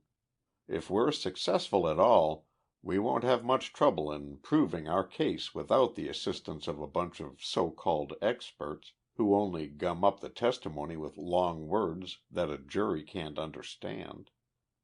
Where are the envelopes in which these letters were mailed?" "Most of the people who brought them in failed to keep the envelopes. But we did manage to dig up a few. Here they are." and the postmaster tossed over a packet of about half a dozen of various shapes and sizes. "Hum," mused the postal operative. "All comparatively inexpensive stationery. Might have been bought at nearly any corner drug store. Any clue to the postmarks?" "Not the slightest. As you will note, they were mailed either at the Central Post Office or at the railroad station, places so public that it's impossible to keep a strict watch for the person who mailed 'em. In one case, that of the Osgoods, we cautioned the wife to say nothing whatever about the matter, and then ordered every clerk in the post office to look out for letters in that handwriting which might be slipped through the slot. In fact, we closed all the slots save one and placed a man on guard inside night and day." "Well, what happened?" inquired Allison, a trifle impatiently as the postmaster paused. "The joke was on us. Some 2 days later a letter which looked suspiciously like these was mailed. Our man caught it in time to dart outside and nail the person who posted it. Fortunately, we discovered that she was Mrs. Osgood's sister-in-law and that the letter was a perfectly innocent one." "No chance of her being mixed up in the affair?" "No. Her husband is a prominent lawyer here, and, besides, we've watched every move she's made since that time. She's one of the few people in town that we're certain of." "Yet you say her handwriting was similar to that which appears on these letters?" "Yes, that's one of the many puzzling phases of the whole matter. Every single letter is written in a hand which closely resembles that of a relative of the person to whom it is addressed. So much so, in fact, that at least 4 of the complainants have insisted upon the arrest of these relatives, and have been distinctly displeased at our refusal to place them in jail merely because their handwriting is similar to that of a blackmailer." "Why do you say blackmailer? Do you know of any demand for money which has been made?" "Not directly. But what other purpose could a person have than to extract money? They'd hardly run the risk of going to the pen in order to gratify a whim for causing trouble." "How about the Tysons and the Osgoods, and the other people who brought these letters in? Didn't they receive subsequent demands for money?" "They received nothing. Not another single letter of any kind." "You mean that the simple fact of making a report to your office appeared to stop the receipt of the threats?" "Precisely. Now that you put it that way, it does look odd. But that's what happened." Allison whistled. This was the first ray of light that had penetrated a very dark and mysterious case, and with its aid he felt that he might, after all, be successful. Contenting himself with a few more questions, including the names of the couples whom gossip stated had been separated through the receipt of anonymous communications, Allison bundled the letters together and slipped them into his pocket. "It's quite possible," he stated, as he opened the door leading out of the postmaster's private office, "that you won't hear anything more from me for some time. I hardly think it would be wise to report here too often, or that if you happen to run into me on the street that you would register recognition. I won't be using the name of Allison anyhow, but that of Gregg, Alvin Gregg, who has made a fortune in the operation of chain stores, and is looking over the field with a view to establishing connections here. Gregg, by the way, is stopping at the Majestic Hotel if you care to reach him." And with that he was gone. Allison's first move after establishing his identity at the hotel was to send a wire to a certain Alice Norcross in Chicago, a wire which informed her that "my sister, Mrs. Mabel Kennedy, requests your presence in Madison, Wisconsin. Urgent and immediate." The signature was Alvin Gregg, E.A., and to an inquisitive telegraph operator who inquired the meaning of the initials, Allison replied, "Electrical assistant, of course," and walked away before the matter could be further discussed. The next evening Mrs. Mabel Kennedy registered at the Majestic Hotel, and went up to the room which Mr. Gregg had reserved for her, the one next to his. "It's all right, Alice," he informed her a few moments later, after a careful survey had satisfied him that the hall was clear of prying ears. "I told them all about you, that you were my sister and everything. So it's quite respectable." Mrs. Kennedy, or Alice Norcross, as she was known to the members of the Postal Service whom she had assisted on more than one occasion when the services of a woman with brains were demanded, merely smiled and continued to fix her hair before the mirror. "I'm not worrying about that," she replied. "You boys can always be trusted to arrange the details. But traveling always did play the dickens with my hair. What's the idea, anyhow? Why am I Mrs. Mabel Kennedy, and what's she supposed to do?" In a few words Allison outlined what he was up against, evidently the operation of a very skillful gang of blackmailers who were not only perfectly sure of their facts, but who didn't run any risks until their victims were too thoroughly cowed to offer any resistance. "The only weak spot in the whole plan," concluded the operative, "is that the letters invariably cease when the prospective victims lay their case before the postmaster." "You mean that you think he's implicated?" "No, but some one in his office is," snapped Allison. "Else how would they know when to lay off? That's the only lead we have, and I don't want to work from it, but up to it. Do you know anyone who's socially prominent in Madison?" "Not a soul. But it's no trick to get letters of introduction, even for Mrs. Mabel Kennedy." "Fine. Go to it. The minute you get 'em, start a social campaign here. Stage several luncheons, bridge parties, and the like. Be sure to create the impression of a woman of means, and if you can drop a few hints about your none too spotless past, so much the better." "You want to draw their fire, eh?" "Precisely. It's unfortunate that we can't rig up a husband for you. That would make things easier. But when it's known that I, Alvin Gregg, am your brother, I think it's more than likely that they'll risk a couple of shots." It was about a month later that Mrs. Kennedy called up her brother at the Hotel Majestic and asked him to come over to her apartment at once. "Something stirring?" inquired Allison as he entered the drawing room of the suite which his assistant had rented in order to bolster up her social campaign. "The first nibble," replied the girl, holding out a sheet of violet-tinted paper on which appeared the words, "Of course your brother and your friends know all about the night you spent alone with a certain man in a cabin in the Sierras." "Great Scott!" ejaculated Allison. "Do you mean to say it worked?" "Like clockwork," was the girl's reply. "Acting on your instructions, I made a special play for Snaith, the postmaster's confidential secretary and general assistant. I invited him to several of my parties and paid particular attention to what I said when he was around.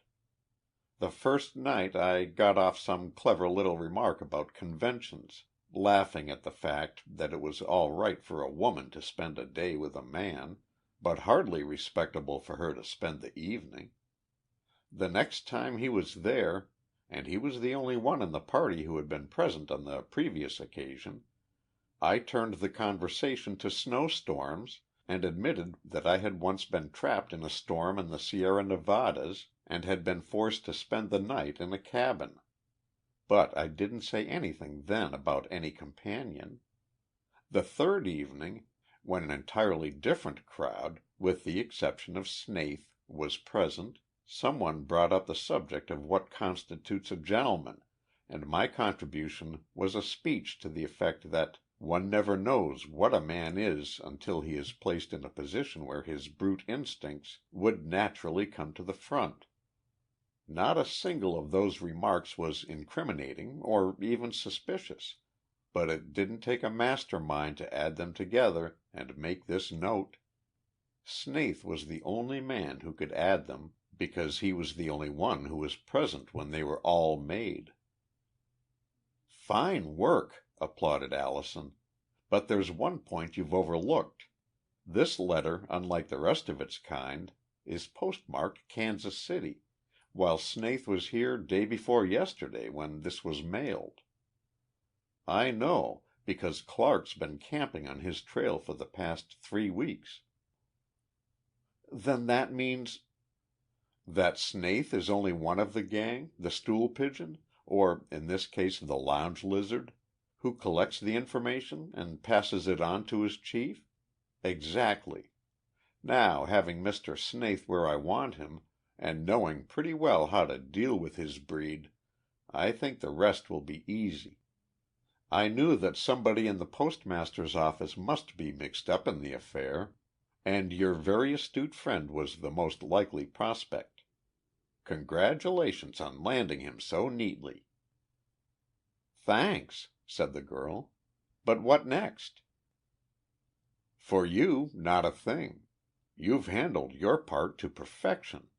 The rest is likely to entail a considerable amount of strong arm work, and I'd rather not have you around. Might cramp my style."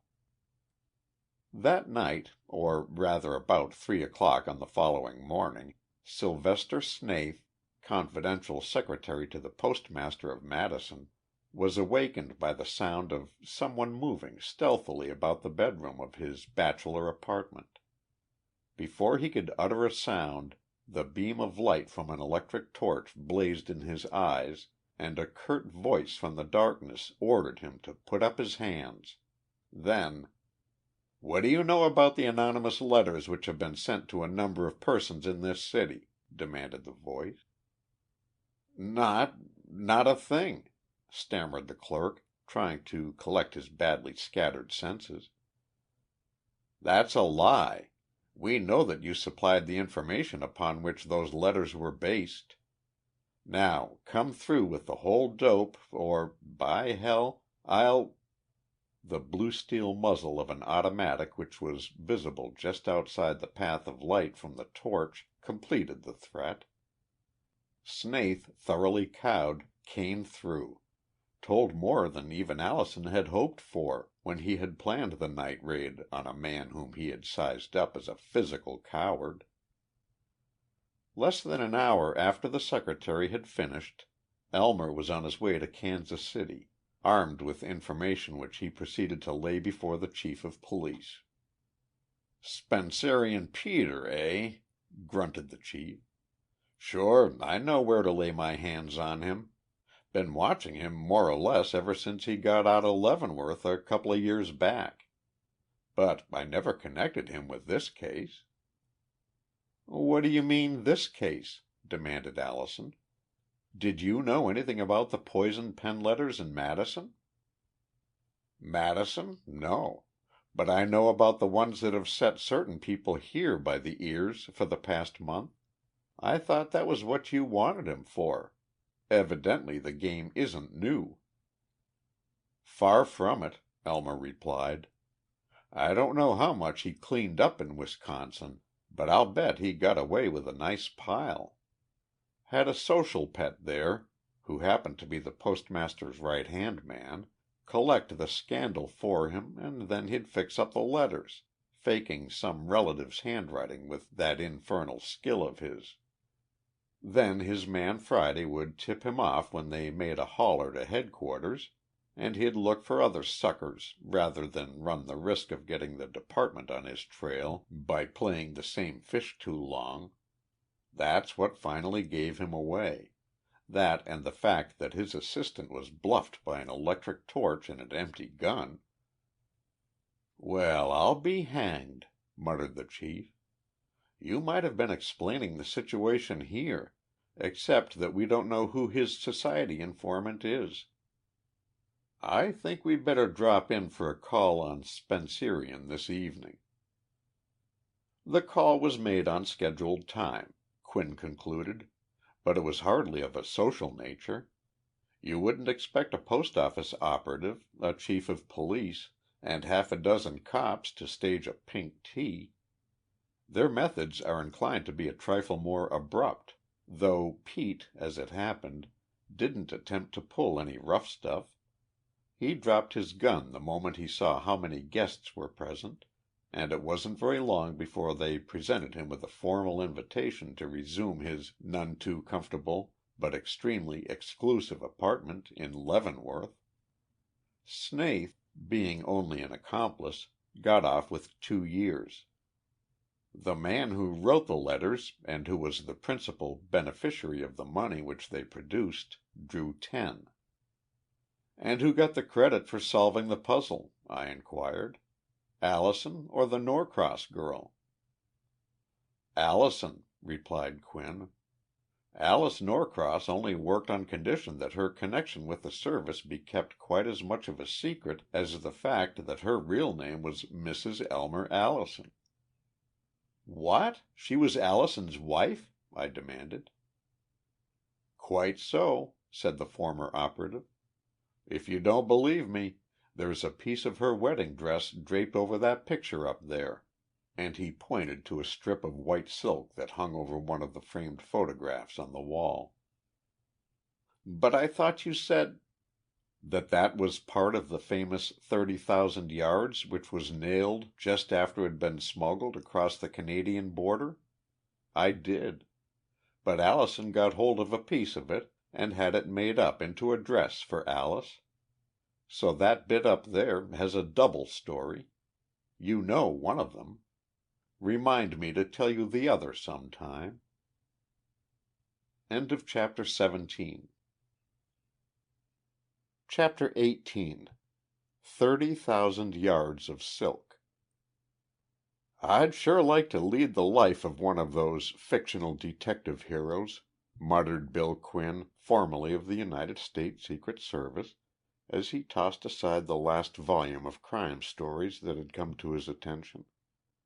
"Nothing to do but trail murderers and find the person who lifted the diamond necklace, and stuff of that kind. They never have a case that isn't interesting, or, for that matter, one in which they aren't successful. Must be a great life." "But aren't the detective stories of real life interesting and oftentimes exciting?" I inquired, adding that those which Quinn had already told me indicated that the career of a government operative was far from being deadly monotonous. "Some of them are," he admitted. "But many of them drag along for months or even years, sometimes petering out for pure lack of evidence. Those, of course, are the cases you never hear of, the ones where Uncle Sam's men fall down on the job. Oh, yes, they're fallible, all right. They can't solve every case, any more than a doctor can save the life of every patient he attends. But the percentage, though high, doesn't approach the success of your Sherlock Holmeses and your thinking machines, your Grices and Sweetwaters and Lecoqs. How is it, then, that every story you've told dealt with the success of a government agent, never with his failure?" Quinn smiled reminiscently for a moment. Then, "What do doctors do with their mistakes?" he asked. "They bury 'em. And that's what any real detective will do. Try to forget, except for hoping that someday he'll run up against the man who tricked him. Again, most of the yarns I've told you revolved around some of the relics of this room," waving his hand to indicate the walls of his library, "and these are all mementos of successful cases. There's no use in keeping the other kind. Failures are too common and brains too scarce. That bit of silk up there—" "Oh, yes," I interrupted. "The one that formed part of Alice Norcross's wedding dress." "And figured in one of the most sensational plots to defraud the government that was ever uncovered," added Quinn. "If Ezra Marks hadn't located that shipment, I wouldn't have had that piece of silk, and there wouldn't be any story to tell. So, you see, it's really a circle after all." "Marks," Quinn went on, "was one of the few men connected with any branch of the government organizations who really lived up to the press agent notices of the detectives you read about. In the first place, he looked like he might have stepped out of a book, big and long-legged and lanky. A typical Yankee, with all of the New Englander's shrewdness and common sense. If you turned Ezra loose on a case, you could be sure that he wouldn't sit down and try to work it out by deduction. Neither would he plunge in and attempt by sheer bravado and gunplay to put the thing over. He'd mix the two methods and, more often than not, come back with the answer. Then, too, Marks had the very happy faculty of drawing assignments that turned out to be interesting. Maybe it was luck, but more than likely it was because he followed plans that made him so, preferring to wait until he had all the strings to a case and then stage a big roundup of the people implicated. You remember the case of the Englishman who smuggled uncut diamonds in the bowl of his pipe, and the one you wrote under the title of Wah Lee and the Flower of Heaven? Well, those were typical of Ezra's methods. The first was almost entirely analytical, the second mainly gunplay, plus a painstaking survey of the field he had to cover. But when Marks was notified that it was up to him to find out who was running big shipments of valuable silks across the Canadian border without the formality of visiting the custom house and making the customary payments, he found it advisable to combine the two courses. It was through a wholesale dealer in silks in Seattle, Washington, that the Customs Service first learned of the arrival of a considerable quantity of this valuable merchandise, offered through certain underground channels at a price which clearly labeled it as smuggled. Possibly the dealer was peeved because he didn't learn of the shipment in time to secure any of it. But his reasons for calling the affair to the attention of the Treasury Department don't really matter. The main idea was that the silk was there, that it hadn't paid duty, and that someone ought to find out how it happened. When a second and then a third shipment was reported, Marks was notified by wire to get to Seattle as fast as he could, and there to confer with the collector of the port. It wasn't until after he had arrived that Ezra knew what the trouble was, for the story of the smuggled silk hadn't penetrated as far south as San Francisco, where he had been engaged in trying to find a cargo of smuggled coolies. "Here's a sample of the silk," announced the collector of the port at Seattle, producing a piece of very heavy material, evidently of foreign manufacture. "Beyond the fact that we've spotted 3 of the shipments and know where to lay our hands on them if wanted, I've got to admit that we don't know a thing about the case.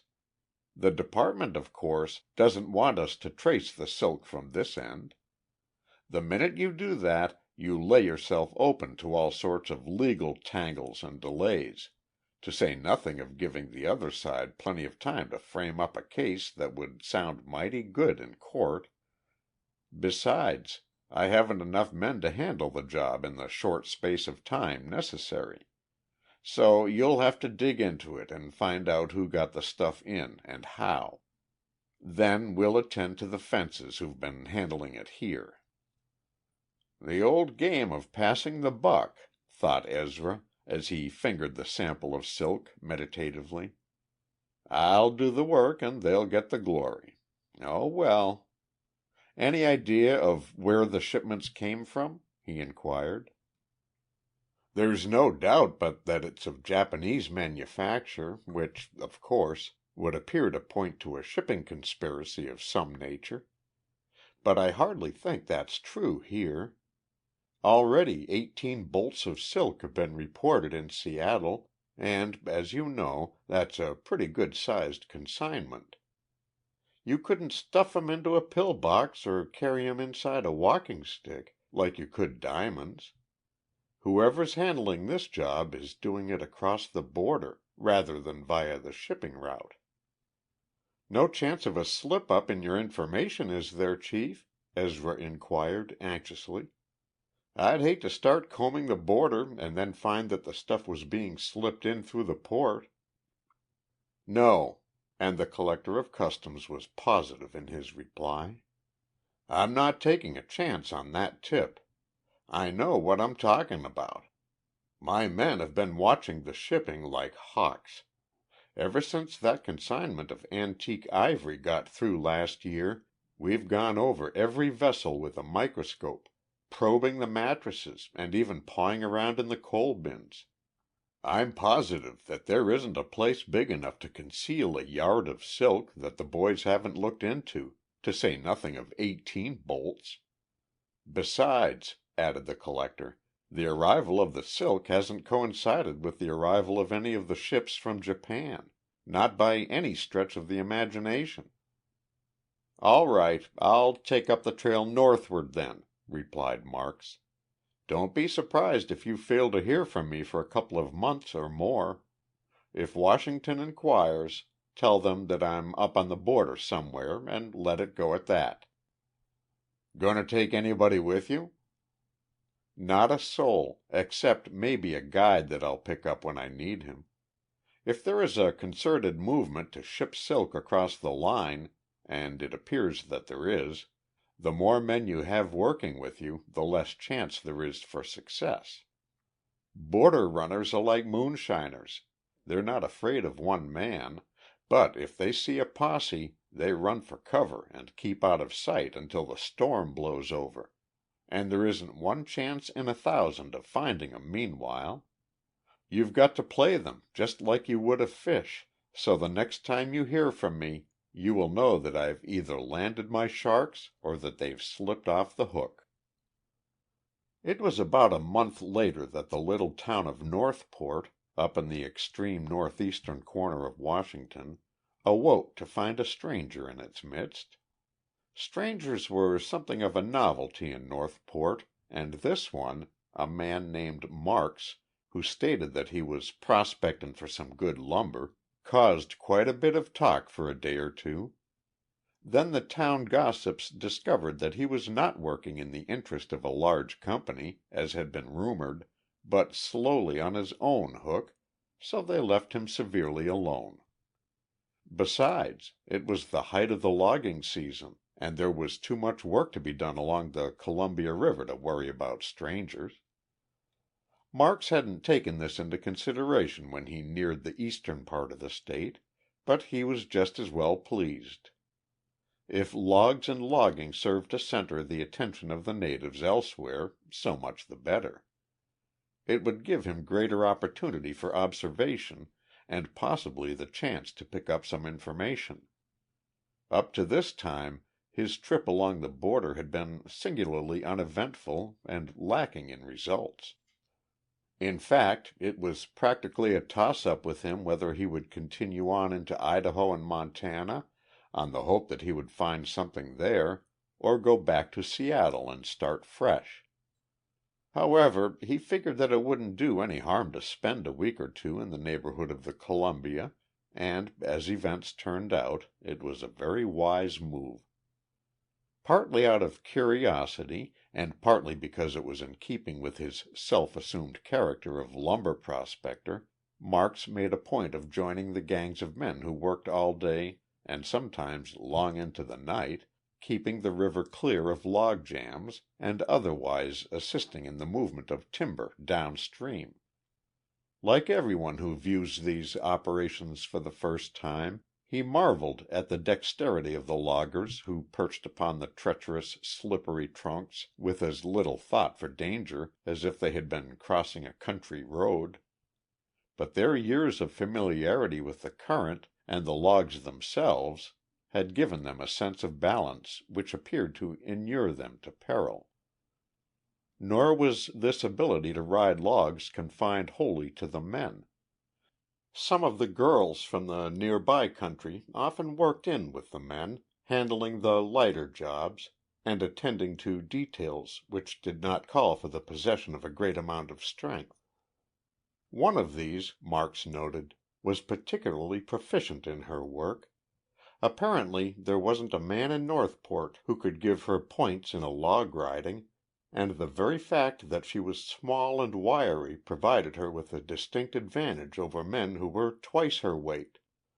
Apart from her grace and beauty, there was something extremely appealing about the girl, and Ezra found himself watching her time after time as she almost danced across the swirling bark-covered trunks, hardly seeming to touch them as she moved.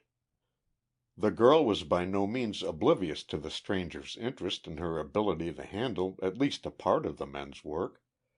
She caught his eye the very first day he came down to the river, and after that, whenever she noted that he was present, she seemed to take a new delight in skipping lightly from log to log, lingering on each just long enough to cause it to spin dangerously and then leaping to the next.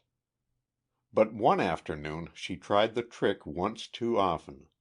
Either she miscalculated her distance, or a sudden swirl of the current carried the log for which she was aiming out of her path, for her foot just touched it, slipped, and, before she could recover her balance, she was in the water, surrounded by logs that threatened to crush the life out of her at any moment. Startled by her cry for help, 3 of the lumbermen started toward her, but the river, like a thing alive, appeared to thwart their efforts by opening up a rift in the jam on either side, leaving a gap too wide to be leaped, and a current too strong to be risked by men who were hampered by their heavy hobnailed shoes. Marks, who had been watching the girl, had his coat off almost as soon as she hit the water. An instant later he had discarded his shoes and had plunged in, breasting the river with long overhand strokes that carried him forward at an almost unbelievable speed. Before the men on the logs knew what was happening, the operative was beside the girl, using one hand to keep her head above water and the other to fend off the logs which were closing in from every side. "Quick!" he called. "A rope! A—" But the trunk of a tree, striking his head a glancing blow, cut short his cry and forced him to devote every atom of his strength to remaining afloat until assistance arrived. After an interval which appeared to be measured in hours, rather than seconds, a rope splashed within reach and the pair were hauled to safety. The girl, apparently unhurt by her drenching, shook herself like a wet spaniel and then turned to where Marks was seated, trying to recover his breath. "Thanks," she said, extending her hand.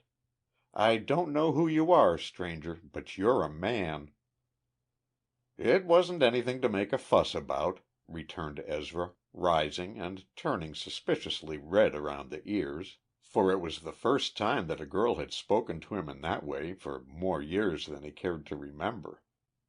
Then, with the Vermont drawl that always came to the surface when he was excited or embarrassed, he added, "It was worth gettin' wet to have you speak like that."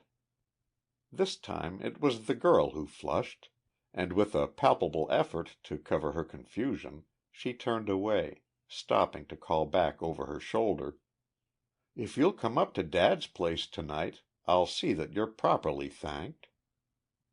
"Dad's place?" repeated Ezra to one of the men near by. "Where's that?" "She means her stepfather's house up the river," replied the lumberman. "You can't miss it. Just this side of the border. Ask anybody where old man Peterson lives." Though the directions were rather vague, Marks started up the river shortly before sunset, and found but little difficulty in locating the big house, half bungalow and half cabin, where Peterson and his stepdaughter resided, in company with half a dozen foremen of lumber gangs, and an Indian woman who had acted as nurse and chaperone and cook and general servant ever since the death of the girl's mother a number of years before. While he was still stumbling along, trying to pierce the gloom which settled almost instantly after sunset, Marks was startled to see a white figure rise suddenly before him, and to hear a feminine voice remark, "I wondered if you'd come." "Didn't you know I would?" replied Ezra.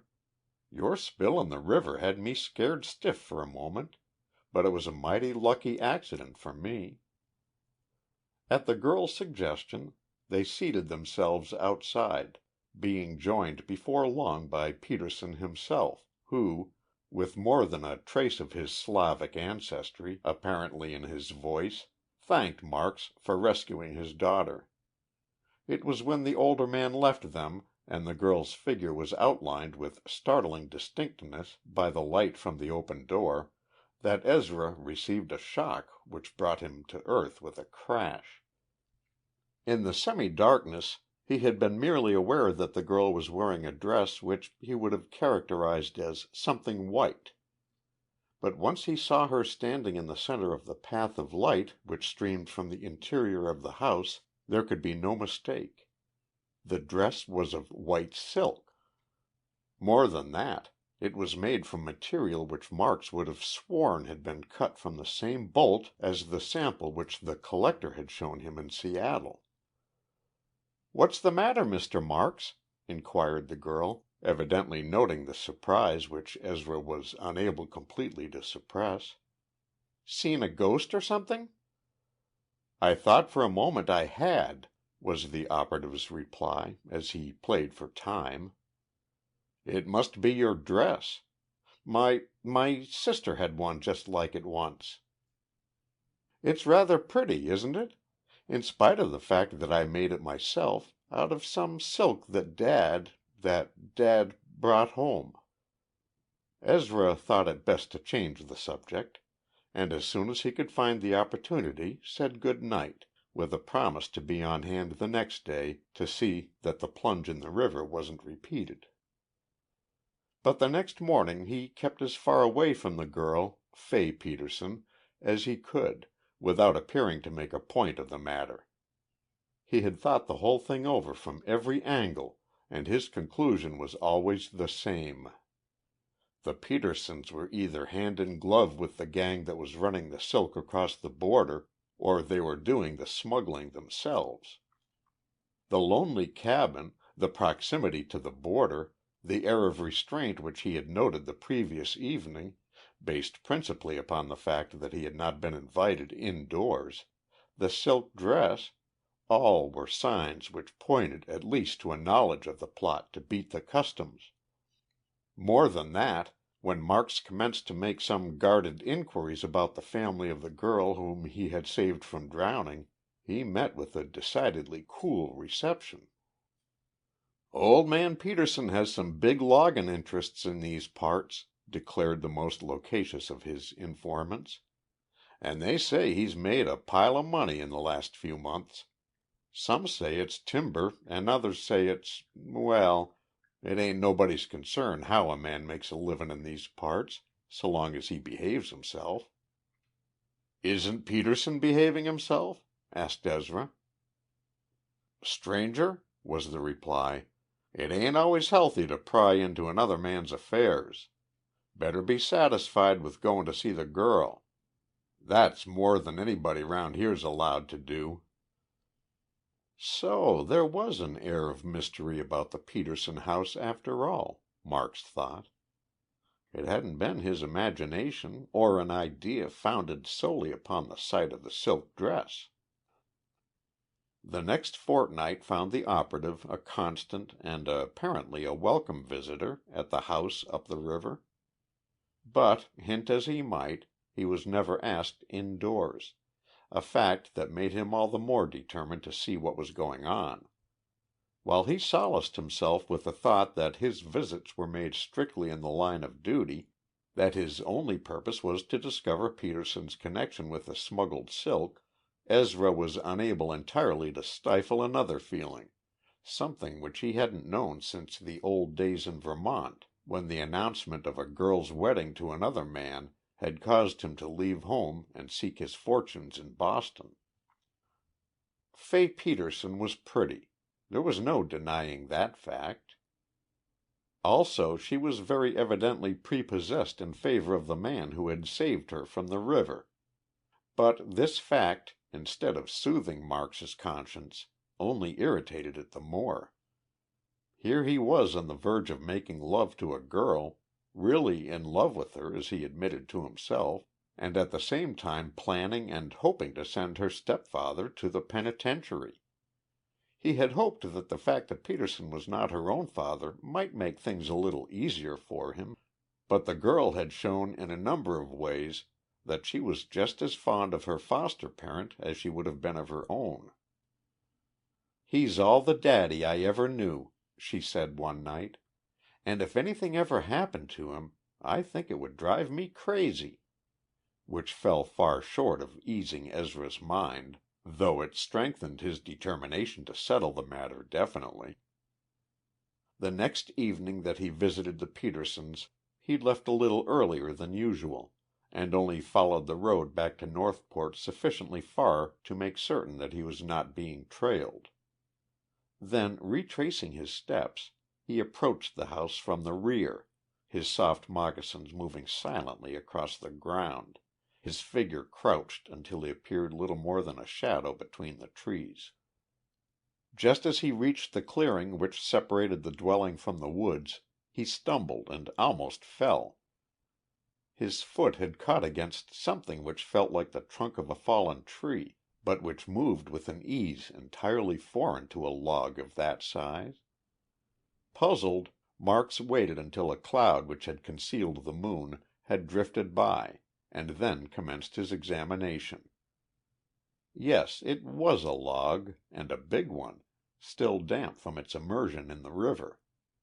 But it was so light that he could lift it unaided, and it rang to a rap from his knuckles. The end which he first examined was solid, but at the other end the log was a mere shell, not more than an inch of wood remaining inside the bark. It was not until he discovered a round plug of wood, a stopper which fitted precisely into the open end of the log, that the solution of the whole mystery dawned upon him. The silk had been shipped across the border from Canada inside the trunks of trees, hollowed out for the purpose. Wrapping the bolts in oiled silk would keep them perfectly waterproof, and the plan was so simple as to be impervious to detection save by accident. Emboldened by his discovery, Marks slipped silently across the cleared space to the shadow of the house, and thence around to the side, where a few cautious cuts of his bowie knife opened a peephole in the shutter which covered the window. Through this he saw what he had hoped for, yet feared to find. Peterson and 3 of his men packing bolts of white silk in boxes for reshipment.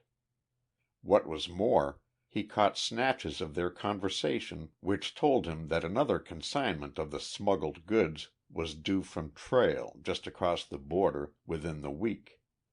Retreating as noiselessly as he had come, Marks made his way back to Northport, where he wrote 2 letters, or rather a letter and a note. The first, addressed to the sheriff, directed that personage to collect a posse and report to Ezra Marks, of the Customs Service, on the 2nd day following. This was forwarded by special messenger, but Marks pocketed the note and slipped it cautiously under the door of the Peterson house the next evening. "It's a 50-50 split," he consoled his conscience.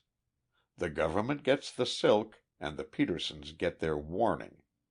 I don't suppose I'll get anything but the devil for not landing them."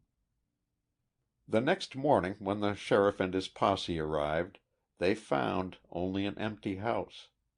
But in the main room were piled boxes containing no less than 30,000 yards of white silk, valued at something over $100,000. On top of the boxes was an envelope addressed to Ezra Marks, Esquire, and within it a note which read, "I don't know who you are, Mr. Customs Officer, but you're a man."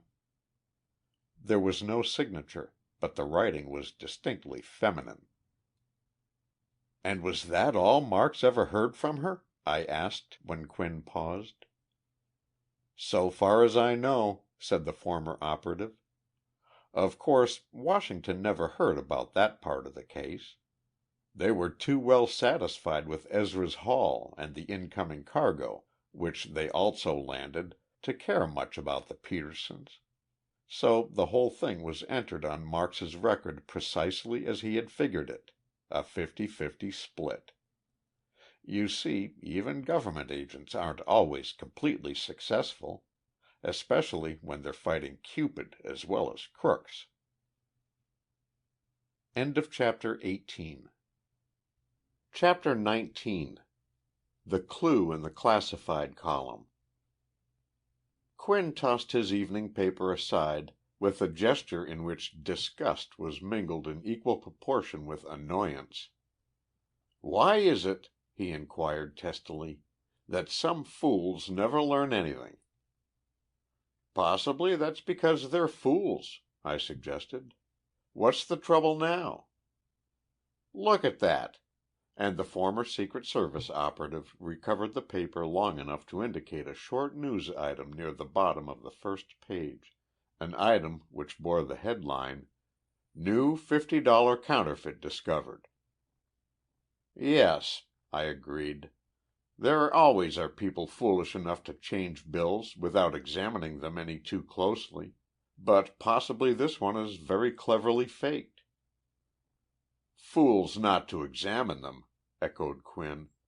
"That isn't the direction in which the idiocy lies. The fools are the people who think they can counterfeit Uncle Sam's currency and get away with it. Barnum must have been right. There's a sucker born every minute. And those that don't try to beat the ponies or buck the stock market turn to counterfeiting for a living. They get it, too. In Leavenworth or Atlanta or some other place that maintains a federal penitentiary. They never seem to learn anything by others' experience either. You'd think, after the Thurene case, it would be perfectly apparent that no one could beat the counterfeiting game for long." "The Thurene case?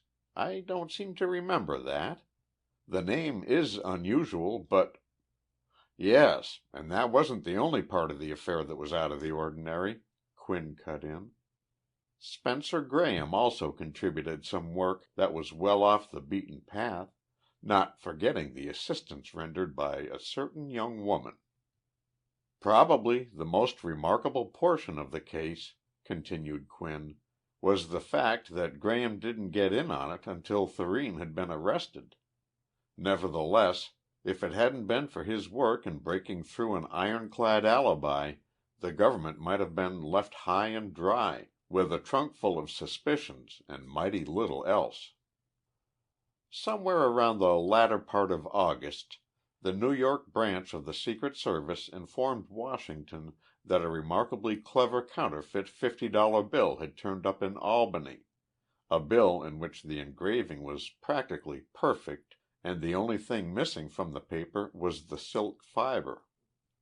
This, however, was replaced by tiny red and blue lines, drawn in indelible ink.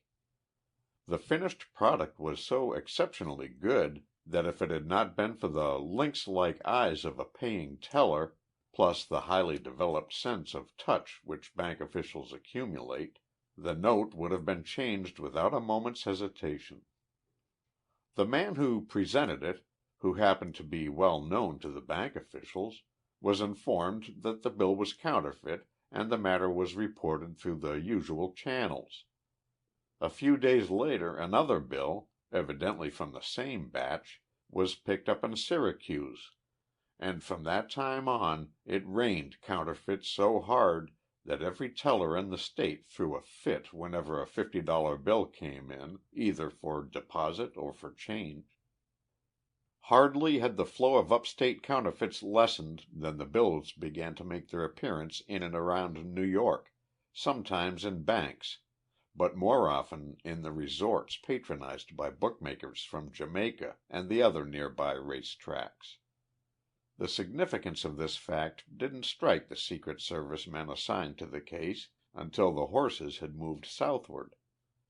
The instant one of the bills was reported in Baltimore, two operatives were ordered to haunt the pari-mutuel booths at Pimlico, with instructions to pay particular attention to the windows where the larger wagers were laid.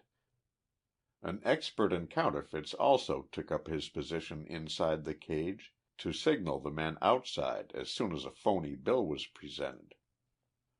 It was during the rush of the betting after the 2-year-olds had gone to the post for the first race that the signal came, indicating that a man about 45 years of age, well-dressed and well-groomed, had exchanged two of the counterfeits for a $100 ticket on the favorite. Hollister and Sheehan, the Secret Service men, took no chances with their prey. Neither did they run the risk of arresting him prematurely. Figuring that it was well within the realms of possibility that he had received the bills in exchange for other money, and that he was therefore ignorant of the fact that they were spurious, they contented themselves with keeping close to him during the race and the interval which followed.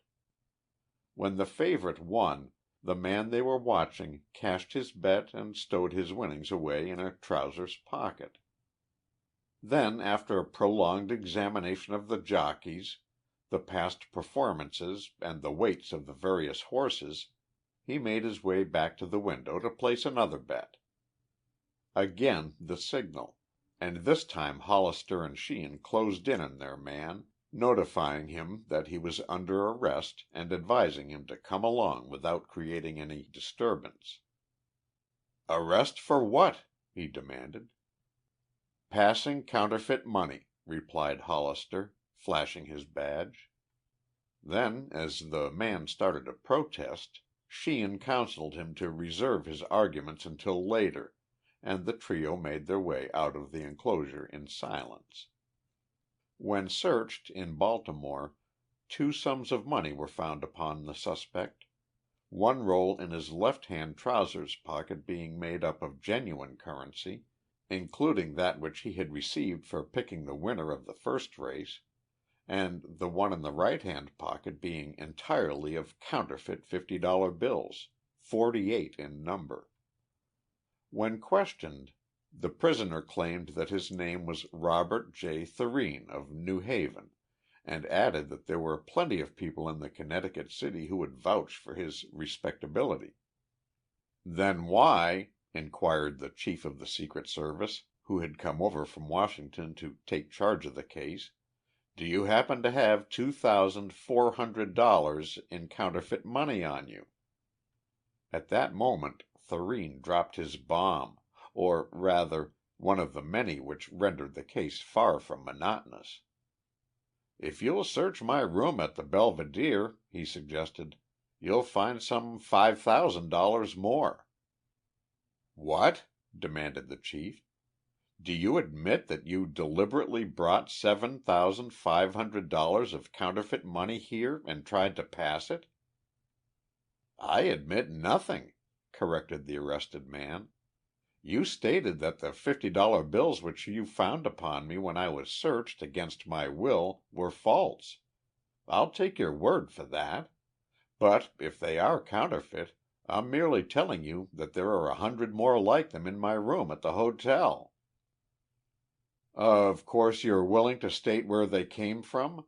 suggested the chief, who was beginning to sense the fact that something underlay Thurene's apparent sincerity. "Certainly. I found them." "Old stuff," sneered one of the operatives standing nearby. "Not only an old alibi, but one which you'll have a pretty hard time proving." "Do you happen to have a copy of yesterday's News handy?" Thurene asked. When the paper was produced, he turned rapidly to the Lost and Found column and pointed to an advertisement which appeared there. "Found. An envelope containing a sum of money. Owner may recover same by notifying Robert J. Thurene, Belvedere Hotel, and proving property." There," he continued, after reading the advertisement aloud. "That is the notice which I inserted after finding the money which you say is counterfeit." "Where did you find it?" "In the Pennsylvania station, night before last. I had just come in from New York, and chanced to see the envelope lying under one of the rows of seats in the center of the waiting room. It attracted my attention, but when I examined it, I was amazed to find that it contained 150 $50 bills, all apparently brand new. Naturally, I didn't care to part with the money unless I was certain that I was giving it up to the rightful owner, so I carried it with me to the hotel and advertised the loss at once. The next afternoon I went out to the track and found, when it was too late, that the only money I had with me was that contained in the envelope. I used a couple of the bills, won, and being superstitious, decided to continue betting with that money. That's the reason I used it this afternoon. Come to think of it, you won't find the original $5,000 in my room. Part of it is the money which I received at the track and which I replaced in order to make up the sum I found. But most of the bills are there." "You said," remarked the chief, striking another tack, "that your name is Thurene and that you live in New Haven. What business are you in?" "Stationery. You'll find that my rating in Bradstreet's is excellent, even though my capital may not be large. What's more," and here the man's voice became almost aggressive, "any bank in New Haven and any member of the Chamber of Commerce will vouch for me. I've a record of 10 years there and some 10 in Lowell, Mass., which will bear the closest possible inspection." And he was right, at that. In the first place, a search of his room at the hotel brought to light a large official envelope containing just the sum of money he had mentioned, counterfeit bills and real ones.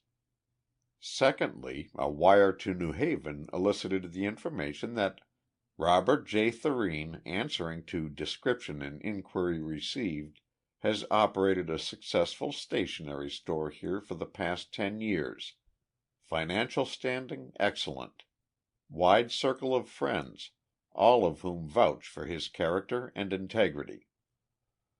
When this wire was forwarded to Washington, the chief having returned to headquarters, Spencer Graham received a hurry-up call to report in the main office.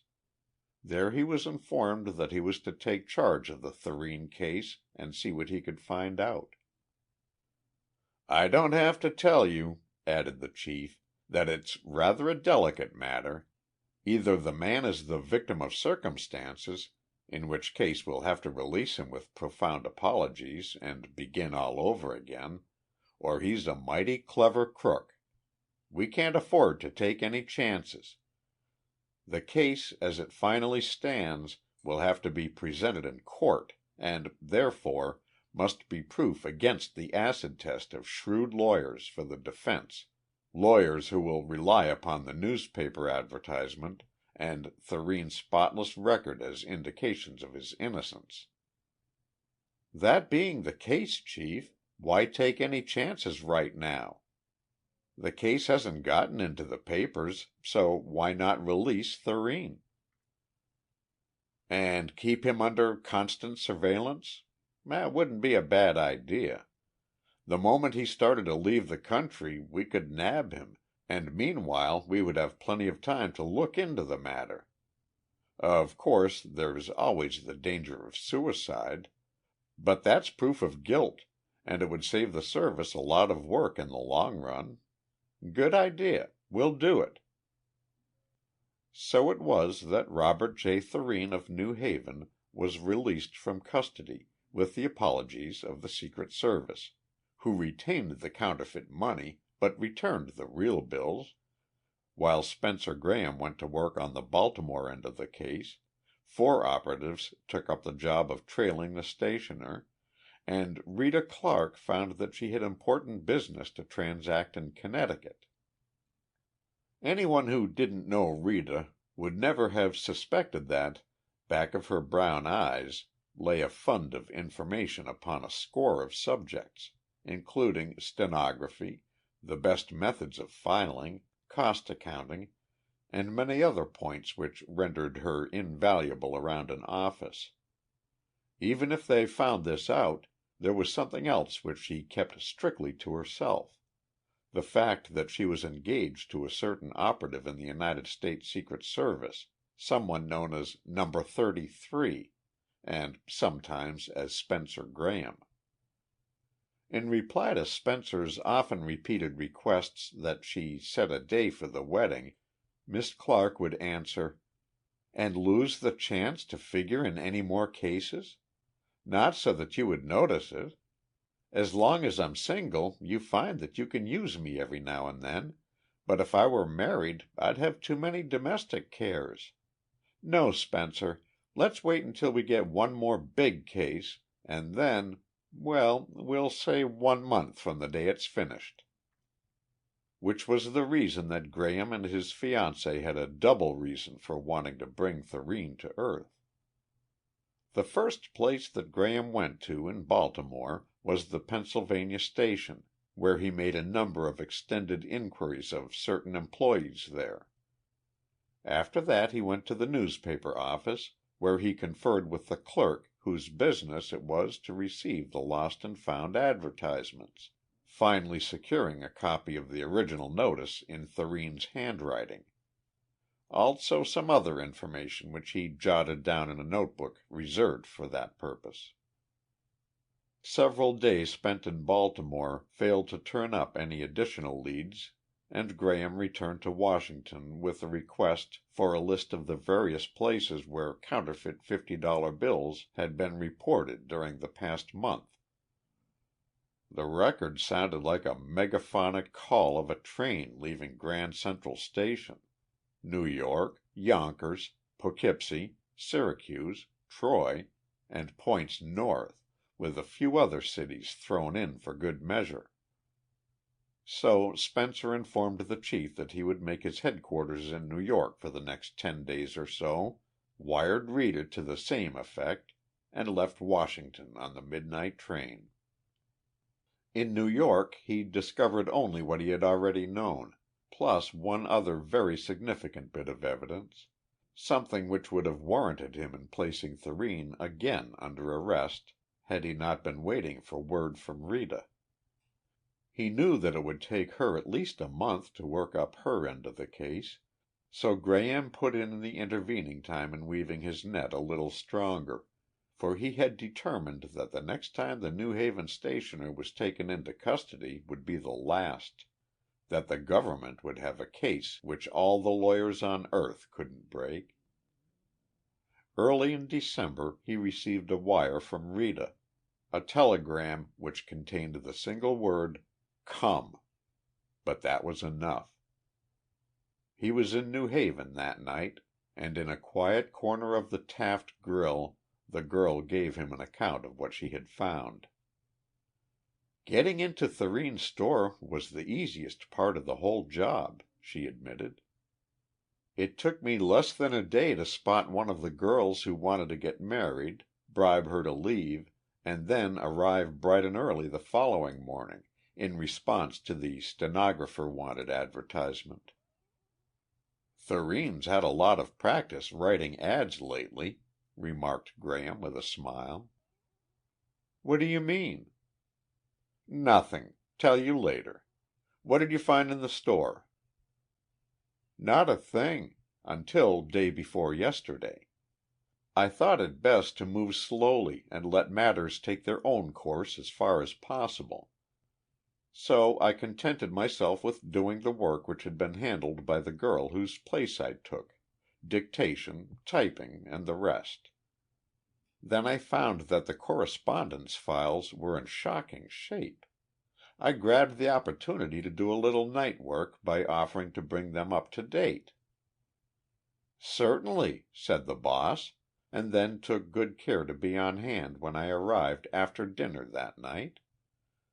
The very way he hung around and watched every movement I made convinced me that the stuff was somewhere on the premises. But where? That's what I couldn't figure out.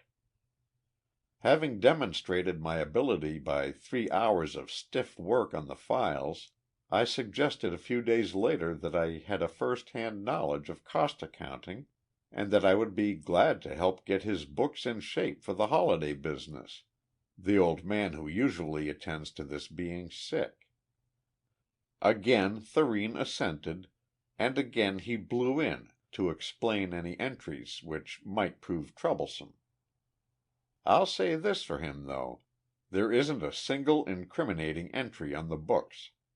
Every purchase is accounted for, down to the last paper of pins. Then, when I felt that I had wormed myself sufficiently well into his good graces, I hinted that I might be able to help out by supervising the system in the engraving department, checking up the purchases, watching the disbursements, keeping an eye on the stock, and so on. Rather to my surprise, he didn't offer any objection. Said that my work had been of so much help elsewhere that he would be glad to have me watch the engraver's work.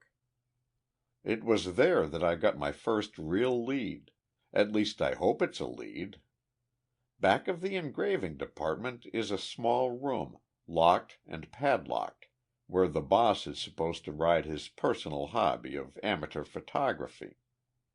I asked one of the men the reason for guarding a dark room so carefully, and he replied that Thurene claimed to be on the verge of making a great discovery in color photography, but that the process took a long time and he didn't want to run the risk of having it disturbed. I'm to have a look at his color process tonight. "What?" cried Graham. "He's going to show you what is in the double-locked room?" "That's what he's promised to do. I haven't the least hope of seeing anything incriminating. All the evidence will probably be well hidden. But this morning I expressed a casual interest in photography and remarked that I understood he was working on a new color process. I did it mainly to see how he would react, but he never batted an eyelid. "I've been making some interesting experiments recently," he said, "and they ought to reach a climax tonight. If you'd care to see how they turn out, suppose you meet me here at 9 o'clock, and we'll examine them together." "But Rita," Graham protested, "you don't mean to say that you're going to put yourself entirely in this man's power?" The girl's first answer was a laugh, and then, "What do you mean, put myself in his power?" she mocked. "You talk like the hero of a melodrama. This isn't the first time that I've been alone in the store with him after dark. Besides, he doesn't suspect a thing, and it's too good a chance to miss. Meet me here the first thing in the morning, around 8:30, and I'll give you the details of Thurene's secret chamber, provided it contains anything interesting." "Rita, I can't—" Graham started to argue, but the girl cut in with, "You can't stop me?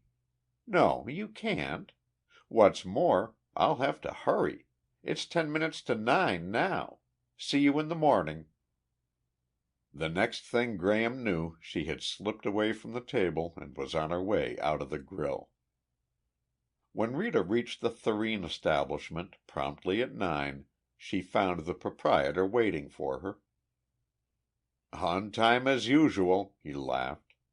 "Now, you'd better keep your hat and coat on. There's no heat in the dark room, and I don't want you to catch cold. The plates ought to be ready by this time. We'll go right down and take a look at them." Guided by the light from the lantern which the stationer held high in the air, the girl started down the steps leading to the basement, where the engraving department was located. She heard Thurene close the door behind him, but failed to hear him slip the bolt which, as they afterward found, had been well oiled. In fact, it was not until they had reached the center of the large room, in one corner of which was the door to the private photographic laboratory, that she knew anything was wrong. then it was too late. Before she could move, Thurene leaned forward and seized her, one arm about her waist, the other over her mouth. Struggle as she might, Rita was unable to move. Slowly, relentlessly, Thurene turned her around until she faced him, and then, with a sudden movement of the arm that encircled her waist, secured a wad of cotton waste which he had evidently prepared for just such an emergency. When he had crammed this in the girl's mouth and tied her hands securely, he moved forward to open the door to the dark room. "Thought I was easy, didn't you?" he sneered. "Didn't think I'd see through your scheme to get a position here and your infernal cleverness with the books and the accounts? Want to see something of my color process, eh? Well, you'll have an opportunity to discover it at your leisure, for it'll be 12 good hours before anyone comes down here, and by that time I'll be where the rest of your crowd can't touch me. Come along, in with you." At that moment there was a crash of glass from somewhere near the ceiling, and something leaped into the room, something that took only 2 strides to reach Thurene and back him up against the wall, with the muzzle of a very businesslike automatic pressed into the pit of his stomach. The whole thing happened so quickly that by the time Rita recovered her balance and turned around she only saw the stationer with his hands well above his head and Spencer Graham, her Spencer, holding him up at the point of a gun. "Take this," snapped the operative, producing a penknife, "and cut that girl's hands loose. No false moves now, or I'm likely to get nervous." A moment later Rita was free, and Thurene had resumed his position against the wall. "Frisk him," ordered Graham, and then, when the girl had produced a miscellaneous collection of money, keys, and jewelry from the man's pockets, Spencer allowed him to drop his arms long enough to snap a pair of handcuffs in place. "This time," announced the Secret Service man, "you won't be released merely because of a fake ad and the testimony of your friends. Pretty clever scheme, that, inserting a 'found' advertisement to cover your possession of counterfeit money in case you were caught. But you overlooked a couple of points. The station in Baltimore was thoroughly swept just 5 minutes before your train arrived from New York, and every man on duty there is ready to swear that he wouldn't have overlooked anything as large as the envelope containing that phony money. Then, too, the clerk in the News office received your advertisement shortly after noon the next day. So you didn't advertise it at once, as you said you did. But your biggest mistake was in playing the game too often. Here," producing a page from the classified section of a New York newspaper, "is the duplicate of your Baltimore ad, inserted to cover your tracks in case they caught you at Jamaica. I've got the original, in your handwriting, in my pocket." "But how'd you happen to arrive here at the right moment?" exclaimed Rita. "I wasn't any too well convinced that you'd fooled our friend here," Graham replied. "So I trailed you, and, attracted by the light from Thurene's lantern, managed to break in that window at the time you needed me." "There's only one thing that puzzles me," the operative continued, turning to Thurene. "What made you take up counterfeiting? Your business record was clear enough before that. And, of course, being an engraver, it wasn't hard for you to find the opportunity. What was the motive?" For a full 60 seconds the man was silent, and then, from between his clenched teeth, came 2 words: "Wall Street." "I might have guessed that," replied Graham. "I'll see you safely in jail first, and then have a look through your room. Want to come along, Rita?" "No, thanks, Spencer. I've had enough for one evening. Let's see. This is the 6th of December. Suppose we plan a certain event for the 6th of January." "And so they were married and lived happily ever after?" I added, as Quinn paused. "And so they were married," he amended.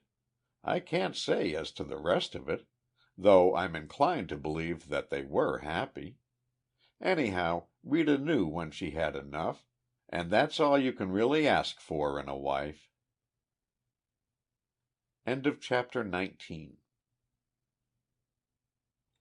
Chapter 20. In the Shadow of the Capitol. "It won't be long until they're all back, with their pretty clothes and their jeweled bags, and their air of innocent sophistication, but until at least a dozen of them gather here, Washington won't be itself again."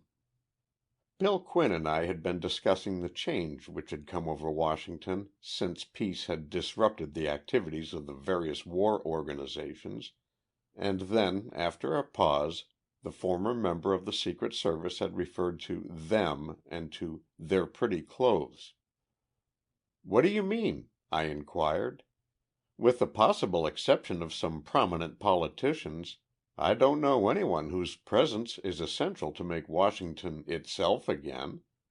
And certainly nobody ever accused politicians, with the possible exception of J. Ham Lewis, of wearing pretty clothes.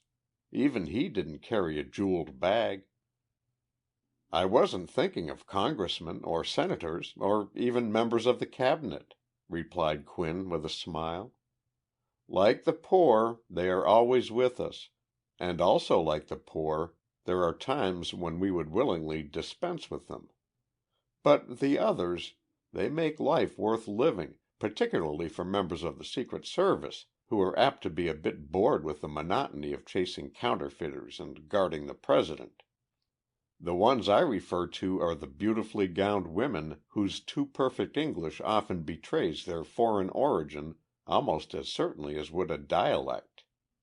They are sent here by various governments abroad to find out things which we would like to keep secret, and their presence helps to keep Washington cosmopolitan and interesting. During the war, if you recall the case of Jimmy Callahan and the electric sign at Norfolk, the affair which I believe you wrote under the title of A Flash in the Night, you know what happened to those who were caught plotting against the government. In times of peace, however, things are different." "Why? Isn't a spy always a spy?" "So far as their work is concerned, they are. But by a sort of international agreement, tacit but understood, those who seek to pry into the affairs of other governments during the years of peace are not treated with the same severity as when a nation is fighting for its life." "But surely we have no secrets that a foreign government would want," I protested. "That's one of the earmarks of a republic. Everything is aired in the open, even dirty linen." Quinn didn't answer for a moment, and when he did reply, there was a reminiscent little smile playing around the corners of his mouth. "Do you remember the disappearance of the plans of the battleship Pennsylvania?" he asked. "Yes, I think I do. But as I recall it, the matter was never cleared up." "Officially it wasn't. Unofficially it was. At least, there are several persons connected with the United States Secret Service who are positive that Sylvia Stern lifted the blueprints and afterward, we might as well begin the story at the first chapter. The name she was known by on this side of the Atlantic," continued the former government agent, "was not that of Stern, though subsequent investigations proved that that was what she was called in Paris and Vienna and Rome and London. When she arrived in Washington, her visiting cards bore the name of the Countess Stefani, and as there are half a dozen counts of that name to be found in the peerages of as many principalities, no one inquired too deeply into her antecedents. Yes, she admitted that there was a count somewhere in the background, but she led those who were interested to the conclusion he had never understood her peculiar temperament, and that therefore she was sojourning in Washington, seeking pleasure and nothing more. A slow, soulful glance from her violet eyes usually accompanied the statement, and caused the man to whom the statement was made, it was always a man, to wonder how anyone could fail to appreciate so charming a creature. Charming is really a very good word to apply to the Countess Sylvia. Her manner was charming and her work was likewise, charming secrets and invitations and news out of those with whom she came in contact. Her first public appearance, so far as the Secret Service was concerned, was at one of the receptions at the British Embassy. She was there on invitation, of course, but it was an invitation secured in her own original way. Immediately upon arriving in Washington, she had secured an apartment at Brickley Court, an apartment which chanced to be directly across the hall from the one occupied by a Mrs. Sheldon, a young widow with a rather large acquaintance in the diplomatic set. Some 10 days after the Countess Sylvia took up her residence on Connecticut Avenue, she visited one of the department stores and made several purchases, ordering them sent C.O.D. to her apartment. Only, instead of giving the number as 436, her tongue apparently slipped, and she said 437, which was Mrs. Sheldon's number. Of course, if the parcels had been paid for or charged, they would have been left at the desk in the lobby, but, being collect, the boy brought them to the door of 437. As was only natural, Mrs. Sheldon was about to order them returned when the door across the hall opened and the Countess, attired in one of her most fetching house gowns, appeared and explained the mistake. "How stupid of me!" she exclaimed. "I must have given the girl the wrong apartment number. I'm awfully sorry for troubling you, Mrs. Sheldon." The widow, being young, could not restrain the look of surprise when her name was mentioned by a woman who was an utter stranger, but the Countess cut right in with, "You probably don't remember me, but we met 2 years ago on Derby Day in London. The Count and I had the pleasure of meeting you through Lord Cartwright, but it was just before the big race, and when I looked around again you had been swallowed up in the crowd."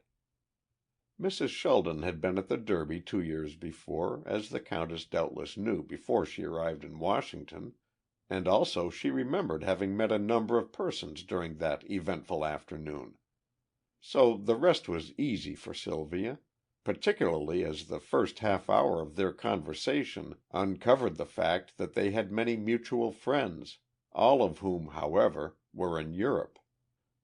Through Mrs. Sheldon, the Countess met a number of the younger and lesser lights of the diplomatic corps, and the invitation to the reception at the British Embassy was hers for the suggestion.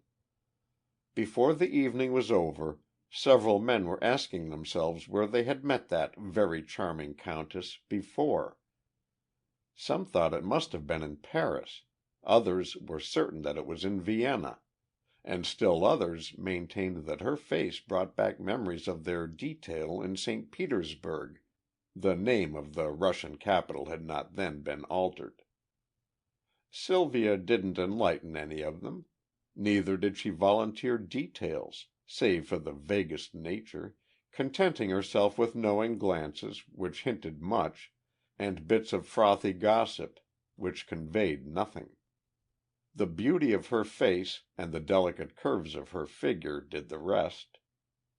Before the evening was over she had met at least the younger members of all the principal embassies and legations, not to mention 3 men whose names appeared upon the roster of the Senate Committee on Foreign Relations. To one of these, Senator Latimer, she paid particular attention, assuring him that she would be honored if he would drop in some afternoon for tea, an invitation which the gentleman from Iowa accepted with alacrity a few days later. As was afterward apparent, the Countess had arranged her schedule with considerable care.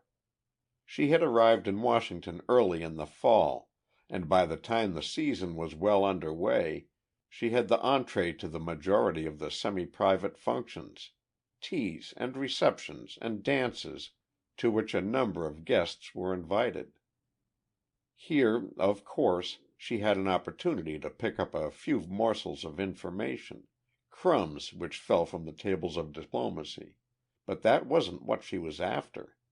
She wanted a copy of a certain confidential report referring to American relations abroad, and, what's more, she'd have gotten it if she hadn't overstepped herself.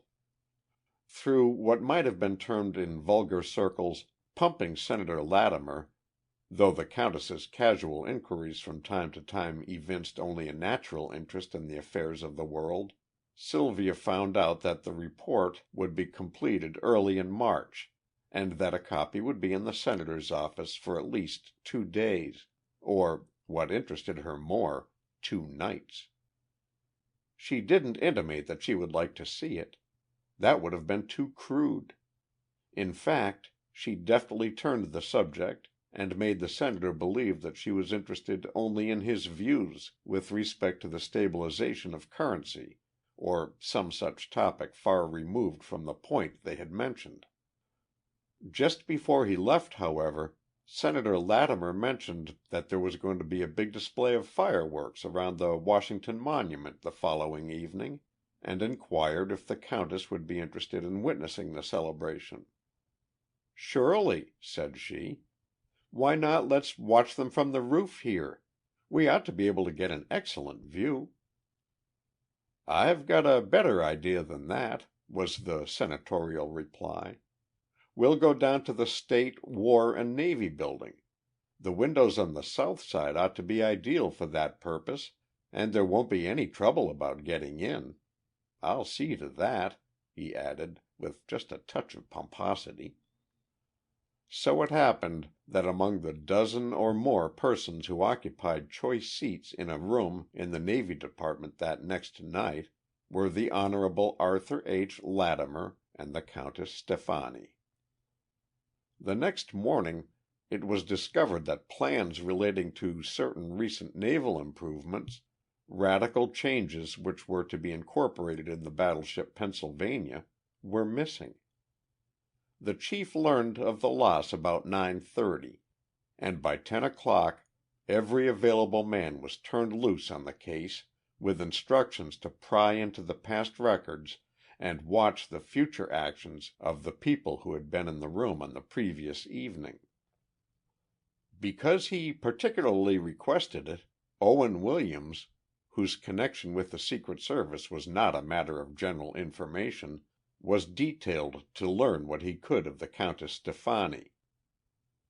"I've run into her a couple of times recently," he told the chief, "and there's something not altogether on the level about the lady.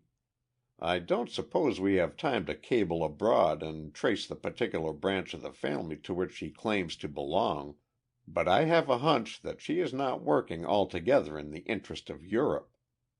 A certain yellow-skinned person whom we both know, has been seen coming out of Brickley Court on several occasions within the past month, and well, the Countess is worth watching." "Trail her, then," snapped the chief. "The department has asked for quick action in this case, for there are reasons which render it inadvisable for those plans to get out of the country." "Right," replied Williams, settling his hat at a rather jaunty angle and picking up his gloves and stick. "I'll keep in close touch with you and report developments. If you want me within the next couple of hours, I'll probably be somewhere around Brickley Court. The Countess never rises until around noon." But that morning, as Williams soon discovered, something appeared to have interfered with the routine of the fair Sylvia. She had called the office about 9 o'clock, made an inquiry about the New York trains, ordered a chair reserved on the 11 and a taxi for 10:45. All of which gave Owen just enough time to phone the chief, tell him of the sudden change in his plans, and suggest that the Countess's room be searched during her absence. Tell New York to have someone pick up Stefani as soon as she arrives," Williams concluded. "I'm going to renew my acquaintance with her en route, find out where she's staying, and frame an excuse for being at the same hotel. But I may not be able to accompany her there, so have someone trail her from the station. I'll make any necessary reports through the New York office." Just after the train pulled out of Baltimore, the Countess Stefani saw a young and distinctly handsome man, whose face was vaguely familiar, rise from his seat at the far end of the car and come toward her. Then as he reached her chair he halted, surprised. "This is luck!" he exclaimed.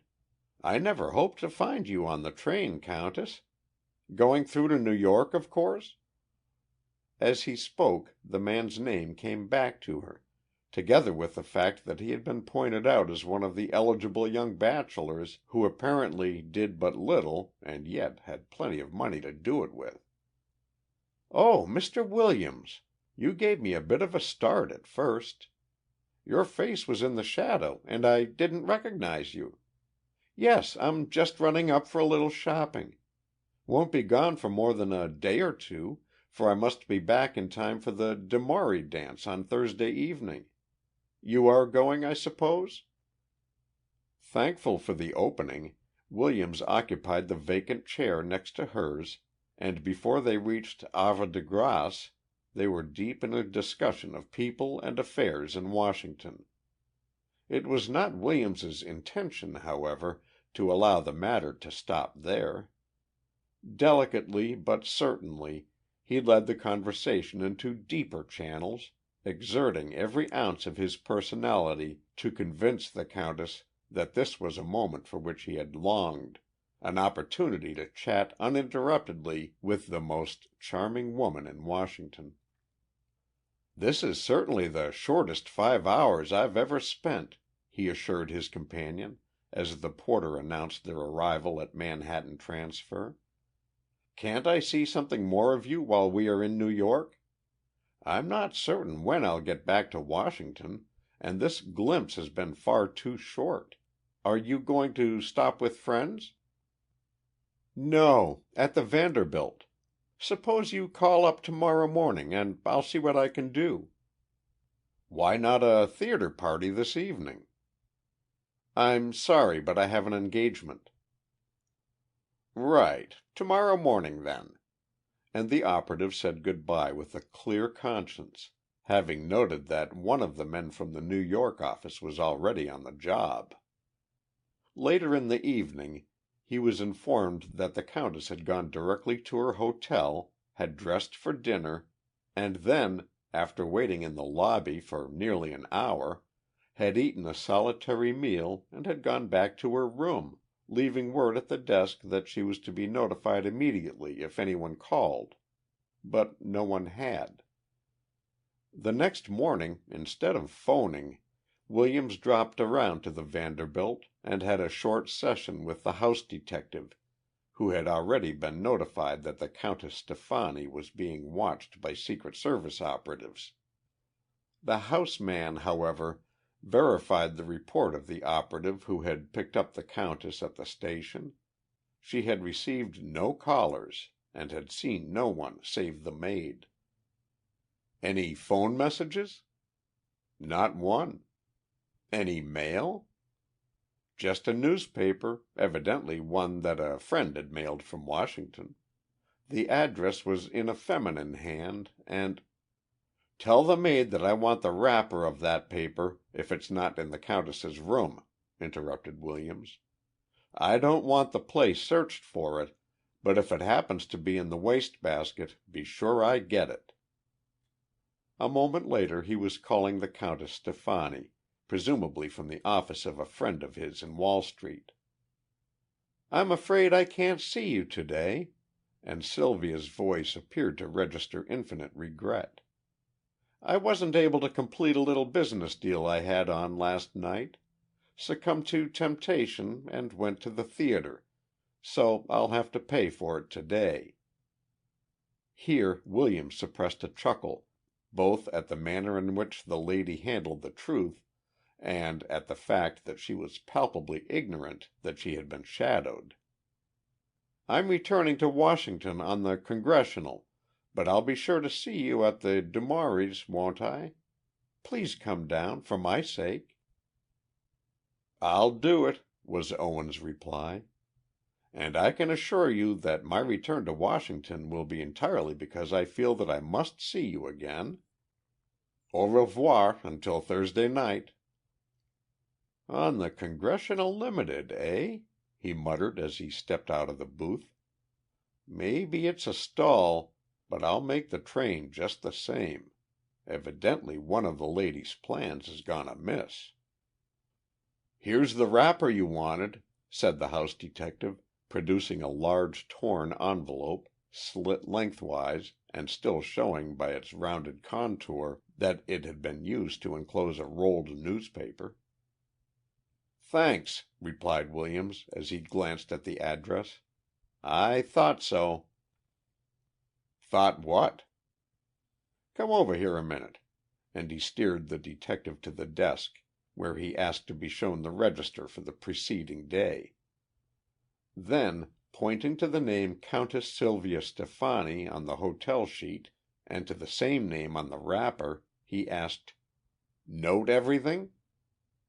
"The handwriting is the same." "Precisely. The countess mailed this paper herself at this hotel before she left Washington. And if I'm not very much mistaken, she'll mail another one to herself in Washington before she leaves New York." "You want it intercepted?" "I do not. If Sylvia is willing to trust the Post Office Department with her secret, I certainly am. But I intend to be on hand when the paper arrives."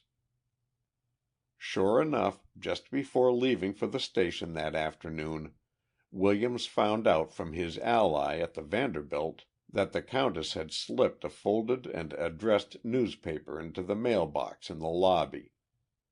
She had then paid her bill and entered a taxi, giving the chauffeur instructions to drive slowly through Central Park. Siebert, the operative who was trailing her, reported that several times she appeared to be on the point of stopping, but had ordered the taxi driver to go on, evidently being suspicious that she was followed and not wishing to take any chances. Of this, though, Williams knew nothing, for a glance into one of the cars on the Congressional Limited had been sufficient to assure him that his prey was aboard. He spent the rest of the trip in the smoker, so that he might not run into her. In Washington, however, a surprise awaited him. Instead of returning at once to Brickley Court, the countess checked her bag at the station and hired a car by the hour, instructing the driver to take her to the Chevy Chase Club. Williams, of course, followed in another car, but had the ill fortune to lose the first taxi in the crush of machines which is always to be noted on dance nights at the club, and it was well on toward morning before he could locate the chauffeur he wanted to reach. According to that individual, the lady had not gone into the club at all, but, changing her mind, had driven on out into the country, returning to Washington at midnight. "Did she meet anyone?" demanded Williams. "Not a soul, sir. Said she just wanted to drive through the country, and that she had to be at the Senate Office Building at 12 o'clock." "The Senate Office Building?" echoed the operative. "At midnight? Did you drop her there?" "I did, sir. She told me to wait, and she was out again in 5 minutes, using the little door in the basement. The one that's seldom locked. I thought she was the wife of one of the senators. Then I drove her to Union Station to get her bag, and then to Brickley Court, where she paid me and got out." The moment the chauffeur had mentioned the Senate Office Building, a mental photograph of Senator Latimer had sprung to William's mind, for the affair between the countess and the Iowa statesman was public property. Telling the chauffeur to wait in the outer room, the operative called the Latimer home and insisted on speaking to the Senator. "Yes, it's a matter of vital importance," he snapped. Then, a few moments later, when a gruff but sleepy voice inquired what he wanted, "This is Williams of the Secret Service speaking, Senator. Have you any documents of importance, international importance, in your office at the present moment?" "No, nothing of particular value. Wait a minute. A copy of a certain report to the Committee on Foreign Relations arrived late yesterday, and I remember seeing it on my desk as I left. Why? What's the matter?" "Nothing, except that I don't think that report is there now," replied Williams. "Can you get to your office in 10 minutes?" "I'll be there." But a thorough search by the two of them failed to reveal any trace of the document. It had gone, vanished, in spite of the fact that the door was locked as usual. "Senator," announced the government agent, "a certain woman you know took that paper. She got in here with a false key, lifted the report, and was out again in less than 5 minutes. The theft occurred shortly after midnight, and—" "If you know so much about it, why don't you arrest her?" "I shall, before the hour is up. Only I thought you might like to know in advance how your friend the Countess Stefani worked. She was also responsible for the theft of the plans of the battleship Pennsylvania, you know." And Williams was out of the room before the look of amazement had faded from the Senator's face. Some 30 minutes later the Countess Sylvia was awakened by the sound of continued rapping on her door. In answer to her query, "Who's there?" a man's voice replied, "Open this door or I'll break it in." Williams, however, knew that his threat was an idle one, for the doors at Brickley Court were built of solid oak that defied anything short of a battering ram. Which was the reason that he had to wait a full 5 minutes, during which time he distinctly heard the sound of paper rattling, and then the rasp of a match as it was struck. Finally the Countess, attired in a bewitching negligee, threw open the door. "Ah!" she exclaimed. "So it is you, Mr. Williams. What do you—" "You know what I want," growled Owen. "That paper you stole from Latimer's office tonight. Also the plans you lifted from the Navy Department. The ones you mailed in New York yesterday afternoon and which were waiting for you here." "Find them," was the woman's mocking challenge, as Williams's eyes roved over the room and finally rested on a pile of crumbled ashes beside an alcohol lamp on the table. A moment's examination told him that a blueprint had been burned, but it was impossible to tell what it had been, and there was no trace of any other paper in the ashes. "Search her," he called to a woman in the corridor. "I'm going to rifle the mailbox downstairs. She can't get away with the same trick 3 times." And there, in an innocent-looking envelope addressed to a certain personage whose name stood high on the diplomatic list, Williams discovered the report for which a woman risked her liberty and gambled 6 months of her life. "But the plans?" I asked as Quinn finished. "Evidently that was what she had burned. She'd taken care to crumple the ashes so that it was an impossibility to get a shred of direct evidence. Not that it would have made any difference if she hadn't. The government never prosecutes matters of this kind, except in time of war. They merely warn the culprit to leave the country and never return, which is the reason that, while you'll find a number of very interesting foreigners in Washington at the present moment, the Countess Sylvia Stefani is not among them. Neither is the personage to whom her letter was addressed. He was recalled a few weeks later. End of chapter 20. Chapter 21. $1,000,000 quarter. "What's in the vial?" I inquired one evening, as Bill Quinn, formerly of the United States Secret Service, picked up a small brown bottle from the table in his den and slipped it into his pocket. "Saccharin," retorted Quinn laconically. "Had to come to it in order to offset the sugar shortage. No telling how long it will continue, and meanwhile we're conserving what we have on hand. So I carry my lump sugar in my vest pocket, and I'll keep on doing it until conditions improve. They say the trouble lies at the importing end. Can't secure enough sugar at the place where the ships are, or enough ships at the place where the sugar is. This isn't the first time that sugar has caused trouble either. See that 25-cent piece up there on the wall?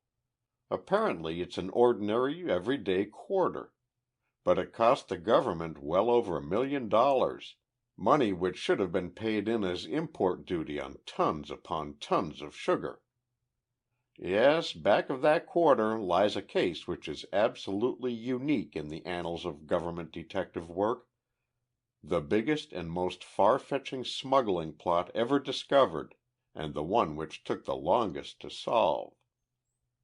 9 years seems like a mighty long time to work on a single assignment, but when you consider that the Treasury collected more than $2,000,000 as a direct result of one man's labor during that time, you'll see that it was worthwhile.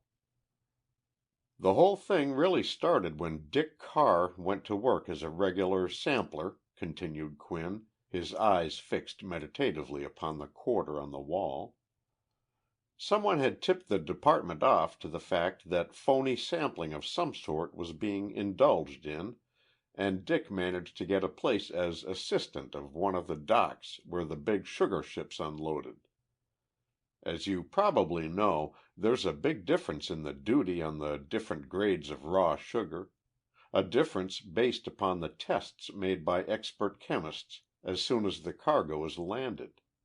Sugar which is only 92% pure, for example, comes in half a cent a pound cheaper than that which is 96% pure, and the sampling is accomplished by inserting a thin glass tube through the wide meshes of the bag or basket which contains the sugar. It didn't take Carr very long to find out that the majority of the samplers were slipping their tubes into the bags at an angle instead of shoving them straight in, and that a number of them made a practice of moistening the outside of the container before they made their tests. The idea, of course, was that the sugar which had absorbed moisture, either during the voyage or after reaching the dock, would not assay as pure as would the dry material in the center of the package. A few experiments, conducted under the cover of night, showed a difference of 4 to 6% in the grade of the samples taken from the inside of the bag and that taken from a point close to the surface, particularly if even a small amount of water had been judiciously applied. The difference, when translated into terms of a half a cent a pound import duty, didn't take long to run up into hundreds of thousands of dollars, and Carr's report, made after several months' investigating, cost a number of sugar samplers their jobs and brought the wrath of the government down upon the companies which had been responsible for the practice. After such an exposure as this, you might think that the sugar people would have been content to take their legitimate profit and to pay the duty levied by law. But Carr had the idea that they would try to put into operation some other scheme for defrauding the Treasury, and during years that followed he kept in close touch with the importing situation and the personnel of the men employed on the docks.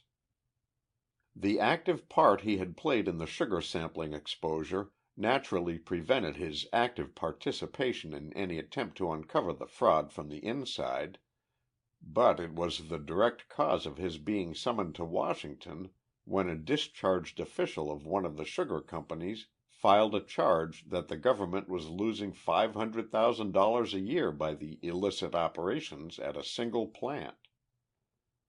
Frankly, I haven't the slightest idea of how it's being done," confessed the official in question, "but I am certain that some kind of a swindle is being perpetrated on a large scale. Here's the proof." With that he produced two documents.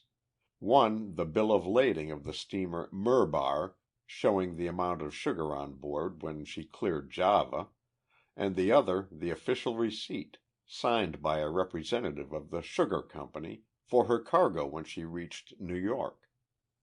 "As you will see," continued the informant, "the bill of lading clearly shows that the Murbar carried 11,734,687 pounds of raw sugar. Yet when she weighed under the supervision of the custom house officials a few weeks later, the cargo consisted of only 11,032,016 pounds, a shrinkage of 702,671 pounds, about 6% of the material shipment. And at the present import duty that would amount to about in the neighborhood of $12,000 loss on this ship alone," stated the former sugar official. "Allowing for the arrival of anywhere from 50 to 100 ships a year, you can figure the annual deficit for yourself." Carr whistled. He had rather prided himself upon uncovering the sampling frauds a few years previously, but this bade fair to be a far bigger case, one which would tax every atom of his ingenuity to uncover. "How long has this been going on?" inquired the acting Secretary of the Treasury. "I can't say," admitted the informant. "Neither do I care to state how I came into possession of these documents. But as you will find when you look into the matter, they are entirely authoritative and do not refer to an isolated case. The Murbar is the rule, not the exception. It's now up to you people to find out how the fraud was worked." "He's right at that," was the comment from the acting secretary when the former sugar official had departed. "The information is undoubtedly the result of a personal desire to 'get even,' for our friend recently lost his place with the company in question. However, that hasn't the slightest bearing upon the truth of his charges. Carr, it's up to you to find out what there is in 'em." "That's a man-sized order, Mr. Secretary," smiled Dick. "Especially as the work I did some time ago on the sampling frauds made me about as popular as the plague with the sugar people. If I ever poked my nose on the docks at night, you'd be out the price of a big bunch of white roses the next day." "Which means that you don't care to handle the case?" "Not so that you could notice it," snapped Carr. "I merely wanted you to realize the handicaps under which I'll be working, so that there won't be any demand for instant developments. This case is worth $1 million if it's worth a cent. And because it is so big, it will take a whole lot longer to round up the details than if we were working on a matter that concerned only a single individual. If you remember, it took Joe Gregory nearly 6 months to land Phyllis Dodge, and therefore—" "Therefore it ought to take about 60 years to get to bottom of this case, eh?" "Hardly that long. But I would like an assurance that I can dig into this in my own way and that there won't be any 'hurry up' message sent from this end every week or two." "That's fair enough," agreed the assistant secretary. "You know the ins and outs of the sugar game better than any man in the service. So hop to it, and take your time. We'll content ourselves with sitting back and awaiting developments." Armed with this assurance, Carr went back to New York and began carefully and methodically to lay his plans for the biggest game ever hunted by a government detective, a ring protected by millions of dollars in capital and haunted by the fear that its operations might some day be discovered. In spite of the fact that it was necessary to work entirely in the dark, Dick succeeded in securing the manifests and bills of lading of 3 other sugar ships which had recently been unloaded, together with copies of the receipts of their cargoes.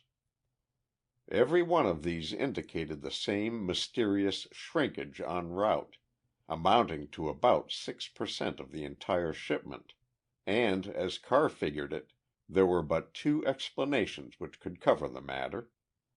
Either a certain percentage of the sugar had been removed from the hold and smuggled into the country before the ship reached New York, or there was a conspiracy of some kind, which involved a number of the weighers on the docks. "The first supposition," argued Carr, "is feasible but hardly within the bounds of probability. If the shortage had occurred in a shipment of gold or something else which combines high value with small volume, that's where I'd look for the leak. But when it comes to hundreds of thousands of pounds of sugar, that's something else. You can't carry that around in your pockets or even unload it without causing comment and employing so many assistants that the risk would be extremely great. No, the answer must lie right here on the docks, just as it did in the sampling cases." So it was on the docks that he concentrated his efforts, working through the medium of a girl named Louise Wood, whom he planted as a file clerk and general assistant in the offices of the company which owned the Murbar and a number of other sugar ships. This, of course, wasn't accomplished in a day, nor yet in a month. As a matter of fact, it was February when Carr was first assigned to the case, and it was late in August when the Wood girl went to work.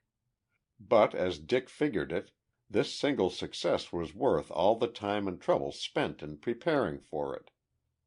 It would be hard, therefore, to give any adequate measure of his disappointment when the girl informed him that everything in her office appeared to be straight and above board. "You know, Dick," reported Louise, after she had been at work for a couple of months, "I'm not the kind that can have the wool pulled over my eyes. If there was anything crooked going on, I'd spot it before they'd more than laid their first plans. But I've had the opportunity of going over the files and the records, and it's all on the level." "Then how are you to account for the discrepancies between the bills of lading and the final receipts?" queried Carr, almost stunned by the girl's assurance. "That's what I don't know," she admitted. "It certainly looks queer, but of course it is possible that the men who ship the sugar deliberately falsify the records in order to get more money and that the company pays these statements as a sort of graft. That I can't say. It doesn't come under my department, as you know. Neither is it criminal. What I do know is that the people on the dock have nothing to do with faking the figures." "Sure you haven't slipped up somewhere and given them a suspicion as to your real work?" "Absolutely certain.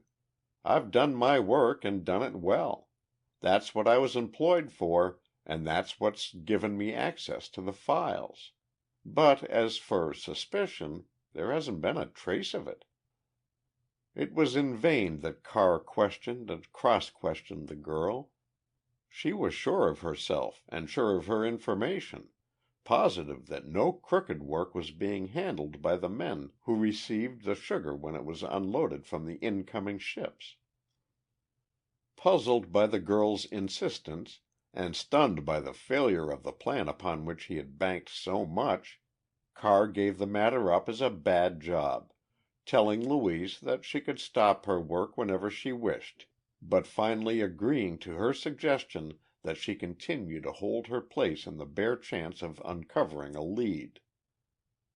"Of course," concluded the girl, "you may be right after all. They may have covered their tracks so thoroughly that I haven't been able to pick up the scent. I really don't believe that they have, but it's worth the gamble to me if it is to you." More than a month passed before the significance of this speech dawned upon Dick, and then only when he chanced to be walking along Fifth Avenue one Saturday afternoon and saw Louise coming out of Tiffany's with a small cubical package in her hand. "Tiffany's," he muttered. "I wonder—" Then, entering the store, he sought out the manager and stated that he would like to find out what a lady, whom he described, had just purchased. The flash of his badge which accompanied this request turned the trick. "Of course, it's entirely against our rules," explained the store official, "but we are always glad to do anything in our power to assist the government. Just a moment. I'll call the clerk who waited on her." "The lady," he reported a few minutes later, "gave her name as Miss Louise Wood and her address as—" "I know where she lives," snapped Carr. "What did she buy?" "A diamond and platinum ring." "The price?" $850.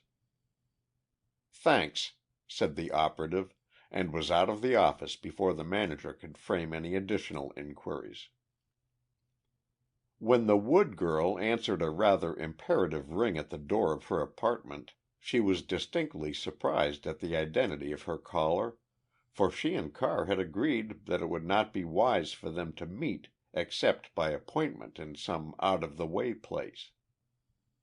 "Dick!" she exclaimed. "What brings you here? Do you think it's safe?" "Safe or not," replied the operative, entering and closing the door behind him, "I'm here, and here I'm going to stay until I find out something.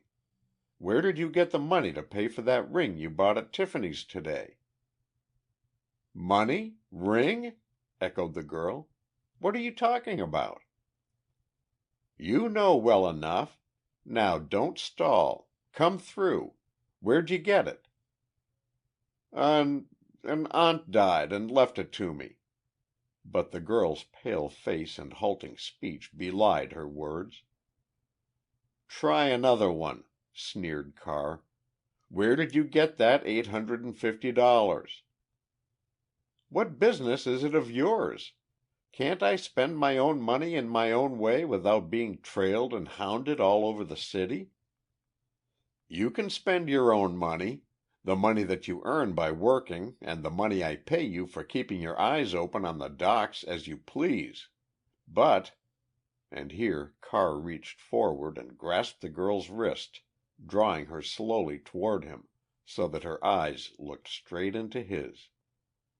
"When it comes to spending other money, money that you got for keeping your mouth shut and putting it over on me, that's another story." "I didn't, Dick. I didn't." "Can you look me straight in the eyes and say that they haven't paid you for being blind? That they didn't suspect what you came to the dock for and declared you in on the split? No. I didn't think you could." With that he flung her on a couch and moved toward the door. Just as his hand touched the knob, he heard a voice behind him, half sob and half plea, cry, "Dick!" Reluctantly he turned. "Dick, as there's a God in heaven, I didn't mean to double-cross you. But they were on to me from the first. They planted some stamps in my pocket during the first week I was there, and then gave me my choice of being pulled for thieving or staying there at double pay. I didn't want to do it, but they had the goods on me, and I had to. They said all I had to do was to tell you that nothing crooked was going on, and they'll pay me well for it." "While you were also drawing money from me, eh?" "Sure I was, Dick. I couldn't ask you to stop my pay. You'd have suspected. Besides, as soon as you were done with me, they were too." "That's where the $850 came from?" "Yes, and a lot more. Oh, they pay well, all right." For fully a minute there was silence in the little apartment, broken only by the sobs of the girl on the couch. Finally Carr broke the strain. "There's only one way for you to square yourself," he announced. "Tell me everything you know, the truth and every word of it."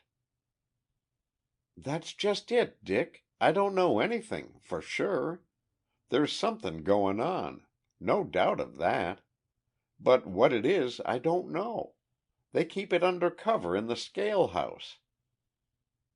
"In the scale house?" "Yes. They don't allow anyone in there without a permit. Somebody uptown tips 'em off whenever a special agent is coming down, so they can fix things. But none of the staff knows, though nearly all of them are drawing extra money for keeping their mouths shut." "Who are the men who appear to be implicated?" "Mahoney, the checker for the company, and Derwent, the government weigher." "Derwent?" "Yes, he's in on it, too. I tell you, Dick, the thing's bigger than you ever dreamed. It's like an octopus, with tentacles that are fastened on everyone connected with the place." "But no clue as to the location of the body of the beast?" "Can't you guess? You know the number of their office uptown. But there's no use hoping to nab them. They're too well protected. I doubt if you can even get at the bottom of the affair on the dock." "I don't doubt it." Carr's chin had settled itself determinedly, and his mouth was a thin red line. "I'm going to give you a chance to redeem yourself. Go back to work as usual on Monday. Don't let on, by word or gesture, that anything has changed. Just await developments. If you'll do that, I'll see that you're not implicated. More than that, I'll acknowledge you as the proper time as my agent, planted there to double-cross the fraud gang. You'll have your money and your glory and your satisfaction of having done the right thing, even though you didn't intend to do it. Are you on?" "I am, Dick. I won't say a word, I promise." "Good. You'll probably see me before long. But don't recognize me. You'll be just one of the girls and it'll probably be necessary to include you in the roundup. I'll fix that later. Good-bye." And with that he was off. Not expecting the car would be able to complete his plans for at least a week, Louise was startled when the operative arrived at the dock on the following Monday morning. He had spent the previous day in Washington, arranging details, and his appearance at the company's office, while apparently casual, was part of the program mapped out in advance. What was more, Carr had come to the dock from the station, so as to prevent the inside man from flashing a warning of his arrival. Straight through the office he strode, his right hand swinging at his side, his left thrust nonchalantly in the pocket of his topcoat. Before he had crossed halfway to the door of the scale room, he was interrupted by a burly individual who demanded his business. "I want to see Mr. Derwent or Mr. Mahoney," replied Carr. "They're both engaged at present," was the answer. "Wait here and I'll tell them." "Get out of my road," growled the operative, pulling back the lapel of his coat sufficiently to afford a glimpse of his badge. "I'll see them where they are." And before the guardian of the scale house door had recovered from his astonishment, Carr was well across the portals. The first thing that caught his eye was the figure of a man bending over the weight beam of one of the big scales, while another man was making some adjustments on the other side of the apparatus. Derwent, who was facing the door, was the first to see Carr, but before he could warn his companion the special agent was on top of them. "Who are you? What business have you in here?" demanded the government weigher. "Carr is my name," replied Dick. "Possibly you've heard of me. If so, you know my business. Catching sugar crooks." Derwent's face went white for a moment and then flushed a deep red. Mahoney, however, failed to alter his position. He remained bending over the weight beam, his fingernails scratching at something underneath. "Straighten up there," ordered Carr. "You, Mahoney, I mean. Straighten up." "I'll see you in hell first," snapped the other. "You'll be there soon enough if you don't get up," was Carr's reply as his left hand emerged from his coat pocket, bringing to light the blue steel barrel of a .45. "Get—" Just at that moment, from a point somewhere near the door of the scale room, came a shrill, high-pitched cry, a woman's voice. "Dick!" it called. "Look out! Jump!" Instantly, involuntarily, the operative leaped sidewise, and as he did so a huge bag of raw sugar crashed to the floor, striking directly on the spot where he had stood. "Thanks, Lou," called Carr, without turning his head. "You saved me that time, all right. Now, gentlemen, before any more bags drop, suppose we adjourn uptown. We're less likely to be interrupted there." And he sounded a police whistle, which brought a dozen assistants on the run. "Search Mahoney," he directed. "I don't think Derwent has anything on him. What's that Mahoney has in his hand?" "Nothin' but a quarter, sir, and what looks like an old wad of chewin' gum." Puzzled, Carr examined the coin. Then the explanation of the whole affair flashed upon him as he investigated the weight beam and found fragments of gum adhering to the lower part, near the free end. "So that was the trick, eh?" he inquired. "Quite a delicate bit of mechanism, this scale, in spite of the fact that it was designed to weigh tons of material. Even a quarter, gummed on the end of the beam, would throw the whole thing out enough to make it well worth while. I think this coin and the wad of gum will make very interesting evidence, Exhibits A and B, at the trial, after we've rounded up the rest of you." "And that," concluded Quinn, "is the story which lies behind that 25-cent piece, probably the most valuable bit of money, judged from the standpoint of what it has accomplished, in the world." "Derwent and Mahoney?" I asked. "What happened to them? And did Carr succeed in landing the men higher up?" "Unfortunately," and Quinn smiled rather ruefully, "there is such a thing as the power of money. The government brought suit against the sugar companies implicated in the fraud, and commenced criminal proceedings against the men directly responsible for the manipulation of the scales. It developed that they had another equally lucrative method of using a piece of thin corset steel to alter the weights. But the case was squashed upon the receipt of a check for more than $2 million, covering back duties uncollected, so the personal indictments were allowed to lapse. It remains, however, the only investigation I ever heard of in which success was so signal and the amount involved so large. Todd, of the Department of Justice, handled a big affair not long afterward, but, while some of the details were even more unusual and exciting, the theft was only a paltry $250,000. "Which case was that?" "The looting of the Central Trust Company," replied the former operative, rising and stretching himself. "Get along with you. It's time for me to lock up." Chapter 22. The Looting of the C.T.C. There was a wintry quality in the night itself that made a comfortable chair and an open fire distinctly worth the payment of a luxury tax.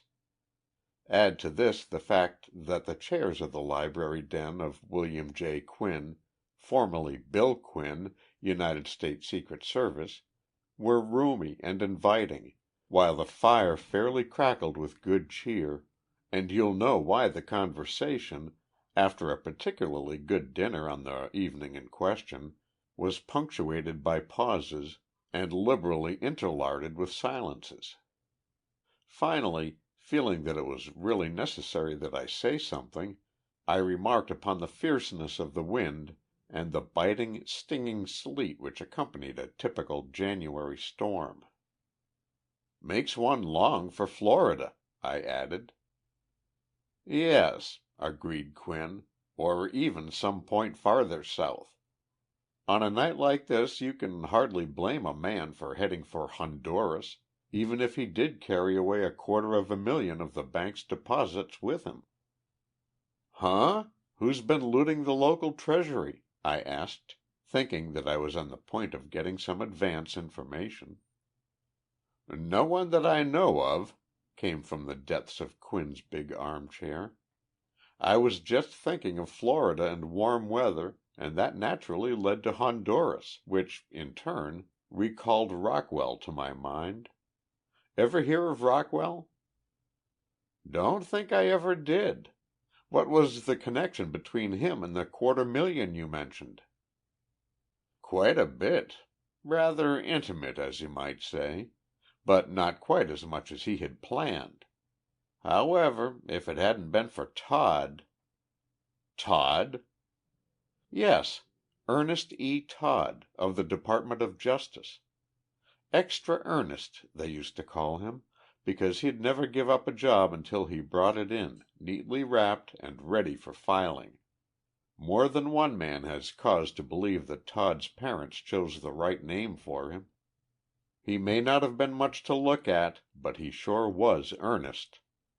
Take the Rockwell case, for example," Quinn went on, after a preliminary puff or two to see that his pipe was drawing well. "No one had the slightest idea that the Central Trust Company wasn't in the best of shape. Its books always balanced to a penny. There was never anything to cause the examiner to hesitate, and its officials were models of propriety. Particularly Rockwell, the cashier. Not only was he a pillar of the church, but he appeared to put his religious principles into practice on the other 6 days of the week as well. He wasn't married, but that only boosted his stock in the eyes of the community, many of which had daughters of an age when wedding bells sound very tuneful and orange blossoms are the sweetest flowers that grow. When they came to look into the matter later on, nobody seemed to know much about Mr. Rockwell's antecedents. He'd landed a minor position in the bank some 15 years before and had gradually lifted himself to the cashiership. Seemed to have an absolute genius for detail and the handling of financial matters. So it was that when Todd went back home on a vacation and happened to launch some of his ideas on criminology, ideas founded on an intensive study of Lombroso and other experts, he quickly got himself into deep water.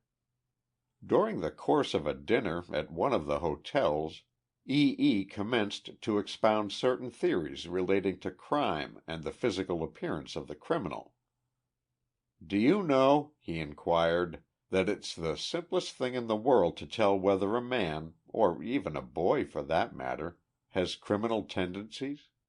There are certain unmistakable physical details that point unerringly to what the world might call laxity of conscience, but which is nothing less than a predisposition to evil, a tendency to crime. The lobes of the ears, the height and shape of the forehead, the length of the little finger, the contour of the hand, all these are of immense value in determining whether a man will go straight or crooked. Employers are using them more and more every day.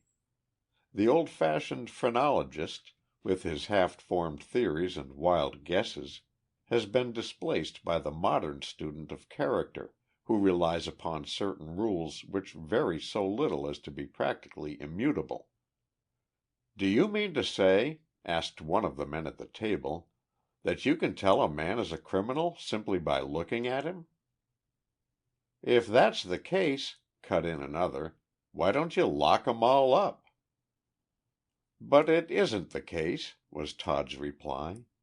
"The physical characteristics to which I refer only mean that a man is likely to develop along the wrong lines. They are like the stars, which, as Shakespeare remarked, incline but do not compel. If you remember, he added, the fault, dear Brutus, lies in ourselves.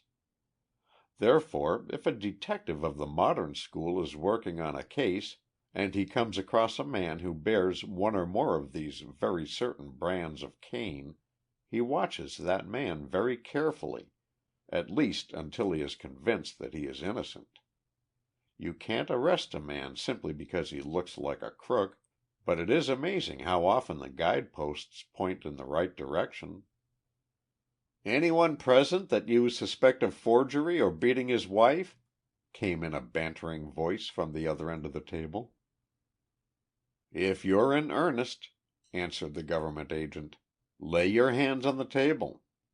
And everyone present, including Rockwell, cashier of the Central Trust Company, placed his hands, palm upward, on the cloth, though there was a distinct hesitation in several quarters. Slowly, deliberately, Todd looked around the circle of hands before him. Then, with quite as much precision, he scanned the faces and particularly the ears of his associates. Only once did his gaze hesitate longer than usual, and then not for a sufficient length of time to make it apparent. "No," he finally said. "I'd give every one of you a clean bill of health. Apparently you're all right, but," and he laughed, "remember I said apparently. So don't blame me if there's a murder committed before morning and one or more of you is arrested for it." That was all there was to the matter until Todd, accompanied by two of his older friends, left the grill and started to walk home.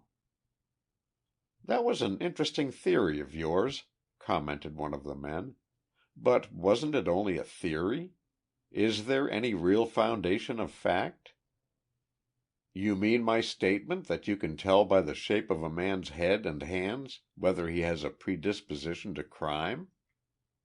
"Yes." "It's far from a theory, inasmuch as it has the support of hundreds of cases which are on record. Besides, I had a purpose in springing it when I did. In fact, it partook of the nature of an experiment." "You mean you suspected some one present—" "Not suspected, but merely wondered if he would submit to the test. I knew that one of the men at the table would call for it. Some one in a crowd always does, and I had already noted a startling peculiarity about the forehead, nose, and ears of a certain dinner companion. I merely wanted to find out if he had the nerve to withstand my inspection of his hands. I must say that he did, without flinching." "But who was the man?" "I barely caught his name," replied Todd, "and this conversation must be in strict confidence. After all, criminologists do not maintain that every man who looks like a crook is one. They simply state and prove that 95% of the deliberate criminals, men who plan their wrong well in advance, bear these marks. And the man who sat across the table from me tonight has them, to an amazing degree." "Across the table from you? Why, that was Rockwell, cashier of the Central Trust." "Precisely," stated Todd.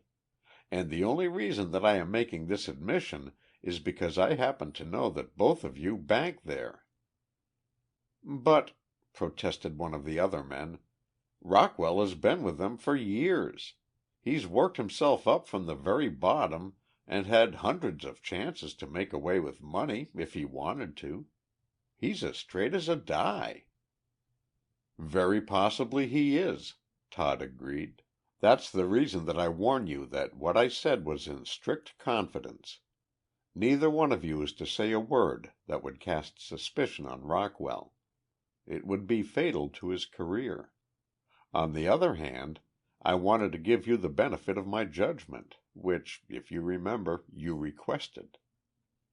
But it didn't take a character analyst to see that the Department of Justice man had put his foot in it, so far as his friends were concerned. They were convinced of the cashier's honesty, and no theories founded on purely physical attributes could swerve them. They kept the conversation to themselves, but Todd left town feeling that he had lost the confidence of two of his former friends. It was about a month later that he ran into Weldon, the federal bank examiner for that section of the country, and managed to make a few discreet inquiries about Rockwell and the Central Trust Company, without, however, obtaining even a nibble. "Everything's flourishing," was the verdict. "Accounts straight as a string, and they appear to be doing an excellent business. Fairly heavy on notes, it's true, but they're all well endorsed. Why do you ask? Any reason to suspect anyone?" "Not the least," lied Todd. "It's my home town, you know, and I know a lot of people who bank at the C.T.C. Just like to keep in touch with how things are going. By the way, when do you plan to make your next inspection?" "Think I'll probably be in there next Wednesday. Want me to say hello to anybody?" "No, I'm not popular in certain quarters," Todd laughed. "They say I have too many theories, go off half-cocked and all that sort of thing." Nevertheless, the Department of Justice operative arranged matters so that he reached his home city on Tuesday of the following week, discovering, by judicious inquiries, that the visit of the examiner had not been forecast. In fact, he wasn't expected for a month or more. But that's the way it is best to work. If bank officials know when to look out for an examiner, they can often fix things on their books, which would not bear immediate inspection. Weldon arrived on schedule early the following morning and commenced his examinations of the accounts of the First National, as was his habit. As soon as Todd knew that he was in town, he took up his position outside the offices of the Central Trust, selecting a vantage point which would give him a clear view of both entrances of the bank. "Possibly," he argued to himself, "I am a damn fool. But, just the same, I have a mighty well-defined hunch that Mr. Rockwell isn't on the level, and I ought to find out pretty soon." Then events began to move even quicker than he had hoped. The first thing he noted was that Jafferay, one of the bookkeepers of the C.T.C., slipped out of a side door of the bank and dropped a parcel into the mailbox, which stood beside the entrance. Then a few minutes later a messenger came out and made his way up the street to the State National, where, as Todd, who was on his heels, had little trouble in discovering, he cashed a cashier's check for $150,000, returning to the Central Trust Company with the money in his valise. Of course, Todd reasoned, Rockwell may be ignorant of the fact that Weldon doesn't usually get around to the State National until he has inspected all the other banks. Hence the check will have already gone to the clearing house and will appear on the books merely as an item of $150,000 due, rather than as a check from the Central Trust. Yes, he may be ignorant of the fact, but it does look funny. Wonder what that bookkeeper mailed. Working along the last line of reasoning, the government operative stopped at the post office long enough to introduce himself to the postmaster, present his credentials, and inquire if the mail from the box outside the Central Trust Company had yet been collected. Learning that it had, he asked permission to inspect it. "You can look it over if you wish," stated the postmaster, "but, of course, I have no authority to allow you to open any of it. Even the Postmaster General himself couldn't do that."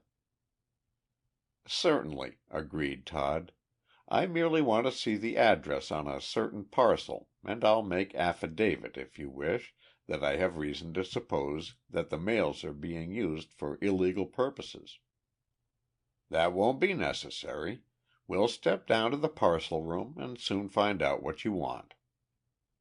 Some 5 minutes later Todd learned that the parcel which he recognized, a long roll covered with wrapping paper so that it was impossible to gain even an idea of what it contained, was addressed to Jafferay, the bookkeeper, at his home address. "Thanks.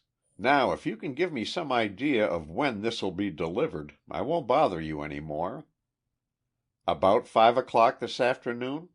Fine." And the man from Washington was out of the post office before anyone could inquire further concerning his mission. A telephone call disclosed the fact that Weldon was then making his examination of the Central Trust Company books and could not be disturbed, but Todd managed to get him later in the afternoon and made an appointment for dinner, on the plea of official business which he wished to discuss. That afternoon he paid a visit to the house of a certain Mr. Jafferay and spent an hour in a vain attempt to locate the bank examiner. Promptly at 6 o'clock that official walked into Todd's room at the hotel, to find the operative pacing restlessly up and down, visibly excited, and clutching what appeared to be a roll of paper. "What's the matter?" asked Weldon. "I'm on time. Didn't keep you waiting a minute." "No," snapped Todd. "But where have you been for the last hour? Been trying to reach you all over town." "Great Scott, man! Even a human adding machine has a right to take a little rest now and then. If you must know, I've been getting a shave and a haircut. Anything criminal in that?" "Can't say that there is," and Todd relaxed enough to smile at his vehemence. "But there is in this," unrolling the parcel that he still held and presenting several large sheets of ruled paper for the examiner's attention. "Recognize them?" "They appear to be loose leaves from the ledgers at the Central Trust Company." "Precisely. Were they there when you went over the books this morning?" "I don't recall them, but it's possible they may have been." "No, they weren't. One of the bookkeepers mailed them to himself, at his home address, while you were still at the First National. If I hadn't visited his house this afternoon in the guise of a book agent and taken a long chance by lifting this roll of paper, he'd have slipped them back in place in the morning and nobody'd been any the wiser." "Then you mean that the bookkeeper is responsible for falsifying the accounts?" "Only partially. Was the cash O.K. at the Central Trust?" "Perfectly." "Do you recall any record of a check for $150,000 upon the State National drawn and cashed this morning?" "No, there was no such check." "Yes, there was. I was present when the messenger cashed it, and he took the money back to the C.T.C. They knew you wouldn't get around to the State before morning, and by that time the check would have gone to the clearing house, giving them plenty of time to make the cash balance to a penny." "Whom do you suspect of manipulating the funds?" "The man who signed the check, Rockwell, the cashier. That's why I was trying to get hold of you. I haven't the authority to demand admittance to the Central Trust vaults, but you have. Then, if matters are as I figure them, I'll take charge of the case as an agent of the Department of Justice." "Come on," was Weldon's response. "We'll get up there right away. No use losing time over it." At the bank, however, they were told that the combination to the vault was known to only three persons: the president of the bank, Rockwell, and the assistant cashier. The president, it developed, was out of town. Rockwell's house failed to answer the phone, and it was a good half hour before the assistant cashier put in an appearance. When, in compliance with Weldon's orders, he swung back the heavy doors which guarded the vault where the currency was stored, he swung around, amazed. "It's empty," he whispered. "Not a thing there save the bags of coin. Why, I put some $250,000 in paper money in there myself this afternoon." "Who was here at the time?" demanded Todd. "Only Mr. Rockwell. I remember distinctly that he said he would have to work a little longer, but that there wouldn't be any necessity for my staying. So I put the money in there, locked the door, and went on home." "Do you know where Rockwell is now?" "At his house, I suppose. He lives at—" "I know where he lives," snapped Todd. "I also know that he isn't there. I've had the place watched since 5 o'clock this afternoon, but Rockwell hasn't shown up. Like the money, I think we can say with the money, he's gone, disappeared, vanished." "Then," said Weldon, "it's up to you to find him.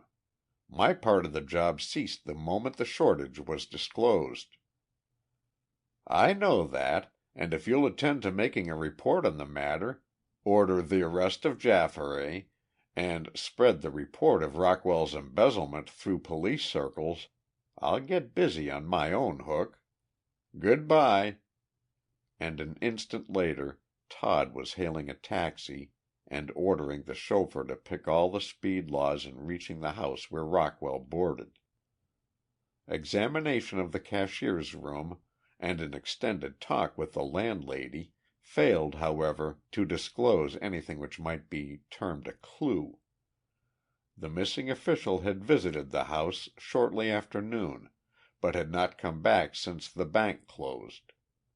He had not taken a valise or suitcase with him, declared the mistress of the house, but he had seemed just a little bit upset. Quickly but efficiently Todd examined the room, even inspecting the bits of paper in the wastebasket and pawing over the books which lined the mantel. 3 of the former he slipped into his pocket, and then, turning, inquired, "Was Mr. Rockwell fond of cold weather?" "No, indeed," was the reply. "He hated winter. Said he never was comfortable from November until May. He always—" But the queer gentleman, as the landlady afterward referred to him, was out of the house before she could detail her pet story of the cashier's fondness for heat, no matter at what cost. No one at the station had seen Rockwell board a train, but inquiry at the taxicab offices revealed the fact that a man, with his overcoat collar turned up until it almost met his hat brim, had taken a cab for a nearby town, where it would be easy for him to make connections either north or south.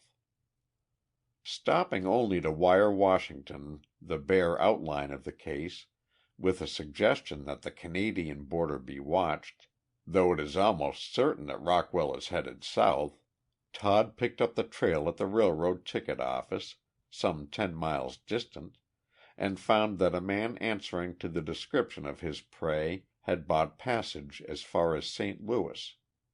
But, despite telegraphic instructions, the St. Louis police were unable to apprehend anyone who looked like Rockwell, and the government operative kept right on down the river, stopping at Memphis to file a message to the authorities in New Orleans.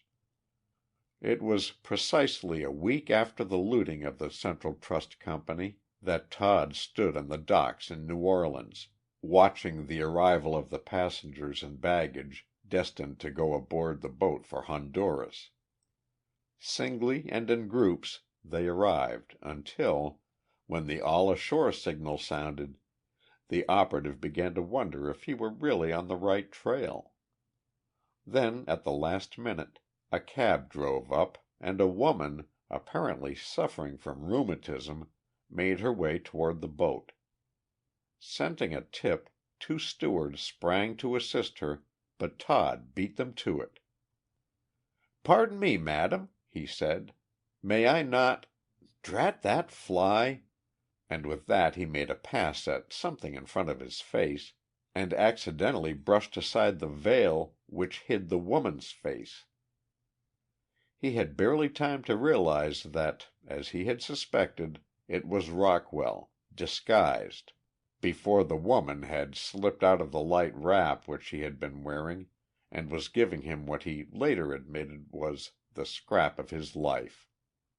In fact, for several moments, he not only had to fight Rockwell, but several bystanders as well, for they had only witnessed what they supposed was a totally uncalled for attack upon a woman. In the mix-up that followed, Rockwell managed to slip away, and before Todd had a chance to recover, was halfway across the street, headed for the entrance to a collection of shanties which provided an excellent hiding place. Tearing himself loose, Todd whipped out his revolver and fired at the figure just visible in the gathering dusk, scoring a clean shot just above the ankle, a flesh wound that ripped the leg muscles without breaking a bone. With a groan of despair, Rockwell toppled over, clawing wildly in an attempt to reach his revolver. But Todd was on top of him before the cashier could swing the gun into action, and a pair of handcuffs finished the career of the man who had planned to loot the C.T.C. of $250,000 in cold cash. "The next time you try a trick like that," Todd advised him on the train that night, "be careful what you leave behind in your room. The two torn letterheads of the Canadian Pacific nearly misled me, but the other one referring to the Honduran line, plus the book on Honduras and the fact that your landlady stated that you hated cold weather, gave you dead away. Of course, even without that, it was a toss-up between Canada and Central America. Those are the only two places where an embezzler is comparatively safe these days. I hope, for the sake of your comfort, they give you plenty of blankets in Joliet." Quinn paused a moment to repack his pipe, and then, "So far as I know, he's still handling the prison finances," he added. "Yes, they found at the trial that he had had a clean record up to the moment he slipped, but the criminal tendencies were there, and he wasn't able to resist temptation. He had speculated with the bank funds, covered his shortages by removing the pages from the ledger and kiting checks through the State National, and then determined to risk everything in one grand clean-up. He might have gotten away with it, too, if Todd hadn't spotted the peculiarities which indicated moral weakness. However, you can't always tell. No one who knew Mrs. Armitage would have dreamed that she was what she was." "Well?" I inquired. "What was she?" "That's what puzzled Washington and the State Department for several months," replied Quinn. "It's too long a story to spin tonight. That's her picture up there if you care to study features." And I went home wondering what were the crimes of which such a beautiful woman could have been guilty. Chapter 22.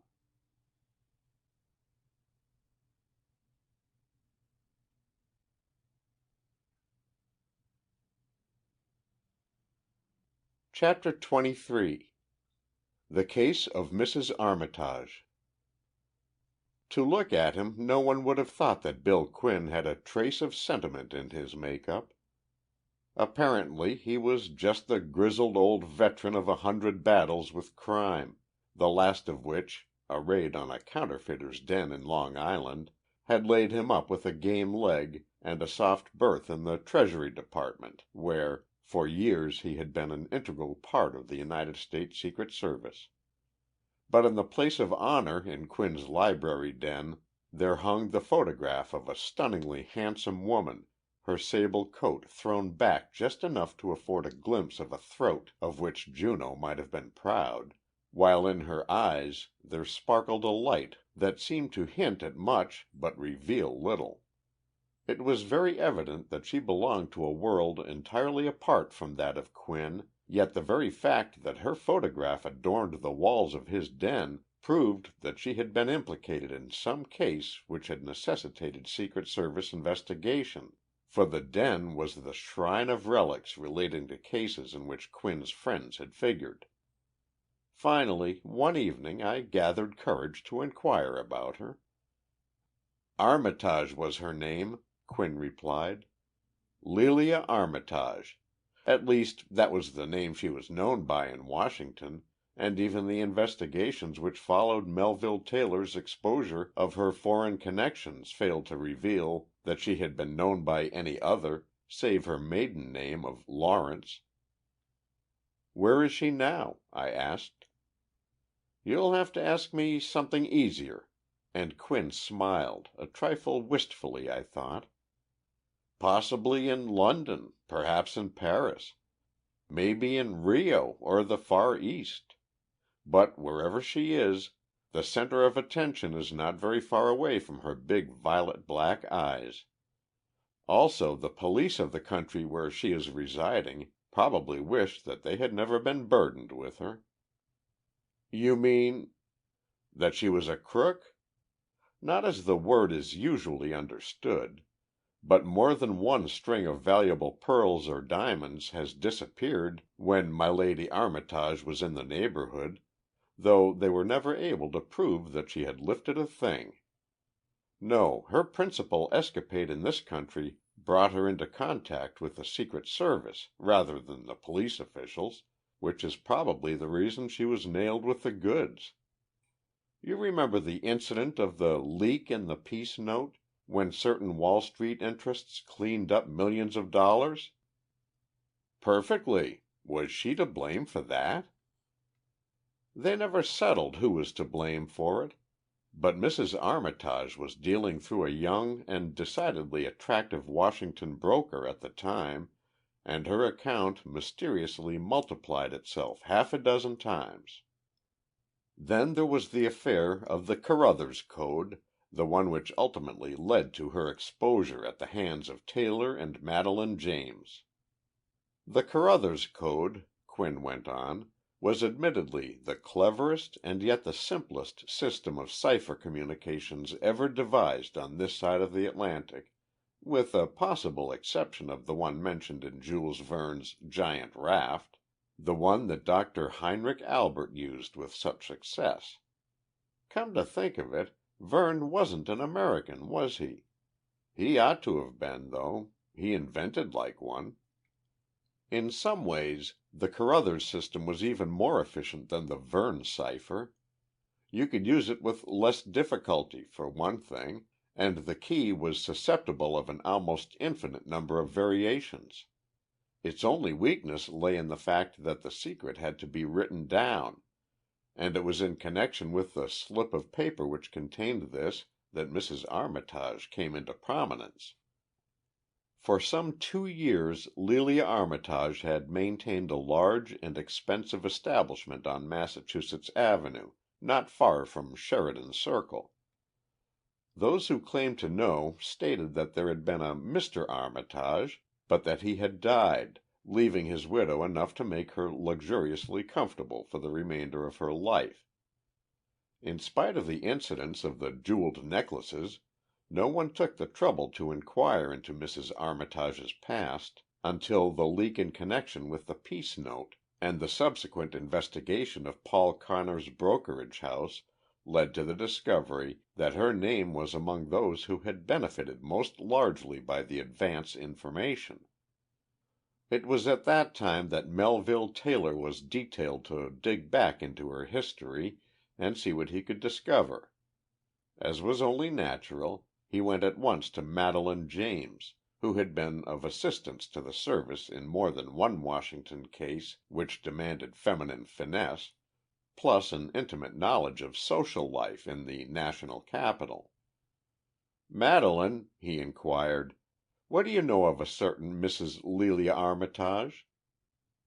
"Nothing particularly, except that one sees her everywhere. Apparently has plenty of money. Supposed to have gotten it from her husband, who has been dead for some time.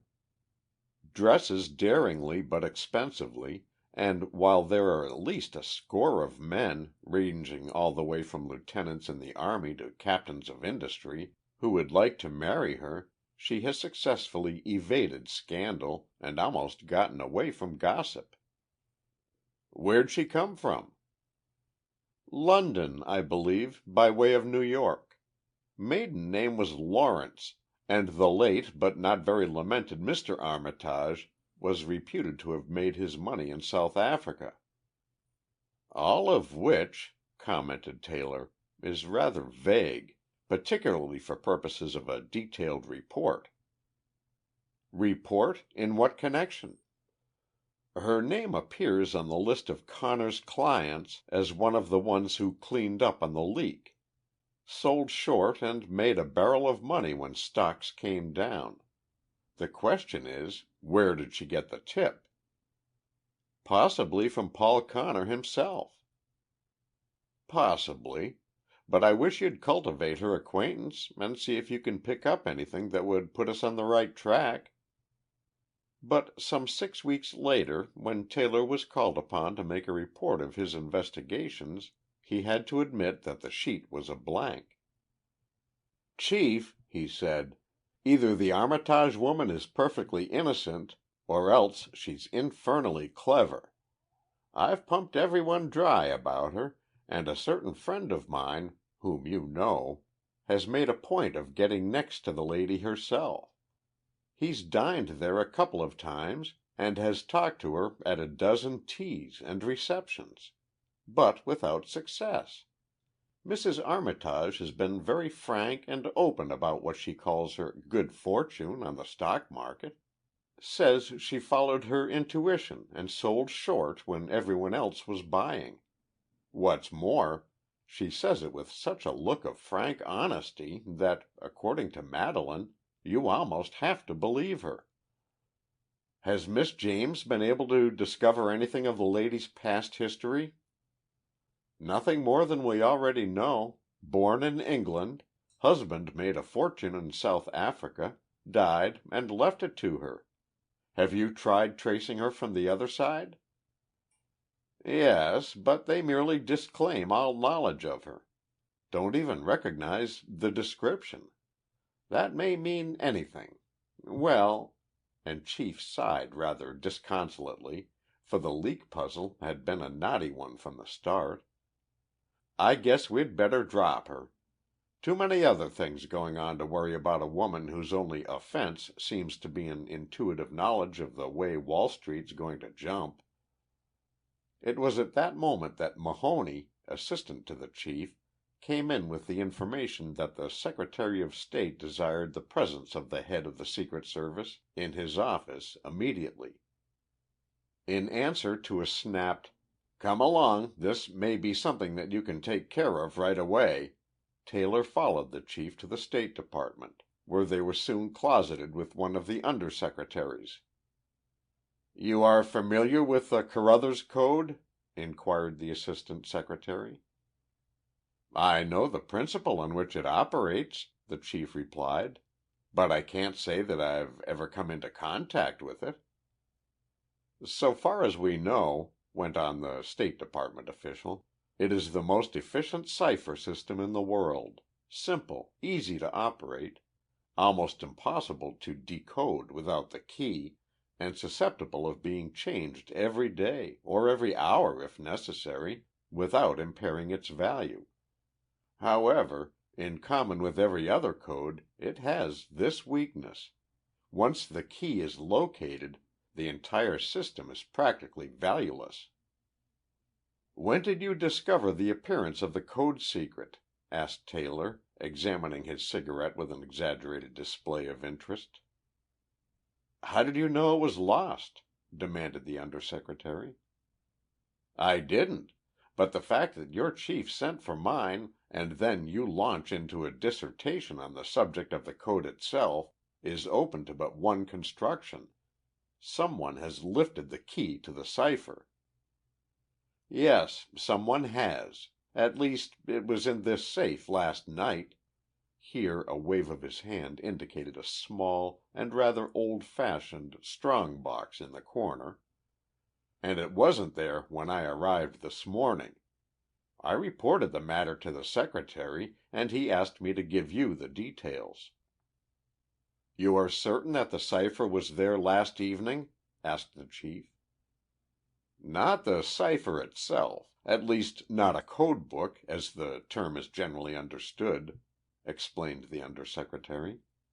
"That's one of the beauties of the Carruthers system. You don't have to lug a bulky book around with you all the time. A single slip of paper, a cigarette paper would answer excellently, will contain the data covering a man's individual code. The loss or theft of one of these would be inconvenient, but not fatal.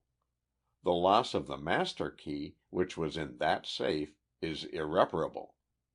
If it once gets out of the country, it means that the decoding of our official messages is merely a question of time, no matter how often we switch the individual ciphers." "What was the size of the master key, as you call it?" "Merely a slip of government bond, about 6 inches long by some 2 inches deep." "Was it of such a nature that it could have been easily copied?" "Yes, but anything other than a careful tracing or a photographic copy would be valueless. The position of the letters and figures mean as much as the marks themselves. Whoever took it undoubtedly knows this, and will endeavor to deliver the original, as a mark of good faith, if nothing else." "Was this the only copy in existence?" "There are 2 others, one in the possession of the secretary, the other in the section which has charge of decoding messages. Both of these are safe, as I ascertained as soon as I discovered that my slip was missing." A few more questions failed to bring out anything more about the mystery, beyond the fact that the Assistant Secretary was certain that he had locked the safe the evening before, and he knew that he had found it locked when he arrived that morning. "All of which," as Taylor declared, "means but little. The safe is of the vintage of 1870, the old-fashioned kind, where you can hear the tumblers drop clean across the room. Look," and he pointed to the japanned front of the safe where a circular mark, some 2 inches in diameter, was visible close to the dial. "Yes, but what is it?" demanded the secretary. "The proof that you locked the safe last night," Taylor responded. "Whoever abstracted the cipher key opened the safe with the aid of some instrument that enabled them clearly to detect the fall of the tumblers. Probably a stethoscope, such as physicians use for listening to a patient's heart. Perfectly simple when you know how, particularly with an old model like this." Finding that there was no further information available, Taylor and the chief left the department, the chief to return to headquarters, Taylor to endeavor to pick up the trail wherever he could. "It doesn't look like an inside job," was the parting comment of the head of the Secret Service. "Anyone who had access to the safe would have made some excuse to discover the combination, rather than rely on listening to the click of the tumblers. Better get after the night watchman and see if he can give you a line on any strangers who were around the building last night." But the night watchman, when roused from his sound forenoon sleep, was certain that no one had entered the building on the previous evening save those who had business there. "Everybody's got to use a pass now, you know," he stated. "I was on the job all night myself, and divil a bit of anything out of the ordinary did I see. There was Mr. McKnight and Mr. Lester and Mr. Green on the job in the telegraph room, and the usual crowd of correspondents over in the press room, and a score of others who works there regular, and Mrs. Prentice and—" "Mrs. who?" interrupted Taylor. "Mrs. Prentice, wife of the third assistant secretary. She comes down often when her husband is working late, but last night he must have gone home just before she got there, for she came back a few minutes later and said that the office was dark." Whatever Taylor's thoughts were at the moment, he kept them to himself, for Prentice was the man from whose safe the cipher key had been abstracted. So he contented himself with inquiring whether the watchman was certain that the woman who entered the building was Mrs. Prentice. "Sure, and I'm certain," was the reply. "I've seen her and that green evening cape of hers trimmed with fur too often not to know her." "Do you know how long it was between the time that she entered the building and the time she left?" persisted Taylor. "That I do not, sir. Time is something that you don't worry about much when it's a matter of guarding the door to a building, particularly at night. But I'd guess somewhere about 5 or 10 minutes." "Rather long for her to make her way to the office of her husband, find he wasn't there, and come right back, wasn't it?" "Yes, sir. But you must remember I wasn't counting the minutes, so to speak. Maybe it was only 3, maybe it was 10. Anyhow, it was just 9:30 when she left. I remember looking at the clock when she went out." From the watchman's house, located well over in the northeastern section of the city, Taylor made his way to Madeline James's apartment on Connecticut Avenue, discovering that young lady on the point of setting off to keep a luncheon engagement. "I won't keep you a minute, Madeline," promised the Secret Service operative. "Just want to ask you what you know about Mrs. Melin Prentice." "Wife of the third Assistant Secretary of State?" Taylor nodded. "She's a Chicago woman, I believe. Came here a couple of years ago when her husband received his appointment. Rather good looking and very popular. I happened to be at a dinner with her last evening and—" "You what?" "I was at a dinner at the Westovers last night," repeated the James girl, "and Mrs. Prentice was among those present. Looked stunning, too. What's the trouble?" "What time was the dinner?" Taylor countered. 8 o'clock, but of course it didn't start until nearly 8:30. "And what time did Mrs. Prentice leave?" "A few minutes after I did. She was just going up for her wraps as I came downstairs at 11 o'clock." "You are certain that she was there all evening, that she didn't slip out for a half hour or so?" "Of course I'm sure, Mel," the girl replied, a trace of petulance in her voice. "Why all the questions? Do you suspect the wife of the third Assistant Secretary of State of robbing a bank?" "Not a bank," Taylor admitted, "but it happens that the safe in her husband's office was opened last night and a highly important slip of paper abstracted. What's more, the watchman on duty in the building is ready to swear that Mrs. Prentice came in shortly before 9:30 and went out some 5 or 10 minutes later, stating that her husband had evidently finished his work and left." "That's impossible. No matter what the watchman says, there are a score of people who dined with Mrs. Prentice last evening and who know that she didn't leave the Westovers until after 11. Dinner wasn't over by 9:30, and she couldn't have gotten to the State Department and back in less than 20 minutes at the inside. It's ridiculous, that's all." "But the watchman!" exclaimed Taylor. "He knows Mrs. Prentice and says he couldn't miss that green and fur coat of hers in the dark. Besides, she spoke to him as she was leaving." Madeline James was silent for a moment, and a tiny frown appeared between her eyes, evidence of the fact that she was doing some deep thinking. Then, "Of course she spoke. Anyone who would go to the trouble of copying Mrs. Prentice's distinctive cloak would realize that some additional disguise was necessary. Last night, if you remember, was quite cold.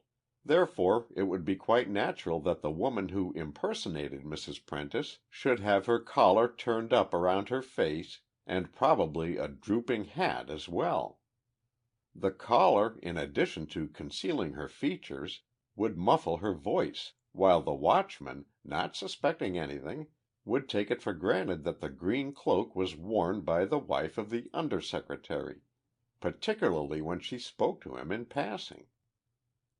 "You mean, then, that someone deliberately impersonated Mrs. Prentice and took a chance on getting past the watchman merely because she wore a cloak of the same color?"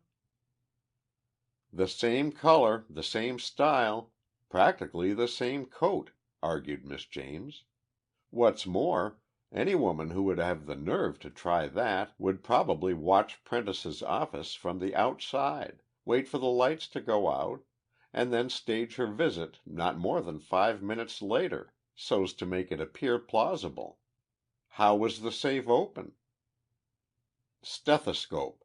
Placed the cup on the outside, and then listened to the tumblers as they fell. Simplest thing in the world with an antiquated box like that." "What's missing?" By this time Taylor felt that their positions had been reversed. He, who had come to question, was now on the witness stand, while Madelaine James was doing the cross-examining. But he didn't mind. He knew the way the girl's mind worked, quickly and almost infallibly. Her knowledge of women in general, and Washington society in particular, making her an invaluable ally in a case like this. "A slip of paper some 6 inches long and 2 inches wide," he said with a smile. "The key to the Carruthers Code, probably the most efficient cipher in the world, but now rendered worthless, unless the original slip is located before it reaches some foreign power." "Right!" snapped Miss James. "Get busy on your end of the matter. See what you can find out concerning this mysterious woman in the green cloak. I'll work along other and what you would probably call strictly unethical lines. I've got what a man would term a hunch, but in a woman it is intuition, and therefore far more likely to be right. See you later." And with that she was off toward her car. "But what about your luncheon engagement?" Taylor called after her. "Bother lunch," she laughed back over her shoulder. "If my hunch is right, I'll make your chief pay for my meals for the next year." The next that Taylor heard from his ally was a telephone call on the following evening, instructing him to dig up his evening clothes and to be present at a certain reception that evening. "I have reason to believe," said Madeleine's voice, "that the lady of the second green cloak will be present. Anyhow, there'll be several of your friends there, including myself, Mrs. Armitage, and an ambassador who doesn't stand any too well with the administration. In fact, I have it on good authority that he's on the verge of being recalled. Naturally, we don't want him to take a slip of paper some 6 inches by 2 with him." "How do you know he hasn't it already?"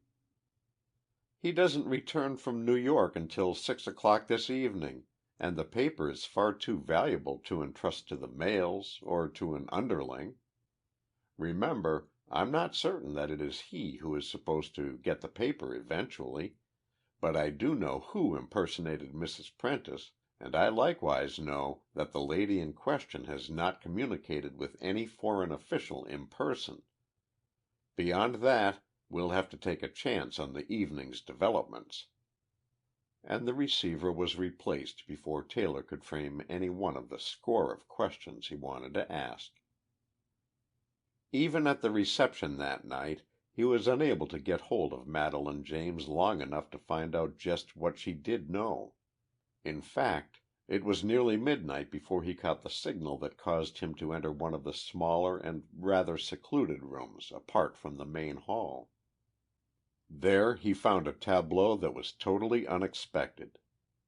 In one corner of the room, her back against the wall and her teeth bared in a snarl which distorted her usually attractive features into a dark mask of hate, stood Mrs. Armitage. Her hands were crossed in front of her in what appeared to be an unnatural attitude, until Taylor caught a glimpse of polished steel and realized that the woman had been handcuffed. "There," announced Madeleine, "in spite of your friend the watchman, stands Mrs. Prentice. You'll find the green cloak in one of the closets at her home, and the stethoscope is probably concealed somewhere around the house. However, that doesn't matter. The main thing is that we have discovered the missing slip of paper. You'll find it on the table over there." Taylor followed the girl's gesture toward a table at the side of the room. But there, instead of the cipher key that he had expected, he saw only a gold bracelet. "What's the idea?" he demanded. "Where's the paper?" "Snap open the bracelet," directed the girl. "What do you see?" "It looks like by gad, it is! A tightly wrapped spindle of paper."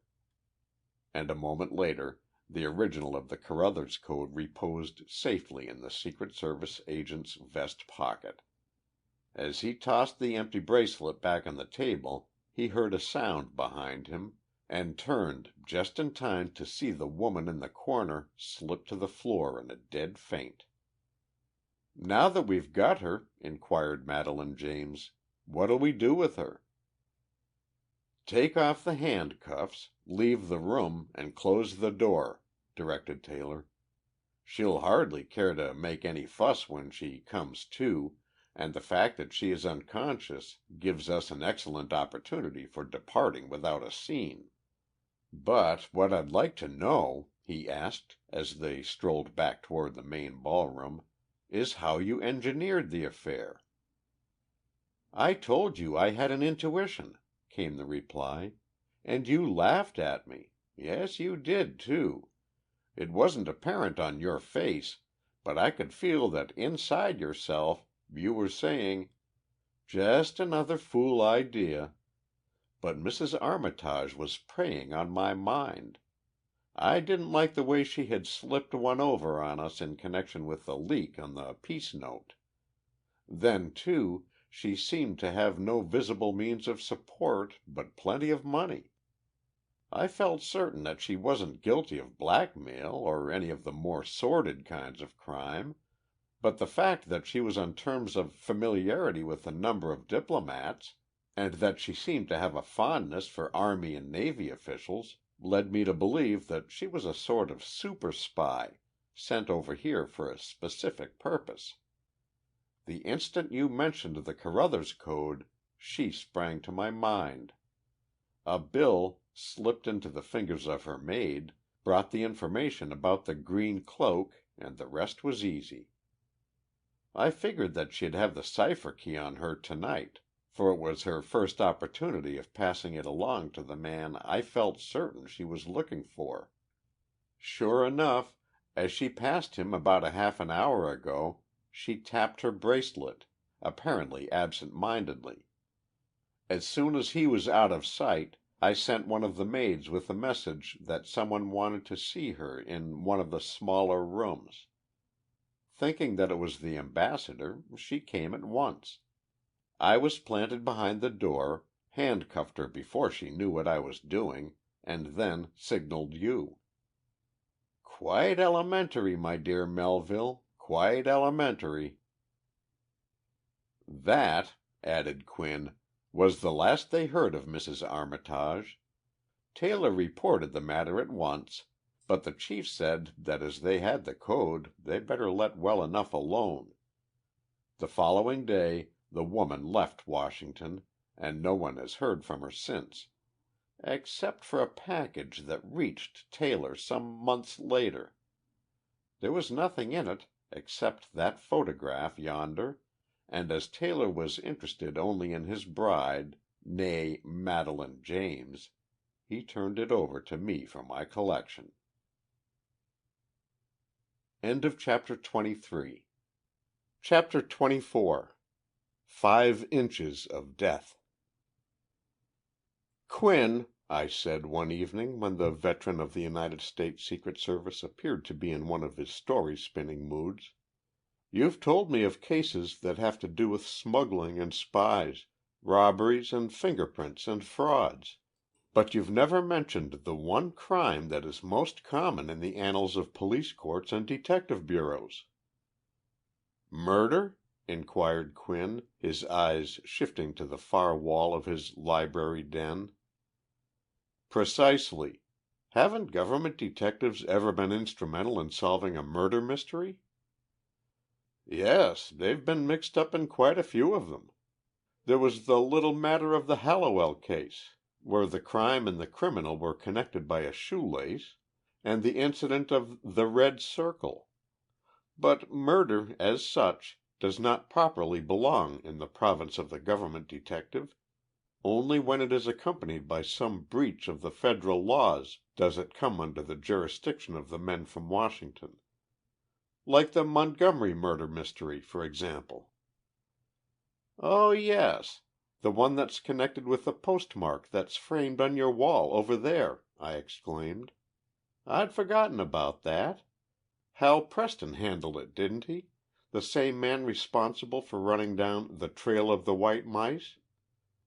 "That's the one," said Quinn, and I was glad to see him settle luxuriously back in his old armchair, for that meant that he was preparing to recall the details of an adventure connected with a member of one of the government detective services. "If it hadn't been for the fact that Preston was in California at the time, working on a case of a company that was using the mails for illegal purposes, it is extremely doubtful if the mystery would ever have been solved," Quinn continued. "Certainly not in time to prevent the escape of the criminal. But Hal's investigations took him well up into the foothills of the Sierra Nevadas, and one morning he awoke to find the whole town in which he was stopping ablaze with a discussion of the Montgomery mystery, as they called it. It appeared from the details which Preston picked up in the lobby of his hotel that Marshall Montgomery had settled down in that section of the country some 3 years before, but that he had surrounded himself with an air of aloofness and detachment which had made him none too popular. Men who had called to see him on matters of business had left smarting under the sting of an ill-concealed snub, while it was as much as a book agent's life was worth to try to gain entrance to the house. "It wasn't that he was stingy or close-fisted," explained one of the men who had known Montgomery. "He bought more Liberty bonds than anyone else in town. But he bought them through his bank. Mailed the order in, just as he did with his contributions to the Red Cross and other charitable organizations. Wouldn't see one of the people who went out to his place. In fact, they couldn't get past the 6 or 8 bulldogs that guard the house. And yet," said Preston, "I understand that in spite of his precautions he was killed last night?" "Nobody knows just when he was killed," replied the native, "or how. That's the big question. When his servant, a Filipino whom he brought with him, went to wake him up this morning he found Montgomery's door locked. That, in itself, was nothing unusual, for every door and window in the place was securely barred before 9 o'clock in the evening. But when Tino, the servant, had rapped several times without receiving any reply, he figured something must be wrong. So he got a stepladder, propped it up against the side of the house, and looked in through the window. What he saw caused him to send in a hurry call for the police." "Well?" snapped Preston. "What did he see?" "Montgomery, stretched out on the floor near the door, stone dead, with a pool of blood that had formed from a wound in his hand." "In his hand?" Preston echoed. "Had he bled to death?" "Apparently not, but that's where the queer angle to the case comes in. The door was locked from the inside, not only locked but bolted, so there was no possibility of anyone having entered the room. The windows were tightly guarded by a patented burglar-proof device which permitted them to be open about 3 inches from the bottom, but prevented their being raised from the outside." Was there a chimney or any other possible entrance to the room? None at all. 3 windows and a door. Montgomery's body was sprawled out on the rug near the doorway, a revolver in his right hand, a bullet hole through the palm of his left. The first supposition, of course, was that he had accidentally shot himself and had bled to death. But there wasn't enough blood for that. Just a few drops on the table and a small pool near the body. They're going to hold an autopsy later in the day, and—" It was at that moment that the post office operative became conscious that someone was calling his name, and, turning, he beckoned to the bellboy who was paging him. "Mr. Preston? Gentleman over there'd like to speak to you." Then the boy added in a whisper, "Chief of Police." Excusing himself, Preston crossed the lobby to where a large and official-looking man was standing, well out of hearing distance of the guests who passed. "Is this Mr. Preston of the Postal Inspection Service?" inquired the head of the local police force, adding, after the government operative had nodded, "I am the chief of police here." "Glad to meet you, Chief," was Preston's response. "I haven't had the pleasure of making your acquaintance, though of course I know you by sight." He neglected to add how recently this knowledge had been acquired. "What can I do for you?" "Have you heard about the murder of Montgomery Marshall?" "Only the few details that I picked up in the lobby just now. But a case of that kind is entirely out of my line, you know." "Ordinarily it would be," agreed the other. "But here's something that I think puts a different complexion on things." And he extended a blood-stained scrap of paper for Preston to examine. "That was found under the dead man's hand," the chief continued. "As you will note, it originally formed part of the wrapping of a special delivery parcel which reached Montgomery about 8 o'clock last night, just before the house was locked up in fact. Tino, the Filipino servant, signed for it and took it in, placing it upon the table in the room in which his master was found this morning. The scrap of paper you are holding is just enough to show the postmark Sacramento, but it's quite evident that the package had something to do with the murder." "Which is the reason that you want me to look into it, eh?" "That's the idea. I knew that you were in town, and the very fact that this box came through the mails makes it necessary for the Post Office Department to take cognizance of what otherwise would be a job for the police force alone. Am I right?" "Perfectly," replied Preston, "provided you have reason to believe that there was some connection between the special delivery package and the crime itself. What was in the box?" "Not a thing." "What?" "Not a thing," repeated the chief. "Perfectly empty, at least when we found it. The lid was lying on the table, the rest of the box on the floor. The major portion of the wrapping paper had been caught under a heavy paperweight, and it appears that Montgomery, in falling, caught at the table to save himself, and probably ripped away the scrap of paper I have just given you." "But I thought his body was found near the door." "It was. But that isn't far from the table, which is jammed against the wall in front of one of the windows.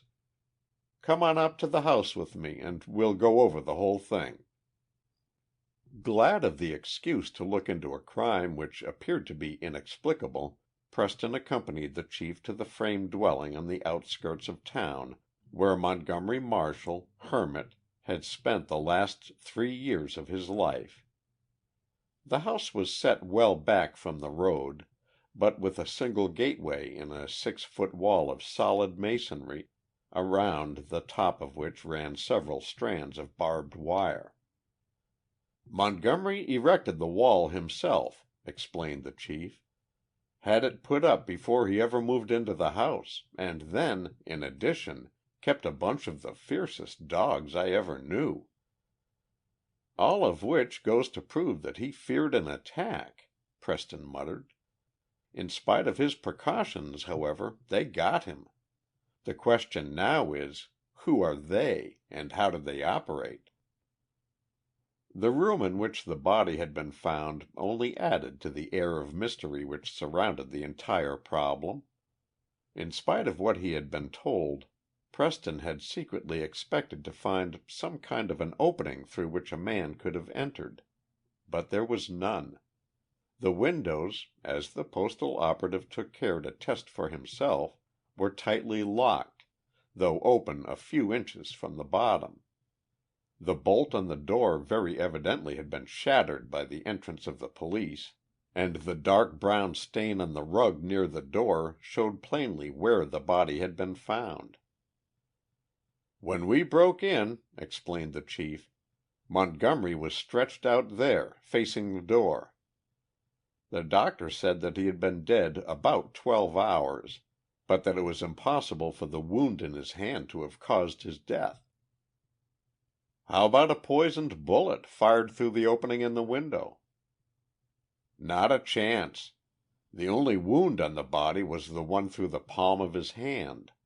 The bullet had struck on the outside of the fleshy part near the wrist and had plowed its way through the bone, coming out near the base of the index finger at the back. And it was a bullet from his own revolver. We found it embedded in the top of the table there." And the chief pointed to a deep scar in the mahogany and to the marks made by the knives of the police when they had dug the bullet out. "But how do you know it wasn't a bullet of the same caliber fired from outside the window?" persisted Preston. For answer, the chief produced Montgomery's revolver, with 5 cartridges still in the chambers. "If you'll note," he said, "each of these cartridges is scored or seamed. That's an old trick. Makes the lead expand when it hits and tears an ugly hole, just like the dum-dum. The bullet we dug out of the table was not only a .45, as these are, but it had been altered in precisely the same manner. So, unless you are inclined to the coincidence that the murderer used a poisoned bullet of the same size and make and character as those in Montgomery's gun, you've got to discard that theory." "Does look like pulling the long arm of coincidence out of its socket," Preston agreed. "So I guess we'll have to forget it. Where's the box you were talking about?" "The lid is on the table, just as we found it. The lower portion of the box is on the floor, where the dead man apparently knocked it when he fell. Except for the removal of the body, nothing in the room has been touched." Stooping, Preston picked up the box and then proceeded to study it in connection with the lid and the torn piece of wrapping paper upon the table.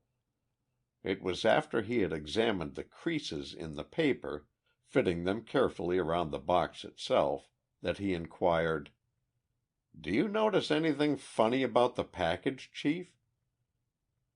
"Only that there's a hole at one end of it, just about big enough to put a lead pencil through." "Yes, and that same hole appears in the wrapping paper," announced Preston. "Couple that with the fact that the box was empty when you found it, and I think we will have—" "What?" demanded the chief as Preston paused. "The solution to the whole affair," was the reply. "Or at least as much of it as refers to the manner in which Montgomery met his death. By the way, what do you know about the dead man?" "Very little. He came here some 3 years ago, bought this place, paying cash for it, had the wall built, and then settled down. Never appeared to do any work, but was never short of money. Has a balance of well over $50,000 in the bank right now. Beyond the fact that he kept entirely to himself and refused to allow anyone but Tino, his servant, to enter the gate, he really had few eccentricities. Some folks say that he was a miser, but there are a dozen families here that wouldn't have had any Christmas dinner last year if it hadn't been for him. while his contribution to the Red Cross equaled that of anyone in town." "Apart from his wanting to be alone, then, he was pretty close to being human?" "That's it, exactly. And most of us have some peculiarity. If we didn't have, we'd be even more unusual." "What about Tino, the servant?" queried Preston. "I don't think there's any lead there," the chief replied. "I hammered away at him for an hour this morning. He doesn't speak English any too well, but I gathered that Montgomery picked him up in the Philippines just before he came over here. The boy was frightened half out of his senses when I told him that his master had been killed. You've got to remember, though, that if Tino had wanted to do it, he had 1,000 opportunities in the open. Besides, what we've got to find out first is how Montgomery met his death." "Does the Filipino know anything about his master's past?" asked Preston, ignoring the chief's last remark. "He says not. Montgomery was on his way back to the States from Africa or some place, stopped off in the islands, spent a couple of months there, hired Tino, and sailed for San Francisco." "Africa," mused the postal operative. Then, taking another track, he inquired whether the chief had found out if Montgomery was in the habit of getting much mail, especially from foreign points. "Saunders, the postmaster, said he didn't average a letter a month, and those he did get looked like advertisements. They remembered this special delivery package last night because it was the first time that the man who brought it out had ever come to the house. He rang the bell at the gate, he says, turned the box over to Tino, and went along." "Any comment about the package?" "Only that it was very light and contained something that wobbled around. I asked him because I figured at the time that the revolver might have been in it. But the Filipino has identified that as Montgomery's own gun. Says he's had it as long as he'd known him." "Then all we know about this mysterious box," summarized Preston, "is that it was mailed from Sacramento, that it wasn't heavy, that it had a hole about 1/4 inch wide at one end, and that it contained something that what was the word the special delivery man used? Wobbled?" "That's the word. I remember because I asked him if he didn't mean rattled, and he said, 'No, wobbled, sorta dull-like.' At any rate, that clears up one angle of the case. The box was not empty when it was delivered. Granting that the Filipino was telling the truth, it was not empty when he placed it on the table in this room. That means that it was not empty when Marshal Montgomery, after locking and bolting his door, took off the wrapping paper and lifted the lid. You've searched the room thoroughly, of course?" "Every inch of it. We didn't leave a—" But the chief suddenly halted, his sentence unfinished. To the ears of both men there had come a sound, faint but distinct. The sound of the rattling of paper somewhere in the room. Involuntarily Preston whirled and scrutinized the corner from which the sound appeared to have come. The chief's hand had slipped to his hip pocket, but after a moment of silence he withdrew it and a slightly shamefaced look spread over his face. "Sounded like a ghost, didn't it?" he asked. "Ghosts don't rattle papers," snapped Preston. "At least self-respecting ones don't, and the other kind haven't any right to run around loose. So suppose we try to trap this one." "Trap it? How?" "Like you'd trap a mouse. Only with a different kind of bait. Is there any milk in the house?"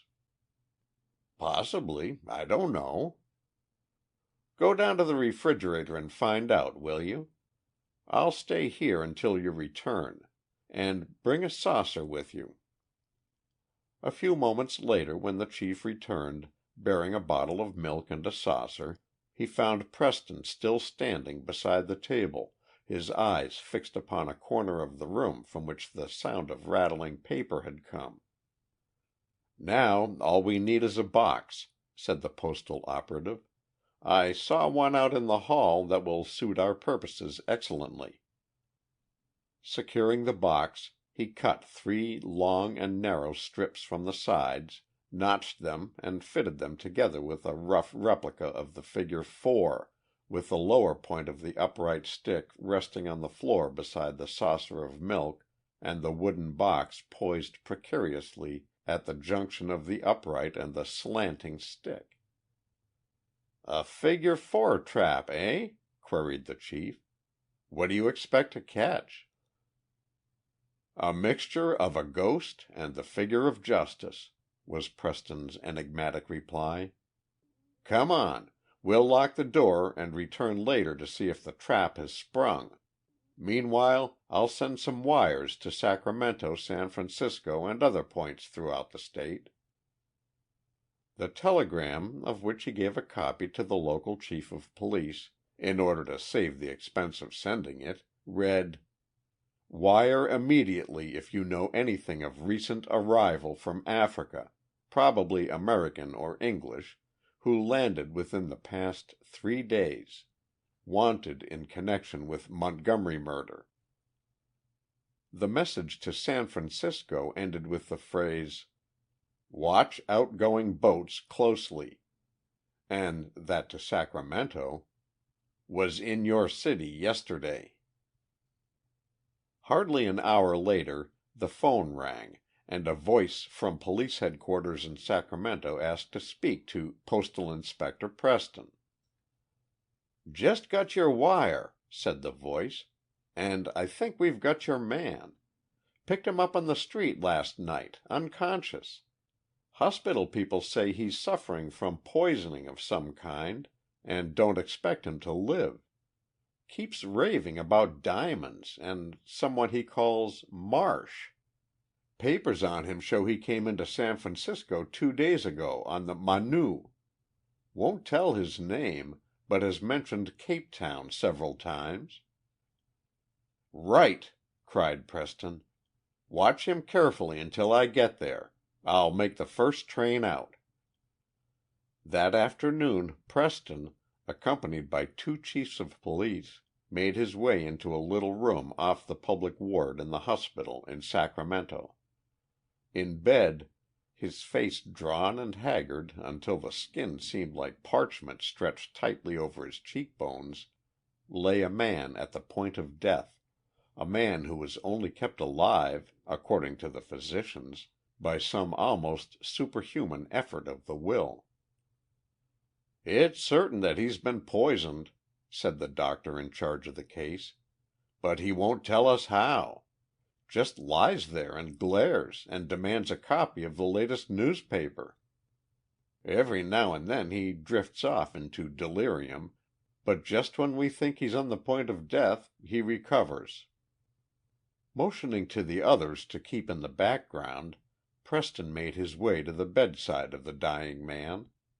Then, bending forward, he said, very clearly and distinctly, "Marshal Montgomery is dead." Into the eyes of the other man there sprang a look of concentrated hatred that was almost tangible, a glare that turned, a moment later, into supreme relief. "Thank God!" he muttered. "Now I'm ready to die." "Tell me," said Preston quietly. "Tell me what made you do it." "He did," gasped the man in the bed. "He and his damned brutality. When I knew him his name was Marsh. We dug for diamonds together in South Africa, found them, too, enough to make us both rich for life. But our water was running low, barely enough for one of us. He, the skunk, hit me over the head and left me to die, taking the water and the stones with him." He paused a moment, his breath rattling in his throat, and then continued. It took me 5 years to find him.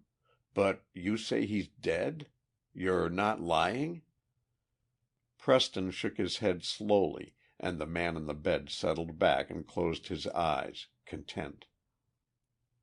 "Ask him," insisted the chief of police, "how he killed Montgomery." In a whisper that was barely audible came the words, "Sheep stinger. Got me first." Then his jaws clicked, and there was an unmistakable gurgle which meant that the end had come. "Didn't he say sheep stinger?" asked the chief of police, after the doctor had stated that the patient had slipped away from the hands of the law. "That's what it sounded like to me," replied Preston. "But suppose we go back to Montgomery's room and see what our ghost trap has caught. I told you I expected to land a figure of justice, and if ever a man deserved to be killed, it appears to have been this same Montgomery Marshall, or Marsh, as this man knew him." The instant they entered the room it was apparent that the trap had sprung, the heavy box falling forward and completely covering the saucer of milk and whatever had disturbed the carefully balanced sticks. Warning the chief to be careful, Preston secured a poker from an adjoining room, covered the box with his automatic, and then carefully lifted the box, using the poker as a lever. A second later he brought the head of the poker down on something that writhed and twisted and then lay still, blending in with the pattern of the carpet in such a manner as to be almost invisible. "A snake!" cried the chief. "But such a tiny one! Do you mean to say that its bite is sufficiently poisonous to kill a man?" "Not only one, but two," Preston declared, "as you've seen for yourself. See that black mark, like an inverted V, upon the head? That's characteristic of the cobra family, and this specimen, common to the veldts of South Africa, where he is known as the sheep stinger, is first cousin to the big king cobras. Montgomery's former partner evidently brought him over from Africa with this idea in mind. But when he was packing him in the box, the air hole in the end of it gave me the first inkling, by the way, he got careless and the snake bit him. Only medical attention saved his life until this afternoon, else he'd have passed along before Montgomery. I think that closes the case, Chief, and in spite of the fact that the mails were used for a distinctly illegal purpose, I believe your department ought to handle the matter, not mine." "But the trap, the milk, how'd you happen to hit on that?" "When you told me what the special delivery man said about the contents of the package wobbling, I figured that the box must have contained a snake," explained the postal operative. "An animal would have made some noise, while a snake, if well fed, would lie silent for hours at a time. The constant motion, however, would have made it irritable, so that it struck the moment Montgomery removed the lid of the box. That explains the wound in his hand. He knew his danger and deliberately fired, hoping to cauterize the wound and drive out the poison. It was too quick for him, though, or possibly the shock stunned him so that he fell. Then, in spite of the fact that your men claim to have searched the room thoroughly, that noise in the corner warned me that whatever killed Montgomery was still here. Going on the theory that the majority of snakes are fond of milk, I rigged up the trap. And there you are."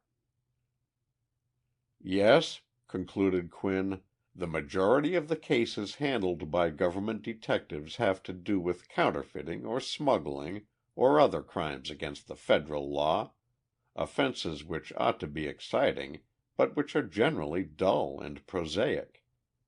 Every now and then, though, they stumble across a real honest-to-goodness thrill, a story that's worth the telling." I've got to be away for the next couple of months or so, but drop around when I get back and I'll see if I can't recall some more of the problems that have been solved by one of the greatest, though least known, detective agencies on the face of the earth. The End. End of chapter 24. End of On Secret Service,